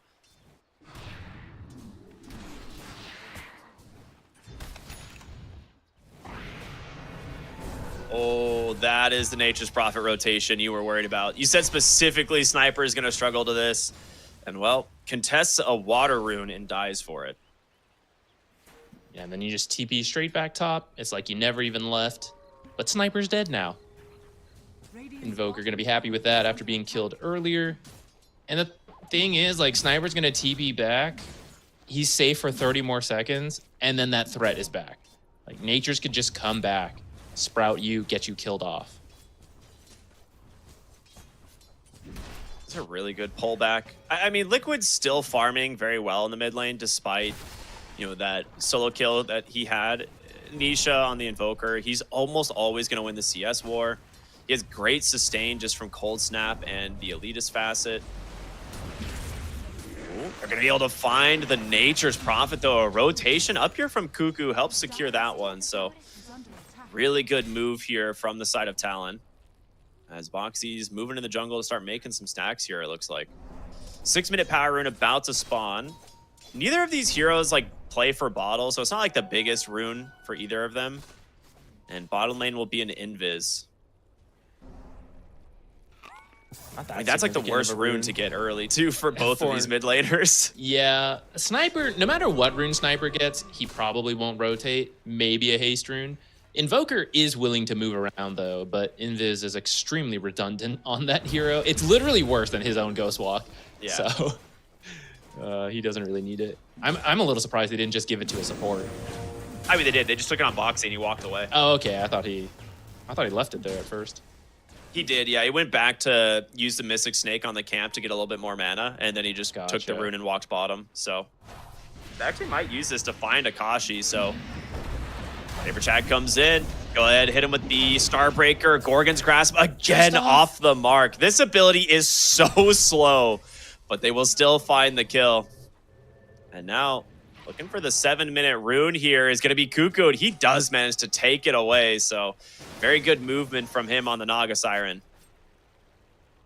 Can he get out, though, because Saberlight's looking to cut him off, and Nature's will probably teleport if you want this kill. Should be able to chase him. Maybe he used it top. All right. Deluge, too good. Still, that's a very nice find on the TA. He was going greedy. He was trying to get that double hit, but they pick up the kill anyhow, so no harm done.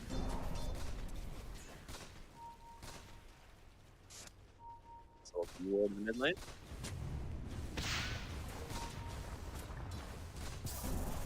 Ooh, Medusa gank. Watch out. So good. Medusa gank is, I don't think, super threatening at the moment. I guess against a sniper, it kind of is. Since he's so slow. Yeah. Maybe you can actually land the Gorgon's Grasp. All right, 8-minute power rune. A lot of heroes down here. Boxy just takes the arcane rune as Nisha is not quite close enough. Now he is Ghostwalk, slowing up this Dark Willow. Drops the cold snap, traps him inside the cogs. Great 2-hero curse crown, but a lot of damage coming through, and Nisha will be bailed out thanks to this Dawnbreaker coming in, trying to dive Makoto now as well. Just needs one more attack, but Mickey, can he close the gap? Just needs the Sprout, but will get the vision with the Treant, and now Cuckoo on the run. They might just turn around, focus this tier 1 tower, and why not? I mean, you've got 4 heroes now in the mid lane as Dawnbreaker's just going to go back bottom to catch the wave. Really good rotations. Here. If you had Alacrity, you could buff it up even further. Doesn't look like it's even needed. Actually, maybe. Arena comes out. They have a lot of ways to follow this one up. The Spear will trap Mickey long enough with the Curse Crown to follow it, and I don't think he's getting out of this one. So a very nice kill from Talon to try and at least slow down the mid push as well.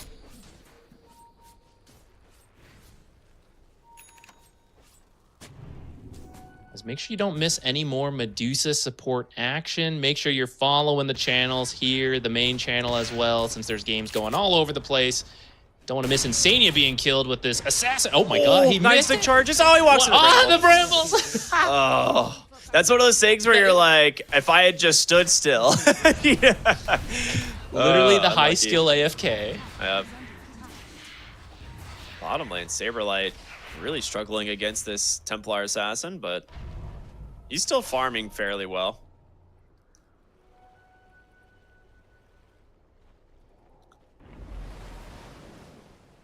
We got the global rotations available again in a moment. Saberlight? Woo. A little scary.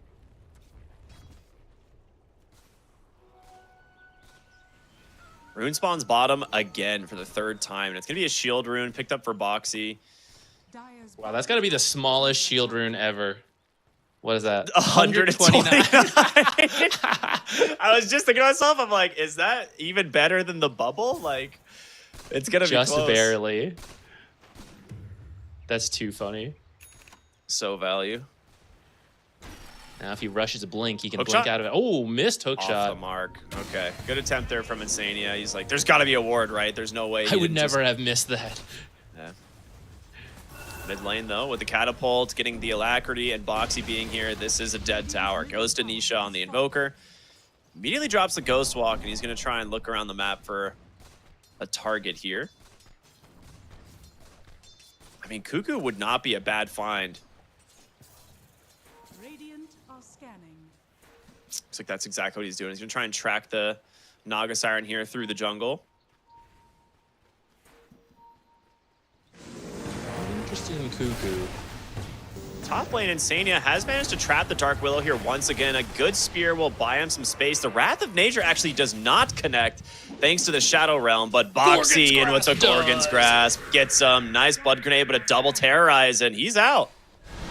Really well played there from the Dark Willow. Meanwhile, mid lane, Makoto is going to be the one that struggles. Again, the global rotation threat of the Nature's Prophet and the Dawnbreaker.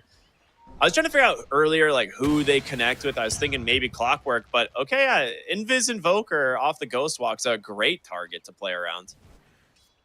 Yeah, and I think that's why he didn't want Cuckoo, right? Because you can just song, and it ends up being a lot of commitments for just a position 5, right? So he was fine with playing it patient, and he does get rewarded with that sniper kill. And you just want to repeat this. Anytime you have those global rotations available, the Invoker will go off the map, and he'll be looking for that sniper and the TA. Oh, maybe here it is already. Nisha is totally down to just continue to play active, and I don't blame him, right? He's going to look for the courier here, maybe. No, Does not want to give away his location. Wants more than a He courier. knows he's back. Yeah, they saw Akashi moving further down, and with this one, Nisha, they know something's up. Tornado out, surrounded by 4 members of Liquid, but there's the Song of the Siren, at least for now, might buy him some space, and with FBZ walking in, Huge a 4-hero arena, can you follow this one up? A big Deafening Blast will slow this up. Saberlight falls low, he's gonna die, and the damage from the Dark Willow just shredding through 2 heroes, and now a great Curse Crown. Boxy coming through, he's like, what's up, guys? We fighting? Mickey gonna die now, 3-for-1 trade, favoring the side of Talon, but Akashi now on the run here. The trap will slow them up enough. A good tornado, though. Can they finish the job? Terrorize still available. Will connect. Send the Invoker. Actually, in the direction he wants to go, but Akashi will TP to safety. The Cold Snap well found here from this Treant, and now they finally get the original target of this gank. I still think not a bad fight for Talon, honestly, and all things considered. Considering Sniper never even came over, he was actually just farming. Yeah, that was 5 heroes versus 4. I think Talon will be pretty happy with that, especially since TA actually lived for quite a while, so she did get a couple kills or at least assists before ultimately dying. So yeah, Talon's gonna be quite happy with that. Makoto especially, he's having a great time just farming. Dude, if he showed up and just dropped a single shrapnel in that arena, I think the entire enemy team dies. Yeah, he must have just TP'd though recently. Unlucky. But still, great Song. It's why we see Naga be such a highly contested support. Song gives time for Mars. Very casual. TP in, slowly walk in. Time for some tea. And it's like, okay, I'm ready with the arena now. Now we can begin the team fight. Nisha continuing to search for more here. Does have the finished up Witchblade. Insania with a nice ward placed on the high ground. They should know about this ward. They just saw the Clockwork walk up, turn around, and walk back. So they should have pretty good idea that there's vision. Yeah, and Cuckoo will go ahead and immediately take that away. It should let them know, though, that an immediate smoke. Something might have seen him. Yeah. So they'll probably get their own D-ward later. Wrath of Nature coming through. It looks like he was trying to put pressure on top lane, but did not manage to get on top of the TA. And with this smoke, I'm curious who they can actually connect on, because right now it might just be the Clockwork, which is something. Well, nope. Insania. All right, he's going to get caught. Nice blink reveal here from FBZ. I mean, you'd like a better target, but you'll take it. Hook shots away, but pulled back in. Through the Bramble, actually, is what's going to kill him. As Nisha, I mean, he TP'd up here. He's going to ghost walk his way in and see what he can find, maybe. Tornado. EMP into the Dawnbreaker, and the Witchblade's going to help out so dang much in a much better gank. However, does he burn out? 20 HP? He does. They do manage to finish the job. As another really good Terrorize out from the Dark Willow this game. She has been on point with these. Unfortunately, a lot of them have been used to escape, which is... I don't know, that's like not too bad. I guess you are just playing the waiting games and you have Sniper TA. We'll see the combo at some point, right? The Mars Arena into Terrorize, which will be huge in a team fight. Mjolnir done on Mickey's Nature's Prophet now, so he is just off to the races in terms of farm speed now. It's not like he's been struggling. He's, 1,500-ish gold in front of the Templar Assassin on the enemy team, but he is having a great time. Nice dust there from Cuckoo. They actually think it's the other illusion, so hookshot off the mark, and now Insania might just be dead here. Yeah, there's no escaping this one. Assassinate's coming through. Well, he actually tries to steal out of FBZ. Boxy actually in a rough spot as well. Gonna get speared back by the blink of FBZ, and with this one, should just be a potential 2 kills. Nice arena to stop this TP out. Do they have anything to cancel? A root. Really well done again from the Dark Willow. It's kind of been Dark Willow doing a lot of the lifting in this game in terms of actually securing these kills. Crowd control helping out a lot when you got a sniper and a TA. Still, that's a lot for support. They are going to get a tier 1 tower, though. This is the hard part against Liquid. Song trying to rotate in a lot There's of heroes. 3 TPs coming immediately. You have no arena, but you do have the blink. The spear's off the mark. Okay, it doesn't look like it's gonna Cold matter. Snap might give him a lot of health, and here comes Saberlight. Nisha's Oh, it in totally fighting mattered. order here, just gonna look for FPZ. The Starbreaker's gonna connect, trying to connect on this Terrorize, but she dies too quickly, and now with the rest of the team here, Mickey on this Nature's Prophet, they want the big kill. It's Akashi, the Tornado, will allow them to close the gap in a really well-placed Ice Path. That is gonna be certainly death for the Templar Assassin, as the Sunstrike from Nisha will seal the deal. A 4-for-0 off of what looked like was going to be a freebie for the side of Talon. Oh, that was an unfortunate spear miss. So even though Invoker didn't do a ton of damage in that fight, the fact that he lives, he gets the utility spells off, the disarm, the slows from Ice Wall, Cold Snap. That helps turn that fight. But maybe if you kill the Invoker right away, it's much cleaner, right? And you can at least get him and get out, or you take a better exchange. This is the downside. Oh, nice cogs. Big out. Even as you find these kills on the supports, this is such a global lineup from Liquid that when they show up to these 5-on-5s, they still have better map efficiency than you. And that's kind of some of the reason why even though it looks close, 10-14, it's actually a 7K gold lead for Liquid.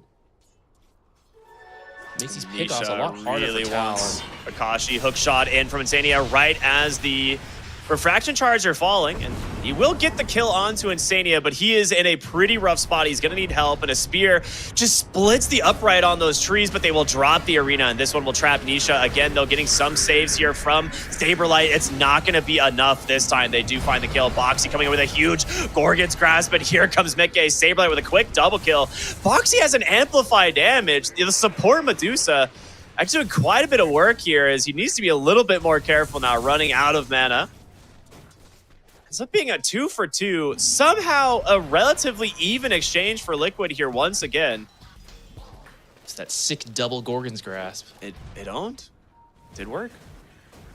I think when they started on that TA, the rotations were not quite available yet, but because they got chased down, the cooldowns finally become available. The rest of the team does show up. Mickey being able to join globally on this Nature's Prophet while already having so much farm is kind of nuts. He just finishes up a BKB as well, and Nisha again just staying active, running at the enemy team, but he should know they just de-warded his high ground. Yeah, and Insania will go ahead and remove the ward sentry there. Get themselves a little bit of vision here to kind of get an idea of what Talon's up to, but a couple This of them currently daytime- smoked up. Yeah, but the daytime reveal from Dawnbreaker. Where are the heroes? They know something is coming. Yeah, Insania is here to break the smoke. He knows exactly what's going on. So drops the cogs, will trap FBZ here. Hook shots to safety as Liquid ready to take the fight. The Gorgon's Grasp will trap them. Tornado as well.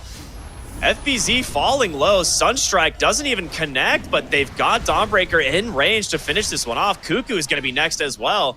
2 heroes dead, and like you said, they knew exactly what you were up to on Talon, and maybe a little bit too aggressive on your playmaking there, almost like a forced play. Mickey's going to come in, look for Akashi. He's going to try and TP to safety. Do they have the catch? They do not. Really good TP out. Usually a smoke, as it turns into the daytime, is really good. Oh, hold that thought. Terrorize. Ooh. Wait, is he What going is to go this for the pattern? rune? I have no idea. That was Saberlight also very confused. Blade Mail will buy him a little bit of time here, but the Stone Gaze, is it enough? It is not. Great kill, and managing to secure the Wisdom Rune is pretty sick. FBZ comes in, gets the spear back onto the Medusa. This will be 2 going into the hands of Talon, and the Tormentor to follow soon after. He got screwed by that pathing. If he just properly runs home, he doesn't take nearly as much damage from TA, and he's not as close to the Dark Willow for the rest of the combo. He might at least live in that situation, but He just still, like stun locked on a tree for like 3 seconds. yeah. But great for Talon to find those 2 kills, and like you said, Wisdom Rune secured plus the Tormentor. Actually, did they? I don't think they. Did they get the Wisdom Rune? I'm like Yeah, blanking Willow now. got it. Yeah, Okay, after the okay, Terrorize, okay. she stuck him. So they didn't lose anything, right? Like they get the Yeah. Wisdom Rune, they get the Tormentor, and they get 2 kills. It was pretty sick. Oh, guys! That's close. All right, we're fine. Not even worried. I got TP. This isn't even wasted time. Barely. Totally efficient. Who did that go to? I think that went to Medusa. Yeah, that's a little unfortunate. It's not a bad shard, but there's not a lot of spells that can proc it this game, which is the problem. Yeah. Get assassinated. Send it back. Yeah, you're like, cool. Reverse assassinate. In 35 seconds, when this Mystic Snake hits the sniper, he's going to be really sad. He's going to be feeling the pain. It's really just like, realistically, it's probably just the Ensnare from the Medusa. Or not the Medusa, the Naga Siren. I think Nisha did just... Unless he wasn't looking at his mini-map, he did get a glimpse of the Naga Siren for a moment, but we'll just go ahead and farm the bottom side. I think he has a full Hurricane Pike coming out, plus a new jungle item, so...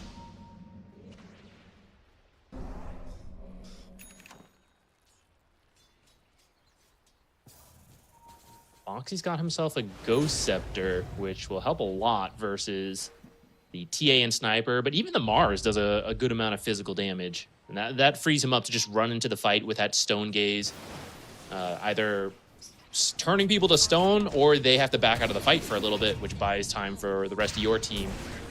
Oh, they actually did not see the smoke actually protecting the Naga Siren on the backside.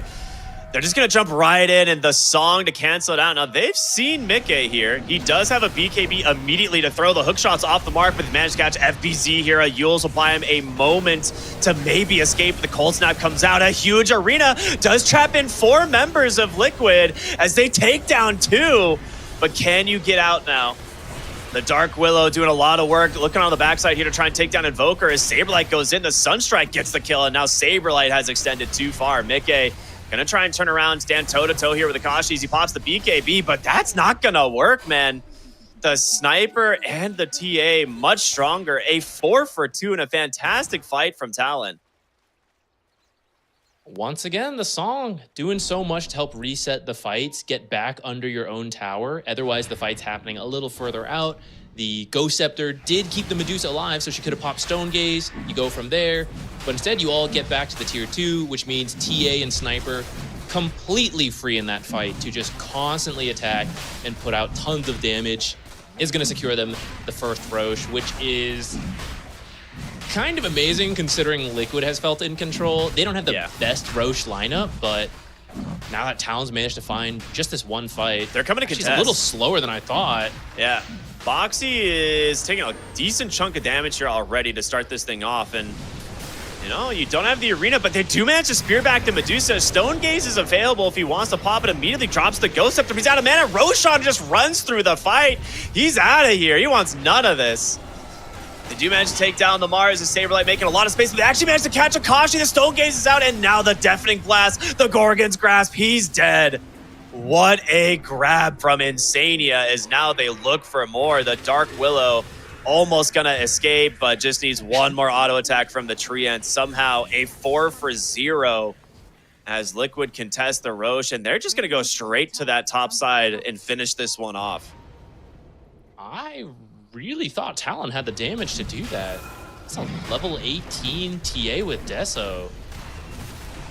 I guess Roshan's been buffed up over the last couple years. Yeah, I honestly agree. I definitely thought this was going to be just a free Roche for Talon, but now suddenly Liquid walking away with a massive win. Quick reminder to everyone, go ahead and make sure to follow the channels here on Twitch, this one as well as the main channel, to support Fissure and the BB Dacha series. There's been a lot of great games. There's still a lot more to be played. You want to make sure not to miss those ones out.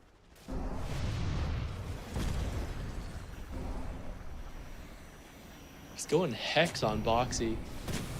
I mean, it's a good item, right? Medusa just needs mana. Unlucky hook shot from Insania. I like using his own voice line is so funny. It is the next level mind game. Yeah. You gotta have it.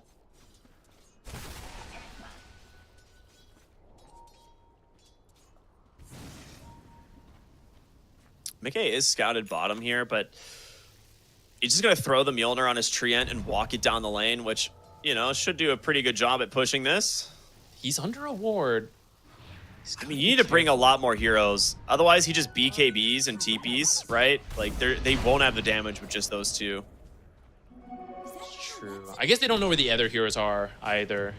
Like, you know, Dawnbreaker could always join. Oh, FBZ. Fast blink. I don't think he saw him. I think he just cleared the camp and left, but Tornado just barely off the mark. But he will get him off of the Witchblade, and that might be enough. Yeah, sets up for the Flare from downtown, drops the Yules to save himself for the moment, but trapped inside of the Leash Sprout plus the Ice Wall. You're not going anywhere.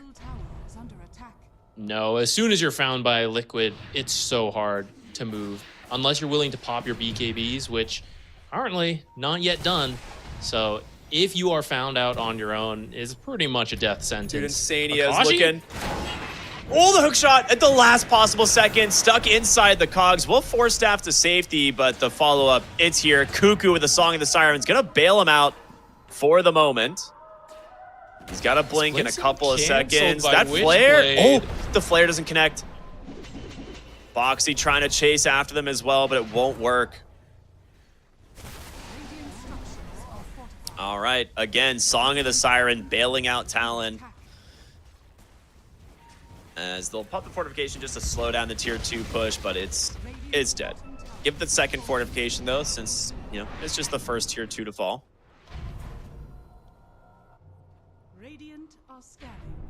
It's a little annoying to bring that many heroes and then Song saves you, but again, because you have so many global heroes, you really don't lose that much map efficiency in those type of plays. And Song is actually a really long cooldown nowadays, so you have probably about another minute or so to look for any plays, and you know the Song cannot be used to save whoever you find.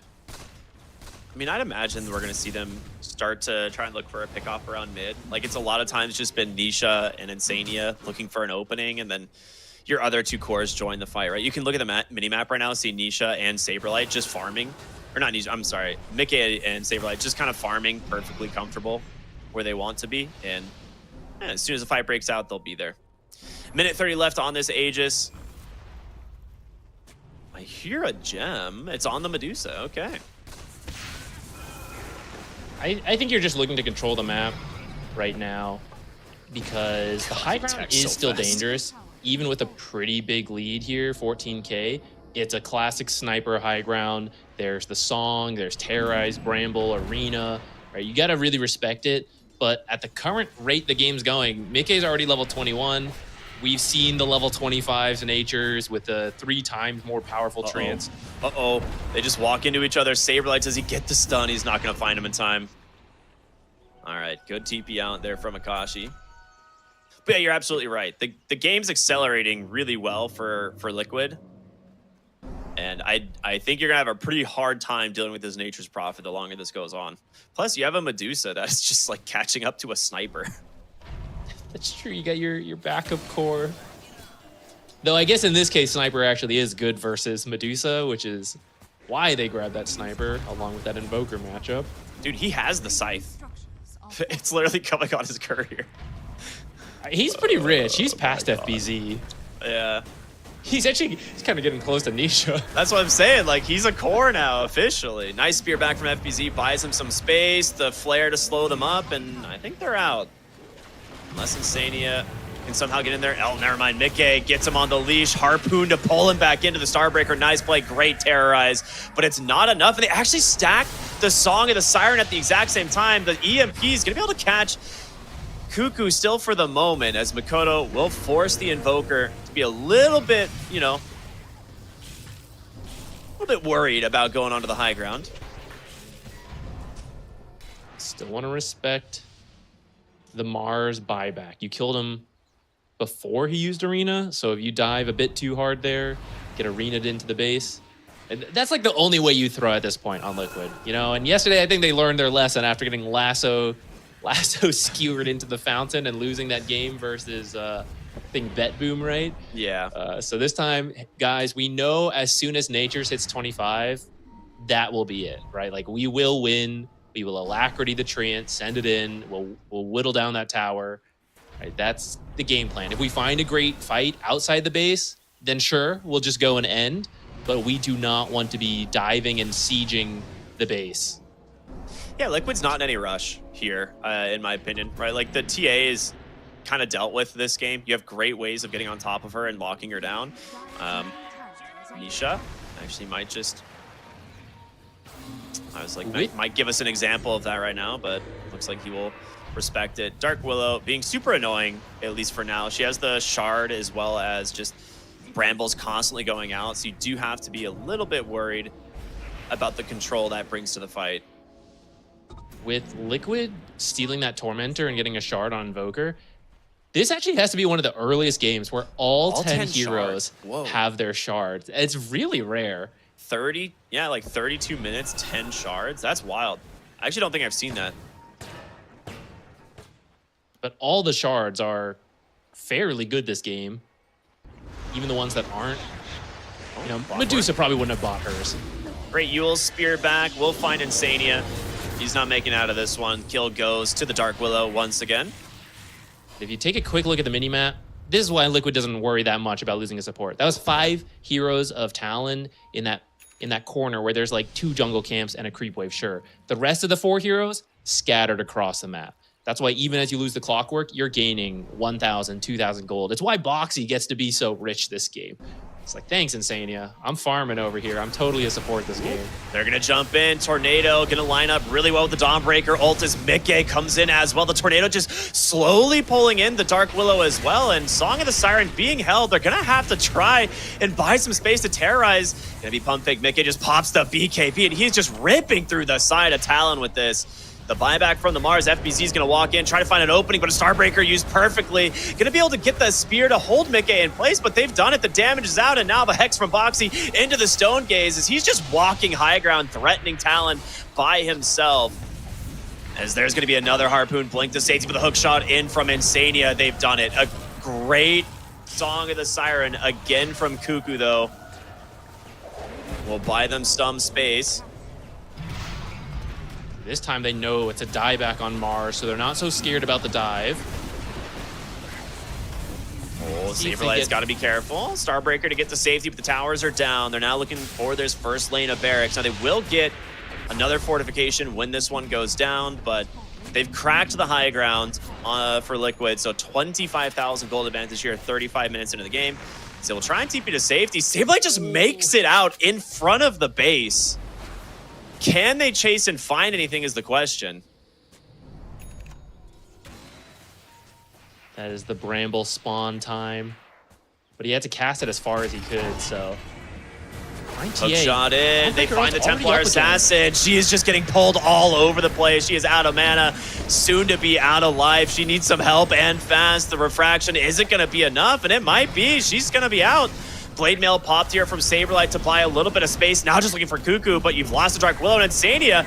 He wants to find these heroes on the backside, trap them in place. The Great Spear back from FBZ finds 2. Boxy continuing to be annoying the Gorgon's Grasp again. Just slowing them down, and now we'll just pop the Stone Gaze as Saberlight just surviving on a sliver of HP. You are kidding me! He gets out of the arena with the Starbreaker. Saberlight, you can't get away with this. Nisha sitting on the backside, looking to jump in. Insania flyby with the cogs. A great Tornado EMP onto 2 as the base beginning to just, continuing to crumble at this point. 3 dead as Liquid are just styling on this game. How did Saberlight live like that? I don't know, man. That Hook is shot unfair. in. The ice wall. Great little grenade out here from Makoto as they look for Nisha. A lot of damage coming out, but it's still not enough. And Mickey gonna be forced to BKB as he pops the Satanic. The Scythe is out from Boxy. They turn around, take down the Nagasar. The Root holding Akashi in place. And my God, the damage is overwhelming. Liquid looks so damn good. The armor from the Witchblade, but he also got a Craggy Coat. So this is a very tanky Invoker to physical damage. It is the downside when you pick cores like this, right? Who are all physical damage. You just build 1 resistance, and it takes a while to get to that point because in the early game, you can't really just build armor. But now that we're approaching that late game section, look, Blade Mail, AC, Craggy Coat, Phase Boots, even the Soul Ring, a Halberd. We never even see Halberd nowadays, but when you have 2 of the same hero in the TA and the Sniper, it actually does become a good game for it. Invoker, what's he got? He's pushing 30 armor, man. These guys are so resistant to the physical damage. Yeah, when he's near the Nature's Prophet, he'll have it for sure. And look at Clockwork, right? Solar Crest as well as a Craggy Coat. Even Mickey, he's got his Witchblade, right? But also has a jungle item giving him armor, right? Like, Defiant Shell is one of those things that gives a little bit. Not as much as the Craggy Coat, obviously, but it's something, and it helps. Bottom lane, Nisha is looking for Akashi. The TP rotations in for the rest of the team. Even the hook shot. This is just an easy pick for the side of Liquid. They get Akashi. His buyback is available, but this is immediately after Roshan. Like, this move was just seconds after getting the Aegis, as they're going to get the buyback. And this is it. This is all you have left on Talon. You have to make the Hail Mary play here,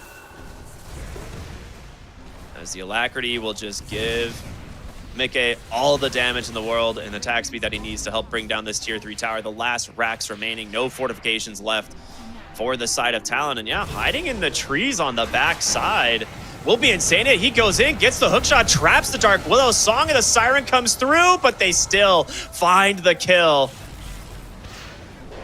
Dead for 45, no buyback, and now an Arena will trap 3. The Silence doing some work as well, but Boxy just standing here in the front line. The Blade Mail protecting him as well as the Ghost Scepters, and now they're just going to go in aggressive. Cuckoo is dead. The supports cannot stand their ground.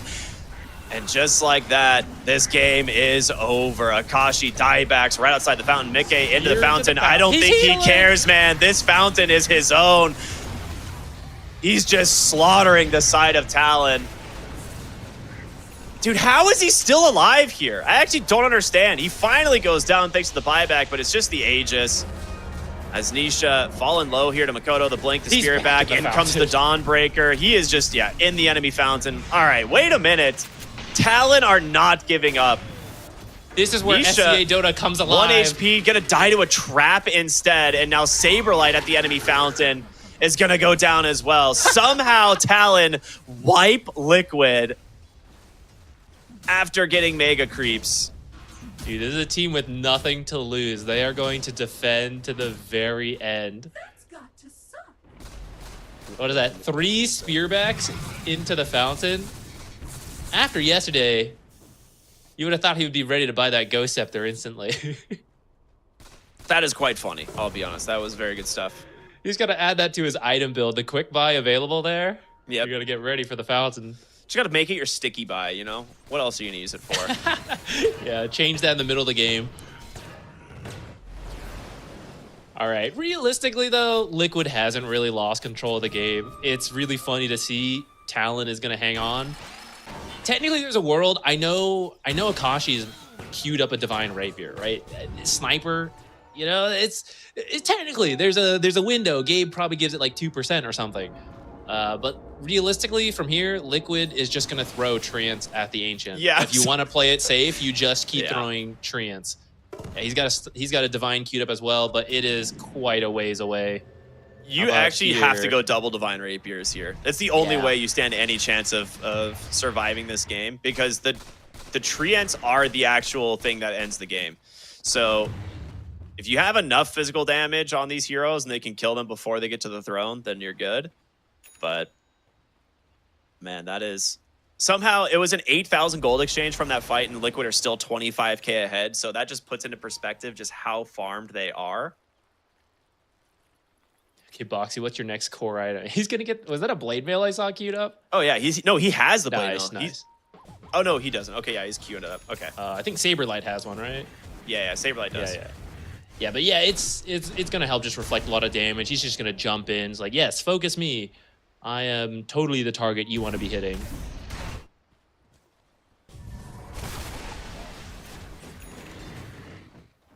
Ancient Guardian, yeah, he hits hard in the base. I guess one nice thing about Nature's is that when he's in your base, there's not a lot of trees, so at least he doesn't get much from his innate ability at that point. He has 600 damage next to his tree. Out here, yeah. What is this? What is this? Quite a lot out here. This facet is insane. It's like each treant he puts near him is like 190 damage. Yeah, I think the treant itself being super strong is fine as a 25. I think they should reduce the multiplier on his own damage he gets from those treants. And then I think it becomes a bit more balanced. Smoke up from Talon. They need to take the fight outside the base. They recognize this as soon as Liquid gets to, oh, that's a good one to find. The spear comes out. It only hits a clockwork. BKB out from Mickey. Buddy, you're hitting the arena wall. You got to go up on the high ground. He's done it. Disarm, trapped inside the leash. The BKB just right through the song of the start. And Cuckoo trying to TP to safety. He's going to burn to the Parasma in the fountain. That is 2 dead without on dieback, and the GG comes out right away. And again, the Hail Mary play from Talon. They tried their best, but Liquid just too far ahead, get themselves the 2-0 and making this group very funny with 4 teams tied at 6 wins. It probably won't matter too much since I'm sure Tundra, BetBoom, 1-1 will still push them to the top 2. But overall, a cool draft from Liquid, that global rotation strat. And Nisha just, he fit in exactly what he needed to do. He's like, okay, these 2 are just going to farm and globally rotate, so I am just going to run around invis on Invoker. We rarely saw him farming. He's just walking around, finding the next target, the supports. Well, at least Insania, he's with him. Boxy, sometimes there, sometimes farming as well. But they were just playing this map efficiency game that can still group up with the double global. Yeah, that was the threat going to late game at all stages, right? You have so many ways of just turning fights, and this was the best possible fight they had all game. Like, this Song into 4-hero arena ends up being a really nice fight for the side of Talon, and it evens out the game entirely. Boxy coming through the Twin Gate here, I think kind of bails them out a decent amount, but it could have been way worse, right? If the sniper was there, that would have been probably a full team wipe into maybe losing 1 hero. Yeah, I agree with that. And I think the idea to start shifting to this global rotation was really smart. When you look at the draft, right, you have Naga and Dark Willow, 2 supports that aren't great at initiating, but along with the Mars are fantastic at protecting Sniper. So if you can drag this game out and it's roughly even, you eventually just become this wall that they can't get to. But when you have these global rotation heroes that Liquid start to shift towards the end of the draft, it's like, okay, go ahead and try to make that play. We won't initiate on you. We'll just out-farm you. And then when you try to split up and farm, that is where our Invis Invoker might find someone, and then we'll go for it at that point. Yeah, a lot of these fights early on were pretty good from Talon, like getting multi-hero arenas.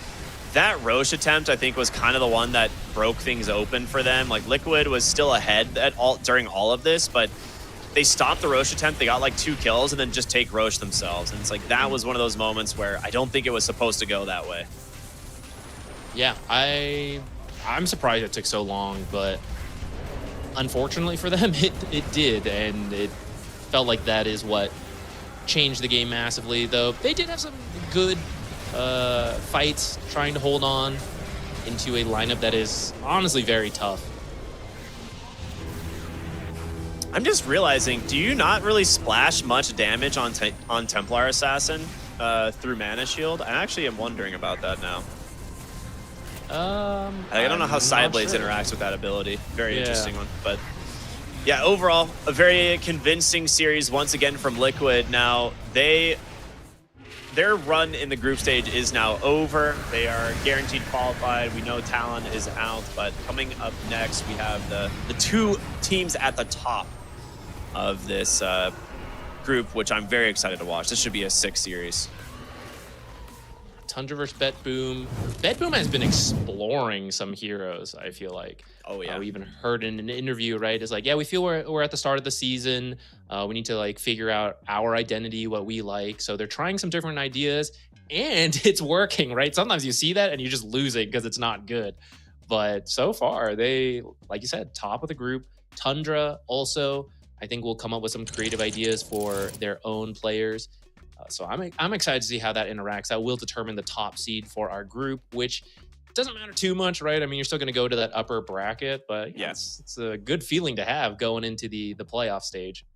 Yeah, I think this game, I do want to give credit to the Dark Willow, right? Dark Willow actually had so much done this game, so shout out to him. For now, we've got an interview with Liquid, so let's go ahead and set on over to the studio and chat with him for a moment. I have Saberlight. We have Liquid's offlane. He's getting distracted because he's coach. Can you believe it? Out of all people, distracting him. But you guys finally getting a 2-0 here. Is there really difference on how it feels compared to getting a 1-1? Yes, it feels completely insane. Like the difference between winning and tying is like day and night. Day and night. Yes, it's. I'm glad that we finally did it. Nice. I'm proud of you as well. Let's talk about Liquid, though. The fact that you're joining this team. I mean, it's big shoes to fill, considering they had just won TI. Do you feel that pressure? Is there a lot of nervous energy, or are you just trying not to think about it? No, I'm chilling. I mean, obviously, it's very, very big shoes to fill. Like, you know, it's hard to top like winning TI and like not losing almost any games in the playoffs. But to be honest, that's not what Dota is all about. You know, there are some other aspects to it, and I intend to like deliver in those aspects. And you know, it's still early days. We're still, you know, learning and trying to figure out how each other plays. So I'm sure in time it's only gonna get better than this. This group stage we got 1-2 is gonna be all 2-0s like, you know, a year from now. You just gotta ease into the process. Exactly. Yeah, you gotta leave the audience wanting a little bit more. But something that, you know, isn't leaving anything to the imagination is your hero pool right now. Okay, I've been very impressed with what you've been able to pull out. Do you feel that you have a little bit more freedom on Liquid compared to Shopify with what you're picking up and what you're able to show? For sure. I think like first of all the players are like very talented, so I can kinda, you know, pick whatever and they can win without me. Like Nish is gonna carry kinda no matter what, which is really nice. But also, you know, Blitz he's gonna kind of pick me like random heroes, which I appreciate. You know, there's like a thin line between madness and genius, and I think like for example with the bounty pick, I think it was like kinda genius, but like a little too genius, so it was like actually not good. But you know, we'll figure it out. It's full circle. It's so genius that it comes back around to being just stupid, right? Yeah, kinda. All right, and Dawnbreaker as well. That's not something that's unique to you. You know, the Bounty Hunter is a very unique pick that you've done this tournament. The Bounty Hunter, though, a lot of other people are seeing that in the off lane. What facet are you running? What makes her work? And how long have you been wanting to bring out Dawnbreaker, hoping that she could be competitive again? Ever since they put it in competitive scene, I remember like when first they added it, obviously, and then you can't play it in captain's mode, you can only play it in pub. So back then, I think it was like TI 10 or something. I was already practicing, you know, being ready when it finally comes out. And yeah, you know, that practice paid off because I am still absolutely insane Dawnbreaker. It's also very easy, you know, I'm just hitting creeps and then I ult in. But yeah, I went with the, which one was it? The one that reduces cooldown on luminosity, which is nice, you know. I can ult more often, and the other one is just complete trash as well, so. Do you feel like you've ever inspired someone? Like someone who's playing offlane, you've ever inspired them like to play a certain hero, a way to play a certain hero or anything? I hope so, but I'm just a humble guy, you know. I don't go out trying to inspire people. I put my pants on one hole at a time, just like everyone else, guys. So if you got inspired, I'm glad I could provide. But you know, I'm just a guy. Are you like sock shoe or shoe sock shoe or sock then shoe? Shoe. No, you gotta start with the socks. No, you gotta start with the socks, brother. No. Shoe. Pants, and then sock. All right, well, I don't know if that one really works out. Maybe I'll go home. I'll get a little bit of inspiration from that one. But Zeal, thank you so much for talking with me. We'll head on back to our casters. Thank you, Nat. Incredible interview, as always, with the very humble Saberlight. Love this guy. I mean, good stuff, right? Incredible Dawnbreaker performance. A little bit awkward in terms of how he puts his socks and shoes on, but we'll have to, you know, get some more details on that later. Yeah, that's Arkham Asylum moment too. Yeah, but don't need your shoes or your socks to play Dota, and Yeah. he did a great job. He's just some guy, you know, but he's doing his best to fill in, and it was looking good there. You maybe didn't have that on your bingo card, the Dawnbreaker Medusa off lane, but it definitely worked out in that game there. I hope we get to see more creative drafts, right? He mentioned we're trying some stuff. Sometimes it looks good. Sometimes, you know, the idea was too far. But that's fun, right? We're seeing, even though it's only one player different, it does feel like we're already seeing some cool new ideas from Liquid. Absolutely, yeah.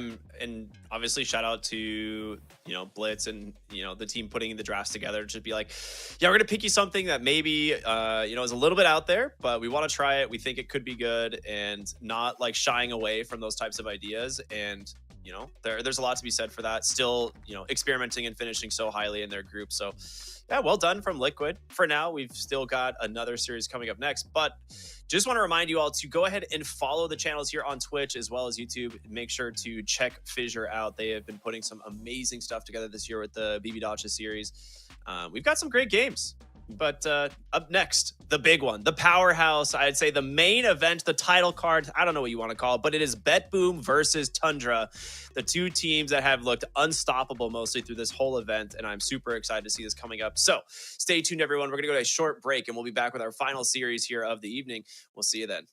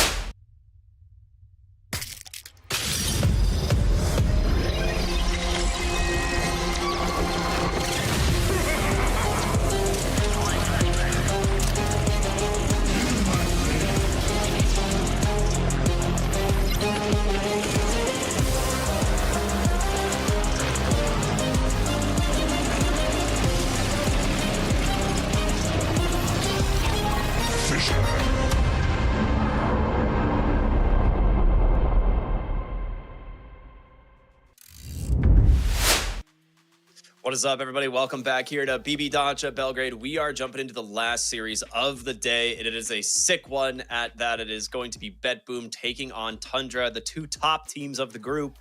My name's Cryptic. I'm here with Z Quixotics. Zach, talk to me, man. What can we expect in this series, besides greatness, of course?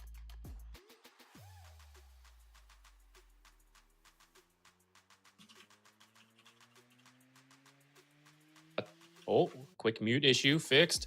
We got Nightfall, who used to be on BetBoom, now playing against them on Tundra. Got maybe a little friendly rivalry going on there. Yeah. Besides that, this series will not determine, if you're qualified or not. So maybe both teams will explore a little bit more before moving into that playoff stage. Both these teams, you have players who've been playing with each other, but the team as a whole is new. So still trying to develop your own style, test new ideas. Maybe you practiced 1 or 2 strategies. It's like, well, here's a third we'd like to have in our back pocket for the playoffs. That could be good to have. That might be what we see here. All right, I'll have to try that. I mean, I think, I don't know. I'm a little bit curious to see like what is going to end up being the game plan from Tundra. I think they're like, we kind of know BetBoom is just doing some kind of wacky stuff at the moment, but I'm wondering if Tundra is willing to like kind of meet it and do something interesting as well. I mean, both teams, like you said, with some roster changes, but BetBoom, obviously, I think right now they have looked the strongest in my eyes of the teams, even though they aren't at the tippity top of the groups, right? They're kind of tied, but I do feel like BetBoom has looked the strongest. They had a loss earlier, but I think it was a little bit of a misplay on a couple of the lanes that cost them the game. Yeah, every time we get a camera shot of the team, they seem pretty good spirits. Yeah, I guess it helps when you're winning, you're at the top of the group. Maybe we'll take a look after the losses how they're handling that. But it's always good to be in good spirits. Matching that, Tundra, they've also seemed to be doing pretty well, pretty good mood, pretty good vibes over there. I don't think we've seen a lot of these players come together, like Whitemon now at 33. Soxa stood in for them, and I think that's how Whitemon ended up joining the team. He liked working with Whitemon, and I think when you play, like Soxa can play so many different things, dude, but you are limited as a position 4 if your position 5 can't match you, right? I think he must have enjoyed working with Whitemon a lot to, vouch for him and get him on, want him on this team as well.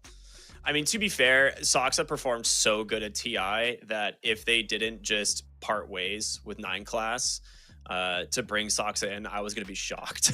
Like he was like the literal shining star of this team for their TI run.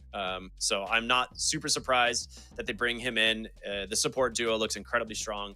And yeah, things are a little bit different now with the rest of the players, right? But overall, I think they've got to be pretty happy with their results so far. Yeah, this is just the group stage, though. I know this is still early on, and I think they recognize this as well. This is a team that they're thinking about, like, we want to win tons of tournaments back to back. We want to go the full distance, but I think they also know how to set their expectations, right? This is a lot about just improving throughout each tournament to reach that stage. But top of the group stage, gonna feel pretty good start. Question is, how far can you get in the playoffs? Yeah. All right. That's when things are going to kind of step up a little bit, right? Not only, I mean, you've done well in your group, but I think a lot of people are also looking at Group B like, man, that is a very scary group as well, right? Falcons, Gaimin Gladiators are both in there. There is still a fight for like 4th place in that group, right? The elimination potential of Aurora and Liga and Team Spirit, I believe is currently going to be getting played out on mainstream in a little bit. So Spirit versus Liga. If Spirit gets a single game, if they get a single win, the group is decided. But if Liga gets the 2-0, you'll have a 3-way tie.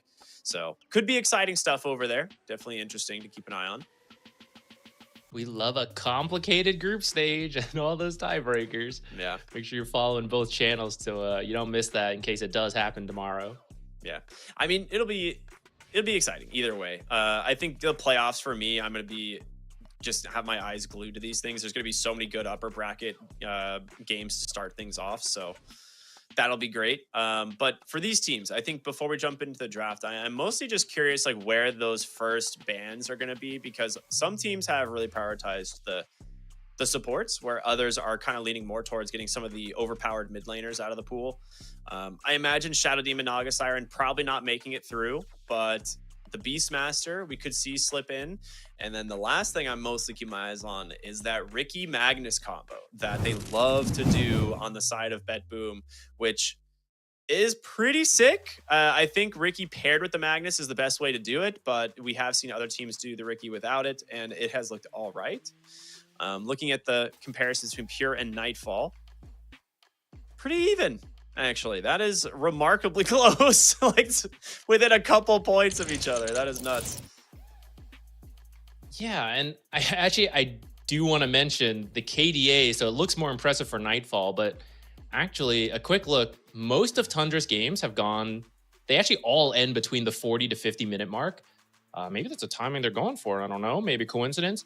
But BetBoom has had some very clean games, some ending, you know, like 23-minute win versus Talon. So some of these games just end before Pure really starts joining in and racks up the kills to pump up that KDA.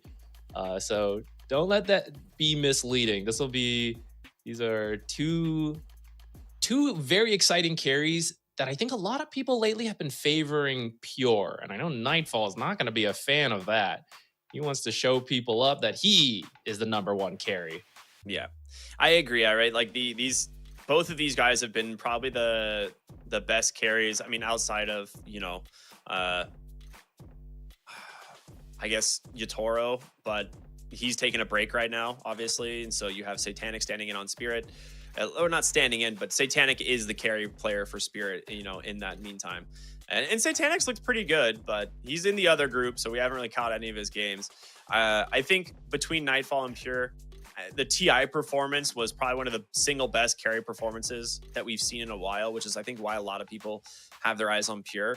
And that was like followed up very recently with an insane performance from Parker, right, in a previous event. People are like, okay, what is going on here? Like, every once in a while, like a carry comes out and just like crushes an entire event. This event, I think it's a lot more evenly distributed in terms of, you know, which players are looking good on which roles. For BetBoom, I keep coming back to the offlane duo. Miro and Save are kind of the backbone of this team. They get so much done from the 3-4, and they're always going to be the duo that I have my eyes on, like making plays in the mid game. Mm-hmm. And a lot of people like to target 33 with the bans, take out a lot of his hero pool. But Miro does play a lot of those heroes as well. So I am curious, are these teams going to try to quickly grab one of those offlaners that make it through, make sure you get a really strong offlaner? Or are we just going to keep banning offlaners and we get to the end and we get to see some weird heroes we don't see very often from that offlane? Yeah. I mean, I really hope we do get some weird stuff, but well, I think this is going to be one of those games where either both teams are willing to try something new because they're already guaranteed through, like similar to what Liquid did in their last draft, right? Pull out the 4th position Medusa, you know, the offlane Dawnbreaker at the end of the draft, which was super interesting and fun. But here we go. It's the first phase of bans and a lot of supports focused up here. So it's going to be the Enchantress, Naga Siren, Tusk, and Shadow Demon. The four most contested supports outside of the Clockwork. So I am curious if we're going to see the Clockwork ban here, or maybe you let it through, ban something else, pick it yourself. The Beastmaster is available. We have seen teams first pick the Beastmaster, but we've also seen it get answered, right? I think Beastmaster's been in the meta long enough that teams do have a strong idea of how to play against it, but that hero is just so strong that even if you do bring the counters, he can still just hit a really strong timing. Wow, first pick Storm. Okay. So we've seen this a couple times with the Puck Invoker ban in phase 1, and then you fall back on the Storm overall first pick. And this does make it a little bit difficult for BetBoom Team here, because I was going to mention this kind of triangle scenario of heroes like Clockwork, Beastmaster, and Shadow Fiend, because they're really highly contested. They all do really well, but they all kind of do things differently for one another. So they're going to go ahead and pick up the Muerta.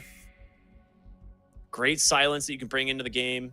Typically played in the 4th position. We've seen Save crush it on this hero this tournament. So not super surprising we see it picked up early. 10 seconds remaining. Tundra, Storm has been something they like to grab first. They've actually often picked up their mid laner, and we've talked about like these 3 mid laners being some of the best: Invoker, Puck, Storm. So it feels like if they have the option in that first pick, they do want to ban out the other top mids and then just grab it for themselves on Lorinoff. And it's a stable pick. You know, like what's the worst counter you could get? Like maybe you get Huskard towards the end, but if they don't have a mid and you're reaching the end of the draft, you just ban it out. So you just know you've already got your stable mid pick who's going to help contribute, get active around the map. And I think part of it is there's so many offlaners available that you do have a little bit more control of. You still feel like you can pick a good offlaner for yourself, even if you don't grab it in that first phase right there. That is some American football coach movements right there from Moon Meander, covering his mouth while he's talking. Can't let him know what I'm talking about, guys. They're over there trying to sneak my strategies. No, I mean, this makes a lot of sense. The Beastmaster Monkey King bans, if you go for the Beastmaster ban here, you could potentially look at a Shadow Fiend in phase 2, which we've seen get a lot of attention when the Beastmaster is banned. He's one of the heroes that really shut down this guy. Same with the Clockwork, though. But I don't know if BetBoom want to open the double support. Chances are a lot of times you want to pick a flexible hero after this. I could be down for a Pangolier, honestly, just at the start of phase 2 here from BetBoom. We have seen Pangos do there's a clock pretty ban. decently versus the Storm. You don't win, but you just both kind of get what you need, and you can both get active at level 6. So it's not like you're falling behind. You're still farming while Storm's making ganks. Do you just go for the Shadow Fiend here? If Clock and Beastmaster are banned, I wouldn't mind it. I don't hate it either. Like, it's something that you technically can put mid. We almost always see it in the carry role, but I think it's okay. I think Storm doesn't mind that matchup either. So maybe you want something a little harder. Like, technically it's a flex, but if you know, we don't really want to put it mid, then is it that much of a flex? So yeah, for now, they're going to grab the Queen of Pain, who should be able to bully out the Storm Spirit. And if you can hit 6 first before he can, you can threaten to kill onto him, or maybe make a rotation while he's still just farming, trying to hit 6.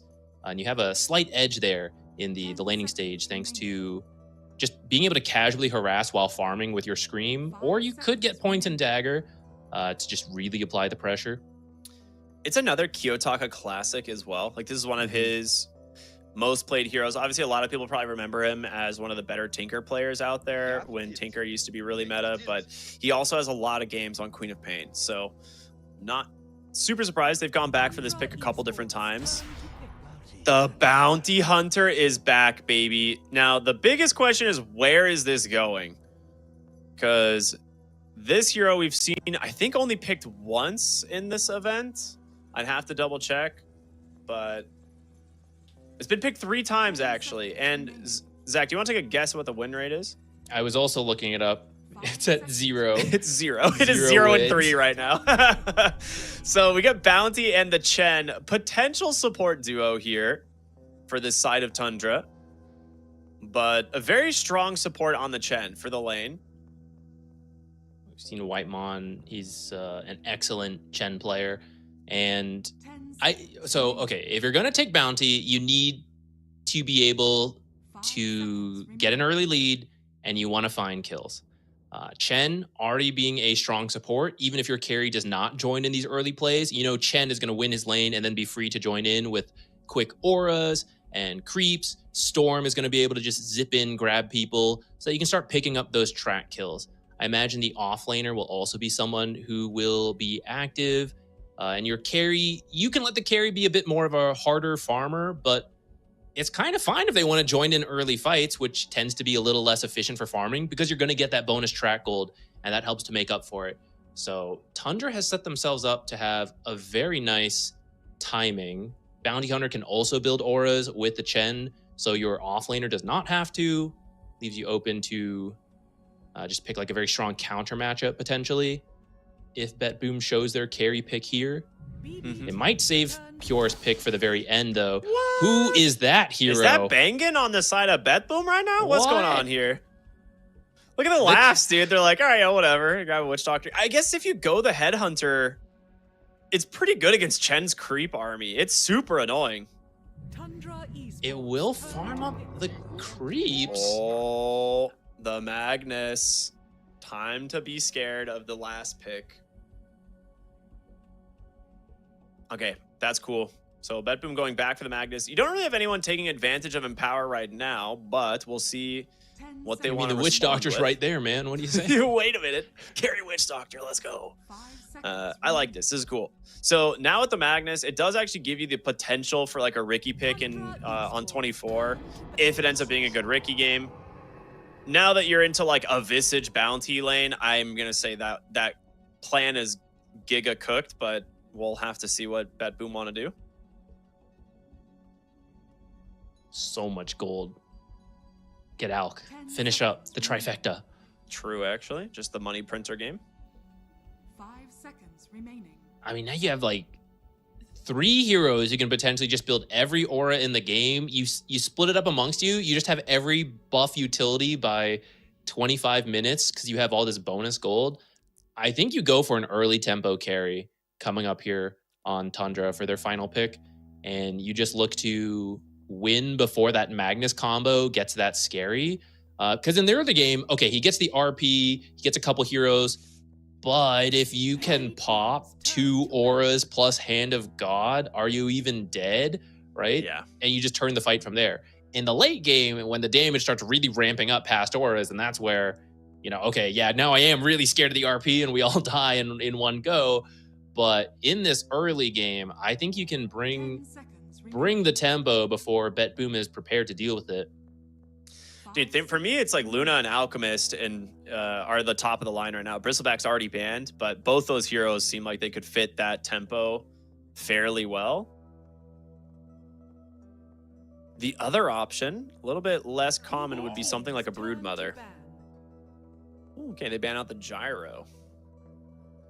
Really? The Gyro? I mean, it's a Nightfall classic, I feel. It is, that's true. It has been yeah. something Tundra's played. I'm a little surprised they weren't interested in it themselves, just because it's good versus the Chen, but I guess it's not really a good pairing with the Magnus. Well, I guess when everyone's RP'd, sure, but you kind of hit everyone with flak anyway, so yeah, maybe that's not the best pairing. Maybe they're going for, well, you need someone good versus Visage, right? You can't feed kills to the Visage bounty lane. It's got to be someone not too squishy, which TA Refraction would have been great. A lot of the damage from bounty will come from his Q through and through. Pair that with that facet, and it just ends up being quite a lot of damage, which can help you get Soul Assumption really quickly and just nuke people. Not if they have Refraction, though. So that ban makes sense to me. Yeah. I'm trying to think who is another tanky carry that you don't want to have to deal with so that you can give yourself a good chance of getting kills. I think BetBoom are looking for a burst style hero from their safe lane. Like something that can play with the Witch Doctor. Okay, they actually banned the Broodmother. This would have been super annoying. I thought they might take it on Tundra, but opt against it. So here we go. Well, I honestly did not put Ursa on my bingo card. I thought this hero was like mostly unpickable, but they will go for it. I thought Ursa for BetBoom might be a little more likely. I didn't expect it for Tundra, but I do think it fits that style we were just talking about. You want to carry who wants to fight so that you can get the gold. Ursa has his weaknesses, but with the strength of Chen, he should be okay into this Muerta and the Magnus. Just has to be a little careful, I suppose, of, you know, you maybe get brought under tower, Deadshot, Skewer combo. That could be very strong to separate these heroes, bring the Ursa away from the creeps. Yeah, I was gonna say, I think you can just pick a Medusa and be fine here, but if I'm Nightfall, I'm building a Diffusal here in this game. I feel like it's a sick Diffusal Ursa game. It's not super common that we see the item, but you can definitely build it into these types of heroes. I think it would be good because I don't think you will want to have to farm that much. I feel like you would like to go, let's say you did Diffusal Blink, right? You come online, depending on if you're getting kills or not, you know, like 15, 18 minutes, somewhere in that range. And you just start joining the track and the death toll, death march, 8-click down buildings. What do they do to you? These supports aren't that great at clearing creep waves. I think you're going to... a lot of this is going to come down to mid lane. I think a lot of times it does in this patch, but when you're running a bounty lineup, you need your mid lane to be active and making plays. So if the Storm Spirit's able to have a good lane mid and rotate and take advantage of like the track once it comes online for the bounty hunter, I think we could see them try and snowball the game for sure, which is kind of just the nature of the hero. But you also made a really good point earlier that as soon as they actually find the auras on the side of Tundra, their power spike is going to be nuts. Yeah, Medusa's she's a slower hero than I was expecting compared to, like, I thought you were getting a kill combo with the Witch Doctor. So that safe lane is a big question mark to me. I suppose Medusa is relatively tanky, so you're not too worried about being burst by Soul Assumption just because of how much your mana shield will absorb for you. But I feel like it takes a while to come online on that Medusa compared to the tempo that it looks like Tundra is going to bring. I'm just trying to think why you would pick the Ursa over something like the Luna. Outside of just like maybe wanting to experiment to see if the hero is pickable right into like a melee matchup. I completely forgot about her. Yeah, that's you know, I mean, we were saying it, right? This is a series that won't get them disqualified or anything. So maybe, you know, yeah, we could pick Luna and it would be perfect, but how bad is Ursa? A lot of us talk of him as if he's totally out of the meta, but Magnus has been getting more popular. And if you can prove like Ursa as a response pick to the Magnus, right, that gives you more options going forward. Looking at all of the facets here, everything as expected. Bear down from the Ursa, the through and through shuriken toss for the bounty hunter. And Venomous Volley, I guess, on Dusa is the only one that kind of goes back and forth for some people between the two, right? The Engorged, I think, is the other one. But here we are. Everyone that's just tuning in, welcome. It is game number 1 of BetBoom versus Tundra here. It is the last game of Group A's group stage. The last series, rather, of the group stage. Both these teams sit at the very top at 6-2. So the winner of this one, or, you know, will be able to grant themselves that first place scenario as we go into seeding. 30 seconds to battle. You know what I would love to see? What? I want Whitemon to just send his creep to the mid lane and just over and over mana burn Queen of Pain down. Because if she doesn't have mana, Storm will be fine in that lane. And then you kind of help guarantee Storm has a decent game at the least, so that he can then make plays with Soxa and get kills for the Visage. But if Queen of Pain does bully him out, then you're really lacking an actual playmaker until Ursa picks up a blink, maybe. That is one of the reasons we actually see people go the Satyr convert, just because the mana burn is so useful. I was going to say the other option is you send it through the Twin Gate and you just burn the Medusa's mana on cooldown. Okay, that's actually pretty funny too. Which is hilarious. So we might see that eventually. I mean, this is just super value as the game goes on. So we'll have to see. But for now, it's going to stick bottom. Trying to start burning some of the mana out of Miro. I suppose when you pick an Ursa, you would also like to potentially find some kills. So just trusting Lornoff, maybe even ask, just like, would you like some help? And he's like, yeah, no, I played this matchup 5 million times. It's fine. I know what to do. Oh my gosh, top lane. Katomi, he's just dead. Soxa with an early Windlace just running down the Witch Doctor, and the Soul Assumptions are enough to secure the kill. Will lose his Courier in the process and his Tangos, but I think you're pretty happy about that, getting the early XP and gold advantage. He started with the Shuriken, which is, it's pretty high damage actually and at a low cooldown, so looks like they just nuked down the Witch Doctor plus the Soul Assumption to grab that first blood. Yeah. Pretty nice. I mean, Shuriken's really strong early. Yeah. It's gotten buffed a lot over time. They reduced the mana cost on it, so it's mostly just spammable pretty easily. And actually, movement speed slow is no joke either.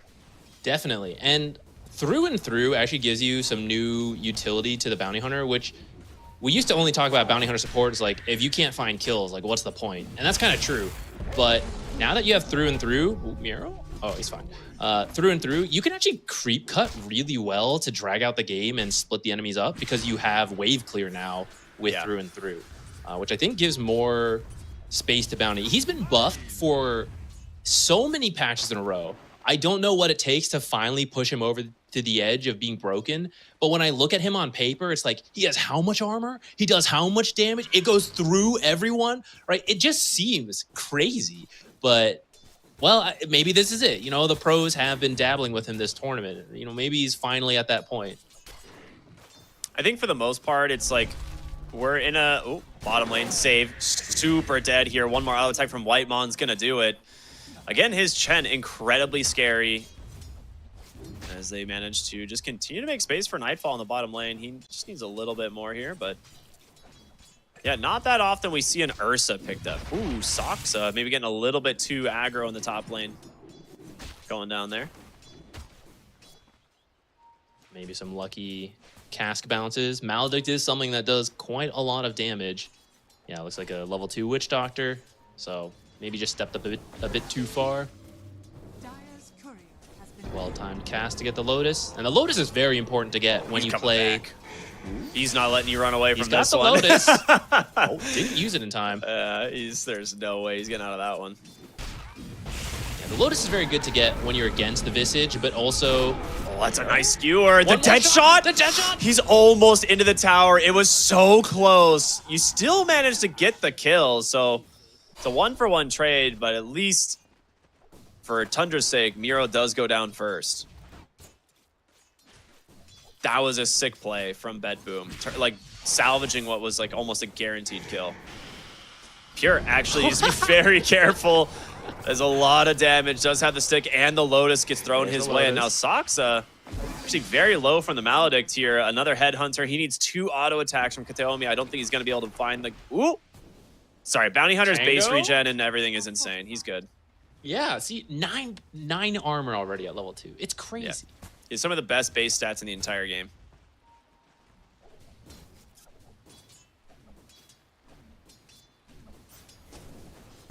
They're not done. They want to threaten Pure here. He does have some more stick charges. The cast. Oh my god.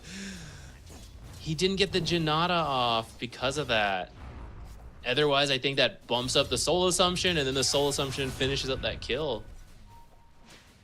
Yeah, Headhunter is no joke. That facet does a lot of damage. Looks like he was okay dying because he at least gets to come mid, refill the bottle of Lorinov, who is struggling a little bit here against the Queen of Pain. Yeah, not too surprising. That is the counter pick. Only 300, 400-ish gold behind. That's not too bad.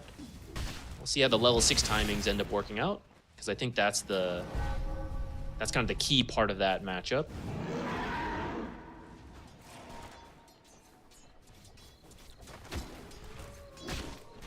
And Nightfall's got the defusal. I told you. He doesn't have it. But I like this a lot. Not going for that farming build with the Battle Fury. He wants to play a really fast tempo with his team. This is the problem. Like, I think Battle Fury is a legitimately dead item. I don't think there's a single hero in Dota who can get away with building Battle Fury right now. So if you were to play the Ursa, you're either going like a weird like Mask of Madness Yasha build to which just is not ideal, or you just go defusal and fight. So I like the defusal idea here. It's gonna work out quite well. Save very annoyed from these creeps coming out from Whitemon will take down the Satyr. Just keep grabbing mana burn creeps. Gotta go find a Satyr medium camp. Double mana burn the Medusa. 6-minute rune. Let's see if they get lucky. This is very impactful. These 2 mid heroes.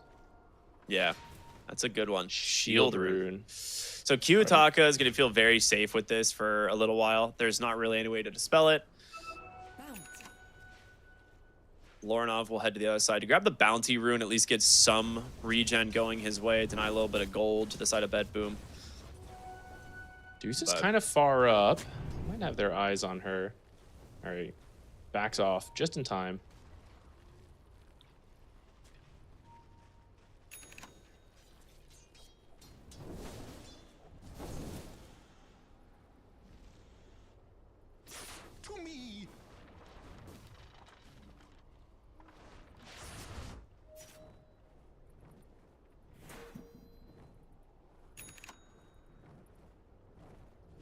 too crazy. 7-minute wisdom rune.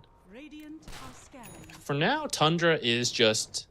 So you can make plays with a Storm 6, but it really comes online once you have track. So if you take it slow, get more points in track, Miero tries to dodge with the tree.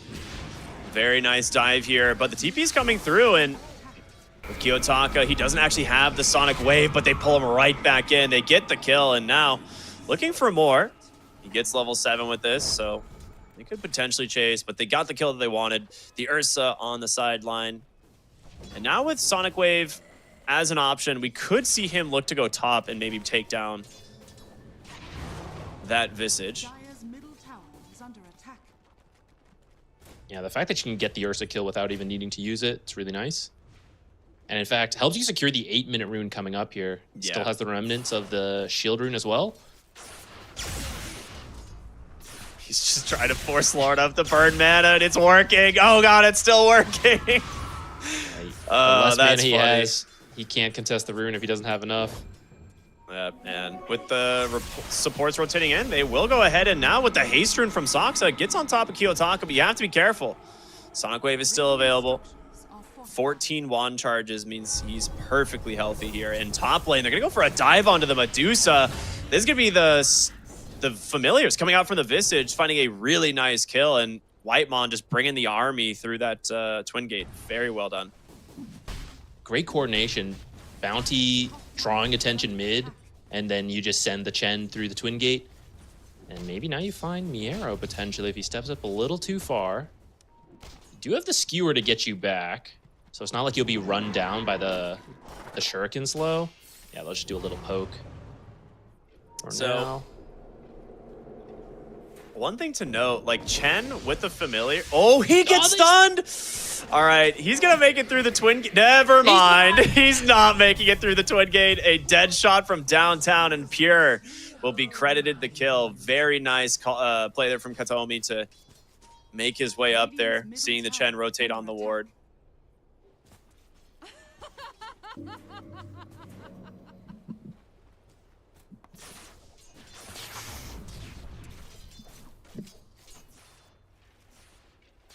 Movement into the mid lane. See if they can make it happen. One thing you guys can do here, though, while we are in the middle of this game, is make sure to follow the channels here on Twitch. Not only this one, but the main stream as we get closer to the playoffs, as there's a lot of great Dota still to be played. I'm not okay. So I gotta pick your brain here. How are you feeling about the bounty hunter so far? So far, it's been doing fine. The question is, once you get track, how much you can find, right?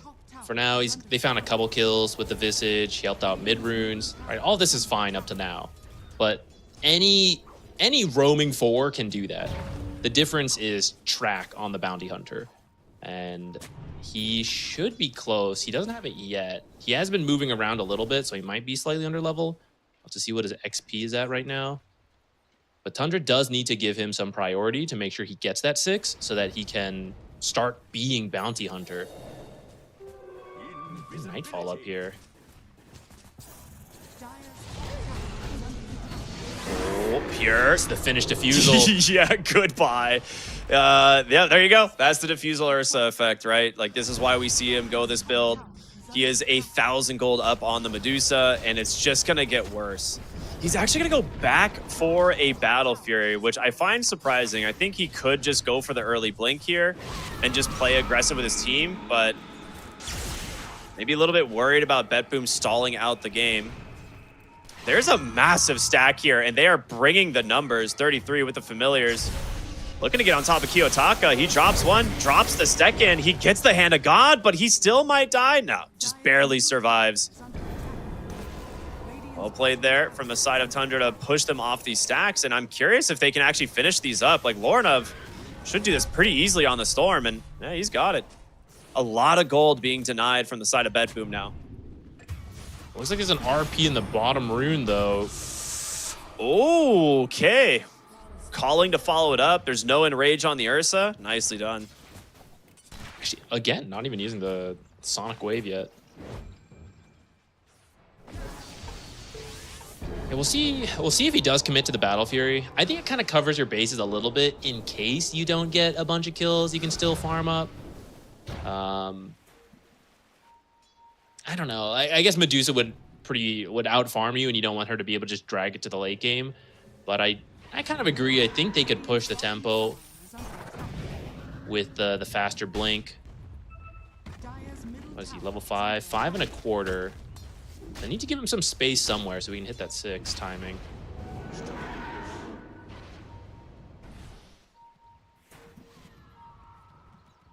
Yeah, I mean, with how this game is going, Tundra are going to be super happy.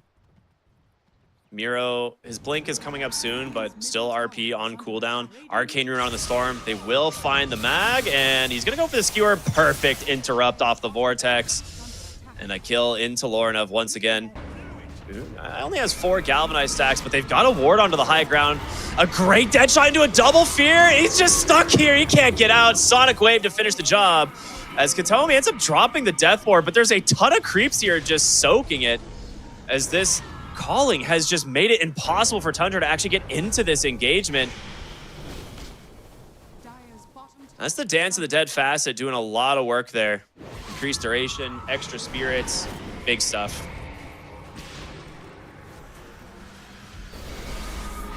Oh, they've caught the Chen as well. I mean, there's no way Whitemon's getting out of this one, right?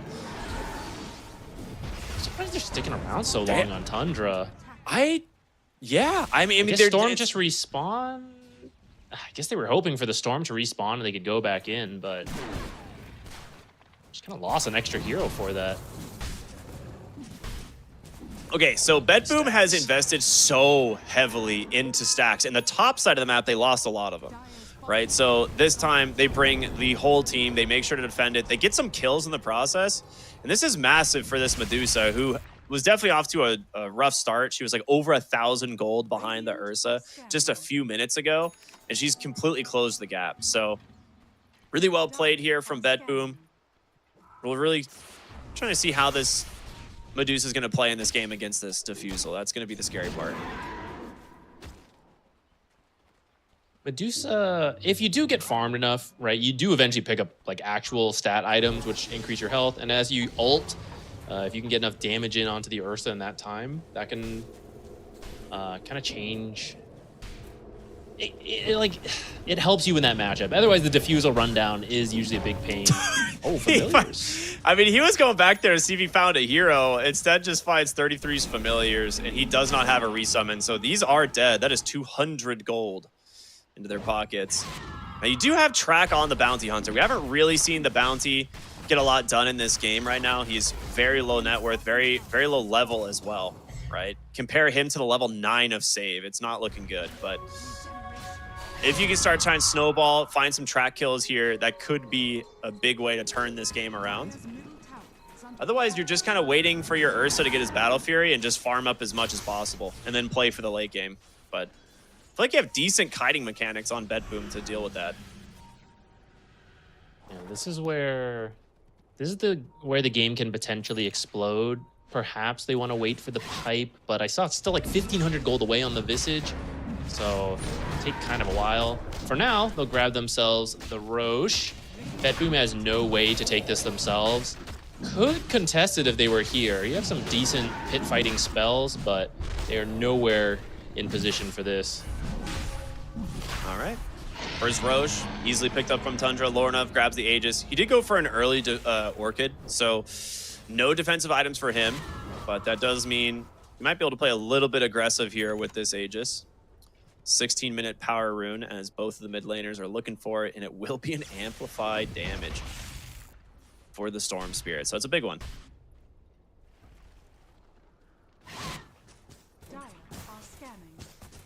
I feel like you gotta go for some kind of play. Aegis, Orchid, amplified damage, track, death toll. Surely this is one of the timings coming in. It's a shard queued up. Is there an aura that's almost done? I mean, you do have a little bit of time because the amplified damage can sit in the bottle for a little bit. Pipe. Okay, you know what? He finished his pipe faster than I thought he would. Yeah, that's true, actually. He's looking... Well, it's not bad. finished yet, but It's close. I guess that, yeah, this is what they'll wait for. They'll wait for the pipe at this point. Miro is going to go the same build we've seen on the Magnus a little bit, the Blink into the Aghanim Scepter. They know Visage is up here. They're going to see him for the second. 33 in a decent spot. The RP does come out. The Familiar's actually catching Katomi, but the Skewer pulls him right back in. A nice grab here off that Blink RP. And that will slow down the pipe that you mentioned. And if that's what they were waiting for, then it's pretty annoying, right? You got to wait for him to respawn, then go back in and farm it. That Aegis time is ticking down. But I guess it's just the first Aegis and it's really early, so if you don't get that much out of it, not the end of the world. For now, tier 1 mid. Ooh. Skewer back into the silence. We saw a very sick combo from Save earlier. Has an Atos too. I have a feeling that bounty is dead. Going in here to try and find some vision in the enemy triangle. Gets punished for that movement. As Pure is just going to continue to farm up here on the Medusa, and Battle Fury check on the air side. It's got to be soon. Like, he's got to be very close to this if he doesn't already have it. The thing with Battle Fury is you usually finish Battle Fury and then continue to farm, which means he still they're won't going to be the matching one. that kind of on BetBoom, right? Yeah. So that's kind of why it feels. It looked like they were going to join the Chen and all that, but I mean, you don't have to, right? You can have 4 heroes making space, and Nightfall will join eventually, like when he finishes the Blink. But we'll see if that comes in a little bit too late, because Pure is farming really well. And as you try to like run in, if the Medusa's farmed enough to just pop ult and attack and split shot everyone, well, that's where the group push doesn't really work anymore.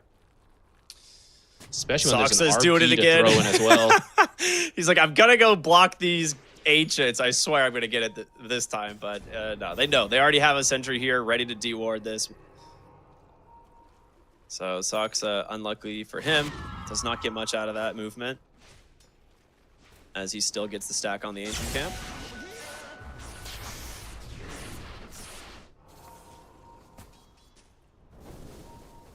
This is a lot of excess gold. What? Is the courier dead?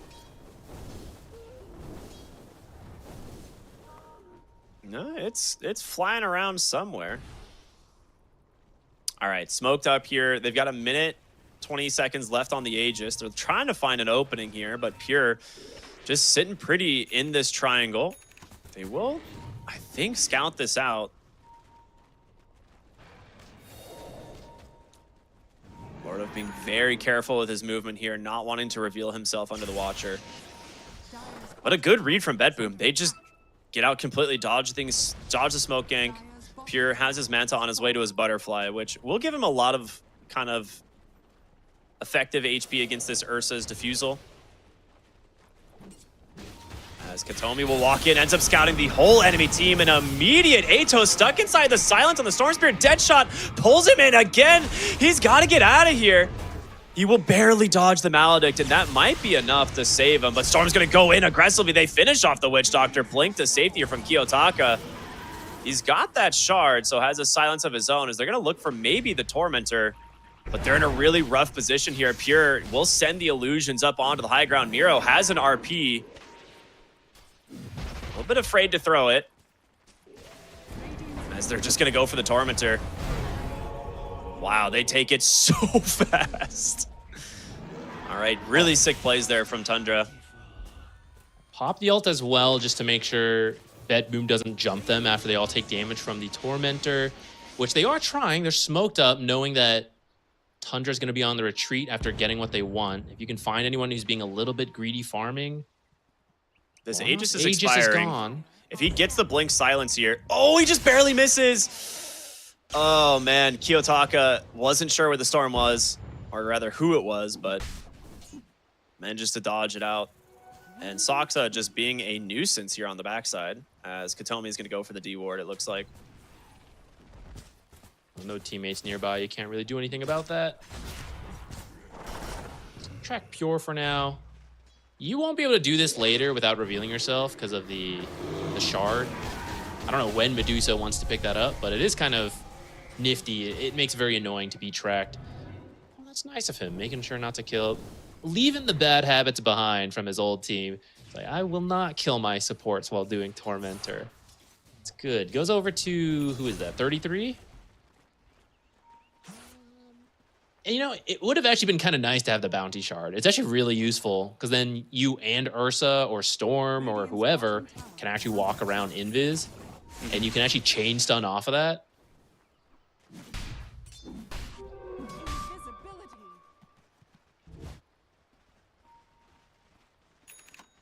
All right, Invis rune here for Kiyotaka might be able to find something, but the game just kind of even, at least for the cores. It's mostly this Chen always for Whitemon, who just seems absurdly farmed. The Ags reveal out from Miro, gives him the Horn Toss, takes down Saksa once again.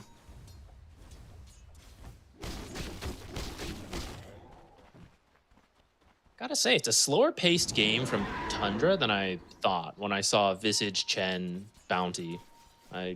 Either my read is wrong or it is slower than they wanted it to be, right? If BetBoom ends up winning this, then maybe that's where we'll look that with this draft you had to go a little bit faster. Here they go, Atos, the dead shot pulls him back into the fear of the Sonic Wave. He's on 20 HP. They can't finish the job. He held the Sonic Wave too long. I think if he waited just, because I think Ursa was still moving back from the dead shot, but then he got pushed by the ultimate back away from the silence. That is a nice kill. Yule's out to find the bounty hunter save, trying to close the gap here, maybe set something up for this Queen of Pain. Miro on the backside, the familiar drop, no way, 33. Just barely gets away. That is a very sick play from him. Radiant's top tower is under attack. So you lose 2 supports. You're gonna lose your tier 1 tower as well. Roshan could start spawning. Where are we at? Fairly long spawn, 2 minutes. At this point, the Medusa will have the damage to take it. It'll be much slower than Ursa, but it is a viable option. Great Orchid. They got the Magnus. He's taking a ton of damage here, but is it going to be enough to save 33? He's got the Stone Form available, and now comes the Ursa. Stone Gaze out from Pure. He wants to try and finish this Visage, but he needs help, and it's going to be in the form of Kiyotaka here on this Queen of Pain. Lorna looking now for save on this Muerta. Do they have any ways of turning this one around? For now, Atos jump in with the fear. They got him. Can they finish the job, though? They get him with the Maledict, but there's not enough follow-up. Nightfall looking for an opening into this fight, but they will just back away on the side of BetBoom. Don't want to risk any more kills here going their way to that track.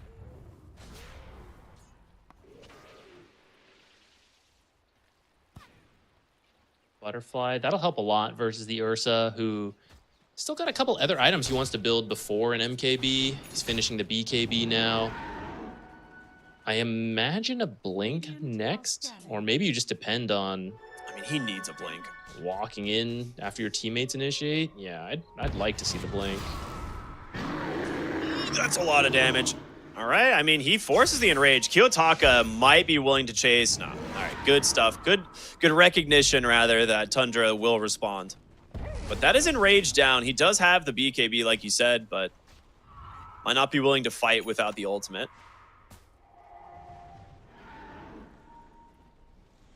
I think it'll be close to being up by the time Roche is up, but of course you don't know that. Saksa trying to scout things out. It's right before this Roche fight happens, guys. Make sure you're following the channel. Oh, great Atos. The silence once again, holding the storm back. Miro goes in. He gets the Horn Toss onto 33, but he's got the Stone Form to buy him some space. There's going to be the Stone Gaze as well. Can they actually buy themselves some time? A super long duration Witch Doctor Death Ward just bouncing around. 33 still lives through this all in Pure. He's down, falls at the front side here. Atos managing to hold the Storm Spirit a little bit longer. They're just surviving on a sliver of HP. 4 members of Tundra with almost nothing left in the tank, but they still survive this fight. It's Whitemon with this Hand of God doing so much work. I cannot believe nobody died on Tundra. You don't typically think of Visage as an initiator or someone who brings a ton of crowd control, but his stuns that fight were so good. I think every single one hit 2 to 3 heroes. And you see how low everyone was when they got away. So if just one extra hero is able to attack like 2 more times because they're not stunned, right? Now you're starting to pick up kills and you can turn that fight that was under your own tier 2 tower. But otherwise, a fantastic job done by Tundra. Get in, get a couple kills, get out, and go set up for Roshan, I imagine. They did a quick trip to go heal up. Yeah, you need to get the silence on 33 so he can stop using the stone form, and this is a perfect example of that. He is stuck inside of the calling. They're trying to finish the job. Will he take down to the Maledict? It's going to be close. He gets the stone form off. Kiyotaka now in trouble. Has to blink away. In comes the Storm Spirit. Gets the silence onto the Muerta. Miro's looking for that RP entry. Tries to grab Soxa. Actually will skewer him back into the team as Save lives just barely thanks to the Pierce the Veil. These fights are close. They don't quite have the aura lead they were hoping for on Tundra because they weren't able to find as many track and soul assumption kills. It means it's barely any lead, right? 2K. And at this point, the RP, the Medusa, it feels like we're at that tipping point where BetBoom had the better late game draft. I mean, they and know even though it's still even, that means you're getting into the late game. RP, Skewer, do they have the way to control him? He's just bursted on Nightfall Ursa, looking for Whitemon now as they continue the chase. Pure is incredibly strong. Kiyotaka, do they have ways of preventing the storm? He's got a BKB. He's going to turn it around, get the Orchid here onto the Queen of Pain. He's trying to keep him alive, but it's not enough. The Electric Rave with these Visage Familiars just did a ton of damage to this Queen of Pain. Is 33 trying to jump away, but they actually get a vision of him for the moment. They've got one familiar. Save here with the silence. The Pierce the Veil as well as Pure wrapping around here on this Medusa. He does have the stone form, but you got to be careful on Laurenov to go back in. Merta just dies. Soxa just kills him. Hold up. You need to get out of here, BetBoom. Pure now in some trouble. 33 on this Medusa, just doing so much work. And there it is, the Rave again. Just ripping through this Medusa's health pool, and the track connects. The chase is going to be there. Katomi's going to go down, throws a cask at the last second to try and buy some space. Still had track going, which you're not getting that kill on your own. I'm actually surprised. Only 900 damage. I wonder if it stopped tracking the damage after a bit, because the shuriken bounces going around with through and through are adding up. It at least got that Muerta kill in that fight. Yeah, Nightfall here, finally for the Roshan. They've been trying to get this for so long. Yeah. I mean, it's really good fights here from Tundra. I mean, the All-Star, of course, 33 is just crushing these engagements on the Visage. The fact that he's managing to stay alive through all of this is absolutely nuts. So, Aegis into Nightfall, as well as the banner. Go ahead, what were you going to say? The shard from Storm Spirit is just doing so much work with his team. Yeah, it actually is.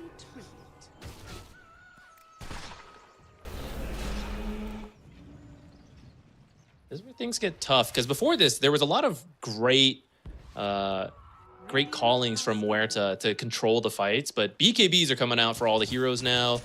More auras, more 4-staffs, ways to get out of that. This is where the fight starts to become harder for BetBoom until those charges start to go down. I guess like a slight silver lining was the fact that your Medusa doesn't die there, but it is getting to a point where Medusa is the only real threat on BetBoom. Like, Kiyotaka's Queen of Pain, yes, definitely strong, but she is falling victim to like an Orchid plus like just the Storm Shard in this last fight, right? So if she doesn't have like her Yules available, or, you know, soon to be a BKB, if either of those are down, she could very easily just get bursted.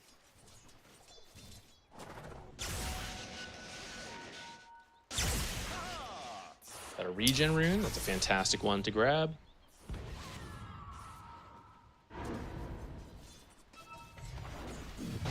Tundra wants to go with this. They're a little split up, actually. If BetBoom has some kind of vision to scout this, they might take a fight. I don't think they actually know. Yeah, they just don't want to challenge the Ursa Aegis, so instead they're going to come back, maybe grab their Tormentor in a moment. Good for Witch Doctor. Save! Save! That doesn't help! Oh my god. I don't know how he lived there. It's getting close. All right. Voodoo switcheroo. Now up for the Witch Doctor. Very good. Dire's top tower has fallen. The old BetBoom players really trying to break the habit of killing each other on Tormentor. If that was old BetBoom, they lose 3 there to the Tormentor for sure. For sure. That's the second time it happened, too. Yeah. First Tormentor, second Tormentor. I like the gem pickup on the Storm Spirit, or rather, Storm carrying the gem. I think that's really valuable this game. He can actually try and chase down the Medusa with the who has the Shadow Blade. Dire's middle tower is under attack. Yeah. You do have to be careful not to give it away. Obviously, that's bad, but especially when you have a Bounty Hunter, you're going to lose so much value in your scouting potential.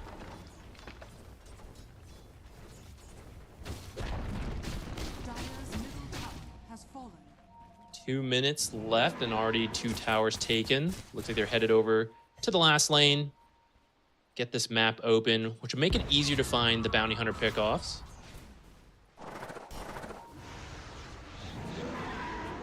The Bounty Hunter practically cleared that creep wave with 1 Q. You never used to see that. That's pretty nuts. It's the value of through and through. It's a 3,000 gold advantage here for Tundra, and almost all of it is really just the support difference here. This Chen being very farmed, kind of making up for the difference in the Medusa matchup, right? The fact that Pure is incredibly farmed as well.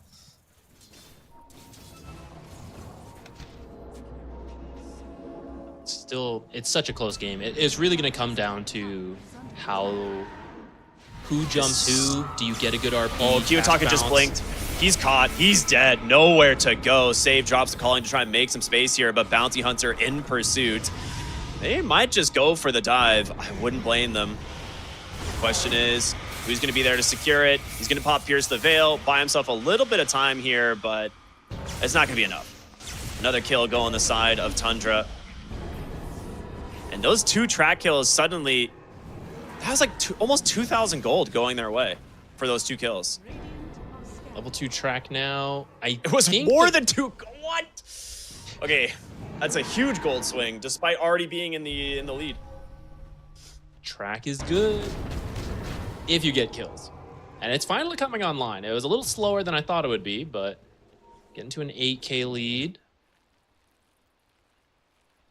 What are we going over here? Scotty. If she can get to Scotty on the Medusa, that'll be really good versus not only the Ursa to control him, but also there's a lot of healing from the Chen ult and auras. You'll be able to reduce a lot of that. Especially if at 25, you end up taking that talent to apply the modifiers.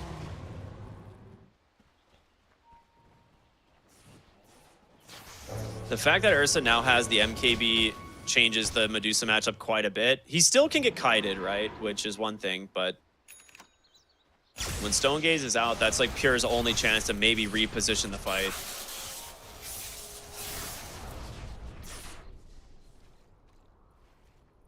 Scythe of Ice being picked up on the Storm. That's huge.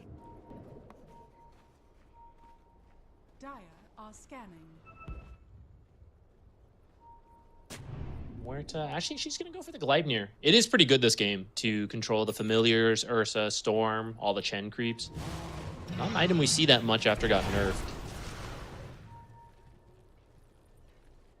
It is not going to be long before this Chen passes the Magnus and then potentially even the Queen of Pain. Like, the side of BetBoom has very little ability to actually farm on these other cores. Like, Queen of Pain can at least, like, cut waves a little bit. Like, we see her on the bottom side, kind of split pushing. But this Magnus is very sad. He gets, like, 1 camp every once in a while, trying to sit behind his Medusa.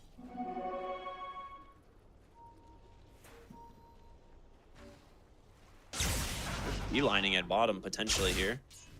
Lornov looking for wards.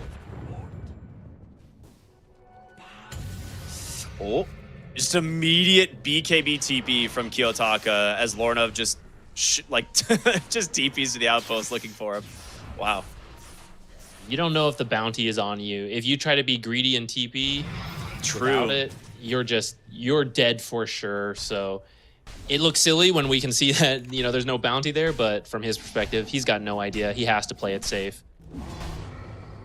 It's a really good point. All right. Scotty picked up on Pure, a fantastic item this game. Like you mentioned, potentially a big deal once you get to the 25, but for now, might allow him to cut out this Ursa just a little bit better. Well, I say that, and he's got a disperser soon, so it'll be a little bit more difficult to kite him. I'm curious if he goes back for a basher at some point. Right, a lot of times you can see like Swift Blink and a basher and making a big deal on Ursa, being able to like lock down a hero long enough to just burst them. They're here pretty early. Do they have the time wrong? Did someone ping 1 minute earlier? I mean, it was a late Roche. They took it like the almost right before daytime cycle, so I couldn't. Yeah, but you know there's at least the 8 minutes before it can. Yeah, start that's what to I'm saying. spawn. Like they know it can't even be up for another like 30 seconds. At least they should. All right. I mean, there's a good chance it spawns on the Radiant side, to be fair. Like, it's like a 50-50 chance almost. If that happens and you get unlucky, it's really scary to go through the Twin Gate into the cask RP calling. It's an Medusa instant ult. spawn. Wow. 3 seconds. They're going to come through the Twin Gate with the smoke at the best possible time. And they are potentially going to run into 33 here. No way. No, they don't find Whitemon or 33 on this smoke attempt. That's so unfortunate for BetBoom. That's like the worst thing that could have happened because now Tundra is set up for the Roche. And you are not in a good spot here. Surely someone should have checked the pit, but it just didn't quite work out. And now this Roshan is gone. It's going to be an Aegis and an Aghanim Scepter almost certainly into the hands of Nightfall. With that, you're going to find out it was a practically instant roast. They're still going.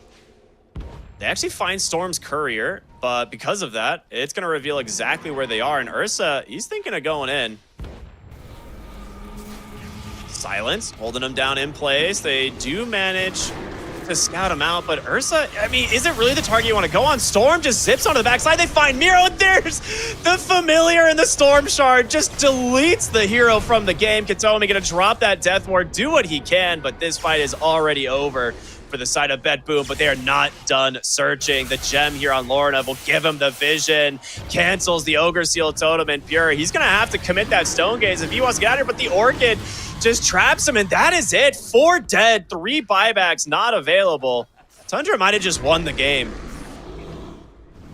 I think so. Ursa's not the greatest tower taker, but fortunately he's got a Visage and a Chen on his team. And when everyone is dead, turns out that makes it pretty easy to take buildings. So, okay, there's the first Fortify. You might just go straight tier 4s if you're hoping to bait out a buyback. But it is a little scary. You'd be pretty deep in the base. I mean, they just end the game. They're calling the bluff that there's no buyback on this Medusa, and they are absolutely correct. This game, your only saving grace is like an RP into the fountain. We saw this happen yesterday, but they're positioned very well here on the side of Tundra to not let this happen. Kiyotaka just doing literally anything he can, but the Scythe comes out from Lorna. Fortification already spent. This game is over, man. Tundra just close it out. I mean, the most unfortunate smoke through a Twin Gate, but definitely some potential issues is they didn't drop a ward. They didn't check the Roche. Like, there's so many things I feel like they could have done coming through that Twin Gate for that Roche timing.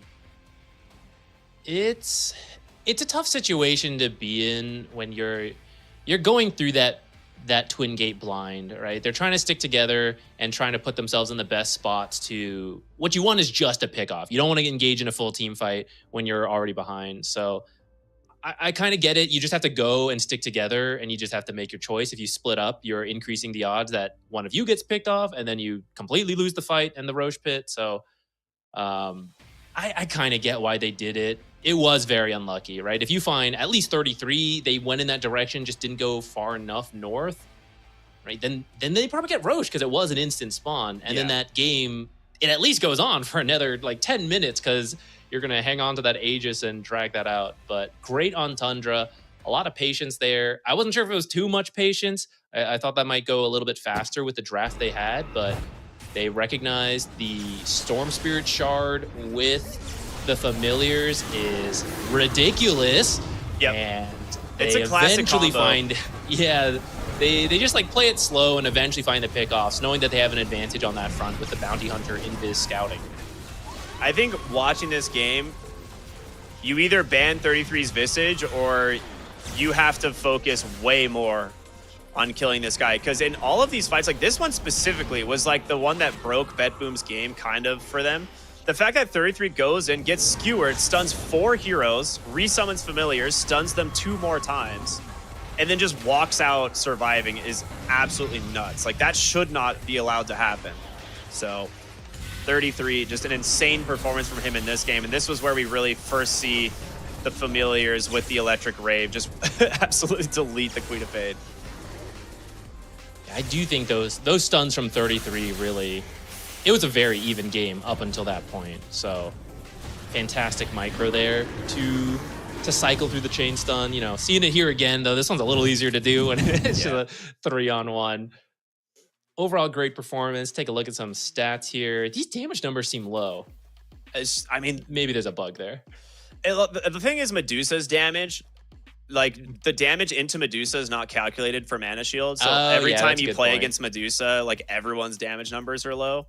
But Visage, it's not surprising that he's the highest damage in this game. Like a part of it is the buff from the Storm Spirit Shard, but also the fact that he's involved in so many kills at every stage of this game, only dying twice.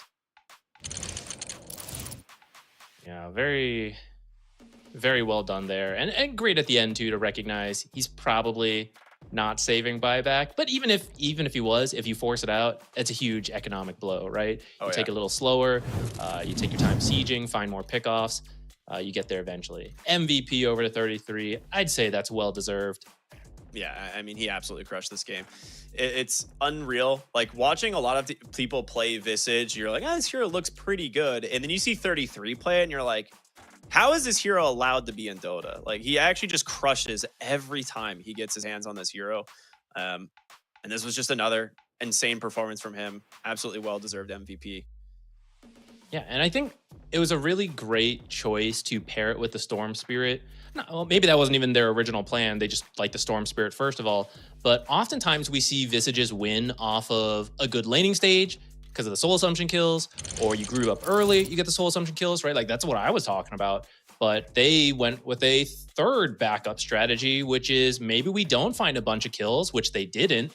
But guess what? Storm Spirit Shard, which he prioritized early, is ridiculous with the familiars. And if we just get a moment to hit a certain hero because we've got the Storm Zip or the bounty has found someone, then that hero is gone. Miero, unfortunately, he was the target of it. That was probably the one way, at least towards the end when they were behind, BetBoom could come back. Big RP, bring them all near the Medusa. There is like a Sonic Wave, Maledict, Cask Bouncing combo, Calling, right? Like, there is a wombo combo there, but not if your initial wombo is just dead in half a second to familiars. Yeah, I mean, they just could not connect the way that they wanted on some of their openings this game. And if you remove 33 from the fight at the very beginning, totally different a lot of the times. But we only saw them like get the engage where they find like an important target like once or twice. The rest of the game, they were really struggling to actually open the fight on their own terms. So part of that, just the heroes, but also just insane performance plays from Tundra.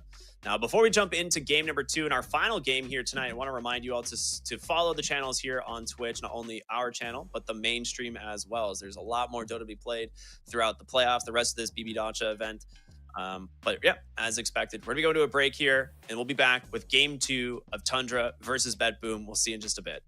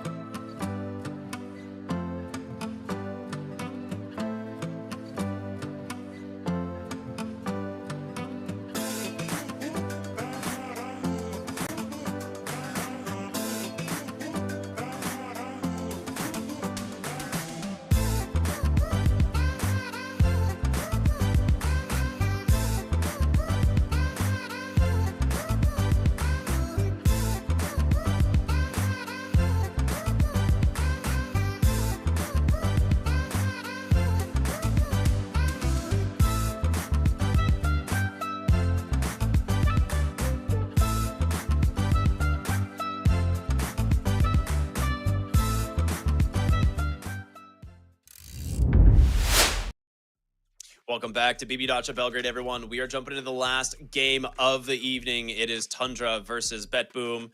And an exciting game one. BetBoom struggled to kind of wrap things together in their team fight as Tundra just run right through them in the late game. And a very solid performance from them, a very clean draft.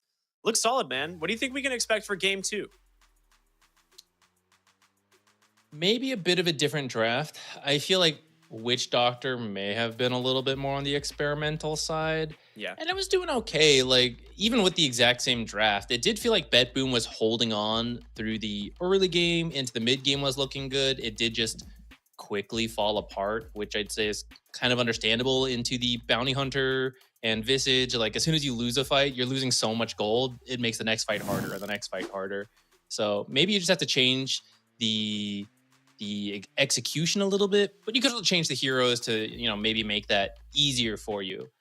I do want to say, I'm looking at Tundra's games. Literally every single one of their games is ending after the 40-minute mark. And it kind of makes me wonder if they are planning around that. Like, if there's a timing they go for, like triple Roche or something. We don't always see, we haven't seen every single one of their games, so I don't know if that's been a consistent trend, but I don't know, just could be coincidence. But it also wouldn't surprise me. Like, someone like 33 who has a lot of planning, a lot of thoughts on like game timings, things like that. Oh, maybe there's just a timing here that they like. They are one of those teams that also heavily prioritizes the Storm Spirit and the Ursa. Like, they're the only real team playing Ursa because, you know, it's just a massive comfort pick. You know, I would say Nightfall is probably the best Ursa in the world. It's something he's been playing for quite some time. And so when you get these types of matchups where you're like, okay, you know, we can pick an Ursa in this game. It's not bad. The offlane Magnus is kind of a weak lane hero. Maybe we can punish it. It was an okay lane. Like, they didn't really crush the lane. It was mostly just when the defusal timing came out, he just rotates the Medusa and kills her.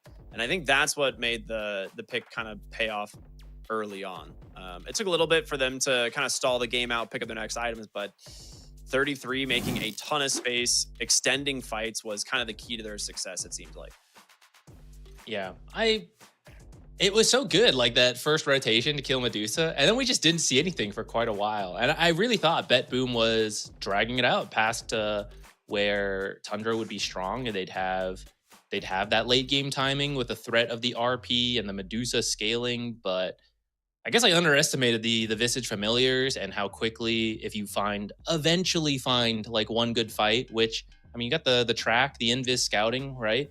You can send out creeps from the Chen. So at some point, you were more likely to find a good fight than not. And, you know, maybe that caught BetBoom off guard too. I'm excited to see what we're going to grab in the draft here for game two. I will be surprised if Whitemon gets his Chen again. It is something that's like kind of hard to respect ban because there are so many broken, just straight up broken supports that are, you know, forcibly banned early on. The Shadow Demon and the Naga Siren, like we've talked about, still have a 100% contest rate in this event. So either picked or banned in every game, but we'll see what ends up happening in, you know, in those early bans and in first pick, because first pick can decide a lot if we're going to see the Storm Spirit get through the draft again for the side of Tundra. I think if you want the win, you could just ban the Storm Spirit. But I do think there is a lot to say about letting that Storm Spirit through again in a match. You're not eliminated after this, right? I know we said it earlier, but this is the time for exploration. And you know, if you give Tundra Storm Spirit, there's a very high chance they're going to take it. And they're feeling really good about it because they are 4-0, I believe, with it when they've gotten it. So you know they're going to grab it if you give it to them. And if you can get yourself a win here in game number 2, there's a good chance you run into them again later in the playoffs. Like, not right away. You're going to match into the other group that we haven't seen yet, and that'll be fun, right? A different meta between the groups. But it does look like Tundra and BetBoom are some of the stronger teams, and there's a chance you got to run into them later, and you will be playing for elimination at that point. So if you can take away one of their stronger strategies now while you have a little bit of safety to do so, I think that makes a lot of sense for BetBoom to take that approach. Yeah, I think this will be still a very exciting game. It's one of those things where like both of these teams definitely have like what looks like clear strategies in mind, and Tundra get the better of them in this first series, but Pure, I think Medusa is not like the most stylish hero, and I think Pure is one of those people that's like, oh, I can sometimes just outplay enemy teams. You put him on Medusa, who's just like, oh, I stand here, press R, and try an auto attack and hope for the best, you know? It's not like there's a lot of outplay potential there, so it kind of makes it a little bit more of like a, you hope that your draft is better, so you can make Pure, you know, get a little bit more out of it, but I don't know. It's one of those things where I would kind of prefer him on a different type of hero in a way, if that makes sense.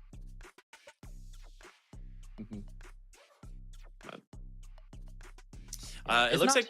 Oh, go ahead. Sorry, finish your thought. No, go ahead. All right, I was just going to say, it looks like we're actually having some technical issues with some of the players and the team. So before we can get this next game underway, we are going to be thrown back to a short break, and then we will be back as soon as we get this game underway. So stay tuned, everybody. It shouldn't be too long. We'll talk to you in a little bit.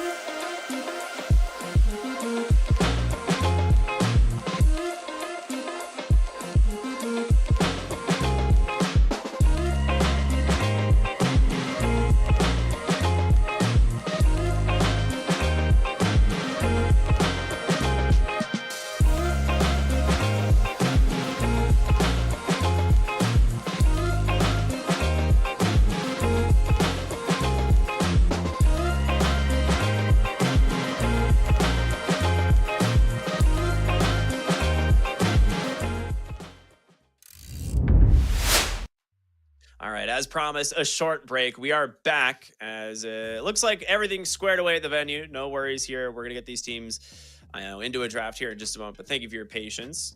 Zach, what did you do during your break here? Because I heard a lot of whirring, like whizzing in the background.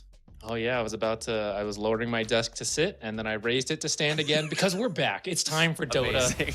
All the players are back in, like straight into the draft. They didn't even lose focus. All right, we're actually going to see first pick again for Tundra here. So in terms of the bans, BetBoom will go ahead and turn their attention to the Storm Spirit. Don't want to let that one through. Now for Tundra, curious what they want to do, because you could just ban the puck here if you are worried about the mid lane puck. But you still have some other options. You could grab it for yourself as well. That's been a very popular approach anytime it's made it through. Ooh, the Sand King early. All right. Does make it through the draft. We'll grab the Sand King for Tundra. A hero that they've had a lot of experience playing. So this works out well. Yeah, I'd say 33 is a really good Sand King player.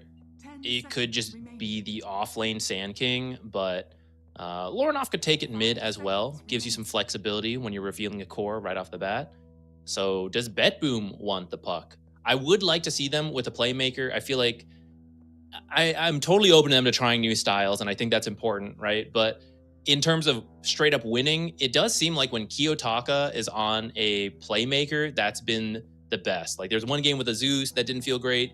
Queen of Pain does get active, but she doesn't have like crowd control. You know, she's not the one who blinks and starts, which I feel like has been where BetBoom has playing the best around Kiyotaka. Yeah, I kind of agree. Like Queen of Pain is one of those heroes I think they picked thinking it was going to have a better time into the Storm lane. And she went for the early shard even to try and shut him down. There was like a couple fights and engagements early on where it should have gone better for them, but it was really just 33 on the Visage making hell. And, you know, I think they just didn't quite get enough out of what they wanted. I'm perfectly fine with this being the mid Sand King for Kiyotaka. I'm sorry, Or not for for, Kiyotaka. Lorinov. For Lorinov, yeah, because it is one of those heroes that is a great playmaker, but you can flex it if you really want for 33, so great opener.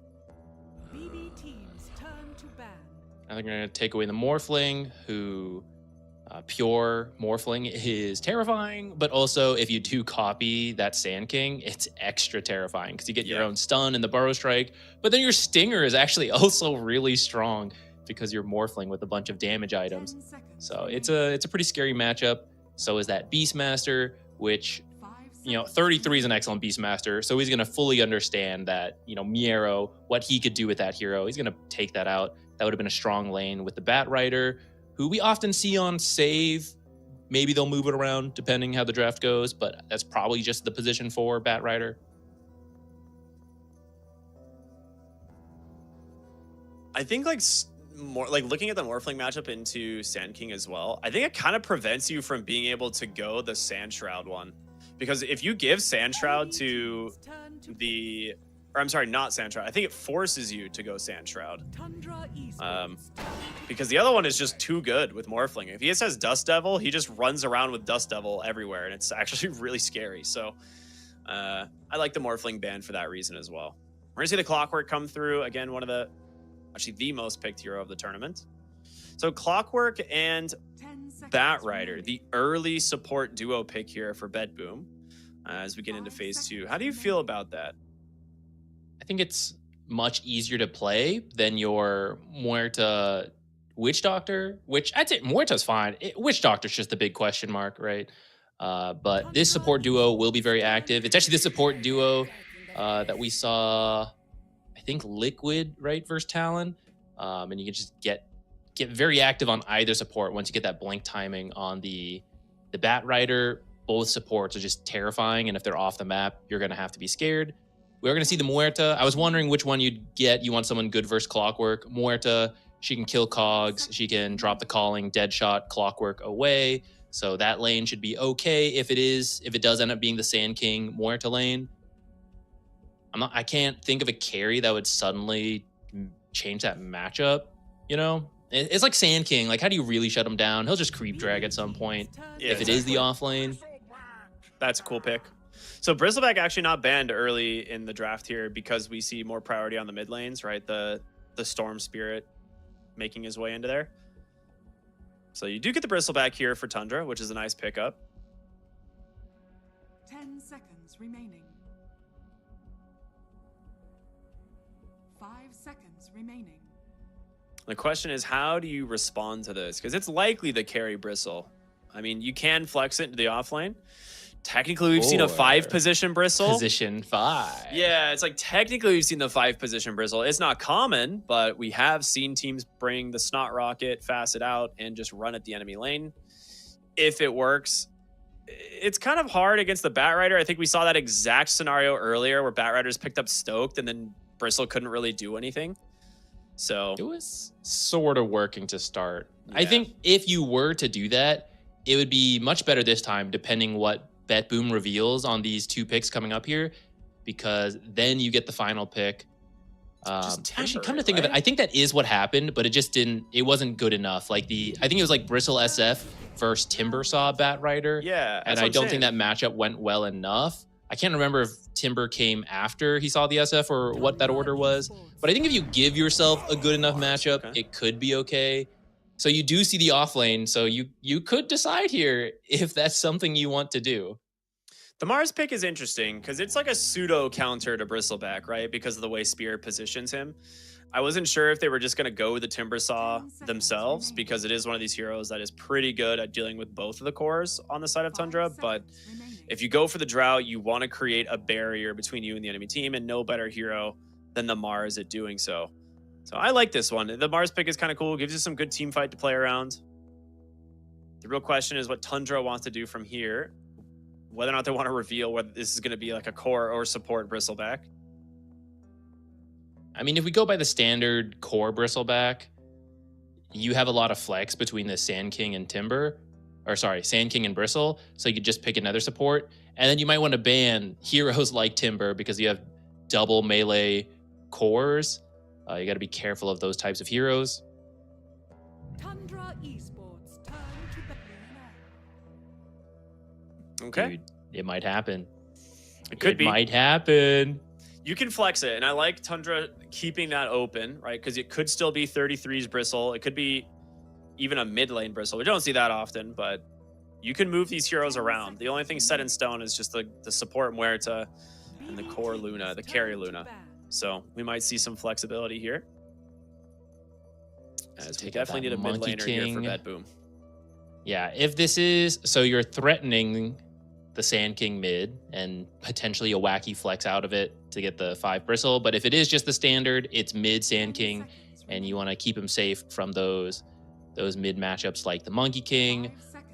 Maybe the Timber Saw. I think you'd be okay because your supports plus Mars are a lot of initiation, so you don't need more from your mid laner. You could get the Timber Saw just for the good matchup and strength later on. There's a good amount of magic damage, though. It's a little scary to be Timber Saw this game. But you just kind of have to make space for the Drow, right? That's your game plan. Drow will get really farmed, shoot from the back, and you just got to make sure no one gets to her. Good Earth Spirit ban. That actually would have been a kind of a disastrous hero for the side of BetBoom to deal with. Very easily can just roll in and out of the arena, can gap close onto the Drow Ranger, no problem. And they'll get rid of the Pangolier for the exact same reason. So I like these 2 bans. These are really smart.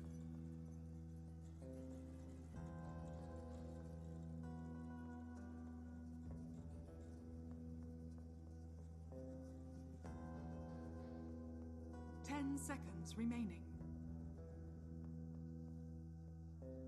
I was trying to imagine through the Bristle 5 if you were going to do that. I mean, I think it is. I think both teams are looking for a mid laner right now. How's that lane going to go? Luna's such a stable laner. I guess she doesn't really need a bunch from her support. But if you don't need the Bristle to win the lane, like, isn't that why you picked the Bristle 5? That's what I'm kind of wondering about. It's like, oh, he's going to go do something else? He's going to go like, stack what is jungle, that? baby. The thing is, like, he can't even multi-stack that well because he's melee. I guess he's fast enough.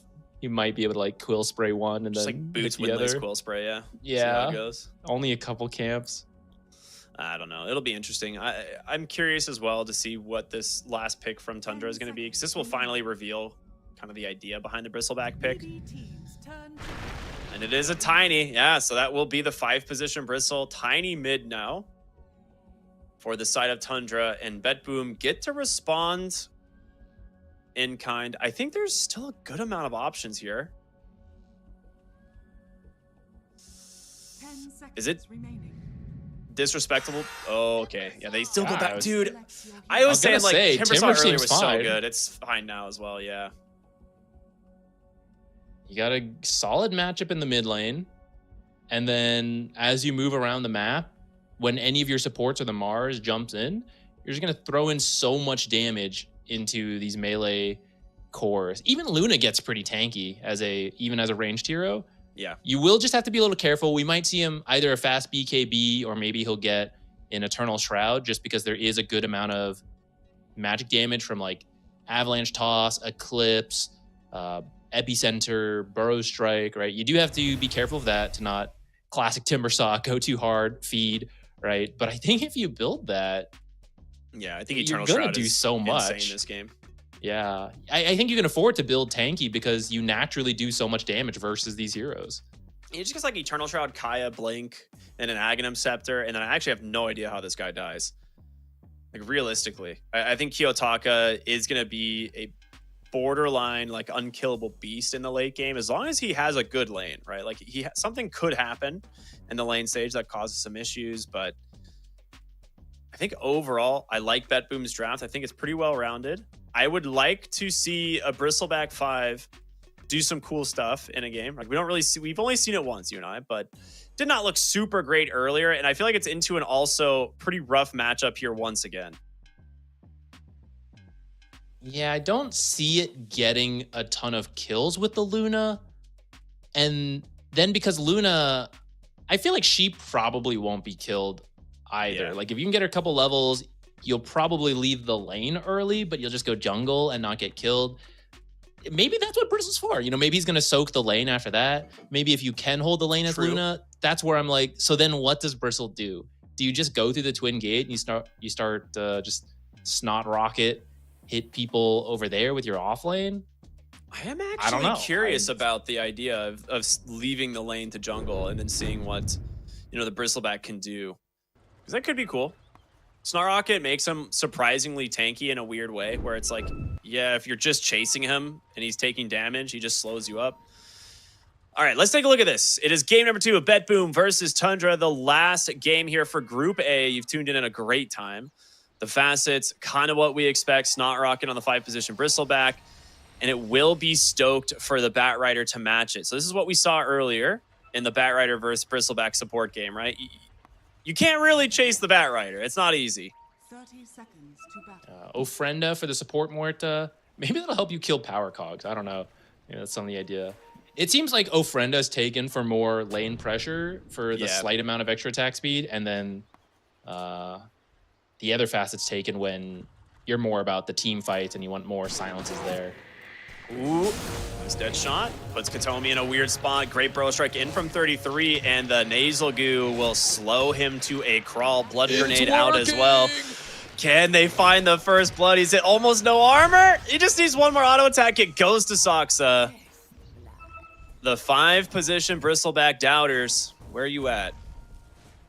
There was a slight body block there from like Sand King getting in front of Bristle. I think if you can swap that, that's probably better, because the downside, even though you did get the kill, 33 took a good amount of damage. Yeah. And sometimes that's where like first bloods don't pay off.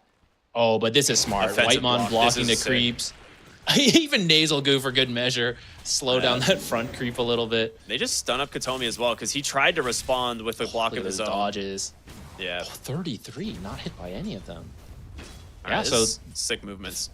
The fact that he lost a little bit of health, no big deal. It's right by his own tower. All right, really, really strong start for Tundra in this off lane, and getting some value from that Bristle 5. Oh, your Luna's dying. Luna's pissed. She's going to go jungle. This is the plan. Going to get him to abandon the lane, go jungle. Bristle gets it. I see the support gameplay is all coming together here.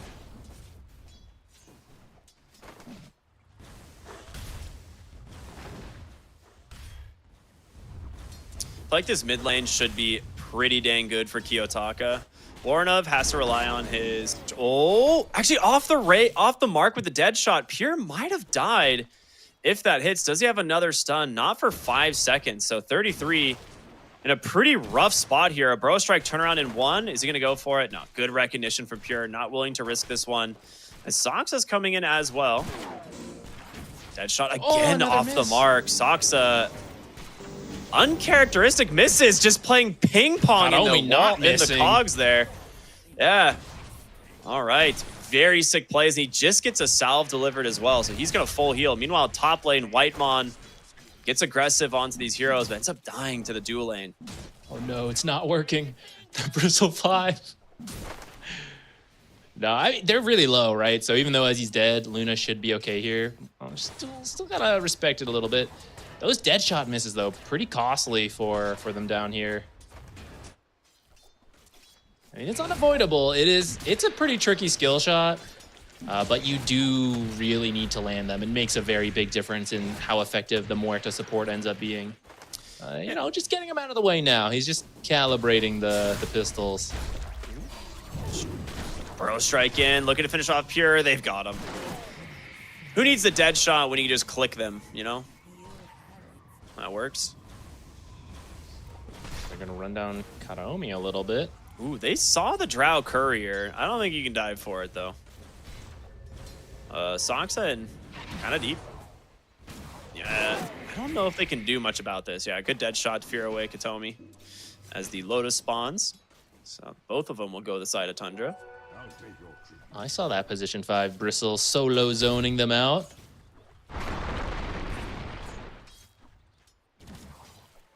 Mid lane, haven't put much focus there yet, and still won't because we're doing some wacky laning over here in the river. All right, that What time, was dead shot does not miss. Peepo wide clockwork cogs. Yeah, sometimes it just works out. There's something weird there with like trees or something. I don't know. That was such a wide pull-in. Yep. Yeah, anyways, mid lane, I was going to say, to no surprise, Timber is off to a strong start. But Tiny just needs to get through this, get to his blink. It's why they picked the Tiny. But yeah, we'll see how far Kiyotaka can push this, because there's that fine line that we see a lot. You pick the counter matchup, you try to push too hard, rotations come in, you get punished, the whole game plan's gone. So we'll see if he can thread that needle. They're stacking up quite a bit of goo here in this top lane, but Save also has a lot of napalm stacks out, and Whitemon needs to be careful bottom lane. They do manage to find a kill, but yeah, Whitemon just burns to death, and Nightfall's got 5 stacks as well. He needs to run. He's not going to be able to. There's a spear available. They can just walk down the Luna, and that's going to be 2 kills for Save's Batrider. Well, one stacking hero apparently better than the other. Bottom lane, Burrow strike in onto Pure. The Stinger's damage is a lot, and they will find the kill. 33 stuck inside of the cogs, taken down by the tower. At least finding something down here. You get the kill first, though, so you're still relatively happy. You know, so the fact that we saw this matchup twice now, the Batrider and then the position 5 Bristle response, makes me think, you know, teams try to in scrims and like, okay, yeah, Bristle's good versus the Batrider. But so far in both these games, the Batrider's winning. So I don't know. I think Stoked is just way too good, like, against the Bristleback. Like, you can very easily just play around gaining napalm stacks as he's trying to build Nasal Goo, and being able to just kite out the Bristle is way too good. Soxa stuck inside the cogs here once again. Katomi just bonking him back and forth, gets himself he's on a killing spree. Oh my goodness. Mid lane, Kiyotaka hits 6, gets the solo kill, as now Burrow Strike comes out, and Whitemon, he's abandoned top. He's like, all right, I'm tired of dealing with these heroes. I'm gonna try and just run it pure. But Katomi once again with the cogs, just causing so much of a headache for these guys. Get a good dead shot. Really nice Burrow Strike comes in and just let that. Okay, they do manage to find the kill. Pure's pretty low as well. I mean, he's tried against the Batrider, gets knocked back from the Mars. Ooh, yeah, you got to be careful. You wanted that Lotus, but They saw him on the Watcher. There's no way he gets it. And Whitemon's just going to stick down here, drop a deep ward. But all right, here's big bad Kiyotaka with a haste rune. Deletes 33 from the game, and he's just going to go right back mid.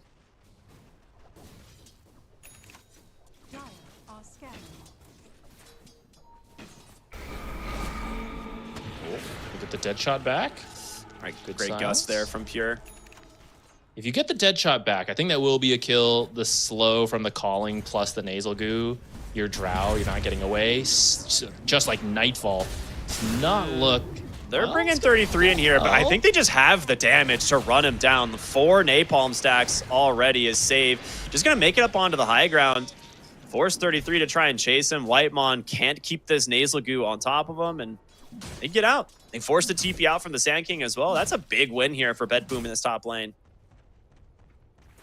And Batrider pick paying off so far. I think that was their first pick overall, right? I think so.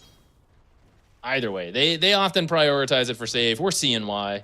Maybe my memory's garbage. I have no idea when they picked it. No, I think it was. I think you're right. But I remember Batrider and save. Good player-hero combo.